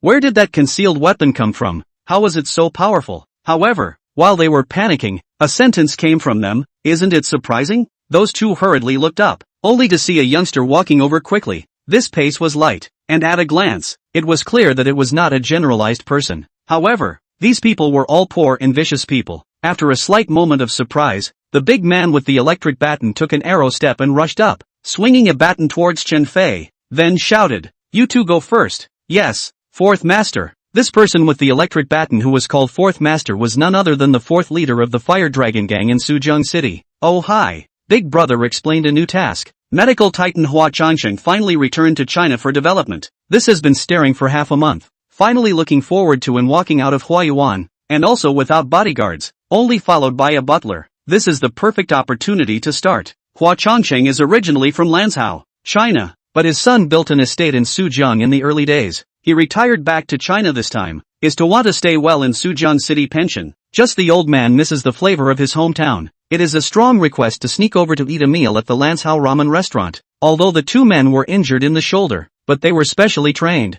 Those 2 stones did not affect them much. Less than a short while, the 2 men took the old man quickly into the car. Seeing this, Chen Fei was also a bit anxious, and hurriedly wanted to rush up, but saw that masked man, directly from his pocket pulled out an object, and then threw it on the ground. With a pop sound, smoke rolled out, obviously a smoke bomb. Asterisk asterisk asterisk asterisk. Even this kind of thing. Chen Fei was startled and hurriedly dodged away. Chapter 40, Saving a Life. When the smoke dissipated, the car in front roared for a while and quickly left. While Chen Fei was anxious, suddenly a shout came from behind him. "Little brother, these are my car keys." "It's the black one in front." Chen Fei turned around and looked. It turned out to be the middle-aged man beside the old man. Chen Fei immediately understood, and as soon as he took the keys, he quickly ran over, and after opening the door, he skillfully started the engine. Speaking of driving, Chen Fei had already taken a driver's license when he was in his 3rd year of high school, just that his family didn't have any money and never had the chance. But then he worked 2 summer jobs, specializing in driving deliveries, and after 2 months of Mercedes on the curved mountain roads, he had developed a good hand at driving. "Ban Yue, you wait for me here first." Chen Fei opened the car window and shouted at the ramen restaurant. "Got it. Be careful." Although Su Woyue was shocked by Chen Fei's actions, this guy was acting really handsome. If she hadn't personally seen what Chen Fei had done, she really wouldn't have believed it. It was really too awesome. Chen Fei did not delay, directly came to the spot, accelerated for a while, and suddenly the car flew out of the parking space, and then the mud and dust rolled. This car skills no one. Waiting for the dust to settle, the Mercedes-Benz car has disappeared. Not far away, came a burst of engine roar. Obviously Chen Fei has chased toward the front. Not far ahead, this kidnapping was supposed to be a success, but killing a Chang Baijin halfway made him unable to defend himself, and thankfully, Hua Changsheng was still captured by them. "Fourth master, are you alright?" The 2 Fire Dragon Gang brothers were concerned. "It's fine." Oh Hai looked at Chen Fei's masterpiece and gritted his teeth as he cursed. "The next time I meet this guy, I will definitely break his legs." The car was quiet for a while, when suddenly, one of his men called out, "Fourth master is in trouble. There's a black Mercedes behind us. It's been following us." "What?" Oh Hai froze and looked back. Sure enough, there was a black Mercedes. It was rapidly chasing after him, although he didn't know who it was, but seeing that he was in hot pursuit, he could conclude that he must have come to rescue the people. "Doggy, get rid of him." The person who was called Dogsy was Oh Hai's competent henchman, followed him around the world in his early years, and met in an underground racing together. The 2 of them had similar interests, so they came together. This dog's hands are average, but the car skills are first class. "No problem, don't worry." The dog is obviously self-confidence is bursting. Play force he may not be able to, but play car, he really did not lose. "Just see," the dog said, "directly will throttle a foot to the bottom." Car desperately roar for a while after, directly soared to the limit speed. Chen Fei drove the Mercedes-Benz, looked about to follow, but in a blink of an eye, saw the BMW car with a rocket like flying away. He was first stunned, and then coldly smiled, looked very calm. He had been in downtown Suzhou for 10 years. This area was called Yushan. There were a few sections of the mountain road that were incredibly curved, and the summer job he had taken before was running this route. There's a section of 5 consecutive bends ahead, another 100 meters, another section, another 50 meters, and Chen Fei was like memorizing a book. After running this section of the road for 2 consecutive months, he kind of wanted to vomit, but for the hell of it, he was so reckless at the moment. "Look at that car, it's been left far behind by us." The dog looked at the Mercedes behind him and smiled smugly, looking confident. Oh Hai nodded. Only, just before the first curve, the moment Oh Hai was about to turn, time seemed to stop. Suddenly a shadow like lightning, clattered with their car, wiped away. Fourth master, what was that just now?" The dog had an expression of disbelief. It was just too unbelievable. "Grass, it's that kid." "Dogsy, what are you doing?" Didn't you say that people can't overtake? Oh Hai was startled, then somewhat reproachfully scolded at the dog's mouth. Hurry up and focus on driving for me, always blowing awesome there. Not a bit of real skill. The dog was scolded without a bit of temper. Indeed, people had already caught up. It was useless for him to brag anymore. Fourth master. This guy is clearly a madman, cornering and accelerating, simply looking for death. The dog's heart was suffocating. He didn't mean to be caught up, but this kind of curve, he had to accelerate. Screw looking for death or not. I want you now. Immediately pass that guy for me. Oh Hai roared in exasperation. Okay, I'll be right there, the dog said, and was just about to accelerate, but realized that another curve was coming, and hastily slammed his foot on the brake again. Squeak! A sharp sound of brakes rang out, and the BMW unexpectedly stopped. Grass! Why are you stopping? Oh Hai almost mounted the windshield and angrily cursed. No, the curve ahead is too sharp. My car speed is too fast. I'm afraid of drifting out. The two sides are cliffs, in case we drift out, we'll be dead, the dog explained. Paralyzed? Useless thing. Still say what a great racer you are. Don't brag in front of me in the future,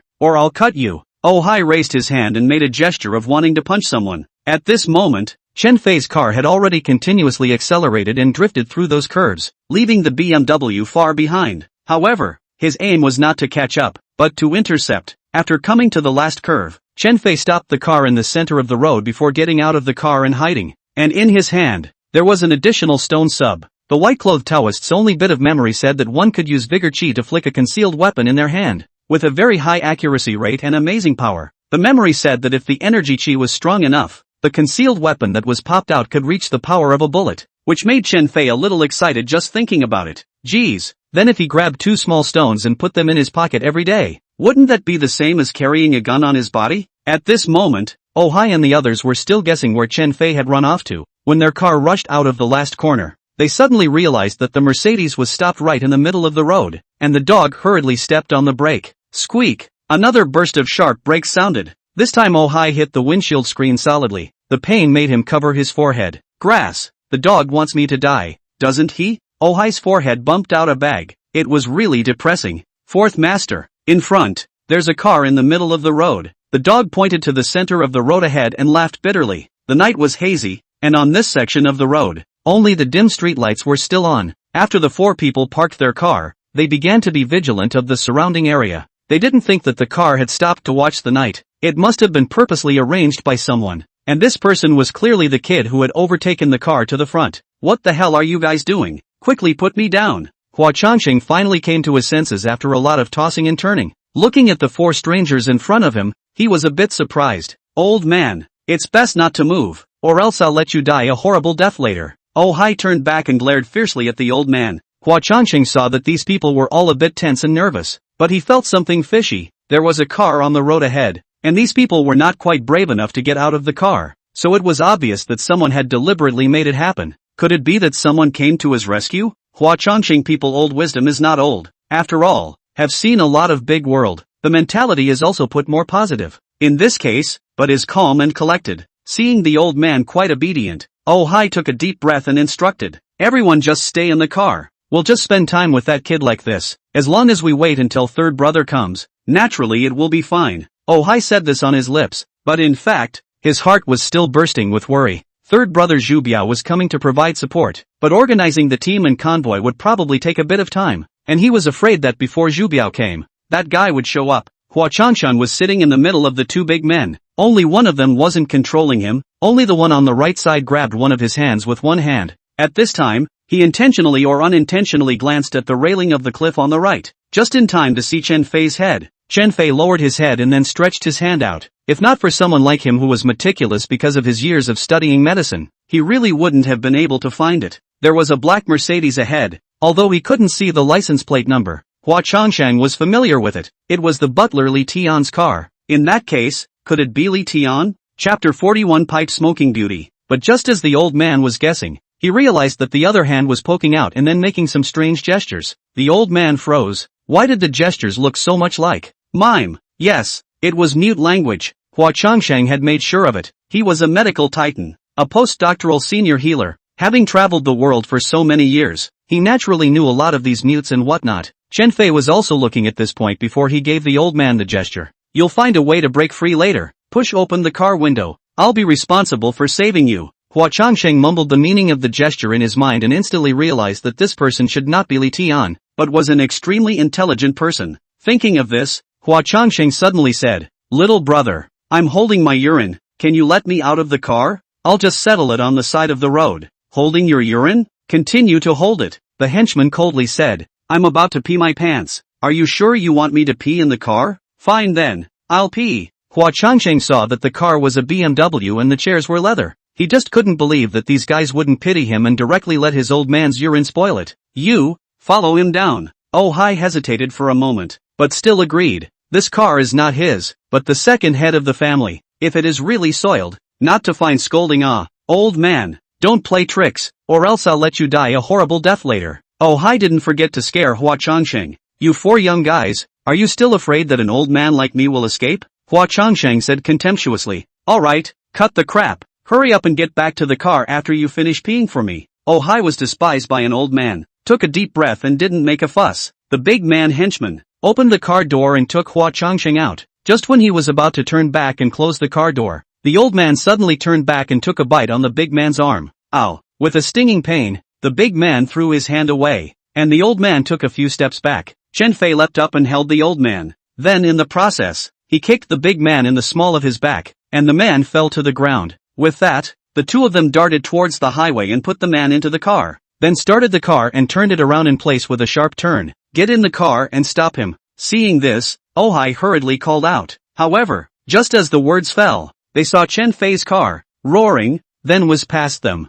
A few people hadn't even had time to get into the car yet, when they saw the car flying over. They were so scared that they directly jumped towards the side. Ow! Oh Hai jumped too quickly and directly hit a nearby rock. The pain made him want to curse. Chen Fei, who was in front, accelerated and drifted in all kinds of ways, and in less than 10 seconds, he disappeared into the line of sight of Oh Hai's gang. In about 15 minutes, the two once again returned to the front of that ramen restaurant. At this time, Su Ruyue and the middle-aged man were still waiting, and looked anxious, especially Su Banyue. Those men from the party, each one of them was tall and sturdy looking, and there were still guys in their hands. If Chen Fei went alone to save someone, could he save them? Although, Chen Fei's behavior in the past 2 days was abnormal, Su Banyue did not think that Chen Fei, a student, would be able to beat the 3 or 4 thugs. They're back. The middle-aged man recognized the black Mercedes at a glance. Upon hearing this, Su Ruyue raised her head and recognized Chen Fei through the windshield mirror, a sweet smile appearing on her face. After Chen Fei stopped the car,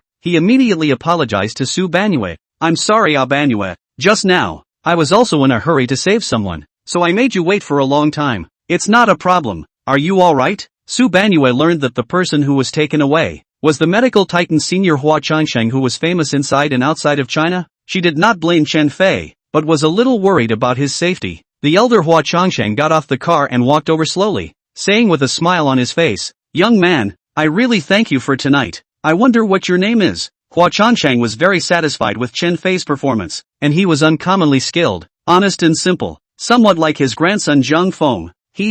My name is Chen Fei. Old man, you don't need to thank me. This kind of thing is what I should do. That gang is too arrogant. How dare they just arrest someone?" Chen Fei smiled, but was very modest, then asked, "Elderly man, what is your name then?" The old man's name is Hua Changsheng. His family lives in West City, Huayuan. "Really, thank you so much. It's not too safe here. Some other day you guys will go to my Huayuan. I'll be sure to entertain you." The old man knew that the gang would be coming after him soon, so he didn't dare to delay much. He had to leave immediately. Chen Fei knew what the old man meant and nodded. A few minutes later, the two gangs split into two. Chen Fei rode his bicycle to escort Su Woyue back to school, while the butler, Li Tian, drove his car and flew to Huayuan. This time, there was no need to worry, because he had called in advance, and the bodyguards of 5 cars had come to Huayuan, and they were rushing over. The two men's date tonight ended in a meal of noodles and a tug of war, and although it wasn't quite perfect for the love aspect, it was an unforgettable experience for the two men. Around 11 o'clock, Chen Fei sent the person back to the door of the dormitory, and only then did he return to the dormitory with peace of mind. There were no words for the night. The next day happened to be also a Monday. As usual, the morning of Sujian University is always so poetic. Chen Fei habitually ran 2 laps and came back to wash his face, changed his clothes and went to the classroom. There are 6 classes in the College of Computer Science. The sophomores still need to read in the morning. This is the rules of Sujian University. and morning reading position, basically are fixed. After all, inside put a lot of textbooks, cannot sit in people's position. To the door of the classroom, see people are not a lot. Chen Fei simply went to the corner of the corridor to light a cigarette and smoke up. However, just after smoking 2 mouthfuls, he heard a female voice coming from the back. This voice is not gentle, but also not strict force, a little strange. Subconsciously, Chen Fei turned his head, but the scene he saw made the cigarette he was holding in his mouth drop instantly. The reason was simple. Chen Fei was already dumbstruck at this point. Standing in front of him was a beautiful woman. To be exact, it is a mature and sexy beauty. She is wearing a white short-sleeved shirt. The lower body is a black short skirt, long and snow-white legs. Let a person look at the eyes somewhat reluctant to leave, especially in front of her. That white shirt was held up a section, appearing tension. And then look at the face of this beauty. Standard melon face, small mouth, eyes charming, high nose on a pair of black glasses without lenses. It seems to be with a decorative use. However, the beauty that was still quite handsome face suddenly became a few points of severity. In the future, not allowed to smoke in school. The toilet cannot. No, smoking is harmful to health, but also will endanger others. Chen Fei froze. Originally thought that the beauty to see him handsome over to accost it, but did not expect to speak with a senior like sentence with a lesson, and was not happy at the moment. Chapter 42 Vengeful. I say beautiful girl, you manage too many things, right? The whole school boys, no 70% smoking, there are also 50%, why do you want to manage me? Chen Fei disdainful smile, besides, smoking is harmful to health, marriage is still the tomb of love, is not still one after another before and after? Hearing Chen Fei's last sentence, the beauty was speechless. Cough cough, count your crooked reasoning is right, but I'm doing this for you, or listen yo. The beauty became gentle again for a few points. After all, although Chen Fei said so, but the cigarette has been thrown down, it is also considered to be obedient. As a teacher's, cannot be difficult for the students, is not it? Beauty, you look pretty, but I think you're still too nosy, making it look like my girlfriend. Chen Fei smiled faintly. No molesting teachers. Xingyan's pretty face was slightly angry. This student was also too naughty. What, teacher? Chen Fei froze. His throat rolled twice, seemingly remembering something. Last week the counselor said that her stomach was too big. She probably couldn't come this week, and said that there would be a new counselor to take over for them. Could it be that this beautiful woman is the new counselor? Thinking of this, Chen Fei was startled, and with a yelp, he directly rushed towards the classroom. Xingyan was also startled, but when she saw Chen Fei running his ass off, she instantly understood and covered her mouth in laughter. After Chen Fei ran back to the classroom, he saw that his deskmate Ren Hongyan had already come, and at her feet sat a black school bag, which Chen Fei knew must be money. What's the matter? Just saving that much today? This book bag was filled to the brim, at most $2 million.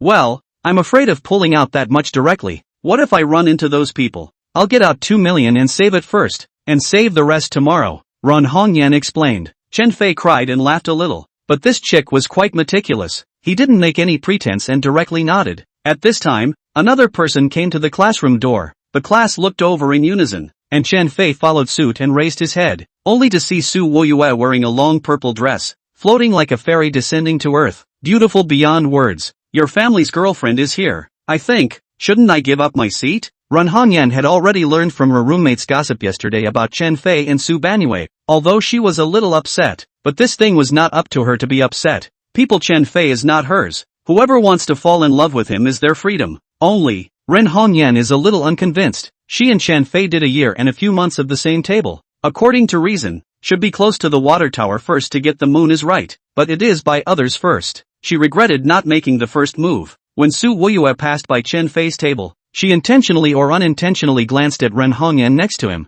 and immediately frowned. In the past, she hadn't been in a relationship with Chen Fei and didn't pay much attention to his surroundings, but now that she had carefully observed him, she realized that she was in danger of having a love rival. This Ren Hongyan was not only the beauty of the class, but also famous on the list of the top 10 beauties of Suzhou University, so she had to pay attention to it. Seeing Su Woyue looking at her, Ren Hongyan grinned and extended her hand to give her a greeting. However, Su Woyue ignored her. It was no wonder then, although Ren Hongyan was a top 10 beauty, she had acted like a bad woman before this, and when she heard that she often went out of the school at night, everyone thought that she was a woman of no account. However, Chen Fei knew that her badness was all because of something that happened at home. Su Ruyue's behavior, Chen Fei obviously also saw it. However, he just laughed bitterly. In the end, Ren Hongyan was just his deskmate and good friend. while Su Ruyue was the goddess he wanted to pursue. Seeing that Su Banyue did not greet herself, Chen Fei took a deep breath and prepared to have a chat with Ren Hongyan about going out to save money during study hall time later. But just as he turned back, he heard some noise in the classroom. Chen Fei looked up just in time to see Su Ruyue walking over holding a pile of books, and then turning to Ren Hongyan. He said, "Classmate Ren Hongyan, I would like to change places with you." This calmness contained a sense of dominance, and the dominance was laced with the slightest hint of threat. If it was in the past, Ren Hongyan would definitely open the door and not switch. However, at this time, Su Banyue was Chen Fei's quasi-girlfriend. How could she possibly make things difficult for Chen Fei? And after taking a deep breath, still with a smile on her face, she said, "Fine, it just so happens that I'm a bit myopic, so I'll go up a bit to see a bit more clearly." Ren Hongyan was obviously very resourceful, finding a step down on her own. "Classmate, I'll help you move it." Chen Fei just wanted to stand up when he heard Su Ruyue say, "Chen Fei, sit down." Hearing this, the entire classroom fell silent. Su Yue's domineering nature was unknown in the School of Computer Science. Having been enrolled for more than a year, no one knew about her family background, and every Thursday, she would go back. But strangely enough, except for Zhu Wei who dared to mess with her, there were many bullies in the school, but they didn't dare to hit her, which made a lot of people a bit puzzled. Gradually, everyone felt that Su Ruyue had a mysterious background and naturally did not dare to mess with her. Ren Hongyan still took a deep breath, barely squeezing out a smile, and said to Chen Fei, "It's fine, I'll just move it myself." Chen Fei was a bit embarrassed. On one side was the same table, on the other side was the goddess. This thing was really a dilemma. Fortunately, Ren Hongyan's things are not much, less than 2 minutes to move finished, and Su Banyue and Jiang Nan's help quickly moved things to this side. But Jiang Nan is a little reluctant. "Sister Banyue, you really see the color and forget your friends cast me aside, with that evil girl to sit together." Actually, Ren Hongyan, she is very, cough, Chen Fei, that remember to take good care of my family's sister Banyue. Jiang Nan saw that Chen Fei was about to praise Ren Hongyan and hurriedly coughed twice to remind him. Chen Fei was quick to react, directly closed his mouth, while Su Banyue was jealous. Fortunately Chen Fei didn't finish that sentence, or else he would probably be in trouble.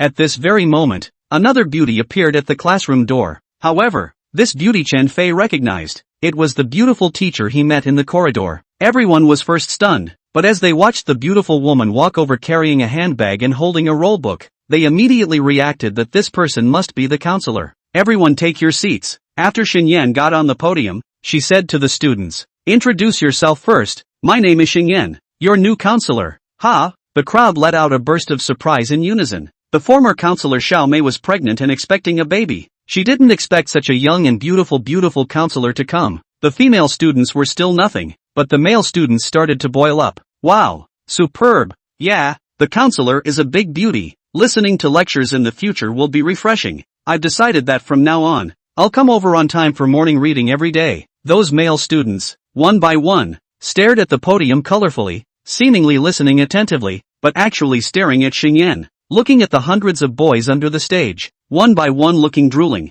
Xinyan coughed twice and said, "Well, your school committees and class presidents of each class come out for a while. I have something to set up. The others read in the morning on their own." After saying that, Xinyan walked out again. At this time, a few people followed and walked out, while Su Banyue also stood up. Only then did Chen Fei react. The other big beauty was the school committee of their class. "Remember to read seriously in the morning. No picking up girls." Su Banyue blankly glanced at Chen Fei and urged. Chen Fei was greatly embarrassed. In fact, to find a girlfriend in the class was tantamount to asking for suffering. In this way, in the future, if more beautiful women came, it seemed to have nothing to do with him. After Xinyan and Su Banyue went out, the classroom was quiet for a while and began to boil up again. If one could follow the discipline and sit quietly for morning reading, it wouldn't be much of a college student. At this moment, at Ren Hongyan's place in the front row, she had just sat down, holding an English textbook and reading there for a couple of times, when she saw a man walk over and say to Jiang Nan, who was next to Ren Hongyan,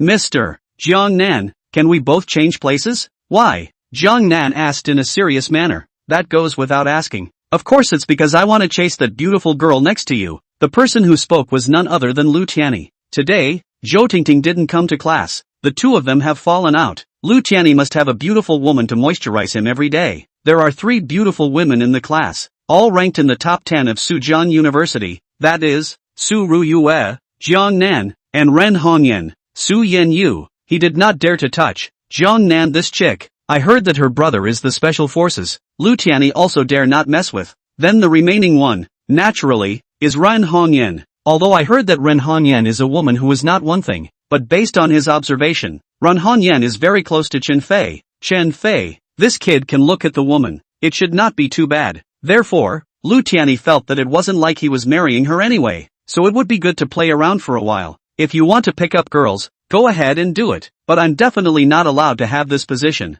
Jiang Nan's attitude was tough. Who in the school didn't know that she had a brother who was a special forces soldier? Last time that who bullied Jiang Nan just happened to run into her brother coming back from vacation, and directly broke one of his legs. Since then, no one dared to mess with Jiang Nan anymore. Jiang Nan, don't think I don't dare to move you. To be honest, I Lu Tianyi don't have anyone I don't dare to move. It's just that I don't want to cause trouble, Lu Tianyi said viciously. Che, just brag. My brother isn't here. You can say whatever you want. Jiang Nan directly poked and prodded. You what you? I won't let it. What can you do to me? Jiang Nan knew Lu Tianyi very well. This young Master Lu was afraid of softness. As long as he was strong enough, he wouldn't dare to do anything. At this time, the surrounding students looked over. Everyone cast a contemptuous gaze, thinking that Lu Tianyi only pretends to be a pussy. Not a little bit of courage. Jiang Nan was obviously also very proud, thinking in his heart that the youngest member of the Lu family was nothing more than a wimp. However, just at this moment, Lu Tianyi suddenly flared up, pointing at Jiang Nan and cursing. Jiang Nan, don't think that I'm afraid of you just because your brother is a soldier. Right, in fact, I've always disregarded him in my eyes. Hush. When Lu Tianyi said this, a sigh came from the surroundings. Lu Tianyi violently swept a glance towards the surroundings. Everyone was startled and hurriedly buried their heads to deliberately read. Just pretend for me. Jiang Nan obviously took Lu Tianyi's words as bull ***** and continued to read seriously. Ren Hongyan on the side obviously heard the argument between the two. This Lu Tianyi was actually interested in her, which made her a little worried. Jiang Nan, I'll give you one more chance. Hurry up and give up your seat. Otherwise don't blame me for not being polite. Chapter 43, Jiang Nan was slapped in the face. You're not polite? Come on, try moving me if you dare. Jiang Nan was also a little angry. This guy is really enough of a rascal. People don't change their position and still can't? Pa! Just as soon as Jiang Nan's words fell, Lu Tianyi slapped Jiang Nan's face. Lu Tianyi, you asshole. Jiang Nan was a girl. Of course she wouldn't fight with a boy. Tears streaming down her face. Hearing the sound of the slap, Chen Fei turned around and was a bit infuriated. Jiang Nan was Su Banyue's bosom friend. Su Banyue was his quasi-girlfriend. That was also quite his good friend. This favor, Chen Fei must help. However, when Chen Fei just wanted to stand up, suddenly a person rushed in from the doorway. This person was obviously Xingyan. Lu Tianyi, right. You come out here. Just now, a class stem went out to reflect. Xingyan was obviously very angry. To make trouble on her first day on the job. That guy really didn't want to live. Oh, Lu Tianyi muttered indifferently and followed him out, leaving only Jiang Nan lying there on the stage. Hey, does it still hurt? Ren Hongyan asked with some concern. Don't be hypocritical. It's all because of you. Otherwise Lu Tianyi wouldn't have switched places with me. Jiang Nan unexpectedly turned the blame onto Ren Hongyan. Ren Hongyan was really depressed as her good intentions were treated like a donkey's liver and lungs. Chen Fei in the back 3 rows purposely listened, and the two men's words fell into his ears without a single word. Chen Fei thought about it and sent a text message to Ren Hongyan. Hongyan, there may be a misunderstanding between you guys. Don't feel bad. I will find a way to dissolve the misunderstanding. Ren Hongyan quickly sent him back. It's fine. 5 minutes later, Lu Tianyi returned to Jiang Nan's position in front of the crowd. Originally everyone thought that the two would continue to tear each other apart, but they didn't expect Lu Tianyi to suddenly say, I'm sorry Jiang Nan, it's all my fault, it's me being too much of a scoundrel, I'll make amends to you. After saying that, Lu Tianyi even palmed his own mouth. This scene, watching the whole class were dumbfounded. This Lu Tianyi is so unselfish, one of the 4th bullies of Suzhou University. After Zhu Wei, now he even palms his own mouth to apologize. This is something unprecedented. Alright, Lu Tianyi. No bullying in the class in the future. If I see it again, it won't be that easy. Xingyan's words, in the eyes of the other students, were at most a warning. However, in Lu Tianyi's heart, it was a threat. Okay, I won't even dare to do so in the future. Lu Tianyi was surprisingly obedient, hurriedly returned to his position. The junior Zhou Ding next to him was also a bit puzzled. He rarely saw Lu Xiao lower his voice like this. Even in front of the principal, he was able to swing his legs. Why was he so meek when he encountered this new counselor?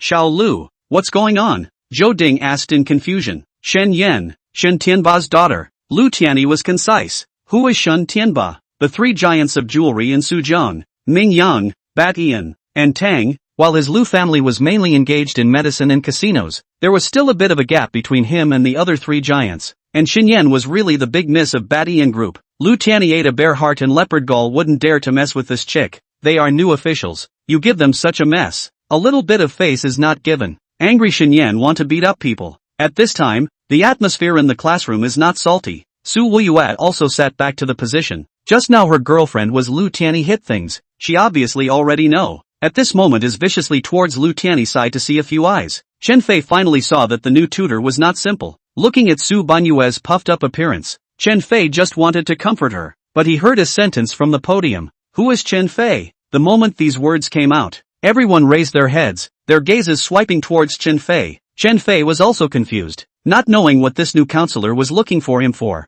According to reason, although he was the poor student in the class, he was not the only poor student. There was no need to call him for questioning. Then, Chen Fei thought of Su Banyue. Didn't this chick just go out? Could it be that she had brought it up so that the counselor would pay attention to him? Seeing Chen Fei's puzzled look, Su Banyue shook her head instead. I'm asking, who is Chen Fei? We don't have this person in any of the several computer classes? Xinyan asked again. Chen Fei, the teacher is calling you. Why don't you stand up? Seeing Chen Fei's dumbfounded face, Su Weiyue hurriedly pushed him. Only then did Chen Fei react, whooshed and stood up, saying, here. At this time, Shen Yan looked over, fixed his eyes. It turned out to be the guy who smoked in the corridor and had a good reason. Lost in thought for a while, Shen Yan continued, waiting for the next morning reading class. Go to my office, the third floor of the comprehensive building 308. Oh, good. Chen Fei didn't know what the counselor was calling him for, but out of respect, he still answered. After waiting for Shen Yan to leave, Su Nanyue suspiciously glanced at Chen Fei and asked, does Ms. Shen Yan know you? No. Chen Fei smiled bitterly. If he had to say he knew her, it would be when he was caught smoking in the corridor. But that chick didn't even know her name was Chen Fei and the way the two of them looked at each other just now, it was clear that she was completely surprised. Oh well, I guess the former counselor explained you. You still have to be mentally prepared. You might need a bout of training. Su Yan, you bloated. Chen Fei was speechless for a while. The morning reading time was not long, not a short while after class. Chen Fei answered the appointment to go to the counselor's office. When she passed by Ren Hongyan's position, she estimated to glance at Chen Fei. Chen Fei obviously understood and nodded, indicating that the two people's agreement remained unchanged. Fortunately, this scene was not seen by Su Banyue. Otherwise, this little jealous woman would be jealous again. Without delay, Chen Fei arrived at the counselor's office in a flash. Possibly because of Xinyan's special status, the office she was in, she was the only one. Therefore, Chen Fei knocked on the door when he reached it. Come in, the door is unlocked. Xinyan's voice came from the office,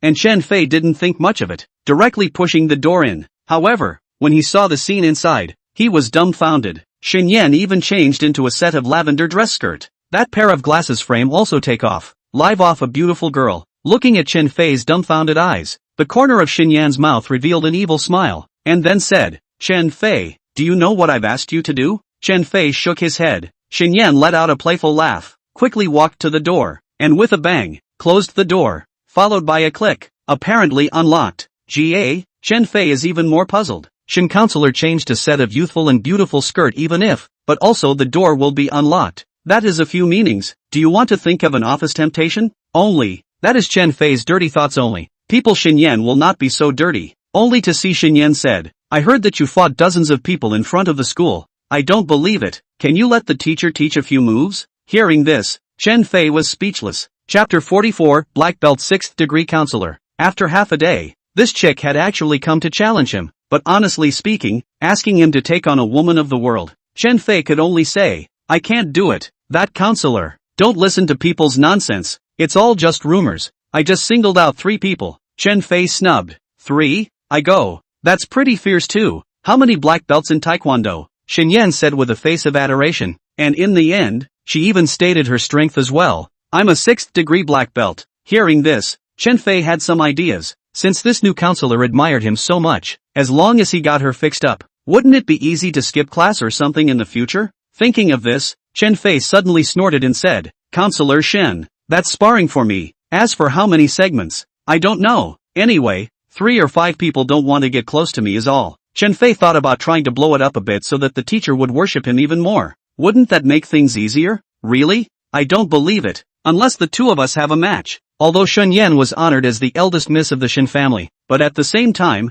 she was also a militant spirit. Since she was young, she liked to watch martial arts movies, and later on, she even enrolled in taekwondo on purpose, so she was a little successful in martial arts. Counselor, you're dressed like this. Sure you want to compete? Chen Fei was indifferent. Anyway, this counselor was a big beauty, and was willing to stay with her for a while longer. But this chick was wearing such a super short skirt. Later on, Chen Fei would get a nosebleed while fighting. This is what you don't understand. Wearing it like this will allow you boys to be distracted. If you don't have enough stamina and get distracted and get defeated by me, it's your cultivation that's not enough. Willing to gamble to lose. Xin Yan's explanation left Chen Fei a little shocked. This ing can also? Alright, since other beauties didn't mind. Of course Chen Fei wouldn't get entangled. It wasn't him who was exposed anyway. The two had just stopped talking. Xin Yan entered the state in a second, which made Chen Fei a little surprised. It seemed that this chick was a professional. Duh. After Xin Yan took a deep breath, she suddenly rushed towards Chen Fei, lifting her leg and slashing over. The move was swift and fierce. Chen Fei hastily dodged. Xin Yan's leg fell short,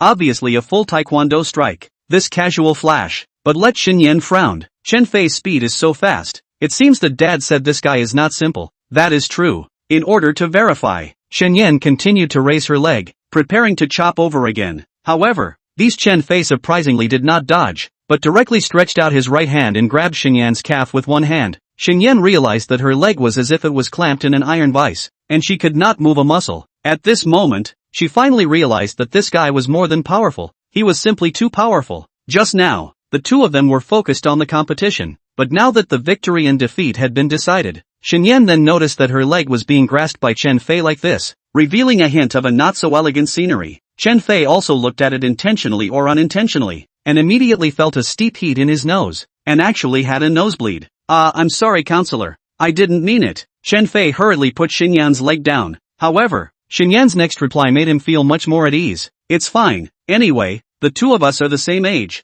Hearing this, Chen Fei was a bit shy, thinking to himself, are girls nowadays so open? Being seen by a boy like this, and still so calm. Well, this time I called you over. There's actually one more thing. It's the matter of you smoking in the corridor. I have to punish you a little bit so that you know to repent. Xin Yan's voice changed and said, Counselor, I think you're being unkind. There are thousands of boys in the whole school, and many of them smoke, but I'm the only one who bumped into you. Xin Yan smiled smugly. Don't give me some nonsense. Just say it directly. Will you accept the punishment? Chen Fei took a deep breath. He realized that this counselor was a bit of a tease. Thus, he nodded his head. Originally, Chen Fei thought how Xin Yan would punish him harshly, but in the next moment, he heard Xin Yan say, see a locker over there? Back to the counselor. My eyes are not blind. Chen Fei's reply was simple and concise. Okay, then please listen to the question. Shen Yan continued. I've kept a total of 3 pieces of intimate inner on this side of the office. What color do you guess the one inside is now?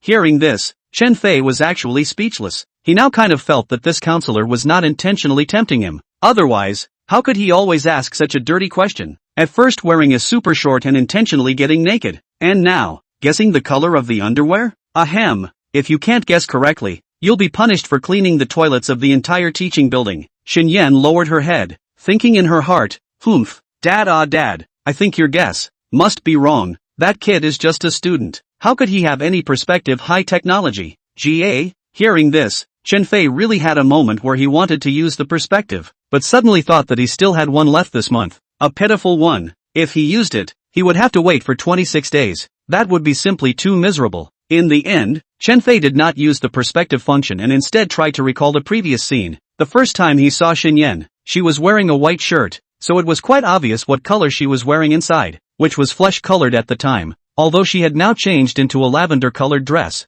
When the two of them fought just now, Chen Fei had seen for such a second that the fitted inside she wore in front was red. According to her ex-girlfriend Zhou Tingting's dressing habits, girls mostly just buy red, black, flesh-colored, and pale pink, the 4 colors of the intimate apparel. After excluding those 2, there were still the last 2 left. One was black, and the other was light pink. Counselor, can I ask you a question? Chen Fei suddenly asked. Yes. Xin Yan froze and said indifferently, do you like the night, or the day? Honestly, like the daytime. After all, the daytime is full of light. Xin Yan said truthfully. Well, I've already guessed that the bodysuit inside the cabinet is light pink, Chen Fei said bluntly. Scratch that. Xin Yan couldn't help but burst out a foul-mouthed sentence, then felt that she was being too rude and hastily put her emotions away, pretending to be serious. Alright, counting on you. You can go now.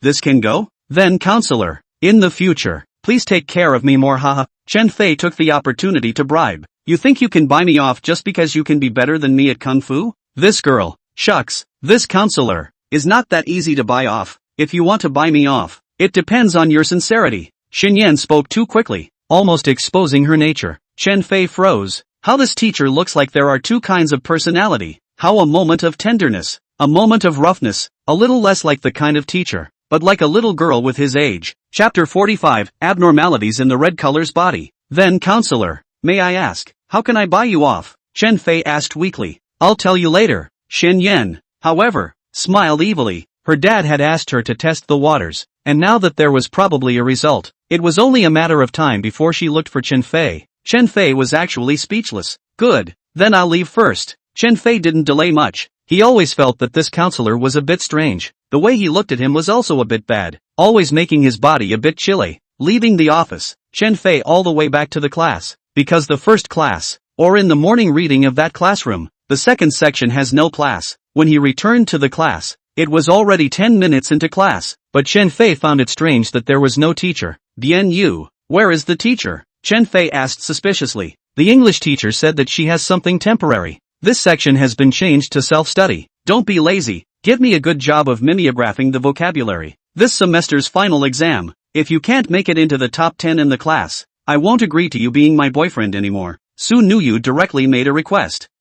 No way. Didn't you say it properly before on the sports field? How come the conditions have changed again now? Chen Fei was somewhat puzzled. Can't the conditions be changed temporarily? Su Wuyu smiled smugly. Chen Fei didn't have any temper at all. Who let him like people? They just said that they wanted to pass the test. As for the test time, it could really be changed. There was nothing wrong with that. Alright, Chen Fei muttered, and then his eyes turned, saying, Su Wuyu, this time it was you who said that as long as I take the final exam, and my total score is ranked in the top 10 in the class, you will agree to be my girlfriend? At this time, Chen Fei purposely raised his voice by a few decibels so that the surrounding students could hear him. Sure enough, a few of the surrounding classmates looked up and were somewhat surprised, but when they saw Su Wuyu really glaring at them, they immediately lowered their heads again. Chen Fei, you're doing it on purpose. Can you die if you keep your voice down? Su Wuyu scolded. I can't help it. My voice is that loud. This time it was Chen Fei's turn to be pleased. Su Wuyu was so angry that she nuzzled her mouth, but she didn't dwell on it and buried her head in her book. The classroom is very quiet. Everyone seems to be very serious. Look. In fact, there are many people who play with their cell phones. However, in this quiet atmosphere, suddenly a disproportionate voice rang out. Egu. At first, everyone was unimpressed, thinking that it was some classmate playing a prank.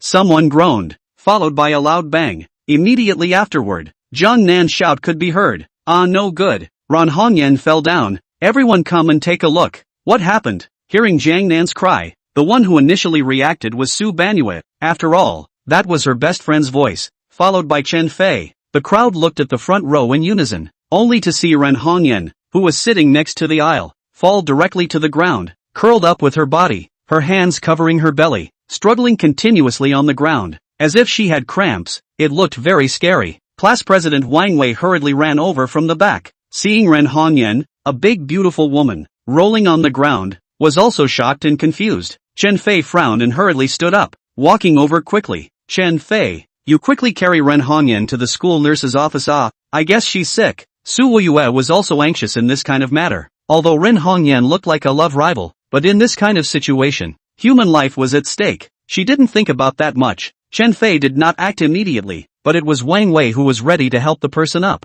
Pain. However, right at this moment, Ran Hongyan suddenly shouted twice, followed by her face turning pale, and her body was spasming. Seeing this, Chen Fei knew that something was wrong and hurriedly said, Class President, let go, don't move. Chen Fei, what do you know? At this time, it's best to send the person to the school nurse's office and let the doctor look at them. Asterisk.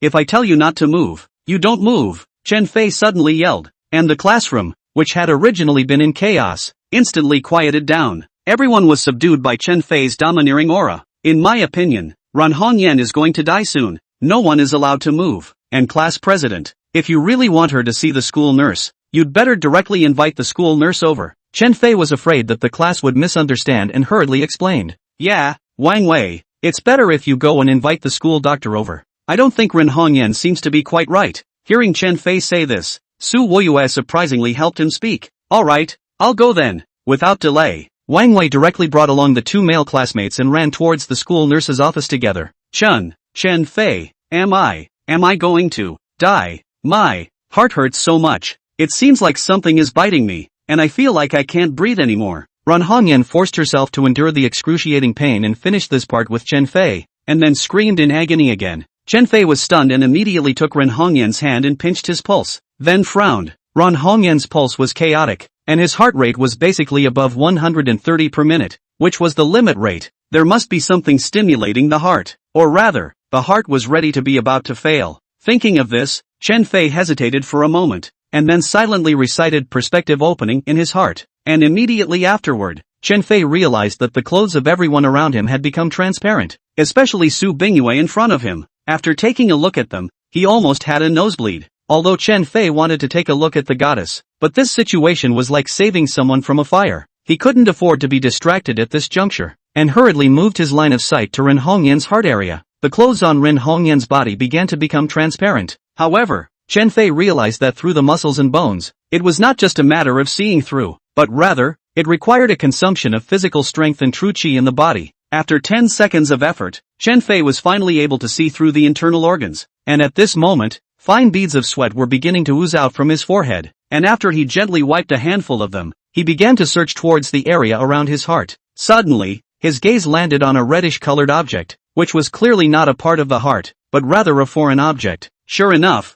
this thing could actually move, and the reason the body was red was because it had absorbed a large amount of blood. Wipe! Chen Fei was shocked when he saw this thing. He had never seen this kind of thing before. It could actually drill into someone's body and was still sucking blood. There was a lot of blood in the body, but the heart was a blood supply pump. If the blood supply pump was being sucked non-stop, it would be a heart deactivation. And then looking at Ren Hongyan's physical condition, it was estimated that it wouldn't be long before she would die due to shock from the lack of blood supply. It was the same principle as hemorrhage. After thinking about it, Chen Fei felt that he had to get rid of that thing inside. Otherwise Ren Hongyan would definitely die. After all, even if the school doctor came over, there was nothing that could be done, unless this would be right in the hospital, and those powerful physicians would immediately start the surgery to take that thing out. Chapter 46 Chen Fei under the needle. But then again, not to mention the fact that going to the hospital had to go through a series of cumbersome procedures before entering the operating room. The ambulance alone had to take nearly half an hour for a round trip,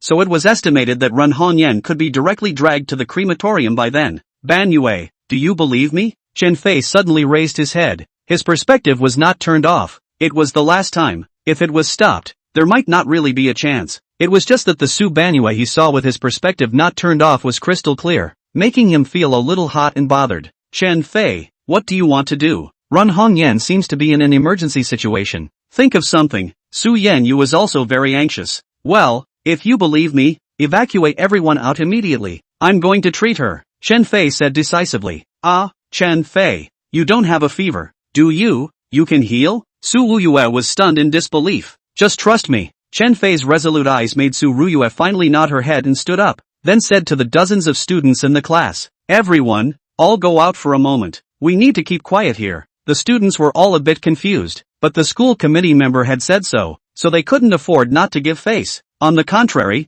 it was Lu Tianyi who said somewhat playfully, classmate Chen Fei, don't tell me that you can cure Ren Hongyan's disease? Lu Tianyi, no one will take you for a mute if you don't speak. Chen Fei angrily scolded. You, Lu Tianyi, get out. Su Wuyue saw that all her classmates had gone out, but this kid was still here gloating. Lu Tianyi just wanted to say something, saw a dozen male classmates beside him looking over, each wanting to beat someone up. Then he took a deep breath and said, Shay, I'll just watch you pretend. When you get someone killed, you'll know you're wrong. Forced by the pressure, Lu Tianyi could only pretend while walking out of the classroom door. After Su Wuyue and Jiang Nan closed the door behind them, they walked to where they were. Chen Fei looked around. Their position was just enough to block the line of sight of the others looking out of the window. After hesitating for a moment, Seeing that Su Banyue and Jiang Nan were both his friends, he pulled out a needle bag from his pocket. With that, Chen Fei quickly spread out the needle bag, showing everyone a row of shiny silver needles. Beside them, Su Banyue and Jiang Nan stared wide-eyed,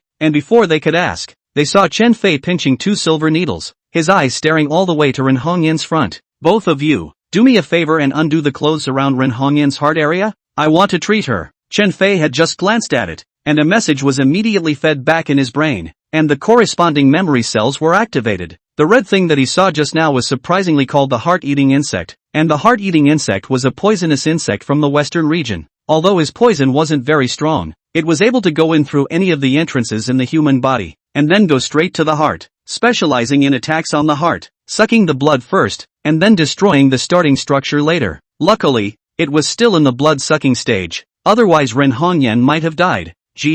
Strip. Hearing Chen Fei's request, the 2 women's faces whooshed and turned half red. Ren Hongyan was a big beauty, in front of Chen Fei, a big man. Was this good? Of course, otherwise my silver needles won't be able to stab down accurately. Ren Hongyan will probably die in less than half an hour. Do you guys want to see her die? Or undress her? Chen Fei cried and laughed a little. If he wanted to see Ren Hongyan's body, did he still need to undress it? He could see it right now. He was a perspective eye. However, he was now fully acting as a doctor. Ren Hongyan was his patient, and the only thing he wanted to do right now was to get rid of that heart-eating worm. In that memory of the white-clothed Taoist priest, there was no need for surgery. Just directly use 2 silver needles to penetrate the muscle and stab the heart-eating worm to death. However, there was a technical difficulty, and that was that the target had to be accurately stabbed, and it had to pass through the gaps in the skeleton. Otherwise, if it was stabbed on the bones, not only would it not be able to stab the heart-eating insect, but there could also be a breakage of the needles, and once the broken needles were left in the heart area,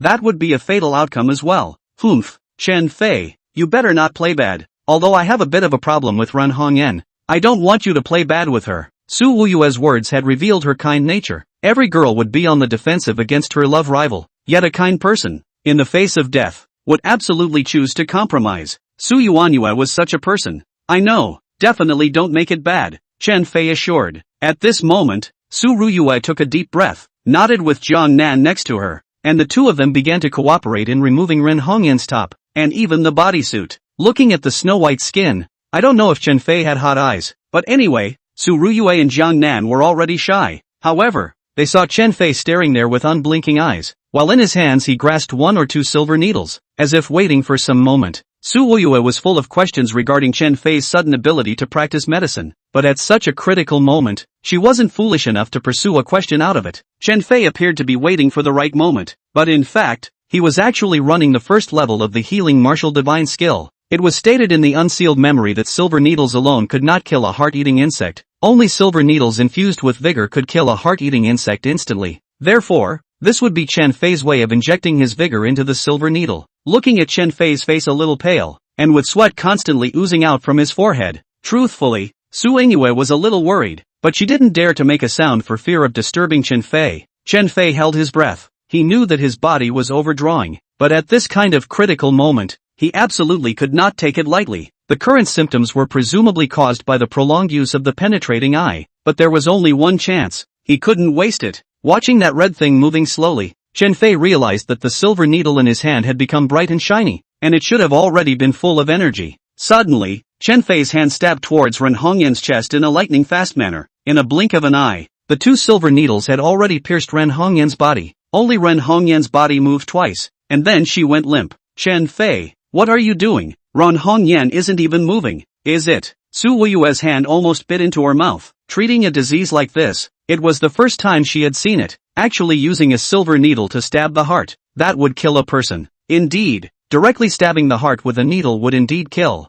but it depends on how you stab it. Stabbing a needle may not necessarily pierce the heart. Just like Chen Fei just now, he had the measure, just passing through the muscle and bone gaps, and even avoided the important capillaries and meridians, and directly stabbed both needles at the same time in the heart-eating insect. Faced with Su Wuyue's surprise, Chen Fei did not have time to reply, because Chen Fei could see that the heart-eating insect was like a balloon, directly bursting under the effect of the silver needles filled with powerful qi, its body directly melting into a small puddle of water. Cough! Ren Hongyan coughed fiercely, and suddenly a breath of blood spurted out. Obviously it was the blood that had accumulated in her heart just now when it was damaged by the heart-eating insect, and under the effect of the powerful qi, it was directly forced out. Chapter 47, The Origin of the Heart-Eating Worm. Ran Hongyan, are you alright? Su Wuyue was startled, but Rin Hongyan was her classmate after all, and at a time like this, she still bravely asked. Suddenly I feel comfortable. It doesn't hurt anymore. Ran Hongyan frowned and suddenly smiled.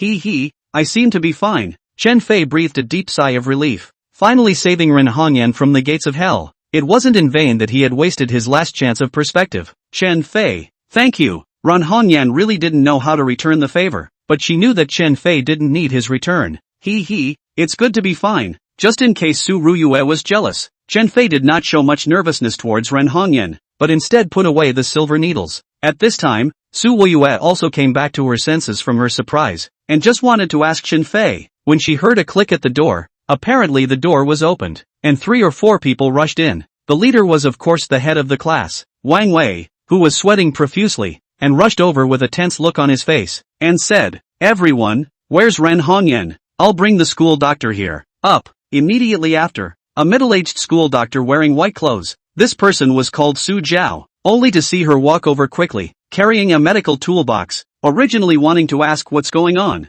but seeing that Ren Hongyan was unkempt, she hurriedly reminded, "Ahem, this student, please put your clothes in order." Hearing the female school nurse say this, Ren Hongyan then reacted. Looking down, her pretty face whooshed red. Just now after Chen Fei finished operating on her, she also forgot to straighten her clothes. After Rin Hongyan fastened the buttons of her clothes quickly, it was only then that class president Wang Wei reacted and said in surprise, "Ran Hongyan, are you better?" "Aha, well, Chen Fei cured it," Ran Hongyan said truthfully. Chen Fei was greatly embarrassed. He forgot to tell these chicks, never say him, otherwise there might be troublesome things. Sure enough, the middle-aged female school nurse turned her face to Chen Fei, and after sizing him up for a moment, she then asked with some disbelief, "Did you cure her?" "Listening to your class president, it seems to be very serious. It might be a myocardial infarction or something. Do you know how to cure it?" Don't know much, just blindly." Chen Fei refused to tell the truth. "Humph, you still know how to fool around? May I ask how you fooled around?" The school doctor was obviously angry. That class president described it so horribly, and she didn't know if it was true or not. She always felt that she was being fooled by these guys working together. "School doctor, Chen Fei seems to know acupuncture." He was holding 2 silver needles and gave Rin Hongyan a few stabs, and Rin Hongyan miraculously recovered. Su Wuyue saw that the school doctor was going to target Chen Fei. How could she as a prospective girlfriend stand by and hastily help explain? The school doctor other people don't know, but Su Banyue still know. After all, is the first school flower of Sujian University. When she heard Su Banyue help to plead for mercy, then she took a deep breath. Her attitude was also respectful for a few minutes. Said, "It's not that I'm talking about you, classmate. Don't think that if you can do a little bit of traditional Chinese medicine and acupuncture, you'll just make it up. It could be a life-threatening thing to mess it up." "School doctor, I know I'm wrong. I won't dare to do it again." Chen Fei didn't want to pretend in front of his elders, nor did he want too many people to know that he was skilled in medicine, and he didn't want other people to know the truth. After all, ordinary people couldn't even see the heart-eating worm lying on the heart. Seeing Chen Fei's repentance, the school doctor did not say much and said, "All right, this female student, if you are not at ease, I suggest you go to the hospital for a checkup to prevent any further accidents in the future." In the school doctor's opinion, there is no big thing happened. It is this group of students just fooling around. If it is true that the students have a myocardial infarction, based on this guy a couple of silver needles zapped twice and it's fine? Simply joking. "Aha, thank you doctor." Ran Hongyan obviously patiently accepted the school doctor's offer. A few minutes later, the classroom was calm again, and until the first class of the morning was over, the atmosphere inside was still salty. Su Wuyue was a bit torn at the moment. After all, when Chen Fei helped Ren Hongyan heal her, he had obviously already looked at Ren Hongyan's body. This, although at that time, Chen Fei said that it was just a relationship between a doctor and a patient. But if you think about it, why did Ren Hongyan have so much trust in Chen Fei? If it was any other man, he probably wouldn't have let him do it. One class quickly passed. The next section was no class. Su Wuyue went back to the dormitory directly with Zhang Nan after class. Chen Fei did not ask Su Wuyue out. After all, the two were only superficially a couple right now. But Chen Fei understood that Su Wuyue was also just having a crush on him. When it came to love, it was estimated that it was not there yet. "Chen Fei, are we getting ready to go out for a trip to the bank?" After waiting for all of his classmates to leave, Ran Hongyan carried her bag and turned towards the back row. Chen Fei hesitated for a moment. Ran Hongyan had just recovered. It was better not to walk around casually, although he had already determined that the heart-eating insects had been gotten rid of. He could not be sure if there were any other abnormalities in Ran Hongyan's body. After thinking about it, Chen Fei said, "Hongyan, let's not go today. What happened to you just now was too sudden, and I don't know how the bugs came." "Bugs?" Upon hearing this, Ran Hongyan froze, then asked, "What kind of bugs? Don't scare me, Hongyan, I won't hide it from you. The reason why you had that horrible symptom before was because your heart was caused by a heart-eating bug sucking blood," Chen Fei said truthfully. "A heart-eating insect? What the hell? How did I get this kind of thing in my body?" Ran Hongyan, you were clearly surprised. "That's what I want to know. However, it shouldn't be in the classroom. A poisonous insect like the heart-eating insect has a body that can be described as translucent, flexible in its movements but slow in its movement, so I've concluded that you should have been entered by a poisonous insect before. As for where it entered from, Chen Fei didn't explain that clearly. After all, that was too disgusting." Hearing Chen Fei's words, Ran Hongyan sucked in her breath. This was just too unbelievable. If it was really as Chen Fei said, this poisonous insect had entered her body before, then when exactly did it enter? And where did it enter? Chen Fei, then isn't it still dangerous for me now? If those insects are still in places I don't know about and I'm in contact with them every day, then sooner or later, what just happened will happen again. Wouldn't that be too terrifying? Ran Hongyan thought carefully. Let me think. Chen Fei did not know how to decide for a while. Suddenly, Chen Fei thought of one thing, and that was that from the night before until yesterday afternoon, Chen Fei had been with Ran Hongyan, and the two of them had stayed in the same place. So if there were really poisonous insects, then it should be that he would have them as well. The only thing he didn't understand was that the section from yesterday afternoon to this morning, Chen Fei hadn't been with Ran Hongyan, so Chen Fei asked, "Hongyan, did you go out yesterday afternoon or evening?" "No, even the dinner was packed for me by my roommate Sun Hong, but I listened to you and didn't move an inch from the dormitory," Ran Hongyan said. Chapter 48 Entering Fame Jewelry. Packing? Hearing Ran Hongyan's words, Chen Fei's brows furrowed. He guessed that the problem was here. If there was a problem in Ran Hongyan's dormitory, then it should be that none of their dormitory members could escape. But if the problem was in this packaged meal, then that would be different. "Hongyan, how is Sun Hong's relationship with you?" Chen Fei asked again. As soon as these words came out, Ran Hongyan understood what Chen Fei meant. He wouldn't ask about their roommate's relationship for no reason.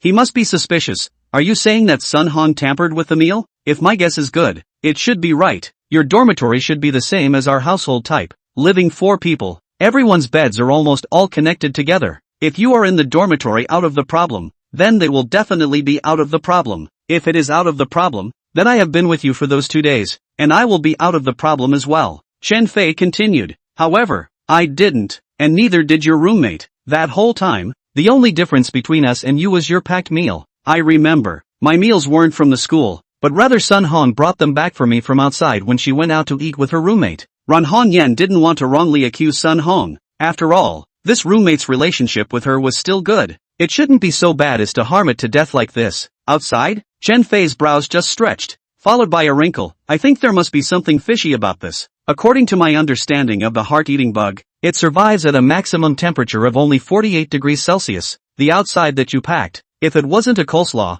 then it was steamed, boiled, and fried, and the heart-eating bug can't survive at all. Then the only thing that makes sense is that this heart-eating bug was put in during the process of coming back." Chen Fei analyzed. "Oh, when I ate it, it was a bit cold, and at that time, Sun Hong said that they had been delayed outside for a while, so I didn't care." Ran Hongyan laughed bitterly. "Well, without conclusive evidence, I don't want to wrongly accuse anyone, but that's Sun Hong. You must be on guard," Chen Fei reminded. But Chen Fei, Sun Hong harmed me. What is her purpose?" Ran Hongyan scratched her head, somewhat puzzled. After pondering for a moment, Chen Fei said, "Truthfully, the money in your suitcase, has she ever seen it?" Being said so by Chen Fei, Ran Hongyan recalled that after coming back yesterday, only Sun Hong was sleeping on the bed. Originally Ran Hongyan did not really want to pull open the suitcase at this time, but hearing Sun Hong's light snoring, she knew that she was still asleep, so she unlocked the door of the dormitory and began to count the money in the suitcase, to see if it was enough for the count. When I came back yesterday afternoon, I poured out the money and counted it again, but, she seems to be asleep, so she shouldn't know, right? Ran Hongyan seemed as if she had done something wrong, and lost her breath as she spoke. I guess it was seen. Anyway, you be careful these days, watch out for Sun Hong." Chen Fei had no choice. After all, Ran Hongyan had $5.5 million in her hand, and she couldn't be sure that people's Sun Hong wouldn't be moved. Okay, then I'll go back to the dormitory first. There's still more than $3 million in the box. Ren Hongyan was also a little worried when Chen Fei said so, and hurriedly ran back. Although Sun Hong was in the same dormitory as her, she wasn't in the same class. She didn't know if the money would be out of order and was a bit worried. Chen Fei smiled bitterly. That money was really harmful. Ever since they took it, they were hunted down all the way, and now it was good. Even Ren Hongyan had been assassinated. Taking a deep breath, Chen Fei looked at his cell phone time and realized that it was already more than 10 o'clock. After thinking about it, Chen Fei walked out of the classroom and headed towards the entrance of the campus. He had to make a trip to Mingyang Jewelry Group. Half an hour or so later, at the entrance of the Feigning Jewelry Group building, a man in his 20s appeared there. Looking at the tall building with 25 floors, Chen Fei squinted his eyes and looked a little dizzy. Asterisk asterisk asterisk asterisk, it's really grand. Chen Fei couldn't help but sigh. After looking at it for a few moments, Chen Fei continued to walk forward. The head office of Famous Jewelry still had quite a large amount of foot traffic. Only after standing there for so long, Chen Fei had seen at least 10 people coming out and entering. It seemed that if he could work here in the future, he thought that he would be able to get by with both his income and his face. Thinking of this, Chen Fei didn't delay and directly walked towards the first floor hall. Su Fu Gui had said that when he came, he would just go directly to the president's office. So Chen Fei didn't think much about it and directly took a step. The two security guards at the entrance of the hall, far from seeing a student-looking young guy, walked over. Originally thought he was going to come over to apply for a job, but the guy walked to the door and drilled in without a word. Hey, little brother, what are you doing here? A middle-aged security guard shouted at Chen Fei. Chen Fei froze, then reacted. It turned out to be the big brother security guard calling him, so he laughed and said, "Your old boss told me to go find him." Scratch that. The two security guards couldn't help but burst out a foul mouth at the same time. This guy really has a face. To say that the old boss is looking for him? Why don't you go to heaven, dressed like that? The two security guards don't say that he is going to pick up garbage. It's already giving face, but also the old boss wants to see him. Little brother, be honest, get down to find a job. There is nothing to fish for in the company. Just a few seconds of surveying. The middle-aged security guard has determined that this kid is definitely a thief. Want to take the opportunity to mix in and steal something. Don't believe me? Isn't your old boss called Su Fu Gui? Could it be that I'm in the wrong place? Chen Fei froze, then took a few steps back and looked at the huge signboard hanging on the building. Only that it clearly said Famous Jewelry.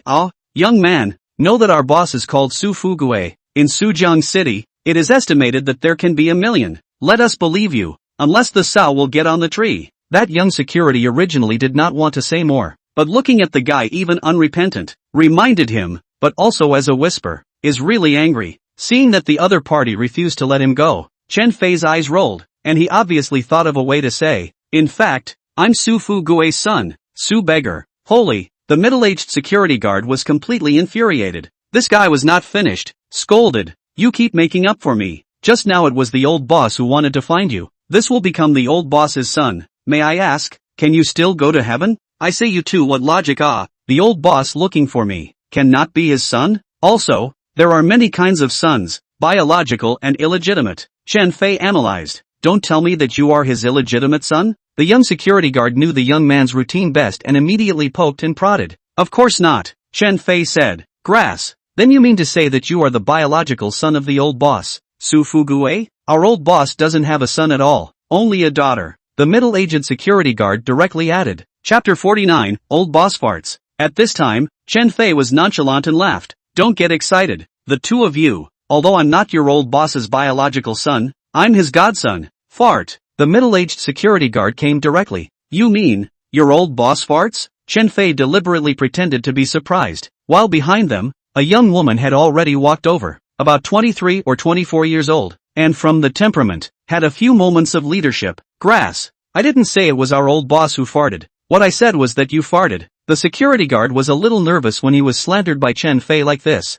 This kind of words can't be said indiscriminately. In case the old boss hears it, that's going to lose his job. I didn't say your boss farted. Your boss farted or not, and I have no fart relationship. But you said your boss farted. Then in the end your boss farted or not? Fart. The middle-aged security guard's words came out just as Chen Fei's words fell. Alright, are you sure it was you who said it this time? Chen Fei smiled smugly. This uncle was dumbfounded by his own pitfalls, and now he still didn't know which sentence he had said right. The middle-aged security guard knew that he had been fooled, only just wanting to go up and blast the person away. when he suddenly heard a shout from behind him. Who just said that the old boss farted? At this time, Chen Fei looked up, only to see a young beauty in professional attire standing behind the two security guards, wearing high heels. Her height was basically equal to the two security guards, and could be about 1.73 meters, so that the original height, estimated at 1.65 meters. In addition, this woman's skin is not white, but it gives Chen Fei a very healthy feeling. The beauty was very durable. Eyed face, curved nose, eyes with God, was staring at Chen Fei's side. The most characteristic is estimated to be her cherry-like mouth. A head of hair did not cloak, but tied up and coiled in the back of the head, appeared to be very neat and tidy. The woman's voice was very familiar. The two security guards were almost scared to their knees. That was the secretary of the old boss Su Fugue, Yao Tingting. Finished, if she let her go up to report to the old boss, then the two of them, it is estimated that they will have to roll up their sleeves and leave. To say that the old boss farted. Yao, Secretary Yao. Two security guards scared face pale. This Yao secretary, although young, but is the boss around the big red. Not only will deal with business events, the body is also very good. I heard that is veteran female soldiers. Only, the two security guards were over-worried. Yao Tingting was not trying to chastise them. She just casually asked, then turned to Chen Fei. Sir, may I ask what you want? Secretary Yao. He says he's the boss's godson. The young security guard was quick with his mouth and spoke directly.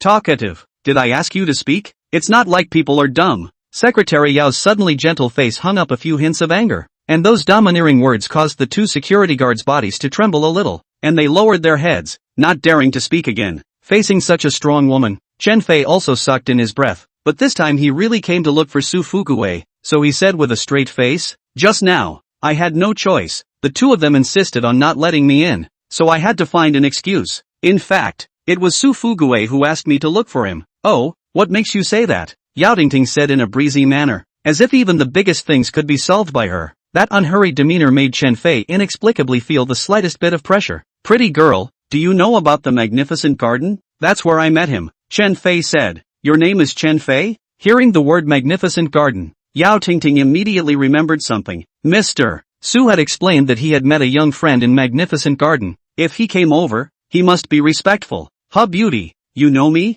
Chen Fei froze. Don't know each other, but I think we'll get to know each other very well in the future. The face of the beautiful woman, from being high and cold before, slowly became gentle, and at this moment, was smiling sweetly, saying, Chen Fei, follow me. Seeing the beauty's attitude instantly change for the better, Chen Fei was a bit surprised, but seeing that she had already turned around, Chen Fei didn't delay and briskly followed. The two security guards were wide-eyed, looking like they had seen a ghost. Just now, they thought that the person was a thief, but now, even Secretary Yao, a cold beauty, smiled at him. Could it be that this guy was really the god, son of the old boss? Ahead, Chen Fei was bumbling to keep up with Yao Tingting, and was about to speak when he heard the beautiful woman say, my name is Yao Tingting, Mr. Su's secretary, but Mr. Su seems to value you a lot, so in the future, you can just call me Tingting. Call you Sister Ting. Chen Fei felt that Yao Tingting was definitely older than him. Am I that old? Yao Tingting turned back and blankly glanced at Chen Fei, but that expression was fleeting,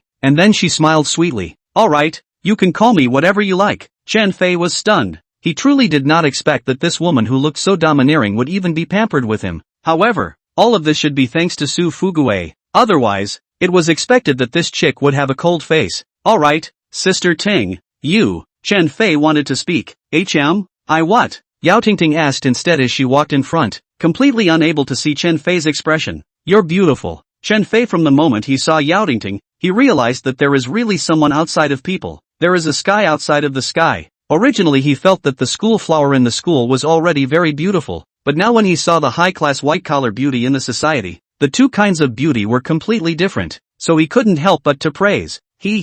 Thanks. Yao Tingting was not polite. Anyway, the other party was just a boy who was 3 years younger than her, so it didn't hurt to say anything to him. The two quickly entered the elevator, and Yao Tingting quickly pressed the button for the 25th floor. The Mingyang Jewelry Building had 26 floors, and the entire 25th floor was the office of the old boss, Su Fugue, and some meeting rooms, and the meeting rooms here were rarely activated, so the 25th became Su Fugue's exclusive floor. Ding! Accompanied by a sound of the elevator reaching, the two of them stepped out. Wow! But just after getting out of the elevator, Chen Fei let out a cry of shock because what was in front of him was just too frightening. The 25th floor was the boss's exclusive floor. so the decoration was done in a more appropriate manner. And as the jewelry company's giant in Sujiang City, this floor was made to look like a palace. The smooth and immense tiles, the walls with some dreamy colors, and the colorful decorations on both sides made Chen Fei feel as if he had walked into a palace. The opulent scene was dreamlike. Chen Fei,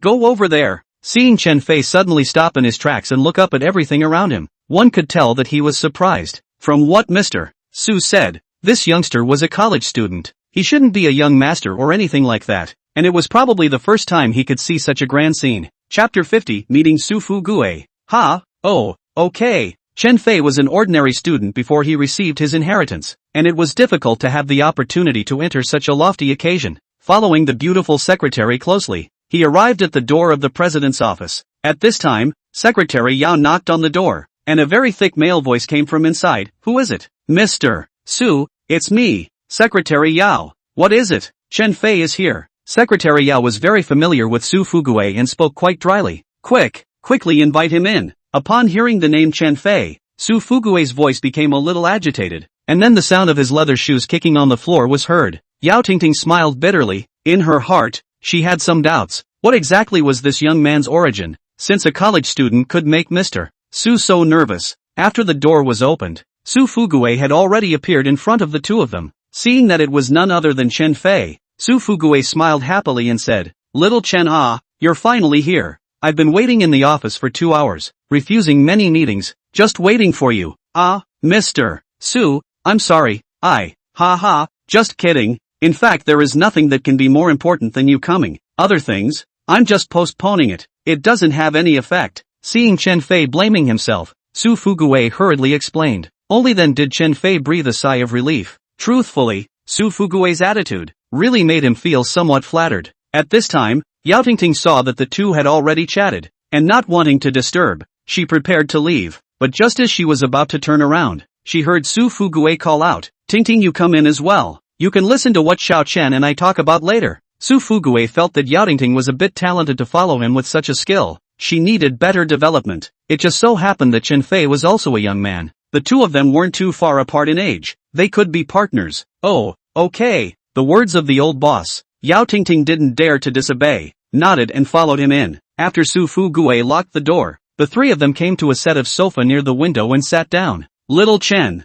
this time you should have thought it through, right? When Su Fugue saw that Chen Fei was able to come, he knew that he had already made up his mind. Well, if the conditions are like what you said, I have a salary and I can still freely deploy my time, then it's still acceptable. Chen Fei's light words, but it made Yao Tingting on the side frown. So this guy was recruited by Mr. Su with high benefits. But looking at this Chen Fei's unbeatable appearance, Yao Tingting started to get a little upset. Su Fugue had been kind to her father, and last year, when she heard that someone was trying to get at him, her father had asked her to come back from the army to assist and protect Su Fugue, and Su Fugue treated her like his own daughter, making her very touched. Of course it's the same as what I said before. Time is at your disposal, and for the treatment, how much do you want it to be? Name a number. Su Fugue was very straightforward. Hearing Su Fugue say this, Chen Fei was a little hesitant. However, Chen Fei knew that Mingyang Jewelry was the most famous jewelry company in Sujiang City, much more powerful than both Tang Family Jewelry and Batian Jewelry. To make some money from him was simply the tip of the iceberg. It didn't hurt. Okay, how about 100,000 a month then? Chen Fei didn't want to shout too much. After all, he was a student. Whether he could create that much value for others was still a question. 100,000? Why don't you go and rob it? Before Su Fugue could say anything, Yao Tingting made a scene first. Normally in front of outsiders, she acted in a calm manner, and that was for outsiders. But now that there were only the three of them in the room, and one of them was still Su Fugue, who treated her like his own daughter, naturally she exploded. Chen Fei was a bit dumbfounded. The boss wasn't in a hurry, but surprisingly the secretary was in a hurry. Cough. Hearing Yao Tingting say this, Su Fugue knew that she was fighting for herself. After all, Chen Fei's asking price was indeed too high for an ordinary person. But Su Fugue presses Chen Fei not to be treated as an ordinary person. Otherwise, he wouldn't have let him be his treasure connoisseur. That's a student. Letting a student be a treasure connoisseur. He's not a little cutie. Hearing Su Fugue coughing and reminding, Yao Tingting knew that she was being overly reckless and took a deep breath, trying to calm her emotions down. I'm sorry, Mr. Su, I still have classes in the afternoon. If you guys can't accept my conditions, then I'll leave first. No, farewell. Chen Fei is not something to be messed with. Looking at the woman who was gentle for a while and cranky for a while, makes him also a bit irritated. Directly stand up from the sofa, take a step and leave. Su Fu Gui was surprised. Will you stand up? Said Xiao Chen. You misunderstood. I do not mean this.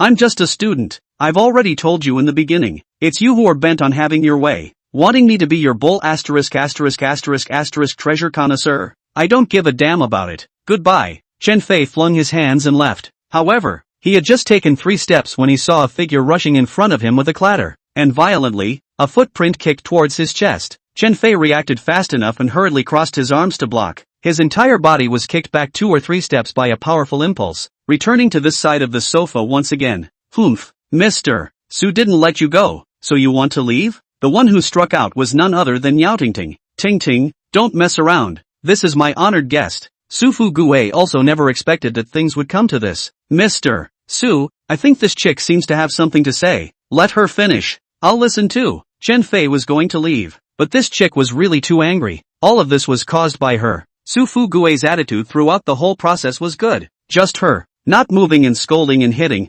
making Chen Fei very upset. Oh, Su Fu Gui was a bit teary-eyed. However, Yao Tingting stood forward and said, I can't stand to see you being so arrogant. Who is Mr. Su? That is the top person in the business world of Sujian City. Even the mayor to see him, have to make an appointment in advance. And you, casually come, and also casually go. This is even to talk about a welfare are so lionized. Our company does not lack of talent. Monthly income of 100,000. Only the vice president and above. The manager is at most 50,000. What do you have the right to take so much money? Well, so I'm not suitable for your position. I think it's redundant to come here. Okay? I can go, right? Chen Fei was indifferent and said, Yao Tingting could see that Su Fu Gui very much wanted Chen Fei to stay, but she just couldn't get mad at this kid. Too arrogant. What's wrong? Not convinced? Chen Fei saw that this chick appeared to have a few tricks up her sleeve just now. She must have thought that she was very powerful. That's why she was so overbearing.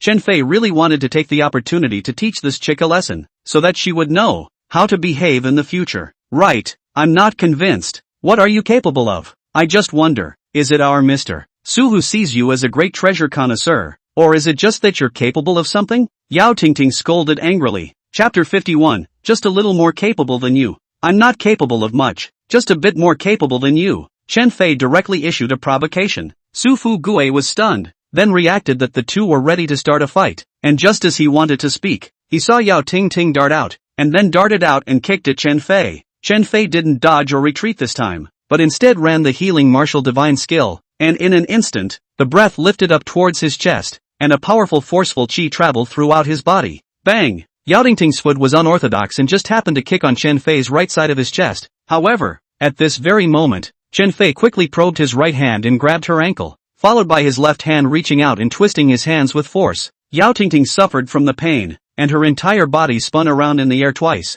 and when she landed on the ground, she kneeled down on one knee, her right hand supporting the floor, and struck a handsome pose. What's going on? Yao Tingting was a bit surprised. That kick she had just thrown was quite powerful in the army. Even their team leader, Zhang Feng, had to exert a lot of effort to break the move. However, this guy had broken it with ease. Excuse me, any more decent moves? It's really not much fun to keep playing these pussy soft shrimp moves. Chen Fei smiled coldly with a look of contempt, causing Yao Tingting to instantly explode in rage, only to see that she stood up, her body slightly pressed down, her right foot slightly dipping back, a stance of preparing to attack. Beside him, Su Fu Gui had already watched in disbelief, but he knew that Yao Tingting's character was rigid, and she was also a member of the special forces, so for her to stop in this situation, it would be better to kill her. Sure enough, just a few seconds of pause, then Yao Tingting whoosh sound flew out. Also do not care about the image, violently lifted his foot, a knee towards Chen Fei's chest to fly. This move should be the Muay Thai style, is also her most fierce,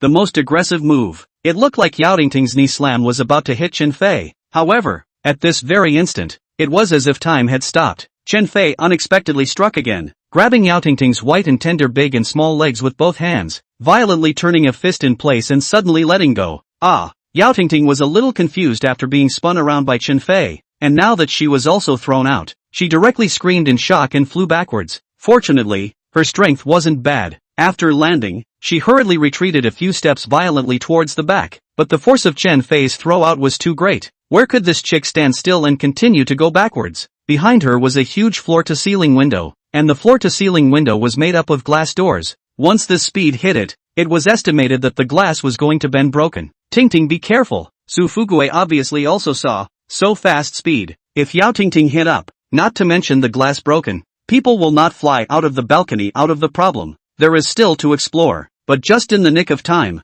Chen Fei only felt the wind under his feet, whistling past the surrounding paper under the impact of this speed, but also scraped and clattered. Yao Tingting only felt a shadow pass by, and then she felt that her waist was wrapped around by someone with force, and her whole body was forcefully changed in direction, sliding towards the right side. Chen Fei's right foot kicked out towards the right side of the wall, and with a bang, the two stopped. Seeing this, Su Fu Gute breathed a deep sigh of relief. Fortunately there was no danger. At this moment, Chen Fei was hugging Yao Tingting, while Yao Tingting was leaning on Chen Fei's arms. The posture of the two people, not to mention how ambiguous it was. Cough. Seeing that the two still haven't loosened up, Su Fu Gue instead coughed twice as a reminder. After Yao Tingting came back to her senses from the panic, she realized that she was in Chen Fei's arms. She was immediately shy and directly bumped her elbow towards his belly. Chen Fei felt the pain and pushed the person away. What are you doing? Kindly saving you and still hitting me. Humph. Who to hit if not you? It's all because you caused me, Yao Tingting said defiantly. What do you mean I harmed you? It's you who are not as skilled as me. And in the end, when you were in danger, you still had to be rescued by me. Chen Fei poked and prodded. You, the two of them really don't fight. Seeing the two of you bickering really reminds me of being young and bickering like this with my family's lover. Su Fu Gue saw that these two people are a good match. Both of them are extraordinary in their hands and have a disobedient disposition in their bones. Mr. Su, it's clearly him, Yao Tingting said here. Suddenly unable to point out Chen Fei's shortcomings, she flung her hand and made a gesture of forgetting it. Su Fu Gue walked over this time, directly pulling Chen Fei to the sofa area, then laughed. Little Chen, you don't mind. Tingting is like this, rather stubborn in nature, but kind. I can guarantee that you guys will be able to get along very well in the future. Hey, Mr. Su, I don't want to get along with him. Who cares about getting along with you?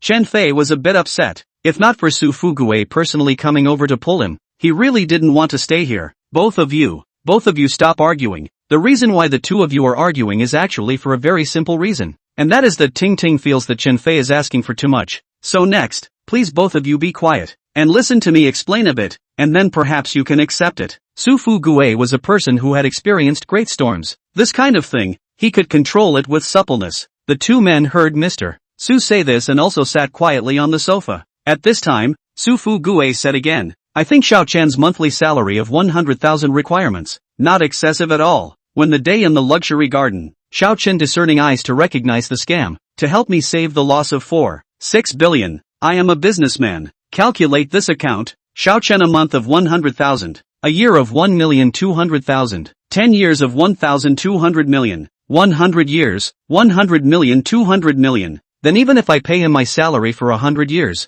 it's still not as much as the 25% of the loss he helped me recover. After calculating like this, Tingting, do you think Chen Fei is asking for a high price? Su Fu Gue smiled faintly. Hearing Su Fu Gue say this, Yao Tingting did take a deep breath and looked at Chen Fei again, obviously not so angry. After all, this guy helped Su Fu Gue recover so much money. Nuzzled her mouth and said, Humph, even if he accidentally recovered so much money, he can't be too arrogant, right?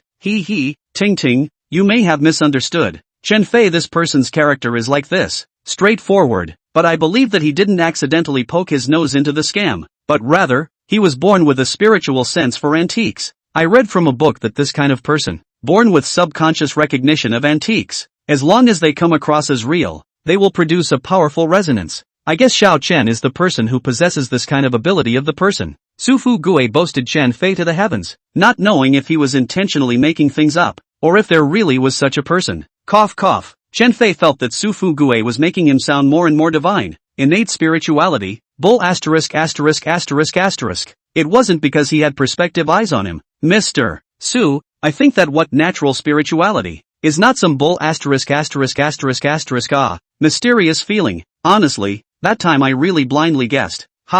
Chen Fei deliberately laughed.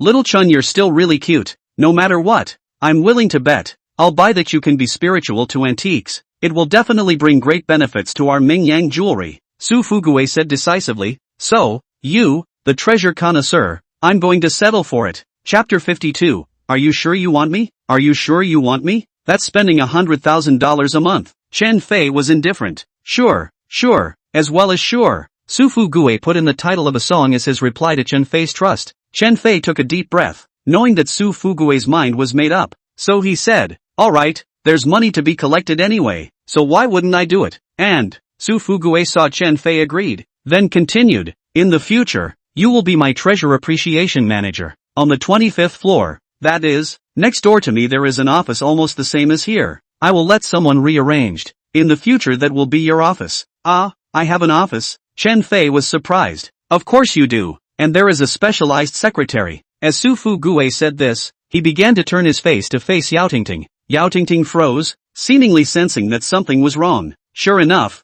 Su Fu Gue smiled and said, Tingting, from now on, you will be Chen Fei's secretary. Ga? Chen Fei and Yao Tingting were surprised at the same time, their eyes widening. There is no need to be surprised. Chen Fei's time is free. So Tingting, although you are the secretary, you are actually the equivalent of the assistant manager of the treasure appraisal department. A lot of his things still need you to do. Su Fu Gue explained. Mr. Su, this is not good. I promised my dad to run back from the army specifically to protect you. How can you let me be this kid's secretary? Yao Tingting obviously didn't quite want to, although she said that this guy surprised her and was able to defeat himself within a few moves, which did convince her. But her mission to come back this time was to assist Su Fu Gue, not the other way around. No need. I always bring bodyguards whenever I go out. Besides, if I go out to do something big, of course I'll bring Xiao Chen and you with me. You'll be able to protect me just as well then. Su Fu Gue persuaded. Hearing this, Yao Tingting was somewhat compromised, glancing at Chen Fei, saying, but, letting me be this guy's secretary, would it not be too appropriate? Look at his colorful eyes. Hey, who are you calling colorful? I'm a serious and honest person, okay? Besides, I still have a girlfriend at school. Who cares about picking you up? Chen Fei said unconvincingly. I don't care to let you pick me up either. Yao Tingting nuzzled her mouth, with a look of not admitting defeat. Su Fu Gue was a bit teary-eyed, but it was precisely this kind of merrymaking that would make each other more motivated. He was a person from the past and could see something fishy. Alright both of you, there will be plenty of time to bicker in the future, but I hope you will be serious in your work. As for how you bicker in private, I don't care. Su Fu Gue became serious. He couldn't lose his majesty. Yes, Mr. Su. Seeing this, the two didn't dare to playfully laugh and directly nodded. Alright, Tingting, you take Chen Fei to the human resources to take a trip and get the entry matter done. Su Fu Gue explained. Okay. Yao Tingting didn't dwell on it. The old boss had given the order. If she was still insensitive, she really didn't give Su Fu Gue face. Chen Fei was also very happy. Anyway, after finalizing today, he would be able to have $100,000 in his pocket every month. Before his perspective ability was restored, $100,000 would still be of great use to him. The two of them were just about to turn around and walk out of the office when Su Fu Gue suddenly said, Right Xiao Chen, when you're done with your business, come back to my office. Oh, okay. Chen Fei originally thought that after he finished his errands later, he would directly return to the school. After all, it was not early, but Su Fu Gue had said so. He could not give face. Half an hour later, Chen Fei finished his formalities and returned to the office once again. And this time, Yao Tingting did not follow. After all, she still had her own things to do. Little Chen, come over here for a moment. Su Fu Gue was straightforward, while Chen Fei walked over with curiosity. And from afar, he saw Su Fu Gue holding something on a large empty table. Only when Chen Fei approached did he realize that it turned out to be a painting. He took a closer look at it and instantly felt that it looked familiar. It was not that the painting looked familiar, but the person in the painting looked familiar. The person in the painting was an old man, to be exact, a white-clothed Taoist priest, who was holding a silver needle in one hand and grasping a floating dust in the other, floating like an immortal. This scene instantly reminded Chen Fei of his dream. This old man, wasn't he the one who had given himself the contractual inheritance? How did he become a painted immortal? Little Chen, recognize this painting? Su Fu Gue opened the door and said. Chen Fei shook his head. He really didn't recognize the painting. Rather it was the person who did, but he couldn't say it. It was a pact between him and the old man. The person in this painting is the strange door medical sage Huang Du. It is said that 200 years ago, Huang Du disappeared into the secular world. Some people say that he has passed away in immortality. Some people say that he is still alive, but just went to another place. But what exactly is it? That is just a legend. Su Fu Gue also followed the rumors to explain the man in the painting. but he didn't misinterpret it randomly. Strange sect medical Saint Huang Du? Hearing such a racy name, Chen Fei realized that the white-clothed Taoist's real name was actually Huang Du, and he was also a medical saint. Yes, there's a lot of information about Huang Du, but that's all legends. No one knows where he ended up, but some people say that there's a world outside of the secular world. That world is just like the heavenly court in our myths. It's just not as exaggerated. It won't be able to fly into the sky and have a lifespan as long as the sky, but it's very likely that there'll be all sorts of strange martial arts, wonderful hands, methods of raising the dead, and there's even more have ways to prolong life. Su Fu Gui is also just a hearsay, then added, haha, that's also just the version I've heard that is closer to reality. After all, prolonging life, the reality can also do some of them, and there are many people who can do the Chi-Men martial arts, especially in recent years. I don't know where a batch of people came from, with extraordinary hands and bizarre moves. Oh, are you saying that some abnormal people have appeared in Huaxia? Chen Fei remembered himself. Wasn't he also an abnormal person? Where would a normal person have penetrating eyes? Where would they have a supreme medical technique maneuver like the 6 veins divine needle? And where would they have strength bursting with vigor, and speed that was incredibly flexible and as light as a flying swallow? You could say that, but where exactly those people came from? I don't really understand. Anyway, some time ago, a friend of mine over in the capital said that a bunch of strange people came and caused some chaos in the capital. Su Fu Gui said the gossip he received recently, then laughed. Haha, Xiao Chen, why are you so interested in that aspect? Anyway, what kind of people appeared? Our country is so strong, the law is so sound, how powerful they are. They don't dare to challenge the national army. Well, that's true. Nowadays our Huaxia is so powerful. Those who violate my Huaxia will be executed even though they are far away. Who cares who they are? Chen Fei didn't continue to ask more questions after hearing Su Fu Gui say this. So, the two men's eyes once again fell on the painting. What is the specific name of this word? Su Fu Gui also do not understand. This is his dad's deathbed gave him. Said that this is a priceless painting. Let him keep it safe. Chapter 53. There is something strange in the painting. But later Su Fu Gui will be this painting to several treasure masters to see. But said that this painting is actually not worth much money. According to the painting wheel above, can be seen, at most only 20 years of history. 20 years of painting work is general, and not from a famous artist, can be worth tens of thousands of dollars is good. But tens of thousands of dollars for Su Fu Gui, that is small money, of course will not sell. And father explained, this is priceless treasure, out of respect for the old father. In the end, he still treasured him. Xiao Chen, I see that you have aptitude for antiques, so help me see, is this painting a fake, or is it genuine? Su Fu Gui said with a bitter smile. It was given to almost 7 or 8 antique connoisseurs who had appraised it, and all of them unanimously confirmed that it was just a high-quality painting less than 25 years old, but it was not made by a famous artist, and even if it was of high quality, it would not be of much value. So Su Fu Gui wondered, the old man is not look away, when he is also considered a party of antique connoisseur masters. Famed jewelry is his creation. It is not possible to a pair of worthless paintings, said as a priceless treasure. Chen Fei heard Su Fu Gui say this, also began to carefully observe. Although the number of times he had used his penetrating eyes was full, after practicing the healing martial divine skill,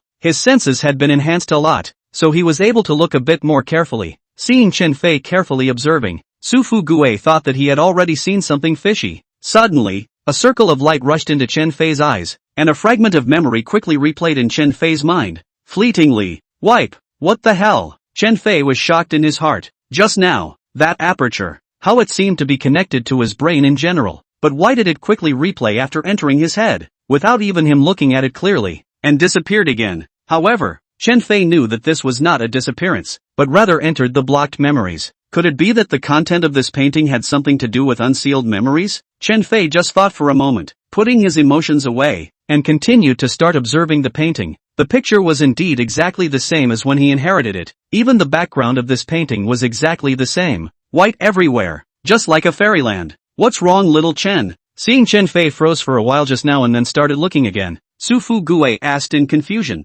Nothing, I'll look again. Chen Fei is someone else's treasure connoisseur. Not to make some achievements out of this 100,000 monthly salary for nothing is not too good. At least this painting will be identified as genuine or fake. Hearing Chen Fei say this, Su Fu Gui was also a bitter smile. When he first looked at Chen Fei he thought that he had a sense for antiques and could help himself earn more profit. This time he gave him an appraisal. He also wanted to see whether Chen Fei had lost his eyes or was really capable. Suddenly, Chen Fei's pupils must have. His sight fell on the person in the painting. he seemed to see something behind the portrait. It seemed to be a painting within a painting. Thus, he hurriedly turned the painting over, intending to look at it from the back, but realized that there was nothing on the back. Moreover, Chen Fei realized that this painting was different from the others. The paper of this painting was quite thick, so thick that it was a bit strange. If we can still use perspective, then it would be good to directly see what it is. This painting was treasured by Mr. Su. He couldn't destroy it just because of his own speculations, but if he could be sure that there was something in this painting, he could ask for an opinion.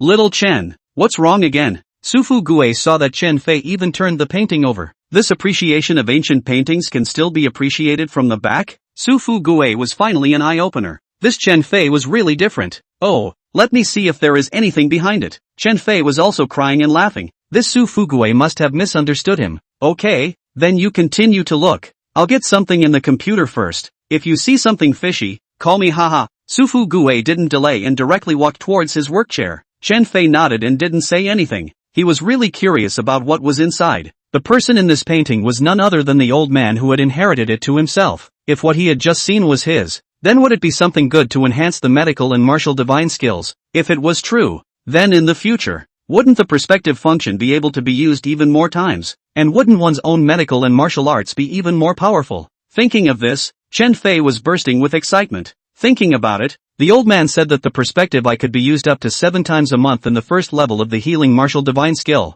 but didn't say what were the consequences after using it more often. Damn, put up a fight. Chen Fei finally made up his mind and planned to use his perspective again. He also wanted to know what the consequences would be after using it more often. I want perspective, Chen Fei murmured in his mind after his mental technique was running. However, at this very moment, Chen Fei realized that the power chi in his dantian was actually starting to surge upwards, and he could feel his heart beating rapidly, and his face was also hot, as if he had a fever. Originally, Chen Fei thought that he had a fever, but he did not see any other symptoms. At the same time, his eyes could once again see through, and although the ability to see through was somewhat blurry and not as clear as before, he could barely see through the painting. At this moment, between the drawing paper, there was a piece of fabric, which was folded in half. As for how many times it was folded in half, he didn't see it clearly.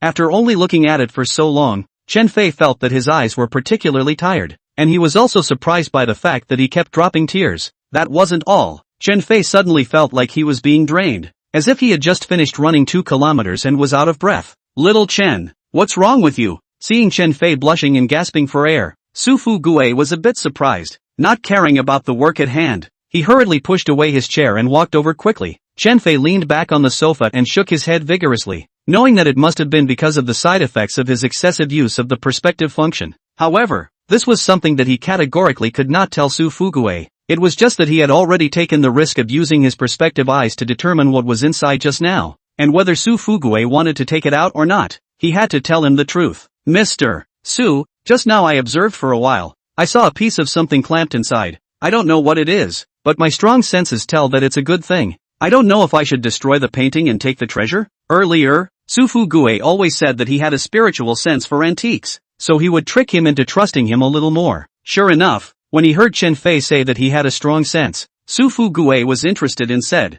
"Are you saying that there is something else in the painting?" Well, if I guessed correctly, the value of this painting is estimated to be in that thing in the painting. However, that's just my guess. Whether or not to destroy the painting specifically, it must be decided by Mr. Su. Chen Fei laughed bitterly. Don't wait for people, this painting is worth a few $100 million, but they let Su Fu Gui destroy it, and he can't compensate even if he sells it. Hiss, that's right. Hearing this, Su Fu Gui hesitated. This painting was given to him by his father for safekeeping. Destroying the painting seemed a bit disrespectful. Chapter 54, destroying the painting to get the treasure. But Su Fu Gui thought back. So many connoisseurs had said that it was just an ordinary high-quality painting, and thinking about what his father had said about the priceless treasure, that was probably what Chen Fei had just seen. Destroy the painting and take the treasure. Su Fu Gui's character was originally rather dry and never dwelled on anything, and after hesitating for a moment, he made up his mind. Chen Fei nodded, but did not directly and drastically tear the flower portrait, but very carefully snapped the back open just enough to rip out the cloth,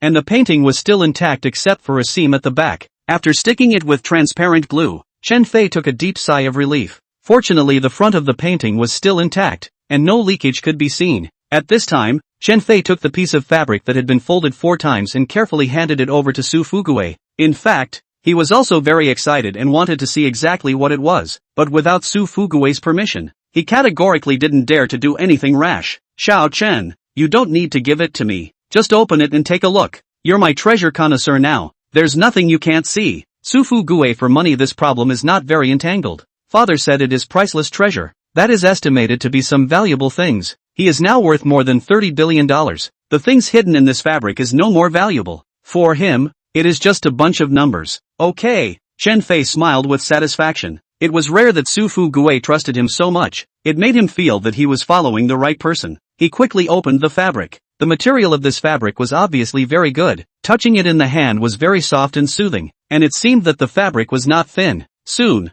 4 layers of folded fabric was spread out by Chen Fei. The total area can be about 600 square centimeters so big. Image is equivalent to a 14-inch laptop screen so big. At this time, Su Fugui also came over. The two of them stared at the fabric with unblinking eyes. It was even labeled with dense icons, making the two of them dumbfounded for a while. Mr. Su, this seems to be a map? Chen Fei scratched his head. There were many words on it that he basically didn't understand. Obviously not Chinese characters. Well, the signs on it, quite like a topographical map of some mountain ranges. But the words labeled on it, I can't read them. Su Fugui laughed bitterly. The two of them had messed around for half a day, but what they found was an unreadable map. The writing was very odd. Su Fugui had never seen it before. Alright then, Mr. Su, save him first, until you can read it later. Chen Fei couldn't read it, so naturally he wasn't interested in it. Oh, I can't read it either. You as my treasure connoisseur, it's better to keep it. Maybe you'll accidentally read it later. Su Fugui wasn't too interested in any priceless treasures. For him to go to the trouble of trying to figure out this diagram and then gain any benefits, he might as well be honest about his jewelry business and make $1 billion or so a year. This, something that precious, it's not too good for you to leave it with me, Mr. Su, in case you lose it. Oh, it's not in the way. Originally the painting was shown to you, also because I wanted to know why my old man said it was priceless in the first place. But now it seems that this priceless treasure can only be given to the person who has the right destiny. Su Fugui knew that this map should hide some valuable information, but he had left it around for so long without discovering its mysteries, while Chen Fei had just looked at it for a few moments before discovering this map, so it was conceivable that he must be a person of destiny. Besides, Chen Fei was his own treasure connoisseur, so if this map was read, it was expected that with his character, he wouldn't be greedy and just hand it back to him. Alright, since Mr. Su trusts me so much, I'll find some time to help you look at it. Anyway, there are just so many words on the earth. No matter which country it is, there will always be someone who can read it, unless it's from an alien planet. Ha ha. Chen Fei didn't make any pretense, and directly put the map away and put it in his pocket. Ha ha, that's true. You're a college student. You have plenty of time, and you read a lot. It should be easier than me to figure out those words up there. Su Fugui laughed. Alright then, Mr. Su, if there's nothing else, then I'll go back to school first, haha, Chen Fei said. Alright, however, you might have to come over in the next few days, probably around Thursday, after I get the office organized. I'll give you an assignment. Okay, Chen Fei had just taken office, and couldn't take people's money for nothing. It was only natural for the old boss to assign some tasks. After the two said their goodbyes, Chen Fei directly returned to the school. Sujiang Tang family compound. What's going on? Tell me everything. In the middle of the Tang family's living room, sat a middle-aged man in his 40s, a pair of horizontal eyebrows filled with murderous aura, that stern face with a few moments of dominance, lashing out at the few people on the sofa. This person was the head of the Tang family, Tang Zhongjuan. Tang Zhongjuan, the current boss of Tang Jewelry Group, also known as Tang Bo's dad. This person was far-sighted, sinister and cunning, with an extremely deep city. Back to master. This thing could have been a success. Su Fugui was successfully guided to Tang's porcelain workshop by our people, ready to buy our 4.6 billion vase, but a nosy brat suddenly appeared, and broke our scam. I have no way out. Tang Wan was very depressed. The layout was well thought out, waiting until the vase was sold, then trying to steal it, so that even if it was a fake, Su Fugui would have no evidence. However, this was all messed up by Chen Fei. Lunch bucket. All of them are lunch buckets. Tang Clan Porcelain Workshop has over a dozen fighters. All of them are elites, but they can't even stop such a brat? Tang Zhongjuan was furious. Long planning, spent nearly 2 months, set up such a big bureau, created so many coincidences, just want to guide Su Fugui into his own trap, pit him for 6 billion. Now well, a penny did not pit, and Tang Zhongjuan in order to lay out the layout, spent more than 70 million. This is considered to be a loss to the family. No,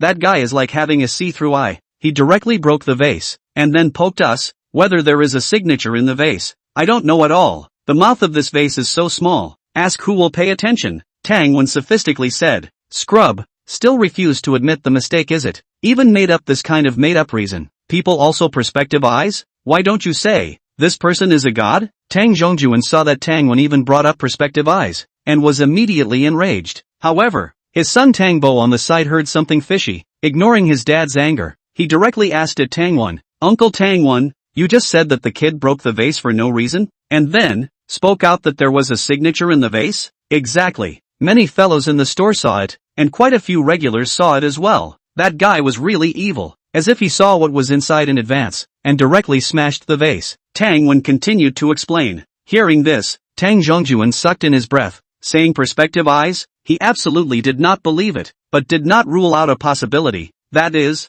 perspective glasses. These past few years, modern technology had advanced. If any scientist had invented see-through glasses and was on a trial period without publicizing it, then perhaps it was still possible. Chapter 55, Suspecting Sun Hong. After a short analysis, Tang Zhongjuan felt that the kid must have used high technology, so he said, Tang Wen, you are responsible for inquiring about the whereabouts of the kid. Find him, I want to be sure, whether he has high technology. If so, instead of getting it from him, won't we be rich? If there are high-tech glasses for perspective, then professional to open the raw stone. Tang Zhongjuan can also earn a handful of money. Yes, master. Tang Wen took the order and quickly left. On the contrary, Tang Bo didn't matter. This was not a big feud with Chen Fei. Just let him call him grandpa in front of so many people. Just have a chance to get back in the game again. At noon, Chen Fei once again returned to the dormitory, took a cool shower and then lay down on the bed. After all, the first period of the afternoon has a class. To take a nap.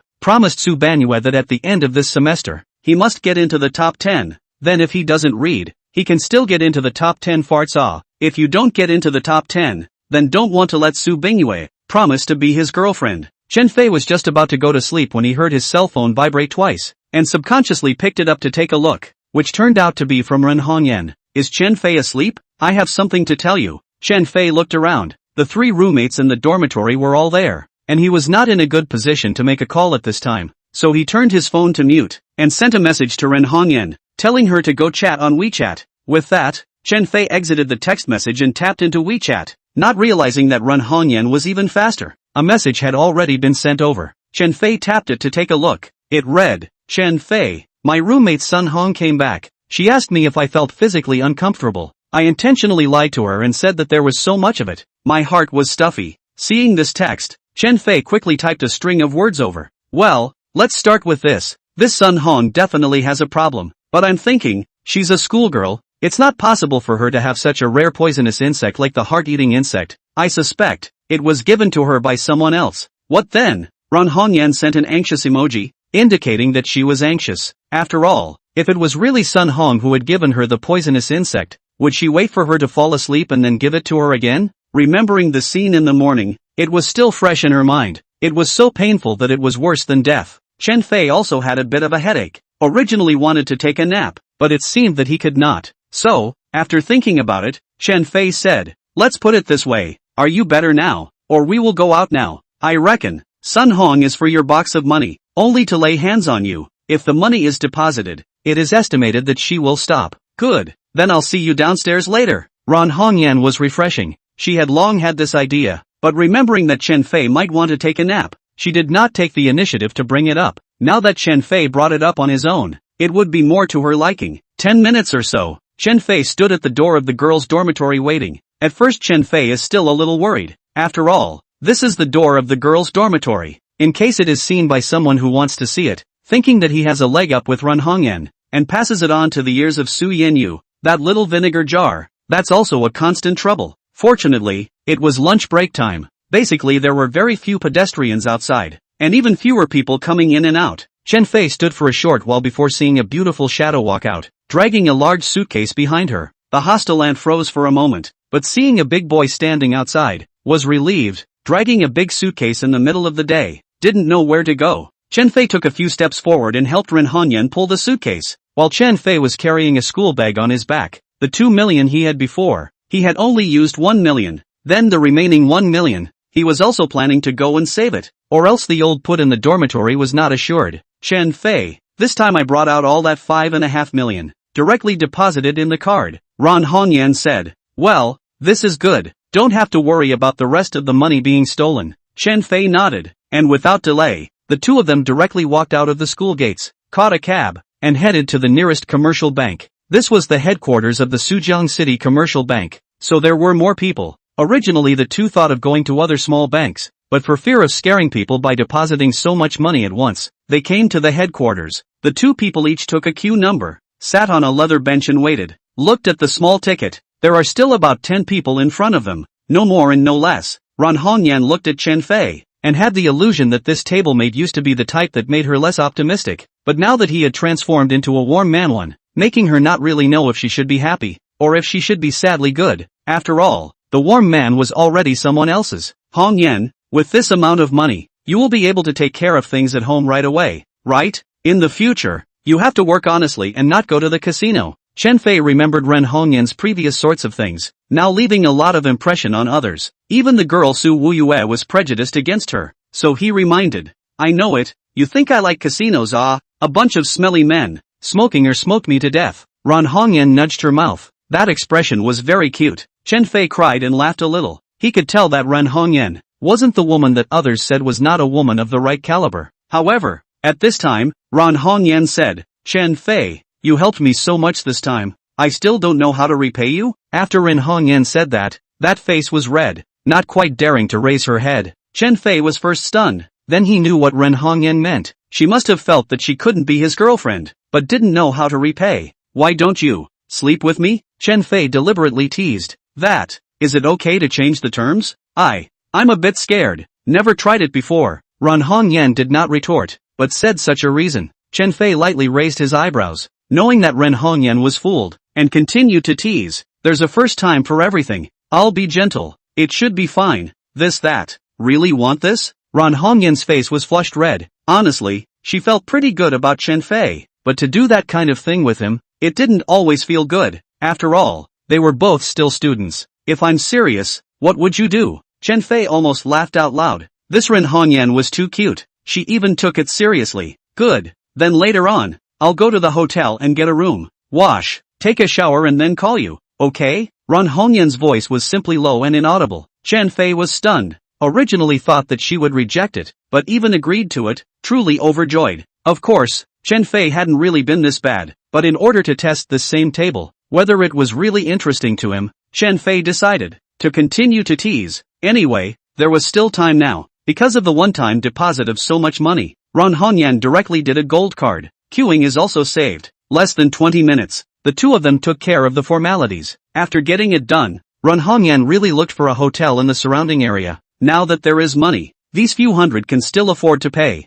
However, just as Ren Hongyan entered the hotel, a woman with sunglasses followed behind her. The woman's figure was basically the same as Ren Hongyan's. Even her height was similar. Just by looking at her back, she really thought that the two were the same person. Chen Fei skulked around the perimeter, waiting for Ren Hongyan to notify after her bath, and in less than 10 minutes, he heard a text message coming from his cell phone. Room 88, come quickly. Chapter 56, Room 88. So fast? Could it be that? Wants to take a mandarin duck bath with him? Chen Fei didn't feel that a girl's bath would be so fast. It was only 15 minutes from the time he entered the hotel, which was a bit too fast. With doubts, Chen Fei started walking towards that hotel. Just as he entered the lobby, he saw a woman around 30 years old walking over. Chen Fei stole a glance. Her figure was quite good, wearing an OL professional outfit. She looked very temperamental. Hello sir, I am the lobby manager of the hotel. May I ask if you want housing? Or, neither. I'm here to find someone. Room 88.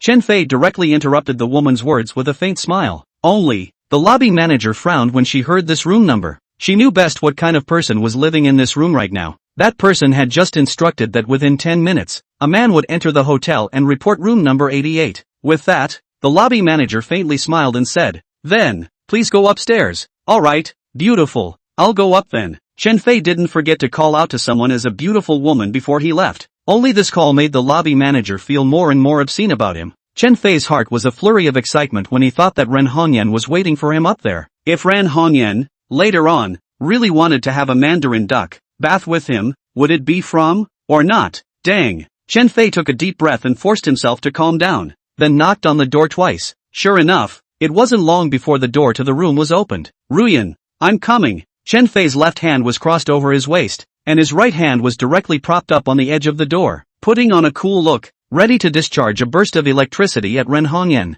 However, he did not expect to be pulled into the room by Ren Hongyan. At this time, underneath 88's bed, a woman was lying unconscious underneath. There was no doubt that the Ren Hongyan in front of her was not herself, but a woman from that place, called Blue Kuei. Due to the unfavorable errand of you lie and you go, they were even beaten into an idiot. It was really speechless. After receiving the news, the boss sent her to find the whereabouts of the 7-colored spirit stone. After a few days of searching, finally from the hotel's cameras, these two were found. Just now, Blue Kuei searched Ren Hongyan's body for half a day and did not find anything. In her impression, the 7-colored spirit stone was set on the palm trigger. As long as she found the trigger, she could find the spirit stone. Chen Fei was stunned. He thought Ren Hongyan was eager to make out with him. He hurriedly wrapped his arms around her in one smooth motion, then rolled over and pressed Ren Hongyan against the wall, and with his right foot, closed the door behind him. Blue Kuei light-knit eyebrows. Thought, this kid want to do? Couldn't be that woman was lonely and looking for him to come over to open a room, right?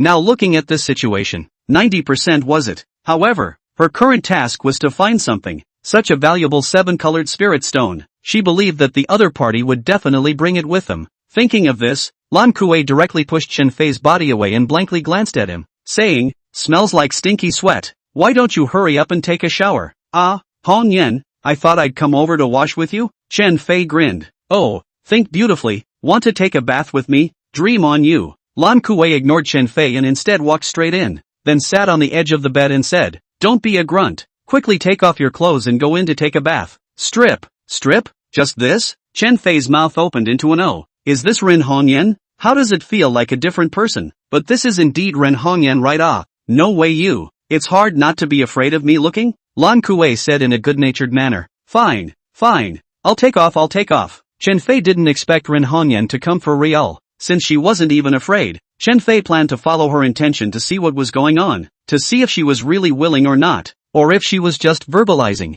Thus, Chen Fei started to take off his clothes in 3 tries, and in less than a short while, he was left with a pair of bottoms. Lan Kuei had thought that he would take off slowly, but did not expect just a blink of an eye, a turnaround to see a body art standing in front of him. Ah, Lan Kuei covered her eyes. Although Chen Fei was still wearing a bottom fork, her face still couldn't help but redden up, and hurriedly shouted, don't you rush in. Ah, Hong Yen, it wasn't you who told me to take off. How? Hurry up. Watch out for me kicking it out later. Lan Kuei very domineeringly interrupted Chen Fei's words. After Chen Fei heard this, he was instantly a bit surprised. How did Ren Hongyan become like this? Could it be that she was like this herself? Was it because he didn't know her well enough? Chen Fei was not suspicious. After all, there were only 2 chances for the 2 of them to be alone with Ren Hongyan. Other than the one last night, it was this one today. Lan Kuei heard the sound of water ringing out in the restroom before she let out a sigh of relief and hurriedly brought Chen Fei's clothes over. Only just after getting it in her hands, she couldn't help but pinch her nose and snapped, smoky auntie, brat.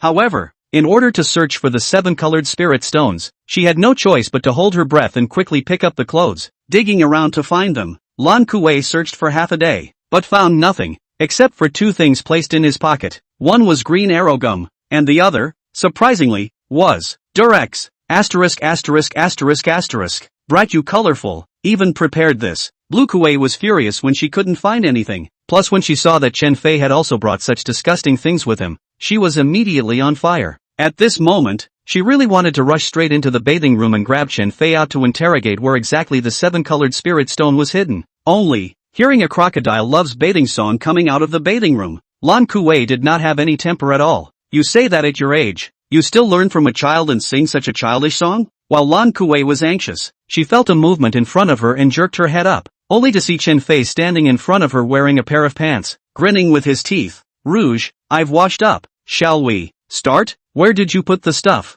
Lan Kuei interrupted Chen Fei once again. Stuff? What stuff? Don't play dumb for me. I checked all your pockets and didn't find the trigger finger. You must have hidden it. What? What are you saying? You just checked all my pockets? Chen Fei wiped the cold sweat dripping from his forehead. What was in his coat pocket? He knew best. It was the spare he had brought with him last night when he went to his appointment with Su Wuyue. Later on, he forgot to take it out. And this was definitely misunderstood by Lin Moyuan. However, just as Chen Fei was thinking of explaining, he heard Lan Kuei say, "So what if it is? Who cares to look at your obscene bizarre stuff? I only want to find the one that belongs to me like that. Say, where exactly is the trigger finger?" Chen Fei always felt that this Lin Moyuan wasn't quite right, took a deep breath and ran directly to the bedside table, grabbed his pants and was about to put them on. Only when Chen Fei was halfway through putting them on, Lan Kuei suddenly stepped forward and reached out to tug on Chen Fei's other pant leg. Chapter 57, and oops, Chen Fei felt that something was wrong, and thought that Lin Moyuan had been possessed by an evil spirit,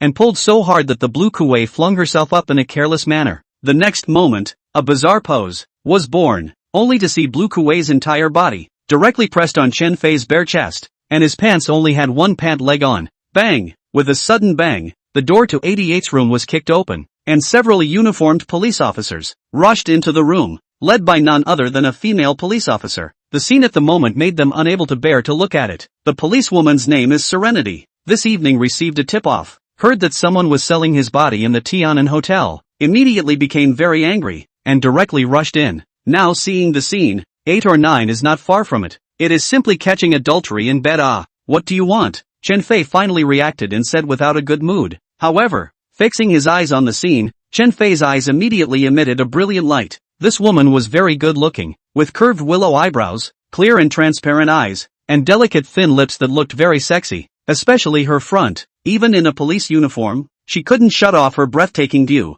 Looking at the Serenity ahead, Chen Fei's eyes couldn't help but stay in front of her for a little longer. It's so big, Chen Fei couldn't help but exclaim. At those words, Serenity fixed her eyes and saw Chen Fei's thieving eyes staring at her neckline. Just for a moment, her face turned scarlet with a whoosh, and at the same time, she was also enraged, shouting fiercely, "What are you looking at, pervert? What's there to see? Officer, don't be so mean. I'm not looking at anything." Chen Fei obviously refused to admit it, then remembered the main event. "I said don't interrupt. You guys rushed into my room. What do you want to do? What for? Didn't you see our attire? The police are checking the room. You two are suspected of selling. Please come back to the Public Security Bureau with me." Serenity looked at Chen Fei with a disgusted expression, and her face was also shy for a while. After all, the man in front of her was still wearing pants. Room check? Selling? Have you guys got it wrong? Ah, have you ever seen a cellar where the female is dressed tightly and the male is dressed like this? Chen Fei was furious for a while and said righteously,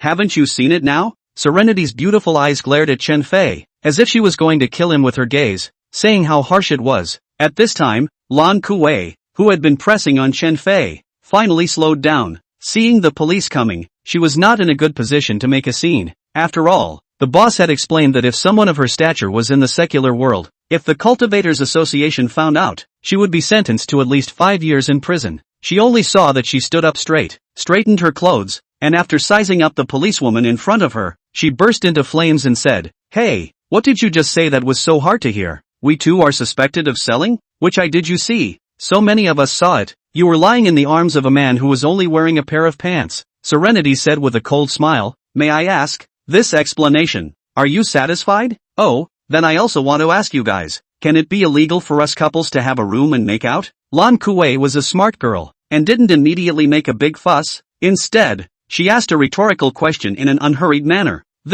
Are you sure you guys are a couple?" At this moment, Serenity realized that she was a bit impulsive, not to mention whether or not they were a couple. What they said alone was their loophole. Couple relationship and there is no certification. Besides, you did not catch people on the spot in doing that kind of thing, but rather alone see people embracing together, and the female clothes, and intact on the body. There is really no evidence to catch people, isn't it? We can prove it, Blue Kuei said, directly turned around, embraced Chen Fei who was wearing another pants leg, and then barked a kiss on his mouth. The two of them kissed for a while in front of so many police officers. Chen Fei was already dumbfounded. Lin Moyuan even did this kind of thing to him. It really made him unable to defend himself. "Now you guys believe it. My boyfriend and I are very much in love. So every time we come out to play, we'll always get a room together and make out. This is no problem, right?" Lan Kuei said faintly. "Ahem. Of course there's no problem." Serenity was dumbfounded by Blue Kuei's words, and her stomach was holding a sulk that was very hard to bear. "No problem, right? Then are you guys sure you want to stay here and continue watching us make out? That would be fine. But beware of me calling and complaining about you guys and violating my right to privacy." Blue Kuei finally started to get angry as he spoke. "Hiss, Serenity sucked in a breath. This time it was truly humiliating. Surprisingly being lectured by this smelly woman, but not being able to refute a single word. Genuinely furious, she said, "Alright, let's close the line." Close the line? Is this the quality you guys have? Blue Kuei also had a belly full of anger. After searching for half a day just now, he didn't even find the trigger finger. How can he go back and explain to his boss? Tranquility was obviously pissed off as well, and turned around, coldly asking, "Then what do you think? What quality should we be?" "You who? You're still angry, aren't you? If you do something wrong, can't you admit it?" Lin Kuei exasperatedly said. "You, shut the hell up. We just received a tip-off and acted according to our official duties. You guys know what you've done yourselves, even though I have no proof." Serenity was clearly unconvinced as well. People clearly said that there was something wrong with 88, and their tip-offs had never been wrong. "Looks like you still want to slander us, right? Still saying there's no evidence." Being said so by this policewoman, Blue Kuei became even more angry. Originally, as long as this policewoman apologized and left, she could have planned not to ask questions, but on the contrary, she was insensitive and insisted on saying that they were selling, which really made her unable to swallow this breath. So what if it is? Serenity glared and started to approach the Blue Kuei. Seeing that these two were about to fight, Chen Fei had also gotten dressed and hurriedly persuaded. Two beauties, both say one less word. A misunderstanding. A misunderstanding. Shut up, the two women said in unison, their eyes glaring at Chen Fei like cockeyes. "Oh, then you guys continue, huh? I'll leave first." Chen Fei felt that the situation was not right and hurriedly skipped off. At this moment, a team of police officers walked over next door, and then a person walked in, and after whispering a few words in Serenity's ear, her lightly furrowed brows and originally angry expression immediately collapsed. In its place, it became awkward. "Ahem. Sorry, we went to the wrong door. This lady, I'm really sorry. For the disturbance, you guys continue," Serenity said, hurriedly exited the doorway. Her face reddened even more like a boiled prawn. At this moment, she really wanted to find a crack in the ground to drill into it. She actually went to the wrong door. Chapter 58. Surprisingly, he can disguise himself. It's no wonder. That was a mistake by the alarm officer. And then a call was made later, not to 88, but to 78. Tranquility led the men and horses and quickly left. At this time, Chen Fei was thinking of asking Ren Hongyan what exactly he was looking for. However, he suddenly saw a scene under the bed. Although he didn't use his perspective, that superb vision still allowed him to see the scenery under the bed, which was clearly a footplate. "Police, come quickly." Chen Fei was already a bit suspicious of Ren Hongyan, and now that he saw someone under the bed, he knew that the police were still there and immediately shouted. When Lin Kuei heard Chen Fei's shout, she was just about to rush over to cover the person up when she heard hurried footsteps coming from the hallway. Having no choice but to turn around and run towards the window,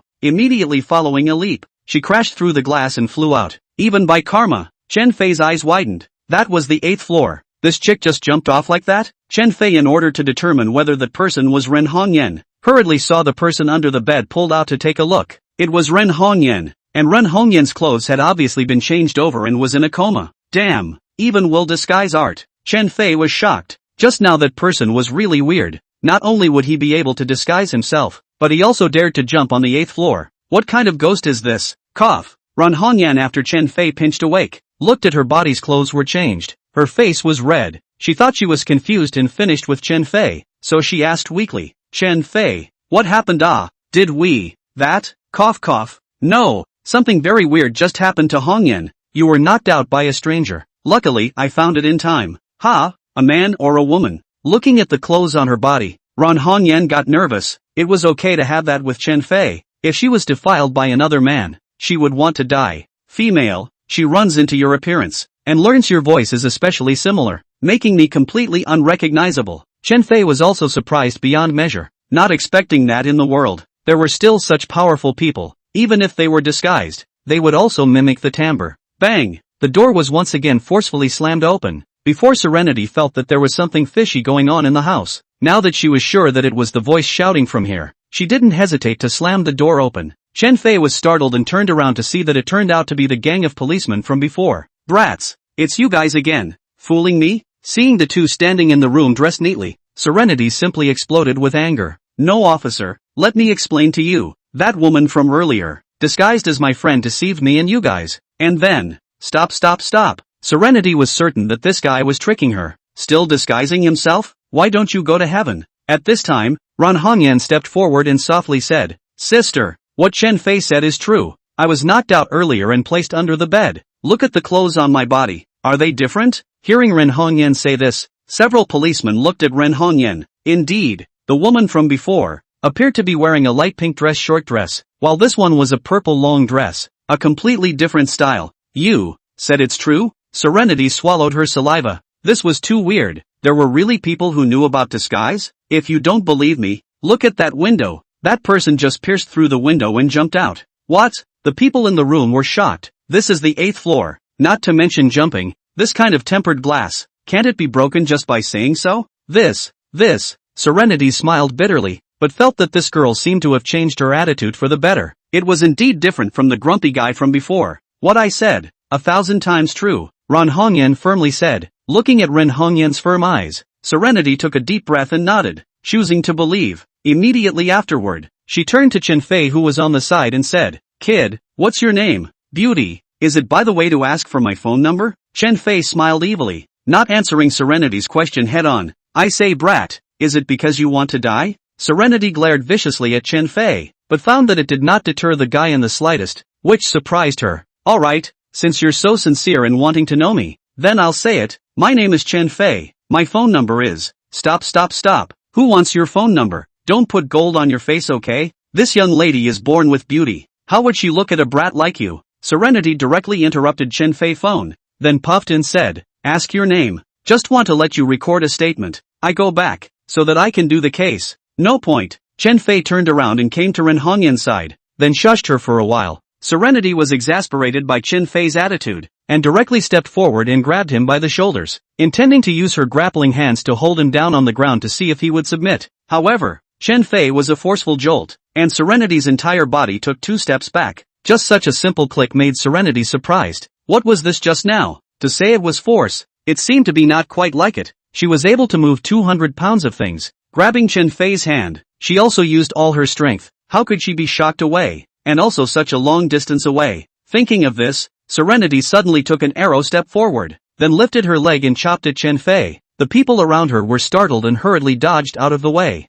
Splat! However, just as Serenity's leg was raised, Chen Fei preemptively slapped her leg down. Serenity was so inattentive that she almost fell, and after stabilizing herself, she took a deep breath with a look of disbelief. Alright officer, if it's alright, I'll go to the restroom for a cigarette first. I hope you won't disturb me, okay? Chen Fei felt that this policewoman was a little bit unbelievable, and didn't want to talk to her much. Humph, I just want to find you to take a statement. Please cooperate with me. Serenity couldn't beat Chen Fei, so she directly made an excuse. At this time, Ren Hongyan was the one who smiled and walked over, saying, female officer, my name is Ren Hongyan. I probably know about what happened just now. Let me take a statement from you. Serenity hesitated for a moment, then blankly glanced at Chen Fei and said, alright, then you come. After thinking about it, Serenity still gave her name. My name is Serenity. Call me Officer Ning. Okay, Officer Ning. The whole thing is like this. In the next few minutes, Ren Hongyan described the whole thing one by one, vividly and imaginatively after organizing it through herself. By the time Ren Hongyan finished recording her statement, Chen Fei had also finished his cigarette. As the two walked out of the hotel side by side, they noticed a police car slowly driving over. Chen Fei fixed his eyes on it, and it turned out to be Serenity. I say officer, you don't really want to pick me up, do you? Chen Fei teased. Go to hell. I don't have that kind of free time. I just heard Ren Hongyan say that she was suffering from a strange disease before, and this is something that I think is fishy. Someone reported a case today, saying that the old man in the family died for no reason, and the autopsy report that was later issued by the hospital also said that the heart had been half eaten by worms, and it's the same as what Ren Hongyan said. Tranquility directly rolled down the window glass and explained. Upon hearing this, Chen Fei's brows furrowed. This matter was not unique. It would not be a simple matter. Get in the car. I'll give you guys a free ride, and by the way, go over and take a look at the situation of your dormitory, and see if we can find some clues, Serenity suggested. Chapter 59, The Mysterious Masked Man. Chen Fei and Ren Hongyan nodded.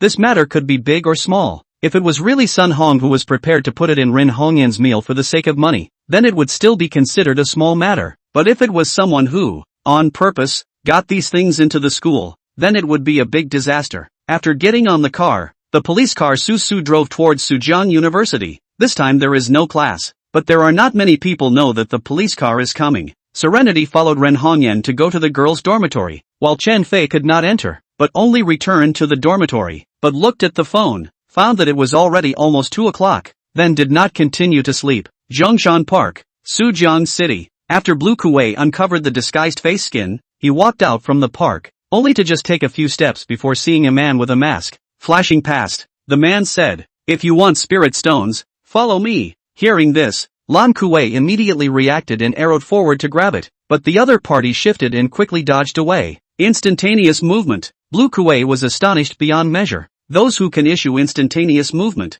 at least have to be in the martial zone realm. What is this person's origin? When did the cultivation world come out so easily? Even those with this kind of strength can be casually released? Lan Kuei used all her strength to follow closely. Although she wasn't at the martial zone realm, she was already at the ninth sky of the martial king realm. Her strength wasn't weak, and she moved very quickly. Along with her exceptional talent, she was much faster than normal cultivators. The masked man was obviously a little surprised as well, not expecting a person at the ninth heaven of the martial king realm to be able to keep up with him. A person at the ninth heaven of the martial zone realm. The 7-colored spirit stone is in my hand. Want to take it? That's up to you. The masked man suddenly turned around and fiercely punched. That punch was as frightening as if it was a volley of mountains. Bang! With a muffled sound, Blue Kuei flew backwards, spitting out a mouthful of blood with a pff sound, his eyes immediately becoming disoriented. There was a huge difference in strength between the two. This was the inevitable result. Want a 7-colored spirit stone? Dream on, the masked man said and dashed towards the front.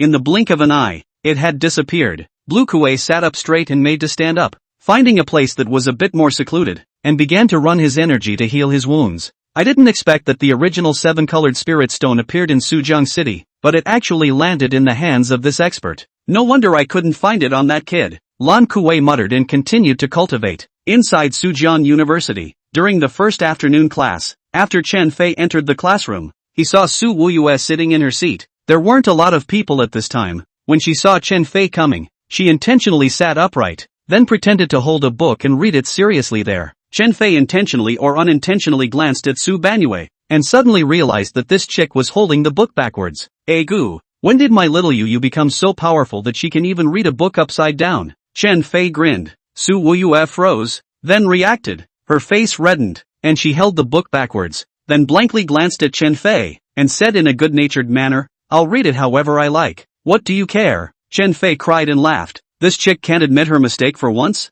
Without talking nonsense with her, Chen Fei reached into the drawer with the intention of taking out a book to read a few eyes. However, his hand just reached in and touched a hard thing, leaned down to see, but it was a box. The box looked quite high class. He took out his hand to take a look, but it was a pair of new version of Audi sneakers. This pair of shoes, Chen Fei but stared for a long time. At that time there was no money, have not been willing to buy. Then the question came, how did this chick know she liked these shoes? Chen Fei suddenly thought of a person. That is, Li Jella, that kid. Towards the left side, just saw that guy buried his head. That reaction is too fast. In addition to his informant, who else? However, no matter who snitched, after all, it was Su Banyue who took the initiative to give herself a gift. Chen Fei was touched. Thank you, Banyue. Chen Fei grinned with a toothy smile. Oh, it's your birthday today. I'm giving you a gift. That's for my birthday when you give me a better gift. You don't need to thank me. Su Wuyue was still cold and icy. Then she added, no saying that it's not pretty. You don't like it or anything like that. Those domineering words made Chen Fei cry and laugh a little. However, Chen Fei believed that this chick definitely didn't mean what she said. Even he had inquired so clearly about his birthday and preferences. Where would she buy something she didn't like? Actually, I would like to say, these shoes, Chen Fei said here and deliberately paused for a moment, then looked at Su Wuyue's performance. Sure enough, Su Wuyue picked up the book and pretended to read it there. But that ear has been listening to Chen Fei next sentence. But Chen Fei froze and did not say. Su Wuyue was anxious. Directly the book snapped through down angrily. I say Chen Fei, you cannot speak in one breath. Intermittent. Do you know that? People are very tormented. Chen Fei almost burst out laughing. But looking at Su Wuyue's lovely appearance, there was really a moment when Chen Fei wanted to hold her and kiss her. However, he didn't dare yet because he had to cherish life. Alright, on your birthday, I will definitely buy you a precious gift. Chen Fei guaranteed. Oh, who asked you to buy a precious gift? I only need meaningful gifts. Gifts that are meaningless, even if they are worth a lot of money. They may not move me. Su Wuyue did not want Chen Fei to think she was a gold-digging woman, so she explained. I get it. Good. Chen Fei smiled faintly. the atmosphere went back into the unsavory. Fortunately, the bell rang and the students returned to their positions. This section was a study session. Originally today, only the morning English class had a teacher, and then the teacher was temporarily adjusted, making it so that there was no teacher for the whole day today. Seeing Su Wuyua holding her English book and memorizing vocabulary, Chen Fei followed suit and took it out. Su Wuyua sneaked a glance and smiled with satisfaction. Suddenly, there was a man standing at the door of the classroom, tall and handsome, that robust body. At a glance, one could tell that he exercised regularly. Chen Fei looked back and saw that the man's eyes were bubbling with essence, and the entire person had an extraordinary temperament, clearly not an ordinary person. At this moment, the young man called out into the classroom, "Excuse me, is Jiang Nan here?"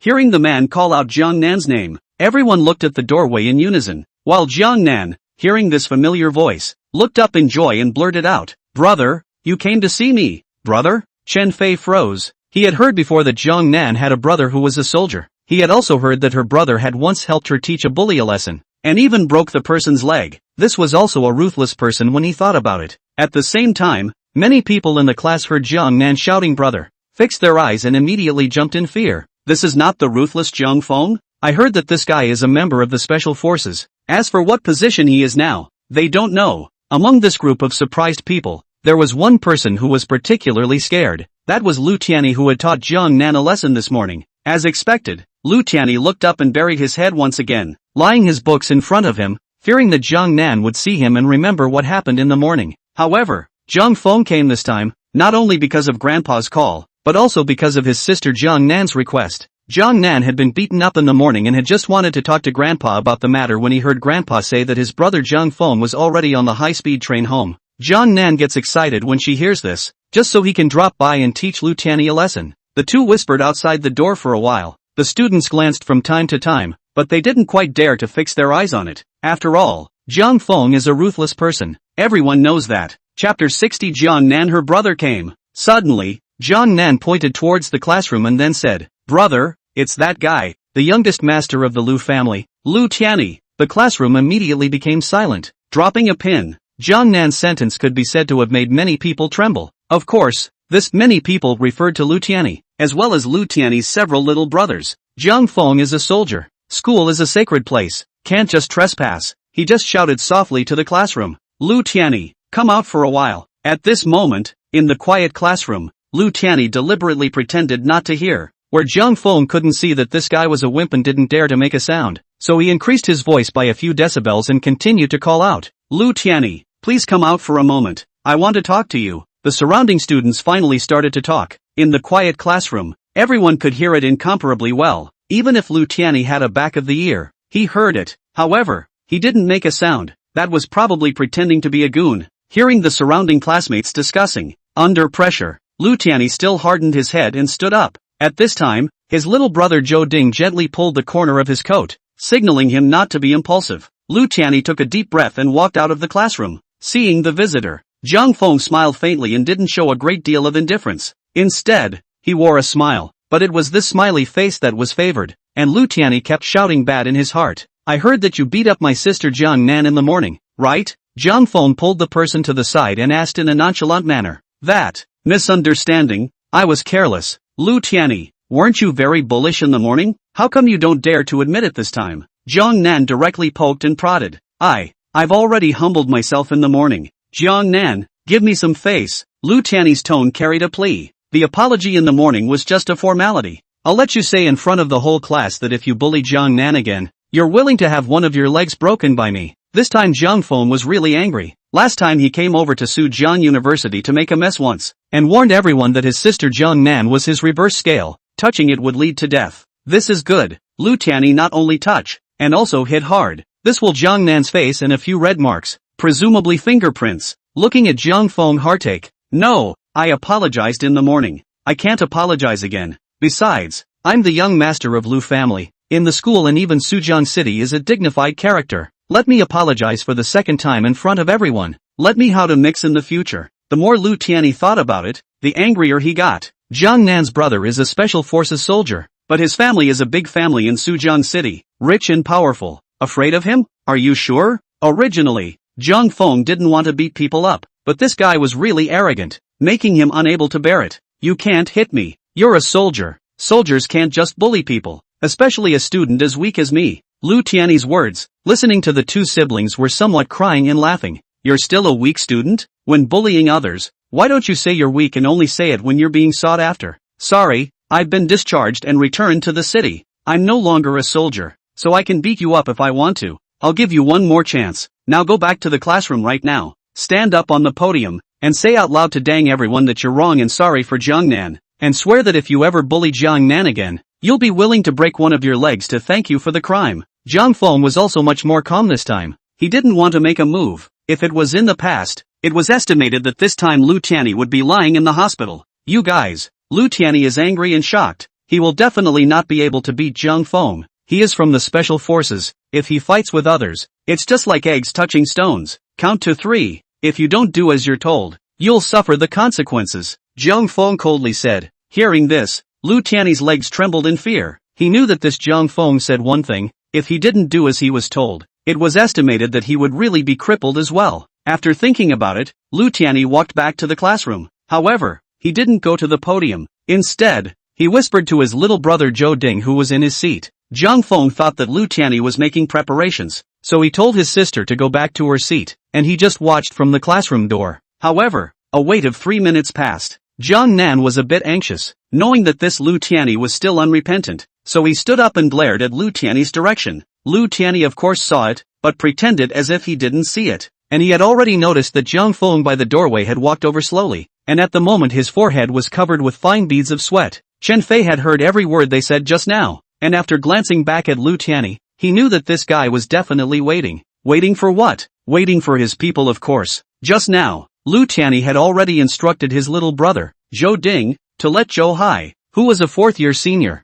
to gather all of their brothers and prepare to fight with Jiang Feng. He just couldn't believe that even though Jiang Feng was a special forces soldier, he was only one person, and when he would have gathered his brothers together, it was estimated that he could have 20 people. Let's see how he would cope with it. Woo, woo. A cell phone vibration rings. Lu Tiany hurriedly opens it to see. It turns out to be Xiao Hai with more than 24 brothers flying. Everyone is hiding their guys in the school. When they hear that there is an expert coming to pick a fight, they don't dare to take it lightly. With Xiao Hai's text message, Lu Tiany was hardened and stood up from his position, then coldly glared at Jiang Nan and said to Jiang Feng, who was walking slowly, Jiang Feng, don't think that you're very powerful. Dare to come with me to the playground. Jiang Feng's face instantly became cold and indifferent. It was the first time he was provoked by someone, and it was a student at that. In the classroom, I'm just asking you to apologize. When we get to the playground later, I'm asking you to break your legs. Your choice, right? Jiang Feng wasn't polite and directly threw out harsh words. When the people in the class heard Jiang Feng's words, they all sucked in a breath.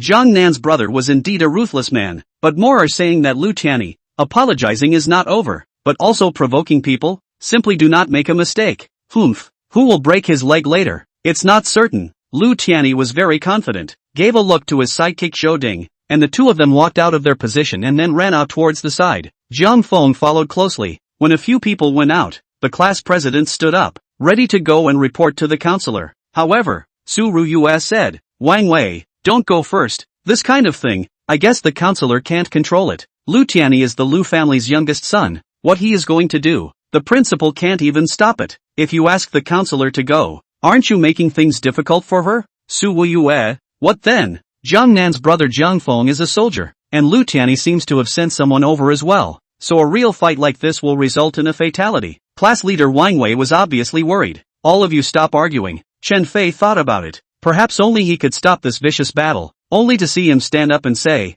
Jiang Nan, Su Ruyue, the two of you go out with me. Class president, you stay in the classroom to maintain order. I can take care of this matter. Chapter 61, Fighting. Chen Fei. Wang Wei hesitated for a moment. If it was in the past, he categorically didn't believe that Chen Fei could have this ability. But since the morning, he had saved Rin Hongyan in a few strokes, which surprised him, thinking, so Chen Fei, who had been pretending to keep a low profile in the past, was actually an expert. This time, Chen Fei took the initiative to ask for help. Presumably he also had a plan. So Wang Wei nodded his head and agreed to come down. Chen Fei didn't delay and brought Jiang Nan and Su Banyue out of the classroom. There was a reason why he brought these two. Bringing Jiang Nan, that was because Jiang Nan could stop his brother Jiang Feng, and Su Banyue was the school committee member of the Computer 16-1 class. and Lu Tianyi would also give her some face. The three quickly arrived at the sports ground. The sun was a bit high at this time. The playground was almost no one in physical education class. It was clean.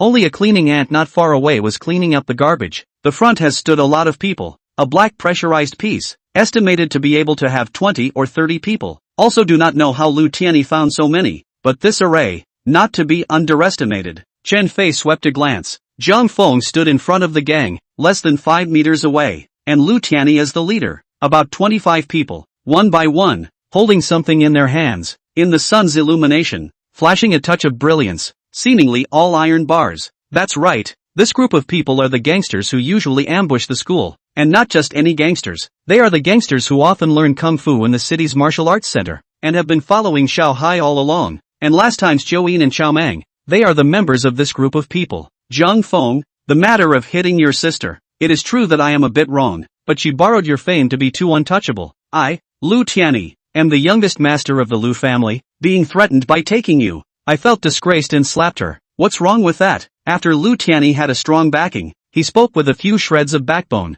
Brother, why don't we forget about it? At first, Jiang Nan also thought that it was just a matter of letting her brother come to deter this young Master Lu, but she never thought that things would come to such a pass, and Lu Tianyi even sent so many people. Although Jiang Nan knew that his brother Zhang Feng is a special forces, but people more than 20 people, each holding a weapon in their hands, rather than fooling around, a careless, his brother will be crippled are not certain. Jiang Nan, you stay there properly, this guy is really too arrogant. Today Zhang Feng will not beat him to kowtow and confess. I will not be surnamed Jiang. Zhang Feng was obviously already furious. Lu Tian commented that Zhang Feng had already said his harsh words. He felt there was no need to explain. He whispered to his brothers behind him. Then 7 or 8 students with iron bars rushed up. Zhang Feng just laughed coldly. Then he rushed out with an arrow step. Brother, looking at those people, each one of them was bullish and tall. Obviously some bad students who fought a lot. There were a few Jiang Nan had seen before. They were the school's sports students. The gang was obviously very raw. In less than a few seconds they rushed to Jiang Feng's front. Jiang Nan, I think you should worry about that gang. Chen Fei could see that these few little shrimps were definitely not Jiang Feng's opponents. As a special forces soldier, if you didn't have a few certainties, you couldn't possibly go in hard. That would be a humiliating loss. Sure enough, less than 2 seconds, heard screams continuously. Jiang Nan and Su Banyue looked up. There are 3 people already lying on the ground, covering the belly and thighs in that blind scream. The scene is very magnificent. Lu Tianyi was shocked at the situation, and hurriedly shouted, everyone together, be united. This guy is a special forces soldier. Hearing Lu Tianyi so reminded, originally those who were still arrogant to Heaven's little brother, suddenly some hands trembling, the original they have to deal with, actually is a special forces. However, 25 people were knocked down 3, there are still 22 left. Such a formation should not be a problem. Lu Tianyi, who was also holding an iron rod tightly in his hand, followed the crowd and surrounded them, intending to find the right moment to directly make a sneak attack and knock Zhang Feng out. Jiang Nan obviously also saw Lu Tianyi's move, and hurriedly said to Chen Fei beside him, Chen Fei, that guy Lu Tianyi, it seems like he's going to do a sneak attack. Go help my brother. No need. Chen Fei cried and laughed a little. This Jiang Nan also underestimated his brother too much. This situation, not to mention that Lu Tianyi could succeed in his sneak attack, to be able to get close to it would already be very good. Bang! 2 people's words just fell. Just heard a muffled sound. Rushed in the front of the 2 students. Was Zhang Feng directly flew up, double feet kicked on the chest, flew backward. Zhang Feng's body fell back, nearly touched the ground, violently stretched out his hands and forcefully propped up. The body returned to the original position standing. However, Zhang Feng was a ruthless character. It was impossible to stop after a single hit, only to see him just stabilized, with a cheated general once again darted out. That speed is amazingly fast, taking advantage of the just hit the head of the 2 people have not yet landed on the occasion. With the speed of lightning, clattering, rushed to the 2 people in front of them. After they reached the ground, they jumped fiercely, and those partners behind them, just now were covered by the huge body of the 2 people in front of them, didn't see the situation clearly, and now they suddenly saw a figure flying out, and they were directly scared and confused. However, just as they were dumbfounded, Zhang Feng rushed into the crowd, and after charging left and right for a while, a large area lay on the ground. Those who hadn't fallen down yet had also reacted to the situation, waving their iron bars and smashing them over with extreme ferocity. Only, in a split second, Zhang Feng's body suddenly pressed down, violently, and came with a move of autumn wind sweeping down leaves. The 3 people in front of him directly fell to the ground in response to the move, and fell into a dog's poop. At this moment, one of the other party's iron rod slipped down, just appearing in front of Zhang Feng. The 6 people who had been thinking of rushing over, seeing the iron rod under Jiang Feng's feet, also hastily break their feet, hesitated, and retreated backward. All of this, only a short 10 seconds or less, but there were already 19 people lying on the ground. Lu Tianyi was so scared that his mouth could be stuffed with eggs. Originally he was going to sneak attack, but now he saw this situation where he still dared to go up, and hurriedly retreated a few steps back. Of the remaining 6, it happened to be senior buddy Xiao Hai, as well as a few brothers from the martial arts school. I'll give you guys one more chance. This is a grudge between Lu Tianyi and I. It has nothing to do with you guys. Get the hell out of here right away and I won't make it difficult for you. Zhang Feng didn't want to make a big deal out of it. Those lying on the ground were actually not seriously injured. They were all just stunned or legged by him. But if these 6 people went back on, it wouldn't be that simple. Zhang Nan behind him was relieved to see that his brother had already taken care of a large portion of the people, and smiled. Chen Fei, my brother is really powerful. Well, as I said, you don't have to worry. Our Chinese special forces aren't that easy to deal with. Chen Fei had been thinking of becoming a soldier since he was a child, but there was only his mother at home. He couldn't throw her away, so he had to choose to study. After all, studying can be done if you want to go back to the shantytown. You can go back. If you become a soldier, especially a special forces soldier, it's not something you can say you can go back to. Therefore, his heart to the military is always so admired. Chapter 62 Zhang Feng's Abnormality. Aha! Zhang Nan was obviously happy. On the contrary, it was Su Banyue on the side who was a little worried. Lu Tianyi deserved to be punched, yes, but after all, he was a student of their calculation class 1. In case something big happened, she, as a member of the school committee, wouldn't be able to explain it to the counselor. Obviously, Chen Fei had already seen it. In front, Lu Tianyi once again issued an order. Paralyzed. I don't believe it. This guy can fly up to the sky. Brothers, fight with me. Whoever breaks this guy's hand, I'll reward 100. 000. Break his legs, I'll reward 500. 000. Hearing this reward from Lu Tianyi, the crowd was full of blood again. Originally those 7 or 8 on the ground who were pretending to be disabled, seeing Zhang Feng so powerful, didn't intend to stand up again, but now with such a tempting reward, instead one of them forced themselves to endure the pain and continued to hold on to their iron rods.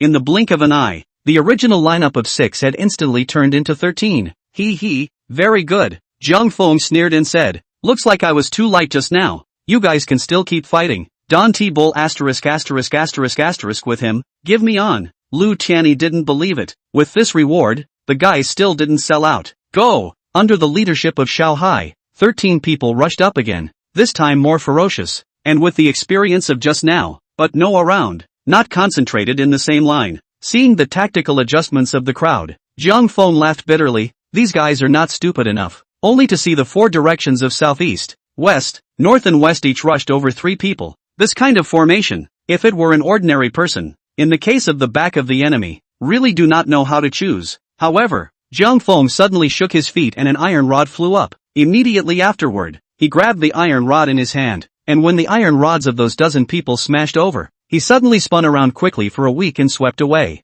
Bang bang bang, a series of iron rod crashes rang out. The sound was almost continuous. One could imagine how fast Zhang Feng was spinning. In the past of this move, of the 12 people who rushed up, 10 of the iron rods in their hands were vibrated off the ground, and several of them were covering their palms. The vibration force just now was just too strong, making many people's palms numb from the vibration. Taking advantage of the opponent's weapons falling, Zhang Feng's mouth revealed an evil smile, followed by a very rhythmic sound that came to mind. Slap slap slap. Only 4 people were slapped around in the air before they fell hard on the ground, covering their faces in pain. At this time, a few people behind them took the opportunity to pounce over, wanting to pounce on the people. However, their moves, where can they escape the reflexes of a special forces soldier? Before they could get close, was Zhang Feng jumped in place 360 degrees big whip leg whip out, directly on the belly, just like this alive and flew out upside down. A few people just landed. One of them was smashed on the neck by an iron bar with a bang, eyes bulging, fainted and died. Murder! Looking at Xiao Hai being knocked out by a single blow, Lu Tianyi exclaimed in shock. In fact, it wasn't that serious. Zhang Feng was weighing the strength, just enough to knock someone out. It was also a warning to the rest of the people. It's best not to mess around anymore. Looking at the leader of the Xiao Hai were killed. The other a few people still have the iron rod in hand. will directly throw the iron rod on the ground, backing up dare not approach. Seeing this, Lu Xiao was furious, but he obviously didn't have the time to curse, because Zhang Feng had already taken a step and darted towards his direction. Watching Zhang Feng darting towards him, Lu Tianyi directly swung his iron rod and smashed it with his eyes closed. However, in the next moment, he felt the iron rod being grabbed by someone. Opening his eyes, sure enough, Zhang Feng's hand was tightly holding his iron rod, and in Zhang Feng's hand, there was another one. Lu Tianyi, I'll give you one last chance. Kneel on the ground and swear to Zhang Nan. Zhang Feng was obviously furious. If it wasn't for the fact that he was in school, he would have killed this guy with one stick. Paralyzed, I kneel to heaven and earth and my parents. I just won't kneel to your sister. If you have the ability, kill me. Lu Tianyi was surprisingly backbone. However, his current backbone just happened to ignite Zhang Feng's anger. Instantly, a flash of killing intent flashed across Zhang Feng's eyes, and he didn't know why. His right hand violently raised the iron rod. Seeing this, Chen Fei realized that something was wrong and hurriedly took an arrow step forward, grabbed an iron rod on the ground and threw it in that direction. Die! Everyone was stunned after Zhang Feng shouted this out. Zhang Nan and Su Banyue were also so scared that they stuffed their hands into their mouths, unable to believe this scene. Clang! However, just as Zhang Feng's iron rod was about to knock down towards Lu Tianyi's head, he was hit by another iron rod that came flying. Zhang Feng was not paying attention. His wrist shook and the iron rod fell to the ground. Chen Fei didn't stop moving. Instead he exerted all his strength and rushed over as fast as he could. He realized that Zhang Feng's actions were somewhat abnormal. He only saw a shadow floating over the scattered people on the ground, and before they could react, Chen Fei clasped Zhang Feng's shoulders and pulled violently, the three of them falling to the ground together. After Lu Tianyi was dislodged, he was so scared that he hurriedly rolled to the side, his body shivering and soporific. Zhang Feng thought that Chen Fei was Lu Tianyi's henchman, and after lying on top of Chen Fei, he began to use elbow strikes to launch an attack on him, and Chen Fei hurriedly bodied up and grabbed his opponent's elbow as he utilized the first level of the healing martial god technique. A powerful force instantly filled his body. Chen Fei violently rolled over and pushed the person down in general, and with a quick bounce, he got up and stood up straight. Although Zhang Feng had come to his senses and his actions just now were a bit over the top, he was still on fire when he saw Chen Fei, and he hurriedly darted up and blasted out with a short straight punch. This was a particularly simple move in the military, but it was a particularly powerful move. Chen Fei laughed coldly, not dodging, directly storing up his strength to throw a punch, and the fists of the two men just clashed hard together. Bang! With a muffled sound, both of them stepped back at the same time, but the crowd could see clearly that Chen Fei had retreated one step back, while Zhang Feng had retreated 2 steps back. Not only were Zhang Nan and Su Banyue surprised, even Lu Tianyi was stunned. What strength Zhang Feng had! He had already seen it just now, but this guy Chen Fei, why was he still better? Obviously, Zhang Feng was also frowning, knowing that this guy wasn't simple, and had managed to gain the upper hand in the first move. However, what was Zhang Feng? He was the former captain of the Cheetah Special Forces. How could he possibly admit defeat? He clenched his fists and prepared to fight again. However, right at this moment, he heard his younger sister Zhang Nan shout, "Brother, stop fighting, that's Chen Fei, my good friend." Seeing his sister say that, Zhang Feng was instantly embarrassed. So it turned out that just now, the great water had washed away the Dragon King temple. Then, why did he stop me just now? Zhang Feng, I don't know what's wrong with you, but as a soldier, you shouldn't lay such a harsh hand on him. Do you know what the consequences were when that iron rod of yours smashed on Lu Tianyi's head? I guess his brains just burst out. Chapter 63, Encountering an Acquaintance. Chen Fei laughed bitterly. Hiss. Zhang Feng sucked in a breath and asked weakly, "Just now, did I really do that?" Zhang Nan also walked over, and without waiting for Chen Fei to answer, she stepped forward and said, "Brother, you were so scary just now. Are you sick?" "No." A flash of apprehension flashed across Zhang Feng's face. Although it was fleeting, it clearly did not escape Chen Fei's eyes. Something must have gone wrong with him. After waiting for everything to calm down, Zhang Feng suddenly turned back and pointed at Lu Tianyi. "Lu Tianyi, this time I'll let you off the hook and won't let you swear. But if there's a next time, I'll send you straight to the crematorium." Facing Zhang Feng shouting, Lu Tianyi didn't dare to say a word. After he climbed up, he waved his hand at his remaining juniors and asked them to take charge of his brother to see a doctor. After Lu Tianyi and the others left, a few security guards rushed over, and just when they wanted to ask what was going on, they suddenly saw Zhang Feng turn around, and a man among the security guards immediately rejoiced, apparently recognizing him. "Brother Jiang, so it's you. Oh, you recognize me?" Zhang Feng obviously didn't remember this man. Remember Little Tiger from the recruit company 5 years ago? The man wasn't upset that Zhang Feng couldn't recognize him. "Little Tiger? Jiang Feng thought back and suddenly laughed. So, you're here now, little tiger? Yeah, after the recruit company, my grades weren't good, so I got discharged and came back. Then I got a security job at the University of Sujiang as a security chief, which is not bad. The brother called Shouhu laughed. Ha ha, not bad, it's life anywhere anyway, as long as you're happy. Jiang Feng saw a familiar face. Naturally those few security guards didn't make things difficult and quietly dispersed, while Chen Fei saw that it was fine and went back to the classroom with Su Banhua. When Jiang Feng reacted, he suddenly remembered Chen Fei from just now, and asked his sister, Jiang Nan, what was that person's name just now? He seemed to be in good hands. He was able to confront me. Well, that person's name is Chen Fei. I don't know why. The Chen Fei I knew before was very ordinary, but since the day before yesterday, I suddenly realized that he's very good at everything. Jiang Nan said truthfully. Oh, Jiang Feng was obviously stunned, but then he thought of a possibility and said, maybe people used to be very low-key, but now they suddenly want to be high-key, so they show it. In their eyes, they had never thought about inheritance, rebirth, or anything like that. However, Chen Fei had accepted the inheritance the moment he was about to die. And not only did he make his life last, but he also possessed heaven-defying skills. Well, brother, then you go back to Huayuan first. I probably won't be able to go home until after school on Friday. Jiang Nan laughed.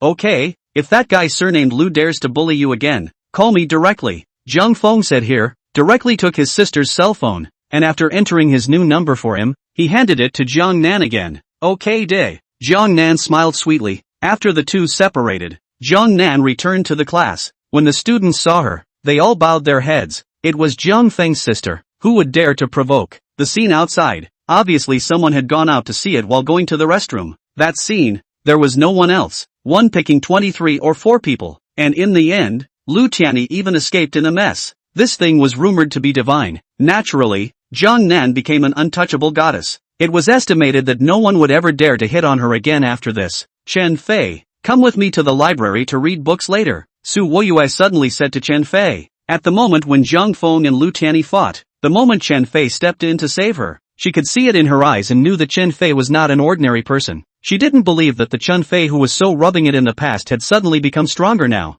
It must be fishy. She wanted to find a quiet place. Not only could she study, but also ask Chen Fei about his situation in the meantime. Chen Fei paused, then reacted, saying, going to the library, with me? Humph, if not with you, should I go with other boys? Su Banhua blankly glanced at Chen Fei, giving him alone time, but he didn't even know to cherish it. Not I'm excited. Okay, then I'll prepare. Chen Fei took out 2 books from the drawer. A linear algebra, an English book, after all, is a sophomore, has not yet learned the major courses, can only read these 2 books. When the time comes to test a high score, hold a beauty. Oh, Su Wuyue nuzzled her mouth, did not continue to speak, but organized the book, the 2 directly out of the classroom, towards the library. A few of the most classic places on a college campus are nothing more than the dining hall dormitory. The library, the classroom will be constantly changing with the opening of the major classes, but no longer fixed like high school. Worth remembering. Looking at the back of the 2 people leaving, Ran Hongyan took a deep breath. She really is a little reluctant to let go of Chen Fei, but the reality is so cruel. Some people do not grasp in time, will quietly leave and regret. Library entrance. Chen Fei and Su Banhua had just gone in when Chen Fei was bumped into by someone. That person Chen Fei recognized was the Sun Hong that Ren Hongyan had said. On the contrary, Sun Hong didn't recognize Chen Fei, didn't even say sorry and directly left in a hurry. Chen Fei smiled bitterly. This guy is really impolite. Bumped into someone like nothing. However, Chen Fei was a man. For this kind of thing, there was no pretense, and continued to follow Su Wuyue towards the inside. Are you alright? Su Yanyu asked with some concern. The first time he felt this beauty's care, Chen Fei had some indescribable feeling. Anyway, it was quite good. Grinning, he said, it's just a bit painful. Otherwise, come out at night and give you a rub for me? Rubbing old pervert. Su Wuyue was not an innocent girl. What Chen Fei wanted to do, of course she knew.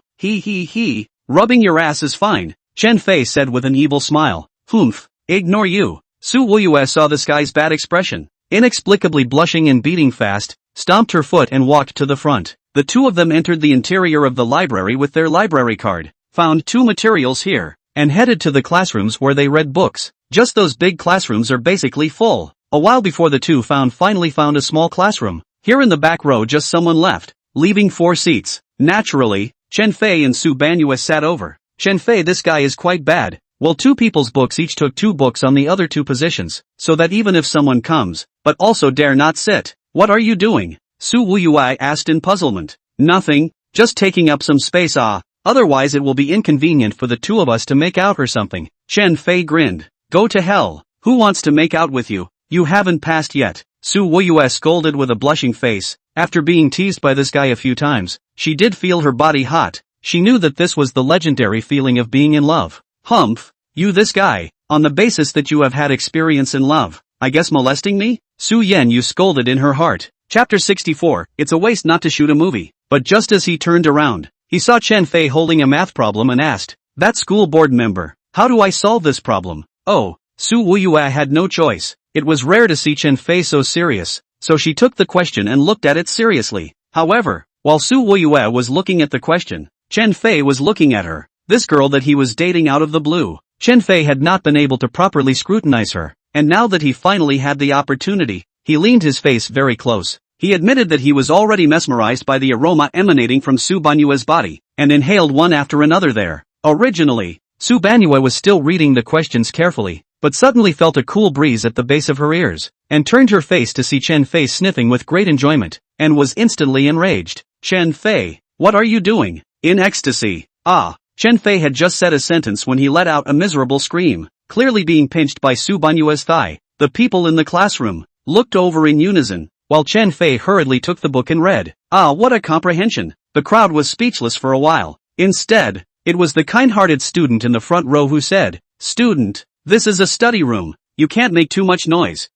So that's how it is. Okay, I won't read then. Thanks Chen Fei pretended as if he didn't know. His expression was calm and responded freely. Su Wuyuai gave a thumbs up. It was really a waste for this guy not to go to the theater. Beauty, don't praise me. I'll be shy later. Chen Fei said shamelessly. Su knew you just wanted to curse. When she saw him come over and said, Knew you, how do you solve this problem? Tell me about it. Su Wuyuai couldn't do anything about him, so she could only explain to him in a serious manner. In this way, the atmosphere in the classroom was quite cordial. Chen Fei was quite a good learner this time, asking 7 or 8 questions in a row, and I don't know if it was because Su Beiyu smelled good or was really a good learner. Anyway, Chen Fei acted like it. Without realizing it, half an hour passed. Suddenly, a row in the middle of the classroom made a noisy noise, and all eyes looked in unison, only to see a female student with a pale face, gritting her teeth as if she was enduring pain, next to a male student to see the situation. First step over, just want to say something,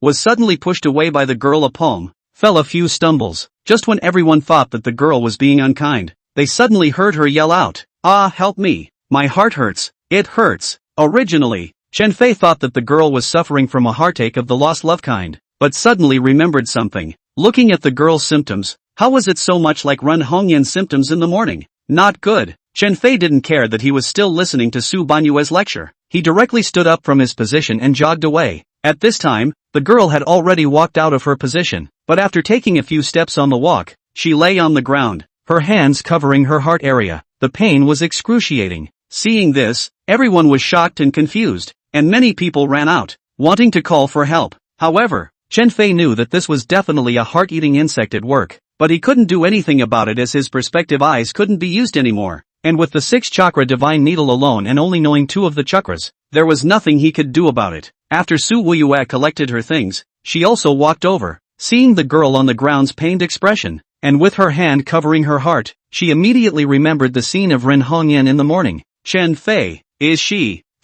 Chen Fei knew what Su Wuyuai wanted to ask and directly nodded. Classmate, save me, I can't breathe anymore, I feel like I'm going to die, save me. Originally, Chen Fei wanted to wait for the school doctor to come over, but at the same time, he also knew that there was nothing the school doctor could do if he came over, and if he delayed any longer, it was estimated that this girl would die. Gritting his teeth, Chen Fei said in his heart, whatever, just die. Still, kindness took over his mind. Chen Fei turned to Su Banyue and said, Banyue, just like in the morning, you tell everyone else to go out, then close the classroom door. I'll administer the needle. Aha! Human life was at stake. Su Banyue knew that Chen Fei was not intentionally trying to take advantage of the situation, and hurriedly evacuated the crowd, then closed the door, and also instructed everyone not to be disturbed, or else someone would be killed. The students didn't know what was going on, but these two seemed to be very resourceful, and they could only do as they were told. Chen Fei didn't delay and directly clicked a few times on that person, and the girl didn't move. Although Su Ruyue was surprised, at this time did not allow her to ask more questions, and directly removed the girl's top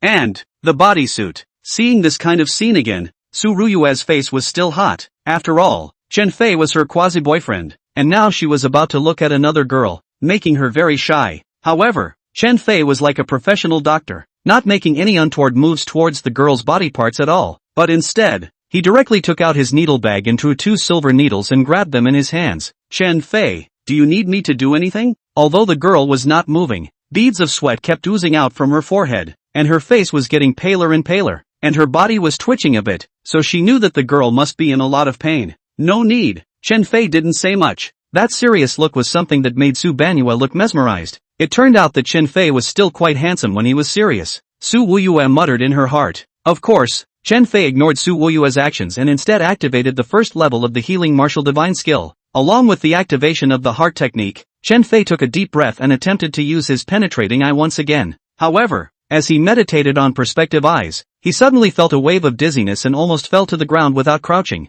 This sudden abnormality of Chen Fei's caused Su Banyue to be startled, hastily tugging at him, and then asked worriedly, Chen Fei, what are you doing? That sense of anxiety was the first time Su Banyue had ever felt it in her life. She had actually scared herself to new heights for Chen Fei, and her palms were starting to sweat. Chen Fei shook his head vigorously. He couldn't faint at such a critical moment, so he said, nothing. Oh, then, you be careful. Su Wuyue did not know what had gone wrong with Chen Fei, but seeing him say that he was fine, she was much relieved. As for Chen Fei, he knew that it must have been the excessive use of the penetrating eye that had caused his body to experience a backlash. But human lives were at stake, and as a healer of the legacy, he could not possibly see death. Activating his perspective eye again, this time, although he was dizzy, he could barely see through the girl's heart, and sure enough, it was still that red heart-eating insect. Chen Fei took a deep breath, forced his body to stabilize, and snapped out the needle quickly, accurately stabbing the heart-eating insect. Just like in the morning,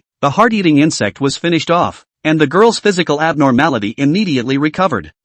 Chen Fei unexpectedly had a feeling of gagging, frightening Su Banyue to hastily help him pat his undershirt. Chen Fei, don't scare me. What's wrong with you? Su Banyue was so scared that her tears were about to fall. Feeling so scared for the first time, Chen Fei continued to run his heart technique, trying to stabilize the breath in his body for a bit before finally calming down. Taking a deep breath, Chen Fei opened his eyes. Chapter 65 Reproducing the Heart-Eating Worm. He can't die. Chen Fei gently pressed a few times on the girl's back. Only then did the girl move, and hurriedly thanked the two of them. Thank you both for saving her life. Just now, although the girl was unable to move, she could feel Chen Fei helping her heal, and not caring about the embarrassment. After putting her clothes back on, she thanked them once again. At this time, the door of the classroom was pushed open and a few people walked in. One of them was the librarian, the other was the security guard on the first floor, and the remaining person, Chen Fei recognized. That was the middle-aged school doctor that he had met in the morning. When the middle-aged doctor saw Chen Fei and Su Banyue, he was stunned, and then he said in a bad mood, how come it's you two again? Where is the patient? How is it? School doctor, I'm fine. My heart was in severe pain before. I couldn't breathe. Luckily this student, he knows how to heal. The female student was afraid that the school doctor would misunderstand, and hurriedly explained. School doctor Su Jiao walked over. Her attitude wasn't very good. She always felt that Chen Fei had stolen all the limelight from her, so she said somewhat angrily, don't tell me, there's something that relies on a few broken needles to cure this girl? I'm sorry School Dr. Su, it was cured with acupuncture, but it wasn't any broken needles as you said. Chen Fei quit when he saw the other party insulting his 6 veins divine needle. As a matter of fact, as a doctor, as long as the patient is well, it's fine for her to be jealous of people stealing her thunder. If it wasn't for the fact that he was the only one who could cure, Chen Fei wouldn't care about such things. Things don't go your way, let's forget about it this time. If there's a similar illness again, you'd better not want to meddle in it, or else if something really goes wrong, you'll know it's wrong, Su Jiao coldly said. Chen Fei just wanted to curse, but he was pulled by Su Wuyue on the side, signaling him not to argue with the school nurse. Chen Fei also gave Su Wuyue enough face, took a deep breath, and said, alright, if there really is a next time, I'll see how you cure it. Brat, what do you mean? Su Jiao heard the contempt. If only the 3 of them were there, it would be nothing. On the contrary, there were dozens of students standing around. This was provoking her medical skills. Experience it for yourself. Chen Fei did not delay. directly pulling Su Ruyue's hand with one hand, rode away from the crowd, came to the position, put away the 2 books and hurriedly left. Bastard! Su Jiao just wanted to curse, but realized that Chen Fei had already left, and could only swallow that breath hard into her stomach. On the contrary, it was the students on the side who threw contemptuous gazes. This school nurse was even afraid that someone else would steal her thunder. It was a matter of human life. The girl just now couldn't help but mutter, "How shameless." With that, she turned around and walked away. The voice was small, but Su Jiao heard it and was furious. Outside the library, after Chen Fei and Su Banyue walked out of the library, they didn't go back to the classroom. After thinking about it, Chen Fei said, "Banyue, let's go out and have some fun. Oh, if you don't read, let's see how you're going to score in the top 10 by the end of the semester." Su Wuyue nudged her mouth and muttered, "Hee, it seems like you really want to be my girlfriend. Since you want it so much, why don't you just say yes?" Chen Fei grinned. "Who wants to be your girlfriend? Don't you keep putting gold on your face, okay?" Su Banyue blanked him. "Otherwise, why do you want me to take the top 10 so badly? If I get into the top 10, won't you become my girlfriend?" Chen Fei said with an evil smile. At this moment, Chen Fei knew that this chick liked him. She just refused to admit it. "Humph, not talking to you." Su Wuyue's mind was pierced, but her face was flushed. Chen Fei also did not tease her more. After all, everything has to be in moderation. Falling in love is no exception. More than that instead makes people sick of it. At this time, Su Wuyue said, "Going out is fine, but where do we put our books? And also, I don't want to ride my bicycle out." Su Wuyue was wearing a slightly short dress. Sitting on a bicycle, it would easily leak light. Not very appropriate. Chen Fei thought for a moment and said, "Wait for me here. I'll be right over." "Chen Fei, what are you going to do?" Seeing Chen Fei pull out his legs and run away, not knowing where he was going, Su Wuyue called out in confusion. However, this guy slipped away really fast and disappeared from her sight in the blink of an eye. Su Wuyue walked slowly in the direction where Chen Fei ran away, recalling the little by little moments when the two were able to come together. Everything was so dreamy. A few days ago, the two were like enemies, being disgusted by Chen Fei's touch, and even more so, they stayed away from this kind of poor student. But now, the two had actually become a couple. She could only sigh. Life is like a dream.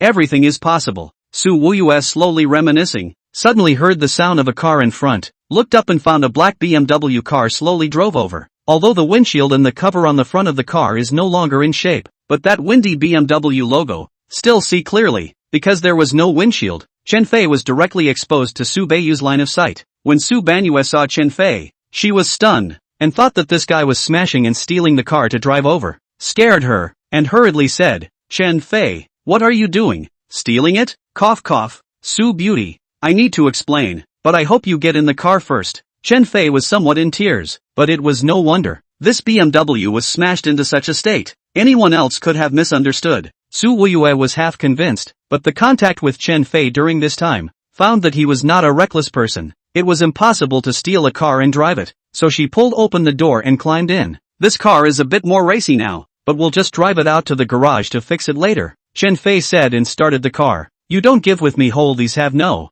Hurry up and explain to me, what's going on with this car?" Su Wuyue directly opened the door and said. Chen Fei laughed bitterly. Su Wuyue, this nature is anxious. He has already learned. Then said, "Okay, this car is Lu Tianyi guy's, and then I smashed. It became my." "What do you mean?" Su Wuyue felt that her brain was not enough. Smashed, then became Chen Fei's? What kind of thing is this? He. I haven't finished yet. When Lu Tianyi hit me with his car and smashed my bike to pieces, and then he arrogantly said that I hit him, I was furious, so I smashed his car. And then? Su Wuyue was still dumbfounded. Then, I compensated $1 million and the car belonged to me, Chen Fei said lightly. Oh, obviously Su Wuyue hadn't reacted yet, and suddenly remembered something, turning her head to look at Chen Fei. Surprised, what did you just say? Compensation of $1 million? Su Wuyue's eyes widened in disbelief. Well, $1 million, is there a problem? Chen Fei's breezy appearance made Su Banyue always feel that he was lying. What kind of person was this Chen Fei? She had understood. It was a poor person from the shantytown. Chapter 66, the BMW. $1 million? $1,000 probably can't even take it out. She also heard about it. Her ex-girlfriend Zhou Tingting is because he is poor. Only then followed Lu Tianyi. If this guy can have $1 million, it is estimated that Zhou Tingting relies on not leaving it. Chen Fei, tell me truthfully, did you go out and rob? You can't have that much money. Su Nanyue did not scold, but rather worried. After all, Chen Fei would be her man in the future. He couldn't break the law. In fact, I was depressed a few days ago when I ran to the magnificent garden for a trip. I didn't expect my luck to explode. I just happened to catch 2 pieces of raw stone, opened up something good, and sold it for a few $1,000,000. Solely, Chen Fei added the money from the casino together to the How Garden gambling stones. In this way, the money spent in the future also had a way to come from, and did not let Su Banyue know that he had been to the casino. Is what you said true? Hearing Chen Fei's explanation, Su Ruyue was relieved. As long as it was not stealing or robbing and breaking the law, she could accept it. I don't have to lie to you. Chen Fei smiled faintly and continued. I once said that I would definitely work hard to make money in the future and give you a happy home. For some reason, at this moment, Su Ruyue was inexplicably moved. However, she immediately adjusted her emotions, coughed twice, nuzzled her mouth and said, "Don't say it's so touching. The 2 of us haven't even gotten started yet. I believe that this stroke will soon be made up," Chen Fei said confidently. "Humph, you just blow." Su Ruyue grunted on the surface, but in fact, her heart was still very much looking forward to it. With Chen Fei, she did have constant surprises and was much happier, forgetting some of the unpleasant things at home. In the middle of the conversation and laughter, the 2 came to a nearby garage. This garage was very large, about 3 kilometers away from Sujian University. However, Sujian University was originally relatively remote, nearly half an hour away from the city center. In a small city, this kind of distance was already very large. Just entering the garage, there were 2 employees gathered around. Seeing Chen Fei's BMW already smashed like that, he didn't ask, and directly said, "Sir, drive over here. This side is responsible for replacing the glass and shell." Chen Fei nodded. Last time Lu Tianyi said, he replaced it once costing more than $100,000, so I guess this time the price is about the same. The car slowly drove to a separate workshop, and after the 2 got off, they walked out. At this time, came a middle-aged man in a suit, a smile, estimated to be the leadership-level characters of the repair workshop. See the 2. They greeted, "Hello, I am the supervisor of the repair workshop." The 2 into the living room to drink a cup of water. Your case, but very quickly, because the shell will be directly replaced, coupled with the front windshield. It is estimated that 40 minutes to get it done. If there is no urgent matters, you can wait in the living room while chatting. Chen Fei did not answer directly, but instead glanced at Su Ruyue. Su Ruyue did nod. Anyway, it is still in the middle of the first study session. There is no class in the second session. It is no fun to go back that fast. So she said, "Alright, then let's go to the living room and wait." The 2 did not delay. Directly into the living room. This supervisor was quite courteous. Chen Fei had just sat down with them. He poured 2 cups of water over, and smiled. "Both of you. This weather is hot. You're both thirsty. Drink a cup of water first." Su Ruyue said thank you, but didn't drink it right away, but said, "Put it away first.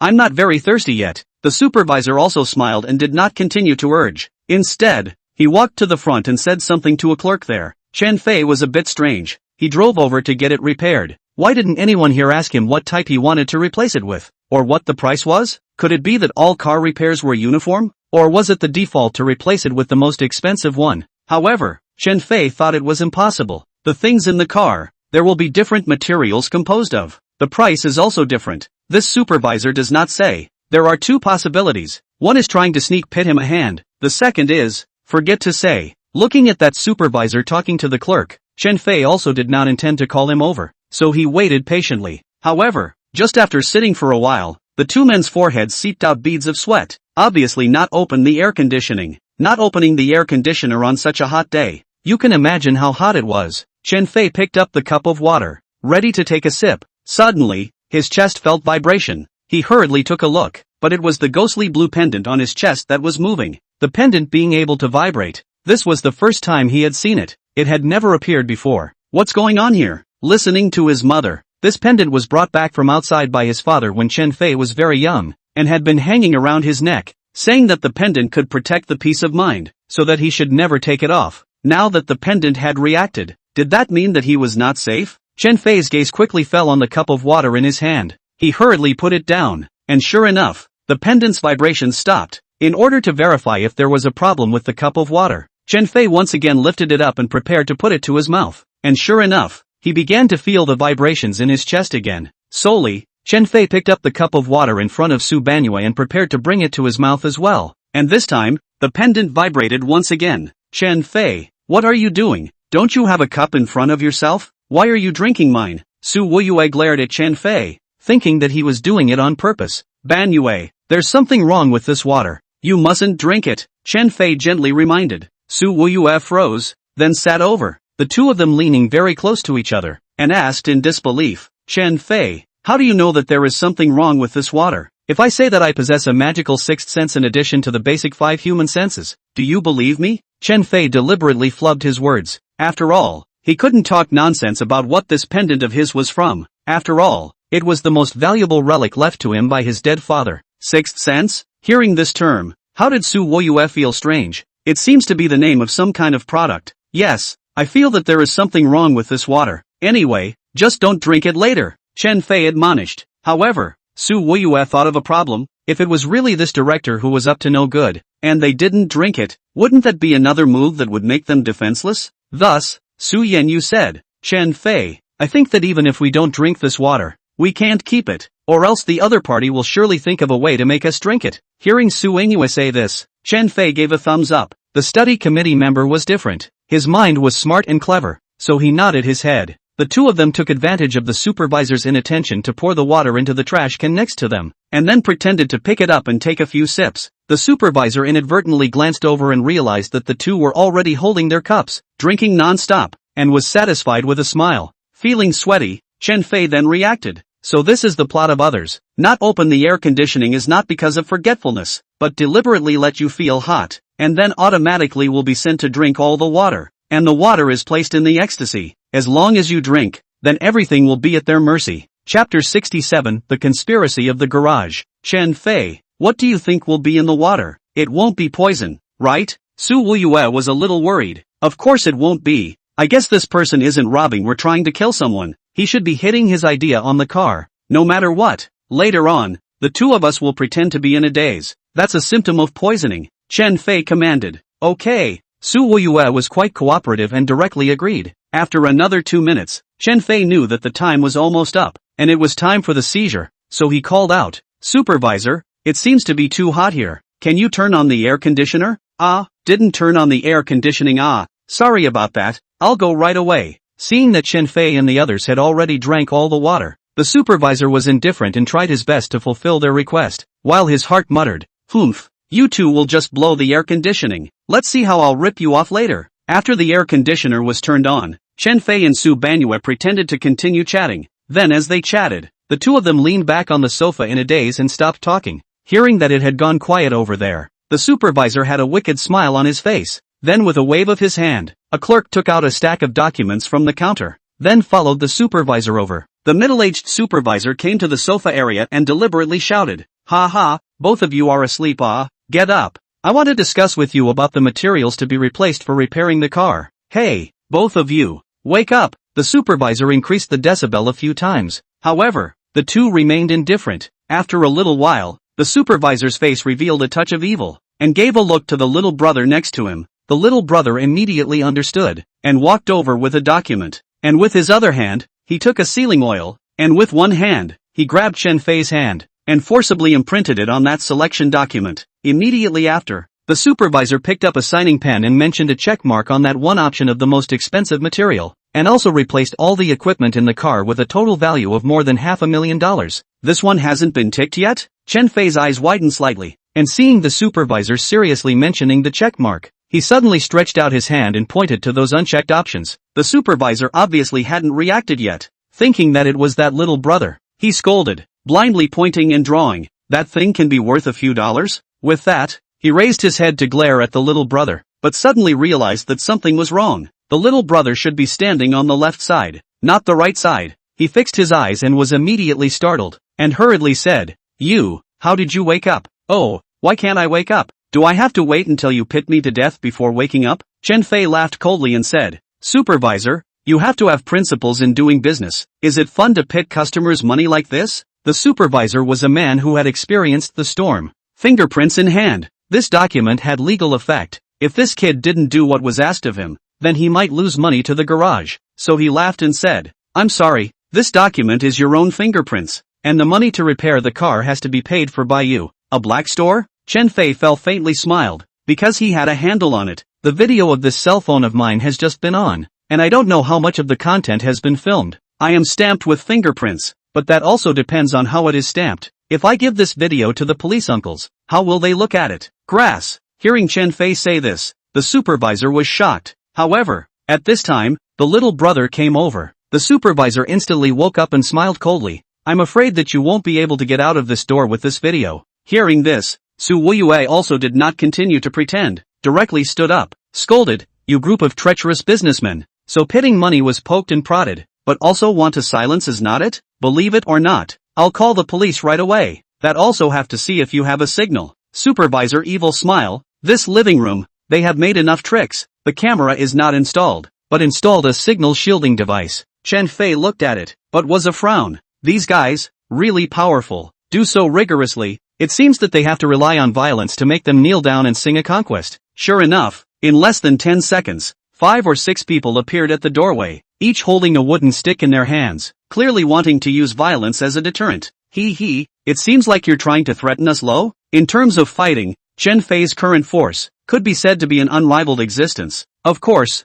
that was temporary. Before he met someone even more powerful, his force value was already enough. Just know whether to pay or pay after getting beaten. You guys choose yourselves, the supervisor coldly said. Can I choose neither? Chen Fei turned back to Su Ruyue who was on the side and said, you can just sit here and watch the show later. You have to be careful. With her previous experience, Su Ruyue was not afraid. Even the 30 people at the school gate could not defeat Chen Fei. These few people, she was still very relieved. Chen Fei smiled and turned back to stride in the direction of the supervisor. When that supervisor saw Chen Fei walk over with a bland look on his face, he fell back with a frown and hurriedly warned, Brat, what are you doing? Even though there were 6 or 7 thugs behind him, for some reason, the supervisor was still a bit worried. Aren't you going to pay? If I don't come over, how can I pay? Chen Fei said, pulling out a pack of cigarettes from his pocket, grabbing one and holding it in his mouth as he continued. Alright, where do I swipe my card? Someone, bring over the POS machine. The supervisor really thought that Chen Fei was afraid of them,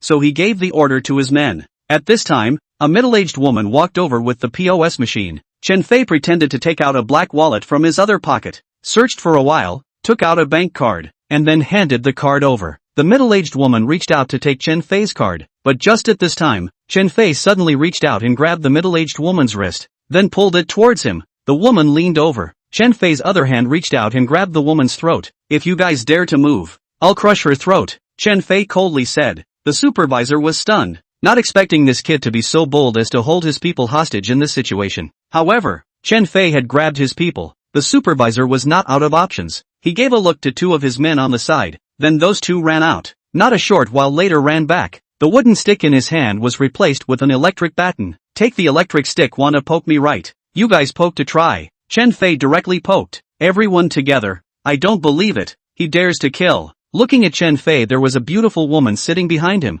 presumably this kid's girlfriend. If he dared to lay his hands on him, then his girlfriend wouldn't want to run away either. Everyone understood the supervisor's meaning, and the 6 of them swung their sticks forward. However, Chen Fei was a cold smile. Just now he held the woman hostage, also to scare them, let them know the difficulty to retreat. Did not think that, this gang of people for the sake of money, even their own companions do not care about it. At that moment, he laughed coldly and said, Big sister, sorry, it's your gang of accomplices who do not care about you, said, pushed the person forward, and then kicked her in the small abdomen. This big sister flew out directly backwards, just smashed in the person who rushed in the forefront. Chapter 68, The Taste of Barbecue. ZZ, the electric baton of the person at the forefront had been turned on, and that middle-aged elder sister, then sadly crashed into it, and a smell of roasted meat immediately filled the air, only to see the middle-aged elder sister's body shaking for a few moments, and then fell to the ground with a plop, fainting. Grass, you did this. The supervisor was furious and blankly glanced at the henchman,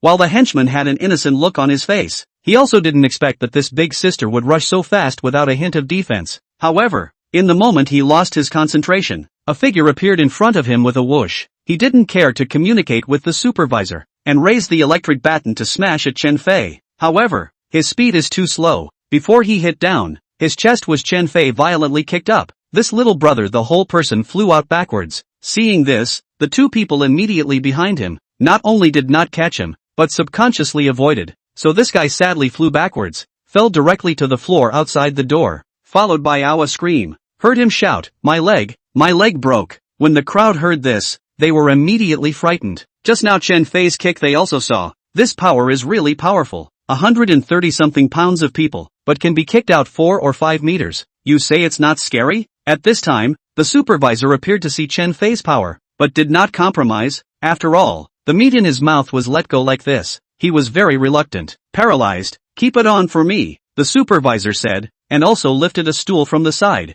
ready to take the opportunity to smash it over. Chen Fei ignored him and directly rushed towards the other kid with the electric baton next to him, just in case he was a threat to Su Banyue later on. Seeing this, the one with the electric baton also tightened his grip on the guy in his hand, swung his arm round and smashed it towards Chen Fei, while Chen Fei instantly deflected it and violently rushed straight. His knee lifted up, and it just crashed into the small abdomen of that person. Boom! The man's eyes widened. The electric baton fell to the ground with a clang, while he was covering his stomach, slowly crouching down, motionless. The other 4 were startled, but when they saw the supervisor's eyes, they didn't dare to retreat, and could only charge up with their heads. Chen Fei knew that these 4 people were definitely not able to attack, and an evil smile appeared at the corner of his mouth. However, he did not intend to strike hard, as someone else would have to repair the car later. Smash you to death, the 4 people shouted in unison, wanting to use their voices to scare Chen Fei. However, they had just smashed down, only to realize that they had pounced. Where are the people? The 4 froze, then looked around. Here, at this moment, Chen Fei, who was lying on the smooth floor, somewhat lazily said a sentence before violently sweeping across the floor, and the 4 people all fell to the ground with a plop. Chen Fei took the opportunity to slap on the floor, and the whole person talked up, then jumped up towards those 4 people, and his body lay on top of them. Ow, it's broken. The waist is about to break. Someone shouted. Chen Fei, however, laughed. Isn't that not broken yet? I'll give you guys another chance. Whoever is willing to fix my car, I'll let them go. Boss, me too. The 4 almost spoke in unison. However, Chen Fei said with an evil smile, 4 people repairing a car seems a bit too much. Saying that, Chen Fei exerted a force, and 2 people underneath him screamed miserably, unable to climb up. The 2 underneath them who were a bit farther away on either side were shaking with fear. Chen Fei knew it was about right, so he said, alright, if you 2 can still move, hurry up and go help me get the car repaired, or else it'll be your turn later on. Alright, I'll go now, the 2 said deliberately. The supervisor was still there. Where would they stop there? Saying that, these 2 slowly climbed up, and at this time, suddenly Su Banyue behind them called out, Chen Fei, that person is coming over. Chen Fei reacted fast enough and hurriedly got up, then grabbed the electric stick on the ground and threw it towards the front. Ow! Accompanied by a heart-rending scream, the supervisor plopped down on the ground, and on the back of his hand, which happened to be smashed by the electric baton. It was estimated that a few bones had been broken. At first, the 2 can still get up underlings, think we'll escape to call people, but now see the supervisor were dry down, where still dare to run, directly plop a kneel on the ground. Hey, aren't you 2 going to help me fix my car? Why are you still here? Chen Fei deliberately asked. Okay, I'll go now. The 2 were scared to death. This guy was just too fierce. 7 people were instantly led by him. Looking at the supervisor that way, it was estimated that there was a possibility that he would have to sit in a wheelchair in the future. Slowly, seeing the 2 men climb up and want to run outside, Chen Fei then said, know what material to replace the shell and glass for me? No, everything is the best. The 2 nodded their heads vigorously. The supervisor here had offended others, so how would they dare to disobey? Anyway, this matter is the supervisor's own fault. All the consequences will be borne by him. The 2 of them are just part-timers. They don't care about the consequences. The 6 people lying on the ground. There are 4 on the ground tossing and turning, and cannot climb up. 2 fainted. Su Wuyue looked dumbfounded. Although Chen Fei looked a bit violent, she suddenly felt so good because Chen Fei's violence was completely self-help. Chen Fei picked up the document, and after reading it for a bit, he directly tore it up and threw it into the trash can, took a few steps and walked over to Su Ruyue's side, saying, alright, we can continue chatting. Su Banyue was speechless for a while. This Chen Fei has really changed a lot. The previous him had never been so calm. Having been in the same class with him for more than a year, Chen Fei's character was more or less a little bit known to her. Thus, Su Yenyu hesitated for a moment and asked, Chen Fei, tell me truthfully, after that night, what exactly happened? Which night are you talking about? Chen Fei deliberately asked. When he thought of that night when Su Wuyue ignored his safety and ran away alone, he was a bit teary-eyed. If it wasn't for his blessed life, he probably would have really gone to Yama's to drink tea by now. That is, the night I was forced, by Zhu Wei, I seem to have seen you knocked out and thrown into a pit. I was afraid, so I didn't dare." As Su Wuyue spoke, she blamed herself somewhat. "I'm sorry, Chen Fei. Actually a lot of things happened that night, but it's a long story. If you want to know, a lifetime is so long, I will naturally tell you slowly," Chen Fei said with a bad smile. Seeing Chen Fei's expression, Su Wuyue's pretty face flushed. The lifetime in Chen Fei's mouth referred to being together with her. How could she not understand? "Oh, forget it if you won't say it." Su Wuyue nuzzled her mouth, not continuing to ask again. Chen Fei's sudden change. Su Wuyue is indeed very curious. She does not believe. Has been Chen Fei are like that? Why suddenly become incredible up? Must be that night out, what problem? But in the face of this mystery, she can only let time slowly unraveled. Chapter 69 Free Car Repair. After waiting in the living room for almost 20 minutes, the ones on the ground also came to their senses, while the supervisor tried to get up, and found that he couldn't straighten his back, and was very scared, saying, "Kid, what's wrong with me? Am I paralyzed?" Thinking that he would be like this from now on, the supervisor was so scared that tears came out of his eyes. Chen Fei laughed bitterly. In fact, this supervisor did not have much of an injury. Just now, he had already thought of it, the part he threw,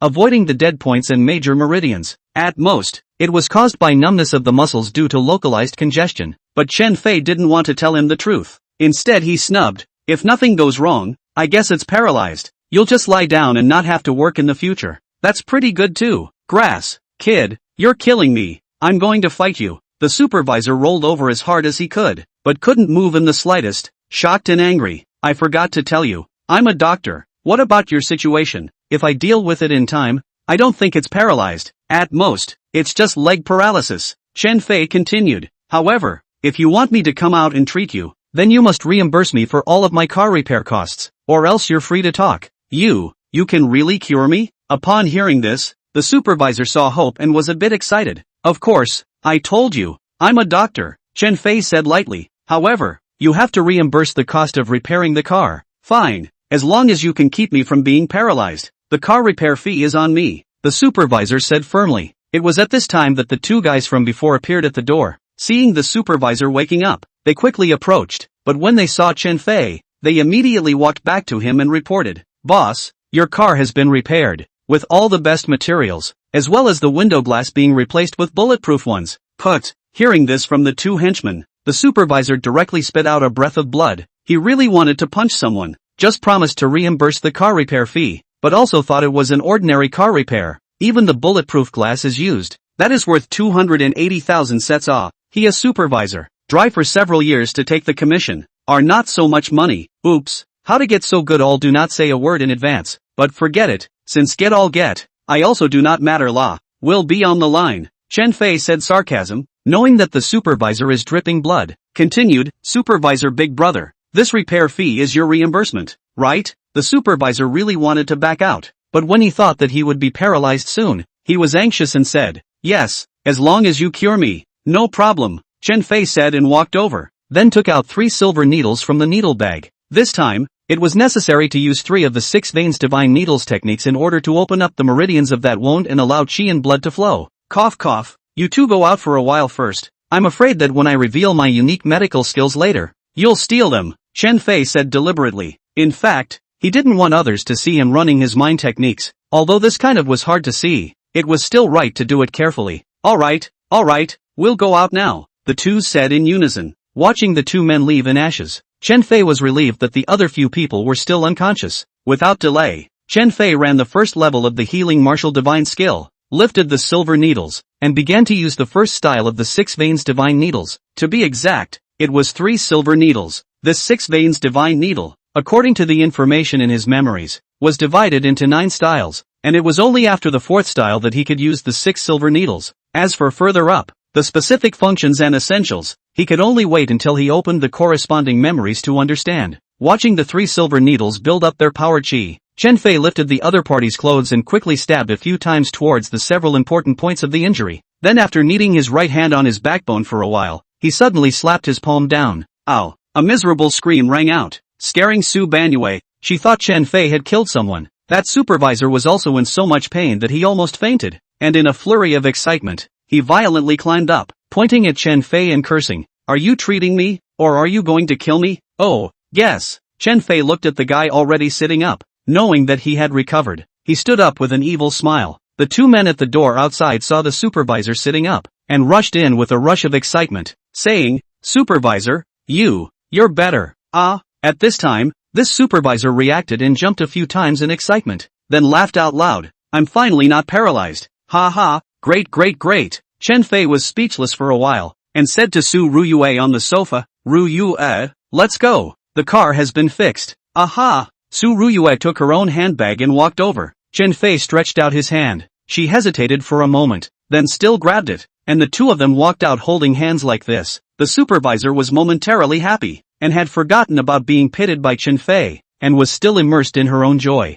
Chen Fei and Su Banyue quickly walked towards the repair workshop. This supervisor was crazy, not knowing if he would change his mind again later, so they had to leave quickly. But when they arrived at the repair workshop, the car they saw, their eyes widened. The car could be described as brand new. The black shiny and glowing sound of the car, the windshield that already had a mesmerizing color to it. At a glance, it felt high class. "Get in." Chen Fei directly pulled open the car door while the car keys were still inside. Su Weiyue also did not delay, directly got into the passenger side. After this BMW was refreshed, it was much taller, as well as a lot of the equipment inside was also replaced with advanced ones. "Sit tight, we're going to try out the performance of this new car." Chen Fei was obviously very happy. For the first time he was able to drive such a luxury car, but was a little impatient. Oh, it was Su Banyue who looked indifferent. Chen Fei froze, although he didn't know what this chick's family did, but from the respect that the people in the school had for her, it was estimated that her status wasn't bad. After the car started, Chen Fei slowly drove out of the garage. At this time,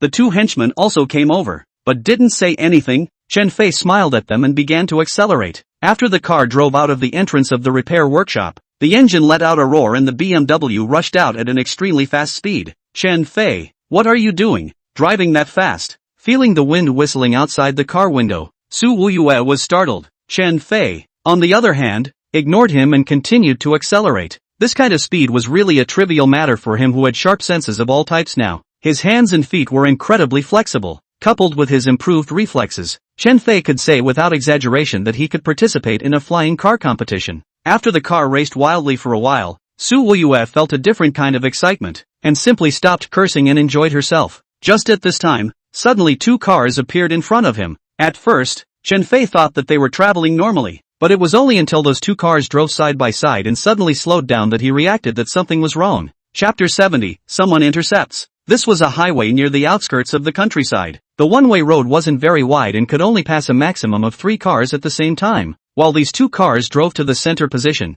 it was impossible for the third car to get through. Slowing down or even stopping in the center position would most likely result in an interception. Chen Fei reacted and immediately chose to retreat. However, just after retreating less than 10 meters, he saw 2 more cars coming from behind. And this car was clearly the same model as the front, so it should be the same people. Chen Fei, what are these 4 cars doing? Su Weiyue obviously saw something fishy as well. Perhaps, we've run into trouble again. Chen Fei laughed bitterly. This situation was definitely not a robbery, because this group of people were all driving the same Mercedes-Benz. Never seen anyone driving a luxury car to rob. Sure enough, at this time from the 4 cars quickly came out a gang of people. Together there could be 15 or 16 of them, each and every one of them dressed in suits. The one who led the way was also wearing black sunglasses. At a glance it was clear that they were preparing to do something unseemly. Banyue, listen, don't come out later. This car is equipped with bulletproof glass. As long as you don't come out, there won't be a problem, Chen Fei hurriedly explained.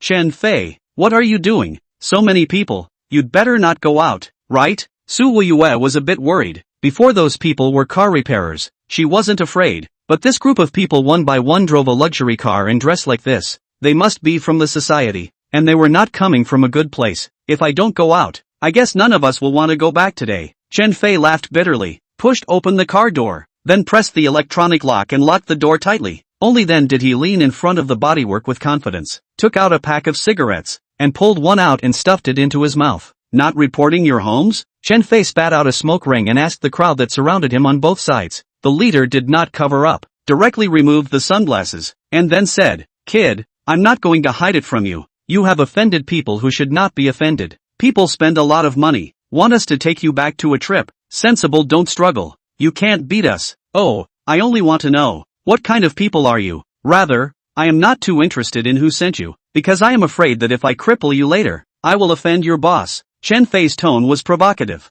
Ever since he got his inheritance, he found that a lot of things were solved by force, just like now. The key to getting these people to name their employer was to beat them down. Rather, they would naturally be at their mercy. Kid, you're tired of living, right? Ever heard of the Six Paths sect? We are the people from the Six Roads sect. If you know what's good for you, be good. Pa. The man had just said half of what he said when he was slapped in the face by the man in the lead. Grass. Who told you to announce yourself? That stern look was as if he wanted to kill someone. This man was about 27 or 18 years old, and on his knife-like face, there was a scar, and if one were to look at it from a professional point of view, this scar was not a knife scar, but a bullet scar. He was the Sixth Sect's sixth leader's right-hand man, Chiang Kai. There are two gangs in Suzhou, the Sixth Sect in the East City and the Fire Dragon Gang in the West City. These two major factions, the power can be said to control half of the entire Suzhou city. Just most of the time, the two gangs are used for the righteous way to make money. These days there is very little fighting and killing, but it doesn't mean that there are no more evil forces in Suzhou city. When necessary, there are still. Like now, hearing the bullet-scarred man scolding his men with that ruthlessness, Chen Fei knew that this group of people must be ruthless. It was just that the Sixth Dao sect was in the East City, and he rarely went over there, so he didn't know how powerful they were. Hey, I have no grudges with you Six Paths sect, so I hope you guys don't mess with me either, Chen Fei warned. What? Invoke him? The dozen or so people, all of them were dumbfounded. Was this guy a comedian invited by a monkey? After explicitly telling him that they were from the Six Paths sect, this guy even turned around and clamored. Chiang Kai also took a deep breath. The task Tang Wen explained was to catch this guy back. Other things were ignored. However, hearing that this guy would know a few kung fu moves, Chiang Kai didn't arrest him immediately, but smiled playfully. Little brother, I'll ignore everything else for now. If you come with us, you can be spared from the pain of skin and flesh. Alright, listening to your tone, are you definitely going to arrest me? Chen Fei reconfirmed. Of course, must arrest. Chiang Kai smiled. Sorry, I'm not available, Chen Fei said, and threw the cigarette in his mouth that was almost burnt out, and replied domineeringly, if you want to fight, hurry up, I still have to go back for dinner. Grass. One of the henchmen next to him couldn't help but burst out a foul mouth. This time, Chiang Kai obviously didn't scold his henchman, but coldly said, beat it up before you arrest it. The 15 men behind him had long been eager to try, and when they saw Chiang Kai's order, the crowd swarmed up as if there was a heavy reward for whoever beat Chen Fei afterward. Looking at the dozen or so people who came empty-handed, the corner of Chen Fei's mouth curled up slightly, followed by his fist clenching tightly as a forceful chi condensed on his right fist. During this period of time, Chen Fei had benefited from the healing martial divine skill. Not only did he have a heaven-defying skill, the strength in his body also seemed to be inexhaustible. However, in the past 2 days, due to the excessive use of his perspective eyes, he felt that his body was starting to become a bit weaker. Chen Fei had just brought his strength up when he realized that his head was a bit dizzy and hurriedly let go. What's going on?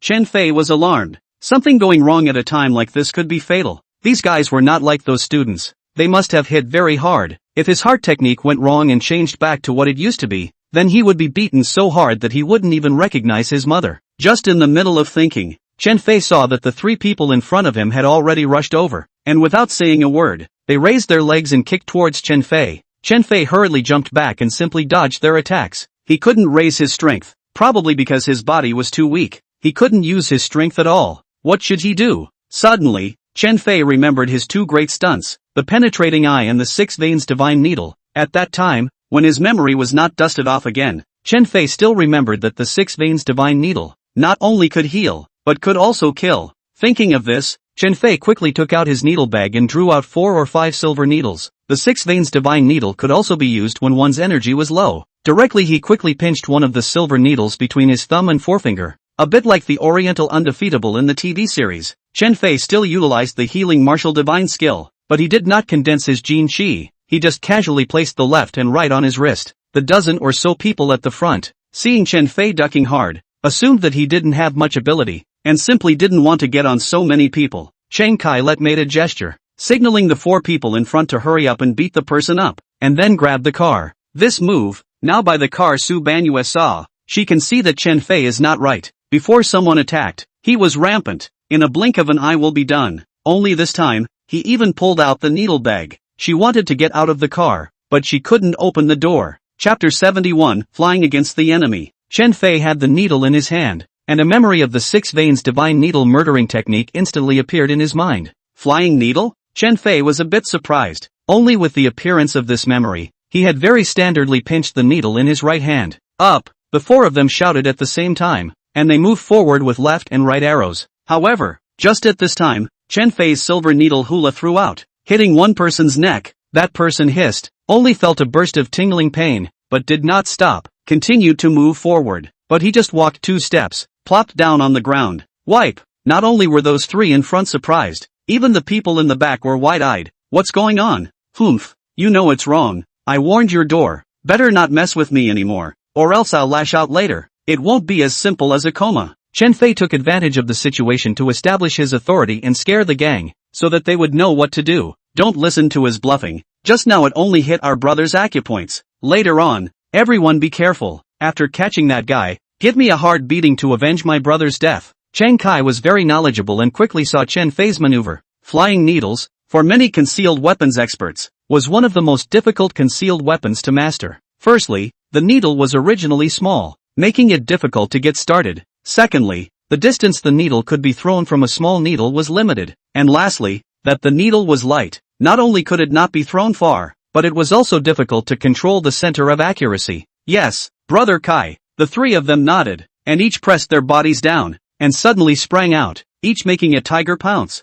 However, the moment the 3 were close to Chen Fei, he suddenly disappeared, and even Chang Kai, the most powerful among them, did not know what was going on. On the contrary, it was Su Banyue, who had been staring in Chen Fei's direction, who saw it clearly. Chen Fei had actually relied on his speed and used the gap in the middle of the 3 to rush out. Bang! The men from the 3 directions, directly colliding together, were suddenly dizzy, each covering their heads and sucking in cold air there. Right at this moment, Chen Fei rushed over. The silver needles in his hands began to wave, and in a few blinks, the 3 men unexpectedly fell directly to the ground. Asleep. Holy! Chang Kai was dumbfounded. Just now, he saw a shadow swaying around the 3 for a few moments, and all of his people collapsed? In all seriousness, Chen Fei also sucked in his breath. Luckily, it wasn't that he couldn't extract his power chi anymore, but that he couldn't pool it on a large scale and could only use it in small amounts, presumably due to the lack of stamina in his body. However, the speed on his hands and feet, as well as the use of the first style of the 6 veins divine needle, had a very low requirement for vital energy, and could be flexibly controlled. After a brief moment of surprise, Chang Kai came back to his senses. He knew that the person he encountered today was not an ordinary person, much less a brat as Tang Wen had said. Rather, it was an expert. Everyone be careful. We've already had 4 of our brothers add up. The next 11 of you must be very careful. Pay attention to the silver needles in his hands. Is it all clear? Chang Kai did not go forward, but instructed his men and rearranged his attack. Just how much more this guy could do, he had to be clear. Otherwise, if he went forward rashly, in case he was instantly seconded just like his men, wouldn't he be screwed? Clear, the crowd said in unison. Chen Fei still had 4 silver needles in his hand, and according to the first style of the 6 veins divine needle, only a maximum of 2 silver needles could be thrown out at one time, so Chen Fei had to make an example out of it. Looking at the 11 people who were about to rush over immediately, Chen Fei's mouth revealed an evil smile, clearly having a solution, only to see him standing still. While those in front saw this, they accelerated their speed, wanting to take advantage of the opportunity to pounce on him. However, Chen Fei's hand suddenly flung out. 2 silver needles instantly flew out from his palm. Of the 4 people who walked at the very front, 2 of them screamed out miserably, then covered their eyes. Obviously their eyes had been hit by the needles. Those who were instantly blinded would be extremely alarmed and disoriented, and these 2 were no exception. And Chen Fei hurriedly grabbed a few stones on the ground and threw 2 of them in a jump towards the side, which happened to hit the right side of these 2 people. In doing so, the 2 were greatly alarmed, thinking that they were being attacked on their right side, and hurriedly struck out. However, their partners saw that these 2 were injured and just wanted to go over to support them, but they were each punched in the face. Bang bang! A few muffled sounds were heard, and a few people were hit, letting out miserable screams. This move was really vicious enough to make people kill each other. Although their accomplices had warned them, the 2 people who had gotten needles in their eyes had by now been taken over by the fear generated by the sudden darkness, and fought like mad dogs for a while. Chen Fei took the opportunity to run to the left side and threw stones at the 2 men again. At this time, those 2 men could be said to be attacking left and right. In the twinkling of an eye, the 2 men hugged and fought together. Seeing this kind of scene, Chen Fei was overjoyed and took the opportunity to rush up with an arrow step. Chang Kai was speechless. Such a large group of people. By this kid a few moves to get confused, hurriedly went forward to organize the team, but found Chen Fei clatter, rushed over. Those few juniors who were still in a daze, felt needles being stabbed on their bodies, and immediately stared in disbelief, followed by immobility. Stabbing points? Chen Kai was shocked. What kind of person was this guy? He even knew that legendary ancient martial art. There was a difference between pointing points and stabbing points. Pointing points were easy to solve, but stabbing points were achieved by directly stimulating the nerves of the points, and this kind of to unlock the points, it would require acupuncture, or a person with a lot of strength in their body to automatically force them open. Ordinary people like them,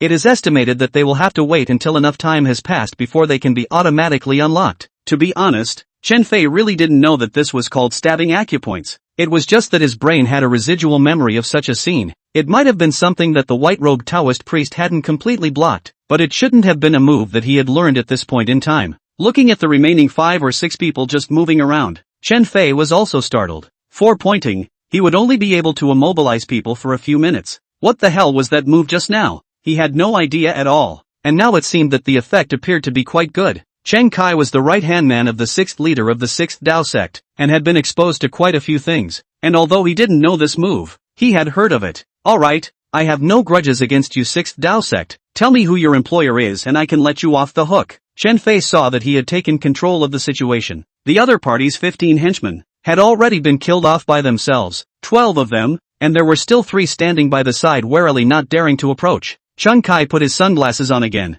This guy could fly needles. He had to be careful. It would be funny if he didn't get stabbed blind later. Kid, don't be happy too early. Your little kung fu, it won't work on me. Chen Kai smiled coldly, looking arrogant. He observed for a while. This kid appeared to have nothing else other than those 2 moves, and had been dodging all the time, so he could tell that the other party had average hands. Chapter 72, 2 shots in a row. Yeah, let's try it then? Although Chen Fei said this, his heart was still a little apprehensive. Inexplicably, he couldn't even use a large amount of strength at this time, and just after moving around a little bit, he felt out of breath, and his body felt very weak in general. Chen Fei still had 2 silver needles left in his hand. He really couldn't open a more ruthless one besides this one. Thus, Chen Fei flipped the back of his hand. 1 silver needle appeared in his hand. Why was it 1 and not 2? Originally, in Chen Fei's left hand also grabbed a. This is his last chance. The other side with sunglasses also do not know whether the silver needle will be able to penetrate through later, but even if it can, the power is not big, so Chen Fei left and right to prepare a. Humph, you won't shed a tear until you're in the coffin. After Chen Kai sneered, he pressed his body down, his right foot poking out slightly backward. Chen Fei immediately saw this stance. It was definitely going to be a vicious move. Suddenly, Chen Kai's right leg stomped on the ground. The whole person was just like a cheetah hunting for food, darting out. At first Chen Fei didn't move. He had to concentrate. Although it was said that the 6 veins divine needle routinely fired at will, he was still worried about accidents. If he lost, it was estimated that he was going to be knocked down, in which case, not only would he be in danger, Su Woyue might also be in danger. He absolutely could not let this happen. Closer, closer. Seeing that there were still about 3 meters to go before the other party was about to charge up, Chen Fei raised his head sharply. A flash of essence, a stern light shot out, followed by a wave of his right hand. Silver needles flew out. Chen Kai didn't dodge, and it was too late to dodge, except that he thought, such a small silver needle, if it could shoot through his sunglasses lenses made of special tempered glass? However, Chen Kai was wrong. If it was an ordinary silver needle, it definitely wouldn't work. But, it was thrown by the 6 veins divine needle technique,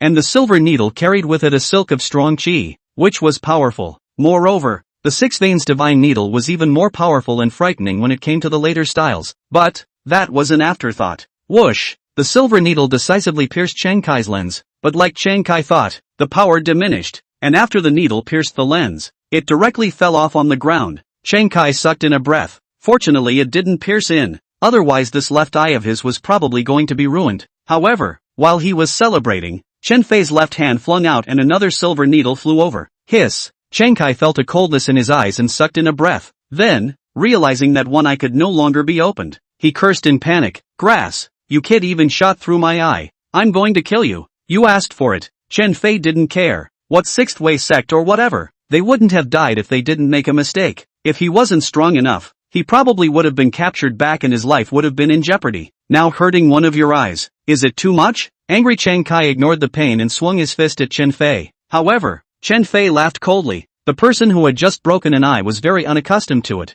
not to mention attacking him. Being able to touch the road home was already good. Sure enough, looking at the other side rushed over. Chen Fei just a quick flash, followed by stretching out a leg. Chiang Kai plop, tripped and fell on the highway, fell to the nose is crooked. Chiang Kai was furious and just wanted to get up, but he realized that someone stepped on his back, and of course, that person was Chen Fei. Alright, I told you that I have no grievances or enmity with you sixth way sect. I can't help it if you have to drag me into an enmity. Tell me, who asked you to come and arrest me? Chen Fei had already trampled the man under his feet. It was now his home turf. Those surrounding juniors who were injured. Those who were fixed were fixed. Those who were shivering. Seeing their boss being stepped on by Chen Fei, they were even more afraid to come forward. Kid, Chiang Kai, counted me unlucky to be planted in your hands today. But I am after all a person from the sixth way sect. You'd better loosen your feet, don't ask. Otherwise, ow. Chiang Kai hadn't even finished speaking when Chen Fei raised his foot and violently kicked him in the back. Feeling as if his backbone was going to break, the pain made him unable to speak. Chen Fei, hated when people threatened me. It wasn't that Chen Fei was pretending to be a pussy, but his character was fundamentally like this. Before, when he didn't have his inheritance, he would beat up whoever threatened him. Even though he was beaten over the head every time, he would never go back to it again. Very well, Chen Fei, you're finished. Chiang Kai was quite a backbone, being stepped on by others like this and still dared to put out harsh words. Seeing that the other party was still arrogant, Chen Fei instantly became somewhat enraged. As the first level of the healing martial spirit skill continued to run, he took a deep breath and mandatorily raised his energy once more. This time, surprisingly, he succeeded in lifting it. Chen Fei was overjoyed. He grabbed Chiang Kai's neck with one hand and violently lifted it up. Chiang Kai still didn't know what was going on. He suddenly realized that he was hanging in the air, and when his other eye opened, he immediately pissed himself in fear. Mama, he is 140 pounds of people, but was lifted by this guy with one hand. Please ask, you are Hercules? Chiang Kai cursed in his heart. However, before he really cursed,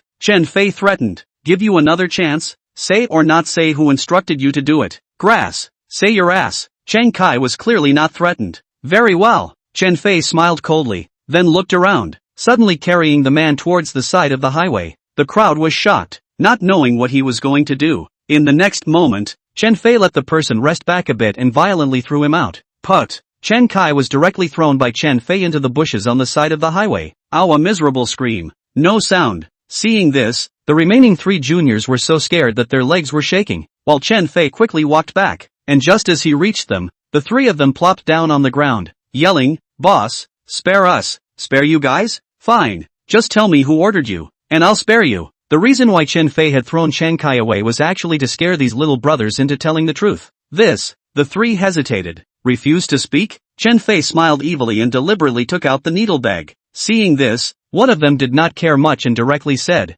I say. Oh, say it then. Chen Fei nodded in satisfaction. It was the Tang family, a man named Tang Wan who asked us to arrest you. That little brother spoke the truth. Tang Wan, the owner of the Tang clan's porcelain workshop in Haoyuan? Chen Fei remembered this number, but then thought about it. People could indeed find him. Yes, I didn't lie to you, the man hurriedly replied. Alright, you guys hurry up and move those two broken cars away. I'm going home for dinner. Tell your boss. This kind of mission is best not to take it up in the future. I can't go against the Six Paths sect, but I'm not one to be messed with either. Next time, tell him to be careful. Chen Fei let out a vicious sentence and turned back towards his BMW. Chapter 73, Invitation to Dinner. Su Woyue had obviously let go of her heart, and when she saw Chen Fei come back, she stared at him with unblinking eyes. Chen Fei froze for a moment, and then laughed. Is it because you think I'm so handsome? Oh, Su Woyue wanted to say something. Who the hell were those people outside? She didn't recognize them. Just now Chen Fei said something to those people. She didn't hear it clearly.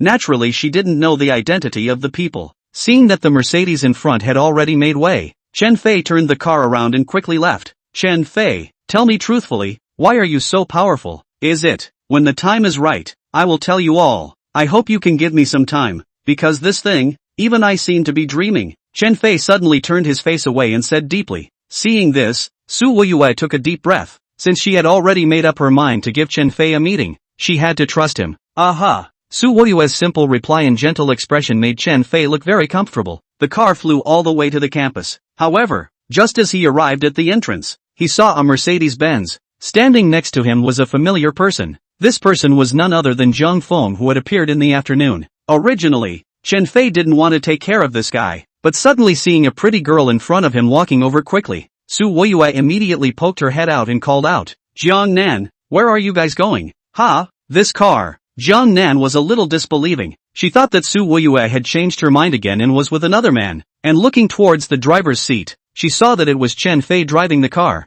and immediately widened her eyes and said, "Chen Fei, you guys went and rented a car to drive?" Chen Fei felt despised by Jiang Nan. Can't this handsome guy have a car to drive? Who stipulated that? Su Woyue saw Chen Fei's embarrassment and hurriedly coughed twice. Ahem. Jiang Nan, this is what Chen Fei bought. To be exact, it was bought with Lu Tianyi. Ga? Chen Fei actually managed to buy a car. Jiang Nan was stunned. Chen Fei's heart was spitting blood. How could this chick look down on people so much? Put. Hearing Jiang Nan's words, Su Woyue directly erupted in laughter. And then looking at Chen Fei, it was estimated that this guy had already received a 10 million point blitz. Alright, I'll talk to you slowly about the car later. Jiang Nan, you haven't answered my question yet? Su Woyue nudged her mouth. Aha, it's like this. My grandpa asked me to go back for dinner tonight. He just came back to Huayuan these days, plus my brother came back from the army today, so I'm celebrating by the way. Huayuan? You mean, your grandpa lives in Huayuan? Su Woyue recalled the old man that Chen Fei saved last night. His name was Hua Changsheng and he lived in Huayuan.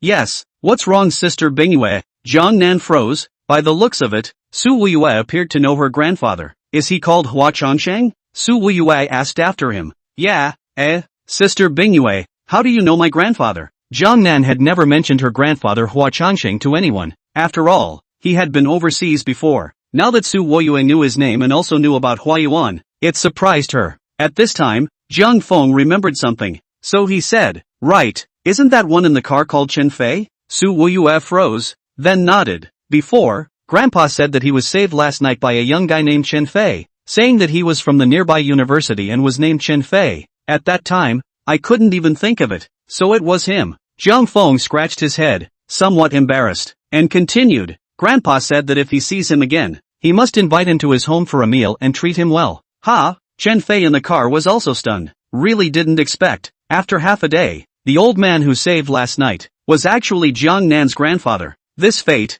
no one else. Chen Fei, my grandpa said he wants to invite you guys over for dinner together, so give me a favor, Jiang Nan said adorably. In the face of this budding sister, where else could Chen Fei refuse? Moreover, Su Banyue had obviously agreed. If he didn't go, wouldn't he be going against Su Banyue? Alright, it's about to be time for dinner anyway. It's not bad to go to your house to rub a meal together. Chen Fei didn't have much resistance. After all, he had saved Hua Changsheng last night. It was only natural that people would treat him to dinner. Ha ha, fine. Then little Chen, let's go over there. Jiang Feng didn't delay. After the two of them didn't fight last time, his good feelings towards Chen Fei skyrocketed. As the former captain of Cheetah, he always carried a good feeling towards people with good hands. Looking at Chen Fei, it was like seeing Cheetah's gang of brothers in general. It was very cordial. Chen Fei nodded and started the car again, then followed Zhang Feng's Mercedes as it slowly drove away. The journey was smooth, and there were no problems in the middle of the journey, until a section of the road near Huayuan. It looked like it was about to turn around and turn into another road. However, at this time, suddenly ahead of the bang sound, a van hit Zhang Feng's Mercedes. Originally, the speed of the Mercedes-Benz is normal. The turn is even slower. The problem is that the van, its speed is extremely fast. Wait until Zhang Feng reacted to the time. It is already too late. The Mercedes rolled over a few times and finally stopped. Immediately afterward, I heard someone shouting, Jiang Nan, sister, quickly save someone, my sister is in trouble. Chen Fei and Su Banyue had already been stunned. This kind of sudden car accident, they could only see it in the movies. Now that it was really happening in front of their eyes, it surprised them. At this time, two people came out of that van. Then a Hummer quickly appeared in front of those two people. Chen Fei reacted. This thing was deliberately made by someone. Hurriedly ran over, but it was already too late. A car roar sounded. Those people quickly left. Zhang Feng's Mercedes was leaking oil and could be in danger at any time. Chen Fei hurriedly ran over. Utilizing the healing martial spirit technique, he fought to open the car door. At this moment, the scene that appeared before Chen Fei's eyes was so shocking. Jiang Nan's entire body was covered in blood, and a depression appeared in her heart, obviously after the tremendous force of the collision with the car somewhere. The blood kept oozing out. Very horrible. The most crucial thing was that Jiang Nan was already unconscious. Jiang Feng on the driver's seat, because it is a special forces reaction is very fast, so only hands and feet knocked, had also suffered a certain impact, some less awake. Seeing Chen Fei coming, Zhang Feng hurriedly said, "Chen Fei, quickly send the person back to Huayuan. My grandfather will operate." Chen Fei immediately understood that Hua Changshan was a medical titan. Not only was he good at pharmacy, but he was also a first-class talent in other fields. "Alright, I'll send the person over right away." Seeing that Zhang Feng wasn't in any serious condition, Chen Fei directly unbuckled Jiang Nan's seatbelt and then carried the person out. It was just that the blood from Jiang Nan's wound was pouring out. At this rate, it was estimated that he would hang up before he reached Huayuan. After thinking about it, Chen Fei made an immediate decision to flatten the person on the side of the highway, and then took out a silver needle and started to stop the bleeding. Hemophilia can be stopped. This kind of wound is expected to be able to. Chapter 74, Jiang Nan's car accident. Chen Fei, how is Jiang Nan doing? Looking at Jiang Nan, who was covered in blood and unconscious, Su Ruyue was so scared that her face was pale and her body was shaking all the time. "It's fine, I'm here." Chen Fei grabbed Su Banyue's hand, calming Su Banyue down. He knew that as a girl seeing this kind of thing happen to her best friend with her own eyes, it was a bit unacceptable. Looking at Chen Fei's firm expression, Su Ruyue was a lot more at ease. Chen Fei then said, "You go to the car to help Jiang Feng out. His injuries are not very heavy. I'm afraid that the car will have problems." "Aha." Su Ruyue heard this and ran straight back. Chen Fei didn't delay. He started to lift her blouse and check the wounds. Then he pinched Jiang Nan's pulse. After a few dozen seconds, his brows frowned. Then he took a deep breath. Jiang Nan's injuries were very serious. Her injuries were mainly centered on her chest. Everywhere else were minor injuries not fatal. Jiang Nan's internal organs were slightly displaced. 3 ribs were broken in her chest. One of them had also pierced into her lungs. She had to be operated on immediately. Seeing this, the only thing Chen Fei could do now was to stop the bleeding from the wound. So he hurriedly took out the needle bag and drew out the few silver needles left in it. Then he activated his mind techniques and quickly applied needles around the wound. After a few dozen seconds, the blood in Jiang Nan's wound had been temporarily stopped. Chen Fei didn't delay much, and directly picked the person up again, and then walked towards the car next to him. At this time, Su Woyue just happened to help Zhang Feng, who had injured his foot, walk over. "Zhang Feng, are you alright? If you can sit in the co-pilot, pulling Moon, you help take care of Jiang Nan. We must return to Huayuan for surgery immediately," Chen Fei commanded. "I can do it." Zhang Feng also did not make any pretense. Directly let Su Banyue help him into the car, followed by Su Banyue pulling the rear door open. Chen Fei Jiang Nan put into the car. After waiting for Su Ruyue to hold Jiang Nan steady, Chen Fei began to start the car. Less than a kilometer ahead was Huayuan. To say it's not close, to say it's not far. Now we have 2 things to do. The first and most important one is, immediately call Elder Hua and ask him to prepare the equipment for the surgery. In addition, call the police as well as an ambulance. Chen Fei knew that no matter how powerful Hua Changsheng was, he wasn't a hospital after all. He could succeed in the surgery, but the post-surgery treatment had to be done by the hospital. As for calling the police, it was to find out who exactly sent that van.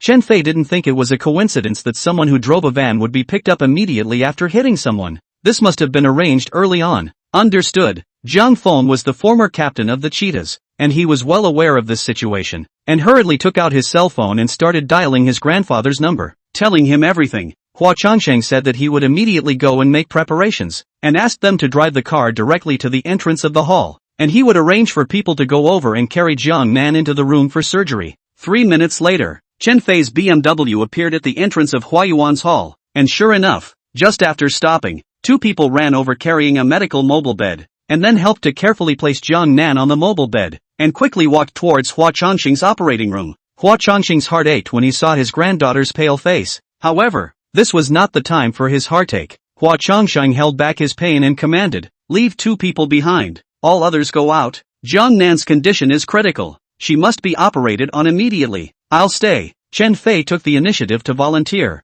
He had just observed this operating room again. It was very rudimentary, probably a makeshift structure. Although there were scalpels and clamps and the like, there were none of those precision instruments. The broken bone was already gone. Chen Fei estimated that 90% of it had been inserted into the lungs. "Okay, and your girlfriend stay too. Zhang Feng, you go out quickly. Let the subordinate help you treat the wound. Don't get infected," Hua Changsheng said succinctly. Although Zhang Feng was anxious, but he couldn't disobey his grandfather's words. He nodded and directly walked out. The door was closed. In the entire operating room, other than Jiang Nan, who was lying down, the only ones left were Hua Changsheng, Chen Fei and Su Banyue. Su Banyue looked at Jiang Nan on the operating table, and instantly tears could not help but flow, while Hua Changsheng handed over a pair of medical gloves to the two of them. The two of them directly put them on and stood aside waiting for orders. Hua Changsheng directly grabbed Jiang Nan's hand and then rested it on her wrist. However, his face slowly became grave. Cough. Jiang Nan suddenly coughed fiercely, but remained in a half-awake, half-conscious state. Oh no! Something has entered Jiang Nan's lungs. If I'm not wrong, it should be the broken piece of sternum. The shattered bone is inserted into the lungs. This kind of surgery is very tricky. After all, in order to operate on the lungs, one must have the hospital's fluoroscopic instrument, which can be operated on according to the instructions on the screen. Hua Changsheng depressed. Here is half an hour away from the hospital, and granddaughter the situation. It is estimated that 10 minutes cannot wait, not to mention the ambulance came, but also sent to the hospital. A full hour. It is estimated that the granddaughter has long been dead. I didn't expect that he, Hua Changsheng, who had a lifetime of fame, couldn't even save his own granddaughter. At this moment, he really had an urge to die. Chen Fei saw Hua Changsheng's heartbreak, glanced at Su Ruyue, took a deep breath, and said, Ruyue, go out. I have an idea. Can't I be here? Su Banyuan knew that Chen Fei had secrets on him, but she was still curious. Pulling Moon, I'm sorry that I can't let you know about this matter, but I swear that when the time is right, I will definitely tell you all. Chen Fei did not want Su Banyue to know too much, as the more he knew, the more harmful it would be to her. Originally, he thought that this inheritance was just a lucky break for him, but then the old man's reappearance, as well as running into that man who was like a psychopath in the hotel. Not only did he know about his inheritance, but he also kept on talking about what the 7 colored spirit stones were. Chen Fei always felt that the whole thing wasn't that simple, and that inheritance he received might not be luck, but one of the most unlucky things in his life. Alright, seeing Chen Fei's serious look, Su Wuyue smiled instead. Cheer up, I believe in you. Thanks. Chen Fei was in a much better mood when he saw Su Yenyu smile. After waiting for Su Wuyue to go out, Hua Changsheng asked in confusion, Little Chen, looking at your behavior just now, it seems like you have a way to save Jiang Nan? Obviously Hua Lao was surprised. He never expected that Chen Fei was not only a great fighter, but also knew medical skills. Well, there is a broken bone inserted in Jiang Nan's lung cavity. Later I can be your eyes. You listen to my command. You move the scalpel, and work together to remove the broken bone. Chen Fei explained. Oh, you can also even tell that a broken bone has been inserted into the lungs? Chen Fei's words once again surprised Hua Changsheng beyond measure. Chapter 75, Cooperate with the Surgery. Elder Hua, let's talk about this matter slowly. According to Jiang Nan's passing breath, it's estimated that he won't last more than 5 minutes. We need to hurry up and get started, Chen Fei reminded. Hiss. Hua Changsheng once again shocked. This little brother in the end, what kind of person, can even see the breath? This is only when the ancestor Hua Tuo in the world can have this kind of ability. This guy is so young, actually have such a cultivation. It is really extraordinary. Immediately Hua Changsheng immediately reacted. However, still somewhat puzzled, said, How will you do my eyes later? Could it be that you? Right. Chen Fei knew what Elder Hua meant and directly nodded his head. Hua Changsheng sucked in his breath. This was just too much of a shock for him, but everything Chen Fei said reminded him of an incident from 20 years ago. Back then, he, Su Caixue, and a rural boy had a strange encounter with a tornado halfway across the country. In that place, they had seen people with the ability to see through. Elder Hua, we don't have time. Chen Fei hurriedly reminded Hua Changsheng when he saw that he was staring blankly. Hua Changsheng woke up with a start, took a deep breath and said, Alright, don't be nervous later, I trust you completely. In order to not let Chen Fei get nervous, Hua Changsheng deliberately said, although Chen Fei could see through, but after all, he was the one holding the scalpel. The two of them must work in tandem in order to do the surgery perfectly. Truthfully, Chen Fei was not sure. His perspective eye had already been overdrawn twice, and he did not know if after the third time he used it,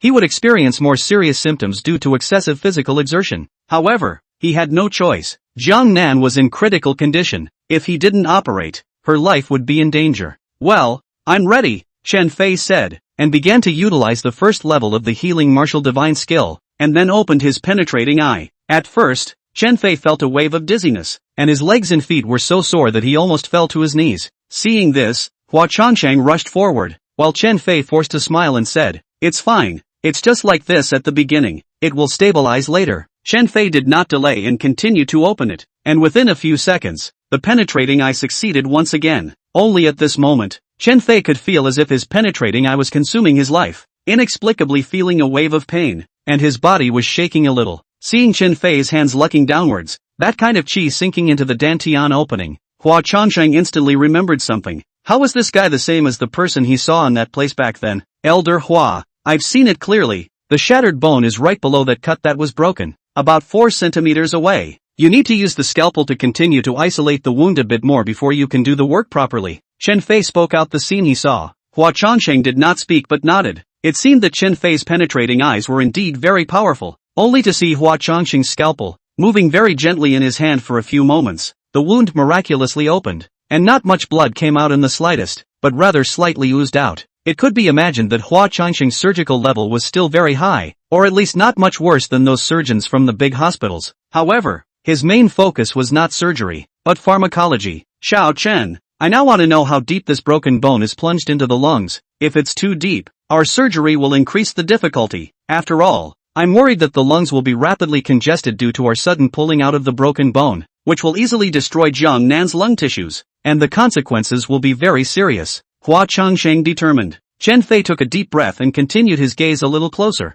Who had expected that Chen Fei would suddenly feel a wave of dizziness, and in turn, his entire body was so weak that he almost didn't stand still. Little Chen, are you alright? Do you want to take a rest? Although Hua Changsheng didn't know what Chen Fei was doing, he must have been holding back, enduring the pain in order to save Jiang Nan's life. It's fine. Chen Fei came from a shantytown. He was already used to hard work in his early years. After all, he was a child of a poor family. He had suffered more than anyone else. This pain, he could still endure it. Looking at Chen Fei's forehead constantly oozing fine beads of sweat, his face also became a little pale. Hua Changsheng was a little heartbroken. Jiang Nan was his granddaughter. He wanted to save her, but he couldn't let Chen Fei go to sacrifice. After thinking about it, Hua Changsheng was just about to open his mouth, but he was interrupted by Chen Fei. Elder Hua, Jiang Nan's breath is fading. If I'm not wrong, there's at most 1 minute left to live. Hearing this, Hua Changsheng's hand shook for a moment. Then he gritted his teeth and said, "Thank you."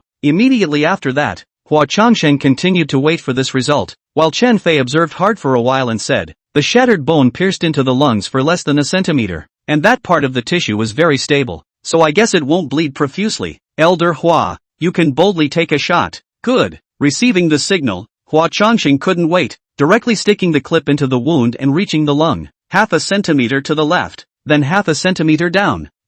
Right here. Gently clamp it, keep breathing evenly and slowly lift it upwards. Chen Fei was as if he was controlling a robot, so serious that he even forgot to breathe. At this moment, the two were quite nervous. If they failed this time, it would mean the end of Jiang Nan's life. Clang! With a piece of broken bone thrown into the iron plate, making a crisp sound, Hua Changsheng sucked in his breath, finally succeeding. Little Chen, ha ha, we did it! Hua Changsheng laughed excitedly. If not for the fact that he was still holding the surgical forceps in his hand right now, Hua Changsheng really wanted to hug Chen Fei. At this time, Su Banyue and Jiang Feng outside apparently also heard Hua Lao's laughter and gently pushed open the door. When Hua Lao saw this, he gave them a wave, signaling that they could come in. However, Hua Changsheng still had work to do, and that was to simply stitch up the wound after it was treated. Su Woyue and Jiang Feng were relieved, as they realized that Jiang Nan's face had slowly turned rosy from its previous pale color. However, Su Woyue suddenly remembered someone. She had come in for almost 2 minutes, but she didn't hear Chen Fei's voice.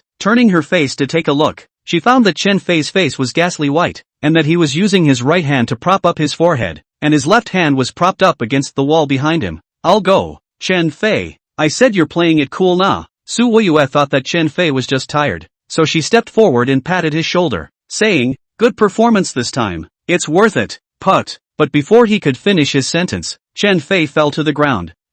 Su Woyue was directly stunned. She had never imagined that the big-hearted Chen Fei would suddenly fall down one day, and was instantly shocked for a moment. Hua Changsheng was just helping Jiang Nan to mend her wounds, when he suddenly heard a shriek behind him. He hurriedly turned back to see Chen Fei collapsed on the ground, but in his heart, he felt that the bad dish was over. Chen Fei could have a penetrating eye. It must be the same as that person in that place, using a supernormal ability. And this supernormal ability was maintained by a very esoteric mind technique. Chen Fei's accident was more serious than anyone else's accident, because what happened to him was not something that a normal person could treat. Chapter 76, Small Redeeming Pill. Elder Hua, come over and take a look. Chen Fei, he's unconscious. What's going on? After Su Woyue pinched Chen Fei twice with force, she realized that he was still immobile, and after probing his nose for a while he was very weak. She was so scared that tears came out of her eyes. Although Jiang Feng was a special forces soldier, when faced with this kind of medical matter, he only knew a little but couldn't help in any way.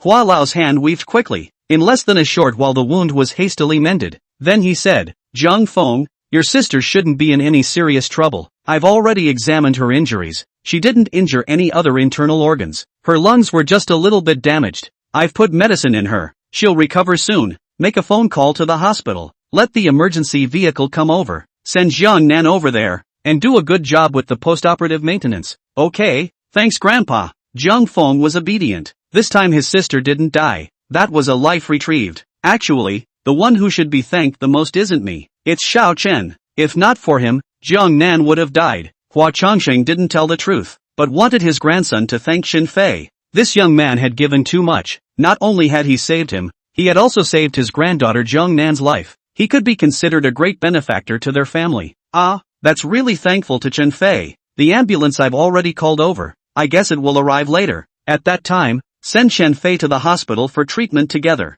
Jiang Feng said. No way. While others didn't know what was wrong with Chen Fei, Hua Changsheng could see that Chen Fei should be having problems because he had used his perspective eyes, which had led to his physical strength being overdrawn. If Chen Fei was the same as the people he had run into before, their physique was not at all the same as those in the secular world, and the medicine they needed was also different. Thinking of this, Hua Changsheng suddenly thought of something, and seeing Su Banyue on the side, and not knowing how to address her, he said, Little girl, what do you call yourself? Ah, Su Banyue froze and said, My name is Su Banyue, a member of the Su family? Hua Changsheng was stunned, but at this time, he remembered Chen Fei's matter, so he said, Miss Bingyue, you help Chen Fei to my room. It's just the second room to the left out the door. Aha! Hearing Hua Changsheng's surprised look, it caused Su Banyue to be a bit puzzled, but now that Chen Fei was in this state, she didn't have the heart to pay attention to anything else, and exerted her strength together with Hua Lao, helping the person to another room.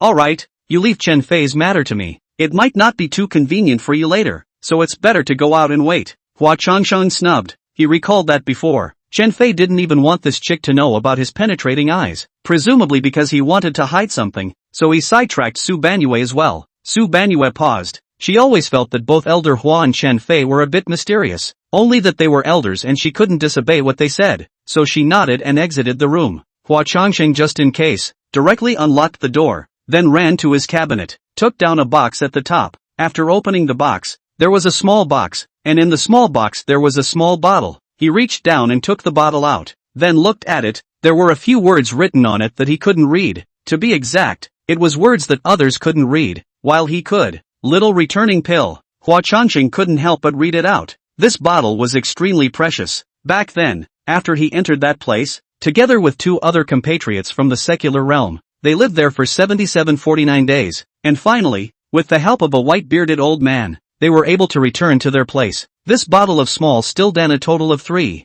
Is that year that white-bearded old man sent? Just these things, they secular people generally cannot use. Hua Changsheng will be treasured up. The years passed by like a shuttle. In the blink of an eye 20 years had passed, making him feel a lot of emotions. Pouring out 2 of the small returning dan, Hua Changsheng walked over to the bed. This kind of medicine does not use water. Once it enters a person's body, it will quickly melt and enter the meridians. Of course, for ordinary people, it was just like eating a candy. After all, without that kind of strength in the body, it was completely useless. With that, Hua Changsheng stuffed 2 Shaohuan dan into Chen Fei's mouth at the same time. As long as he belonged to the kind of person who had that kind of vital energy in his body, then it would definitely work very quickly. After waiting beside him for almost 10 minutes, Hua Changsheng suddenly looked at Chen Fei and realized that around his body, a layer of air that seemed to be like a mist had miraculously appeared and was visible to the naked eye. Who? Chen Fei suddenly rushed to the bed and jumped up. Just now, he dreamed of that white-clothed Taoist priest again. The Taoist priest had been scolding him for not being able to overuse his penetrating eyes. Now he knew it was wrong, didn't he? Excessive physical exertion. The true essence of the true qi is also excessive depletion. Want to wake up is difficult, but now that he suddenly saw Hua Changsheng, it made Chen Fei somewhat not quite dare to believe it, saying, Elder Hua, am I dreaming, or have I woken up? Ha ha, little Chen, you finally woke up. Great. Fortunately I have 2 divine elixirs, or else I would be in deep trouble this time. Hua Changsheng said bluntly. After all, Chen Fei had exposed the secret of his perspective eyes to him, and so far, between the two, they were probably the most trusting. Chen Fei smiled bitterly. Elder Hua already knew his secret, so he didn't bother to hide it and said, Elder Hua, you already know the abnormality in my body? Well, since those 2 pills of mine worked on you, it already explains everything. Your current physique is not that of a normal person. Hua Changsheng said truthfully. Ha, Elder Hua, that sounds a bit confusing to me. Can you make it clearer? Chen Fei laughed bitterly. Well, 20 years ago, I went to a rather magical place, where there were many people with a physique like yours. However, their world was too dead, and every day, they focused all their thoughts on cultivation, and these types of people, over there, were known as cultivators. Hua Changsheng spoke the truth. Cultivators? Are you saying that I am also a cultivator? Chen Fei had never really figured out his physique until now. Unlike normal people, when he ran the healing martial divine skill, he ran several times faster than usual. His strength was much greater, and all types of senses were sublimated, plus his eyes could see through. It turned out that all of this was because he was a cultivator. It should be, but you cultivator is a bit special. There aren't many cultivators who have penetrating eyes. I've been to that place once, and there's only one person who possesses this ability, although I don't know what status and position he belongs to there, but I can sense that he's not simple. Hua Changsheng said, oh, there's actually someone else like me? Chen Fei was also stunned. Well, let's not talk about it. Anyway, that was 20 years ago. Besides, that place is not something you can go to just because you want to. If it wasn't for that time when we encountered a rare tornado and fell there by chance, we really don't know how to get there. Hua Changsheng cried and laughed a little. Going to that place for 49 days was like a dream. Coming back everything was the same as before, without any changes. Chapter 77 Suspected Murder. Alright, I feel energized now. I should be fine. We'd better go out quickly to check on Jiangnan, Chen Fei suggested as he remembered Jiangnan who had just finished her surgery. Good. Being reminded by Chen Fei, Hua Changsheng did remember his granddaughter. Just as the 2 of them had just pushed open the door, they saw several doctors dressed in white walking over. The ambulance heard that it was called from Hua Yuan's side. The person in charge had sent extra manpower. It was the home of Hua Changsheng, the medical titan. How could the hospital not give some face? Seeing Hua Changsheng, those doctors and nurses were very excited. The male doctor in the lead said, Dr. Hua, it's really a rare sight.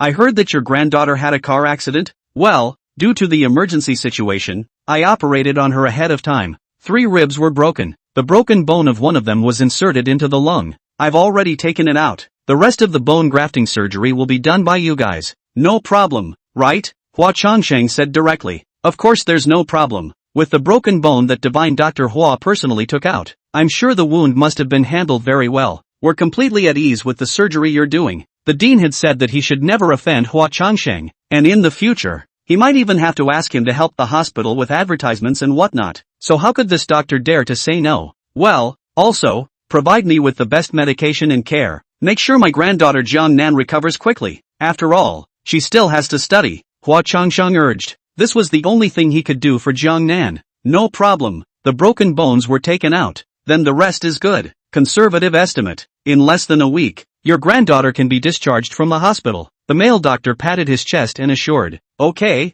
thank you then. Hua Changsheng thanked. Oh, you're welcome. Just our dean said that he can go over to the hospital when he has time and have a cup of tea with you. The male doctor deliberately said. Well, go over when you're free. Hua Changsheng didn't have much of a stance, but at the same time, he was just coping. After such a sad thing happened to their Hua Yuan, where would they have the heart to drink tea with other people? At this time, it was already 6 o'clock in the evening. Jiangnan was sent to the hospital, out of danger, and everyone couldn't afford to go hungry. After Hua Changsheng had 2 of his men follow him to the hospital, dinner continued. I'm really sorry. I didn't expect this to happen. Fortunately, there is no danger. Jiangnan is out of danger. Her injury shouldn't deteriorate either. I've already put my best medicine in the wound. Hua Changsheng was afraid that the crowd would be worried, and hurriedly explained. Jiangnan's condition seemed to be serious, but in fact, it was not. Her life and death was completely determined by the success of the surgery within those 20 minutes after the car accident.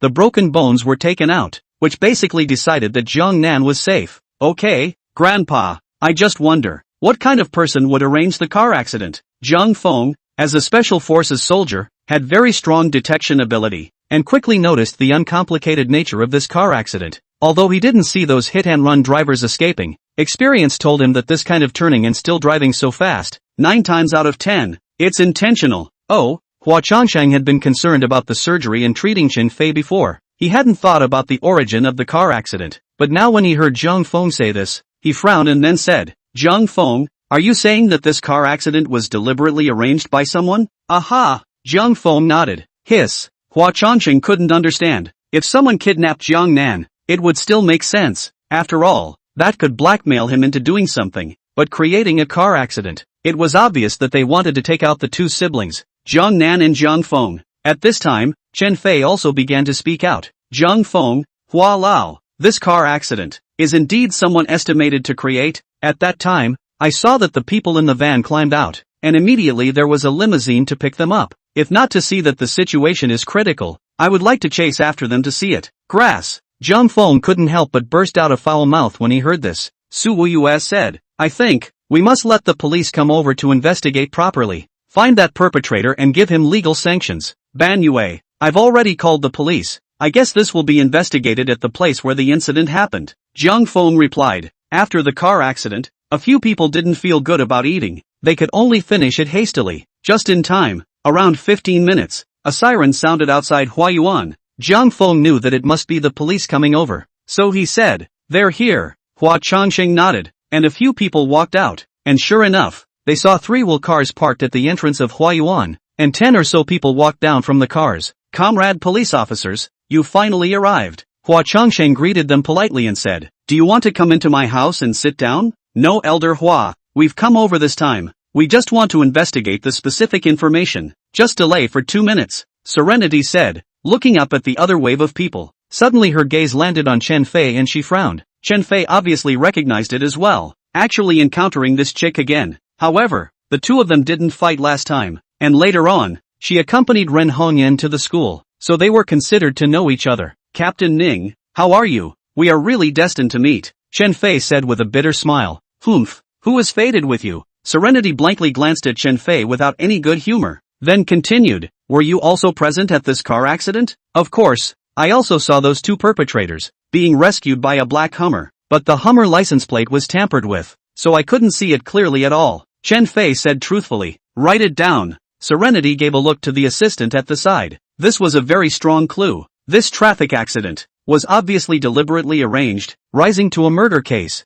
Moreover, the murderers were no one else but 2 of Hua Changqing's relatives. Elder Hua, I've heard that your grandson came back from the special forces. I think this car accident, is it his enemies seeking revenge? Serenity immediately thought of this. It shouldn't be. Zhang Feng just came back at noon, and with the troop's secrecy system being so strict, there shouldn't be anyone who would know the news that early. Hua Changqing analyzed. Serenity nodded. The secrecy of the special forces was indeed strict, and Zhang Feng had heard that he was still the former captain. This kind of powerful character, it was expected that no one would be stupid enough to use a car accident to take him out. Why don't we start looking into Zhang Feng's new grudge? Chen Fei saw that they had been placing their clues on Zhang Feng's identity as a special forces soldier, but had forgotten the most basic. Zhang Feng had fought with Lu Tianyi in the afternoon, although it was a small fight on campus, but what Lu Tianyi represented was not just him personally, but the entire Lu family. New grudge? Serenity knew that Chen Fei had something in his words. Chapter 78, Locking Up the Lu Family.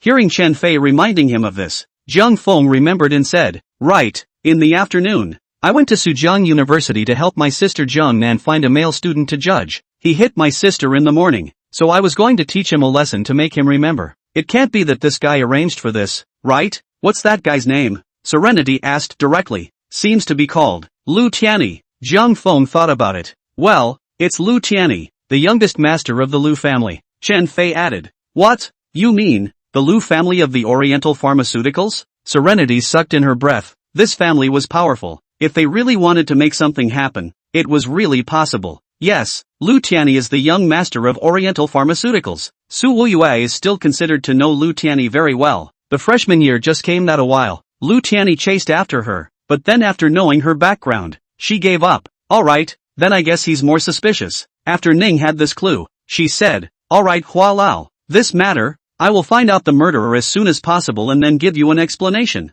Thank you Officer Ning. Hua Changqing thanked. You're welcome. This is what we, the People's Police, should do. Ning glanced at Su Wuyue, seeing her standing next to Chen Fei in what appeared to be a couple relationship. Remembering the day he was with another beautiful woman named Ren Hongyan, she instantly misunderstood, and blankly glanced at Chen Fei, saying, close the line. Chen Fei was a bit innocent. How did he get a blank stare from this policewoman for no reason? What does this mean? Su Weiyue did see something fishy, and asked, Chen Fei, did you offend that Officer Ning? Why do you think she has some prejudice against you? I don't know. I'm depressed too. Chen Fei didn't say anything about the last time he secretly went to deposit money with Run Hongyan. In case this chick knew about it, she was probably going to be jealous again. Oh, that's good. Don't offend the police or they'll be looking for you all day long. Su Weiyue breathed a sigh of relief. After sitting at Hua Chongqing's house for a while, the two of them went back to school. Just after getting off the bus, Su Weiyue remembered something and said, Chen Fei, when we were driving around today, what kind of people were those that we encountered? How come they intercepted us? Oh,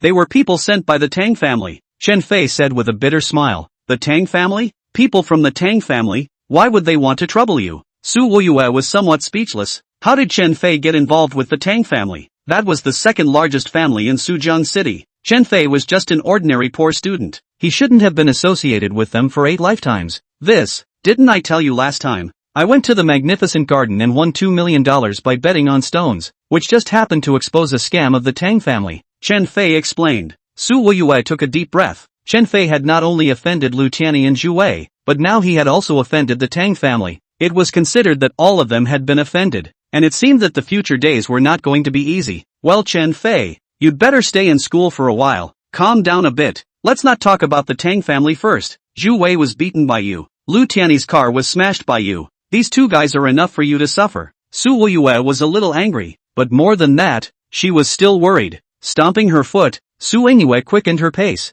Seeing a beautiful woman angry, of course Chen Fei couldn't ignore it. That was his future girlfriend. Only to see Chen Fei accelerated and chased after her, following her without saying anything, until he sent Su Banyue to the dormitory door. Chen Fei was not relieved. Su Banyue puffed and walked 2 steps, then turned around and said, Chen Fei, let me take you to see someone over the weekend. He'll probably be able to quell the grudge between you and those big families. In the end, Chen Fei was also offended by Zhu Wei because he saved her. As for the other 2 families, as long as they were on campus, it was probably fine. But what was the power behind Zhu Wei? Su Ruyue was most aware of it. It was Zhu Bachi. And what Zhu Bachi represented was none other than one of the 2 major black forces in Sujiang City, the Fire Dragon Gang. Oh, good. Chen Fei had wanted to refuse. After all, he did not want to use Su Banyue's relationship for his matter. Besides, what exactly was Su Banyue's background? What kind of connections could she have to settle the matter of the 3 great families? Bingyue,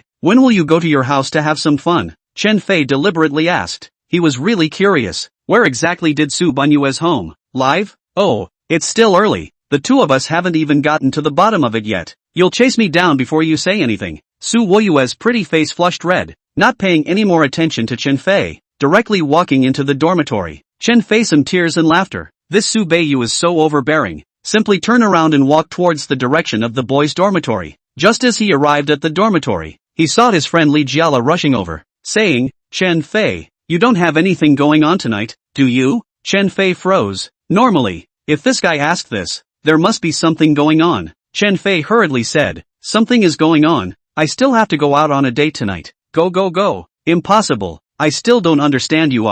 If tonight's date, you at this time, must be outside with Su Bingyu getaway to go. Also wait until now. Fool who? Li Jiala directly poked and prodded. Alright, what's the matter, directly say it. Don't beat around the bush. Chen Fei cried and laughed a little. Brother Chen is good. It's like this. I recently chased after a freshman girl, and I'm ready to get my hands on her. Just short of the final step. Asterisk. You won't ask me to engage in a kidnapping with you and capture the person to a hotel to come and force her, right? Chen Fei's eyes widened.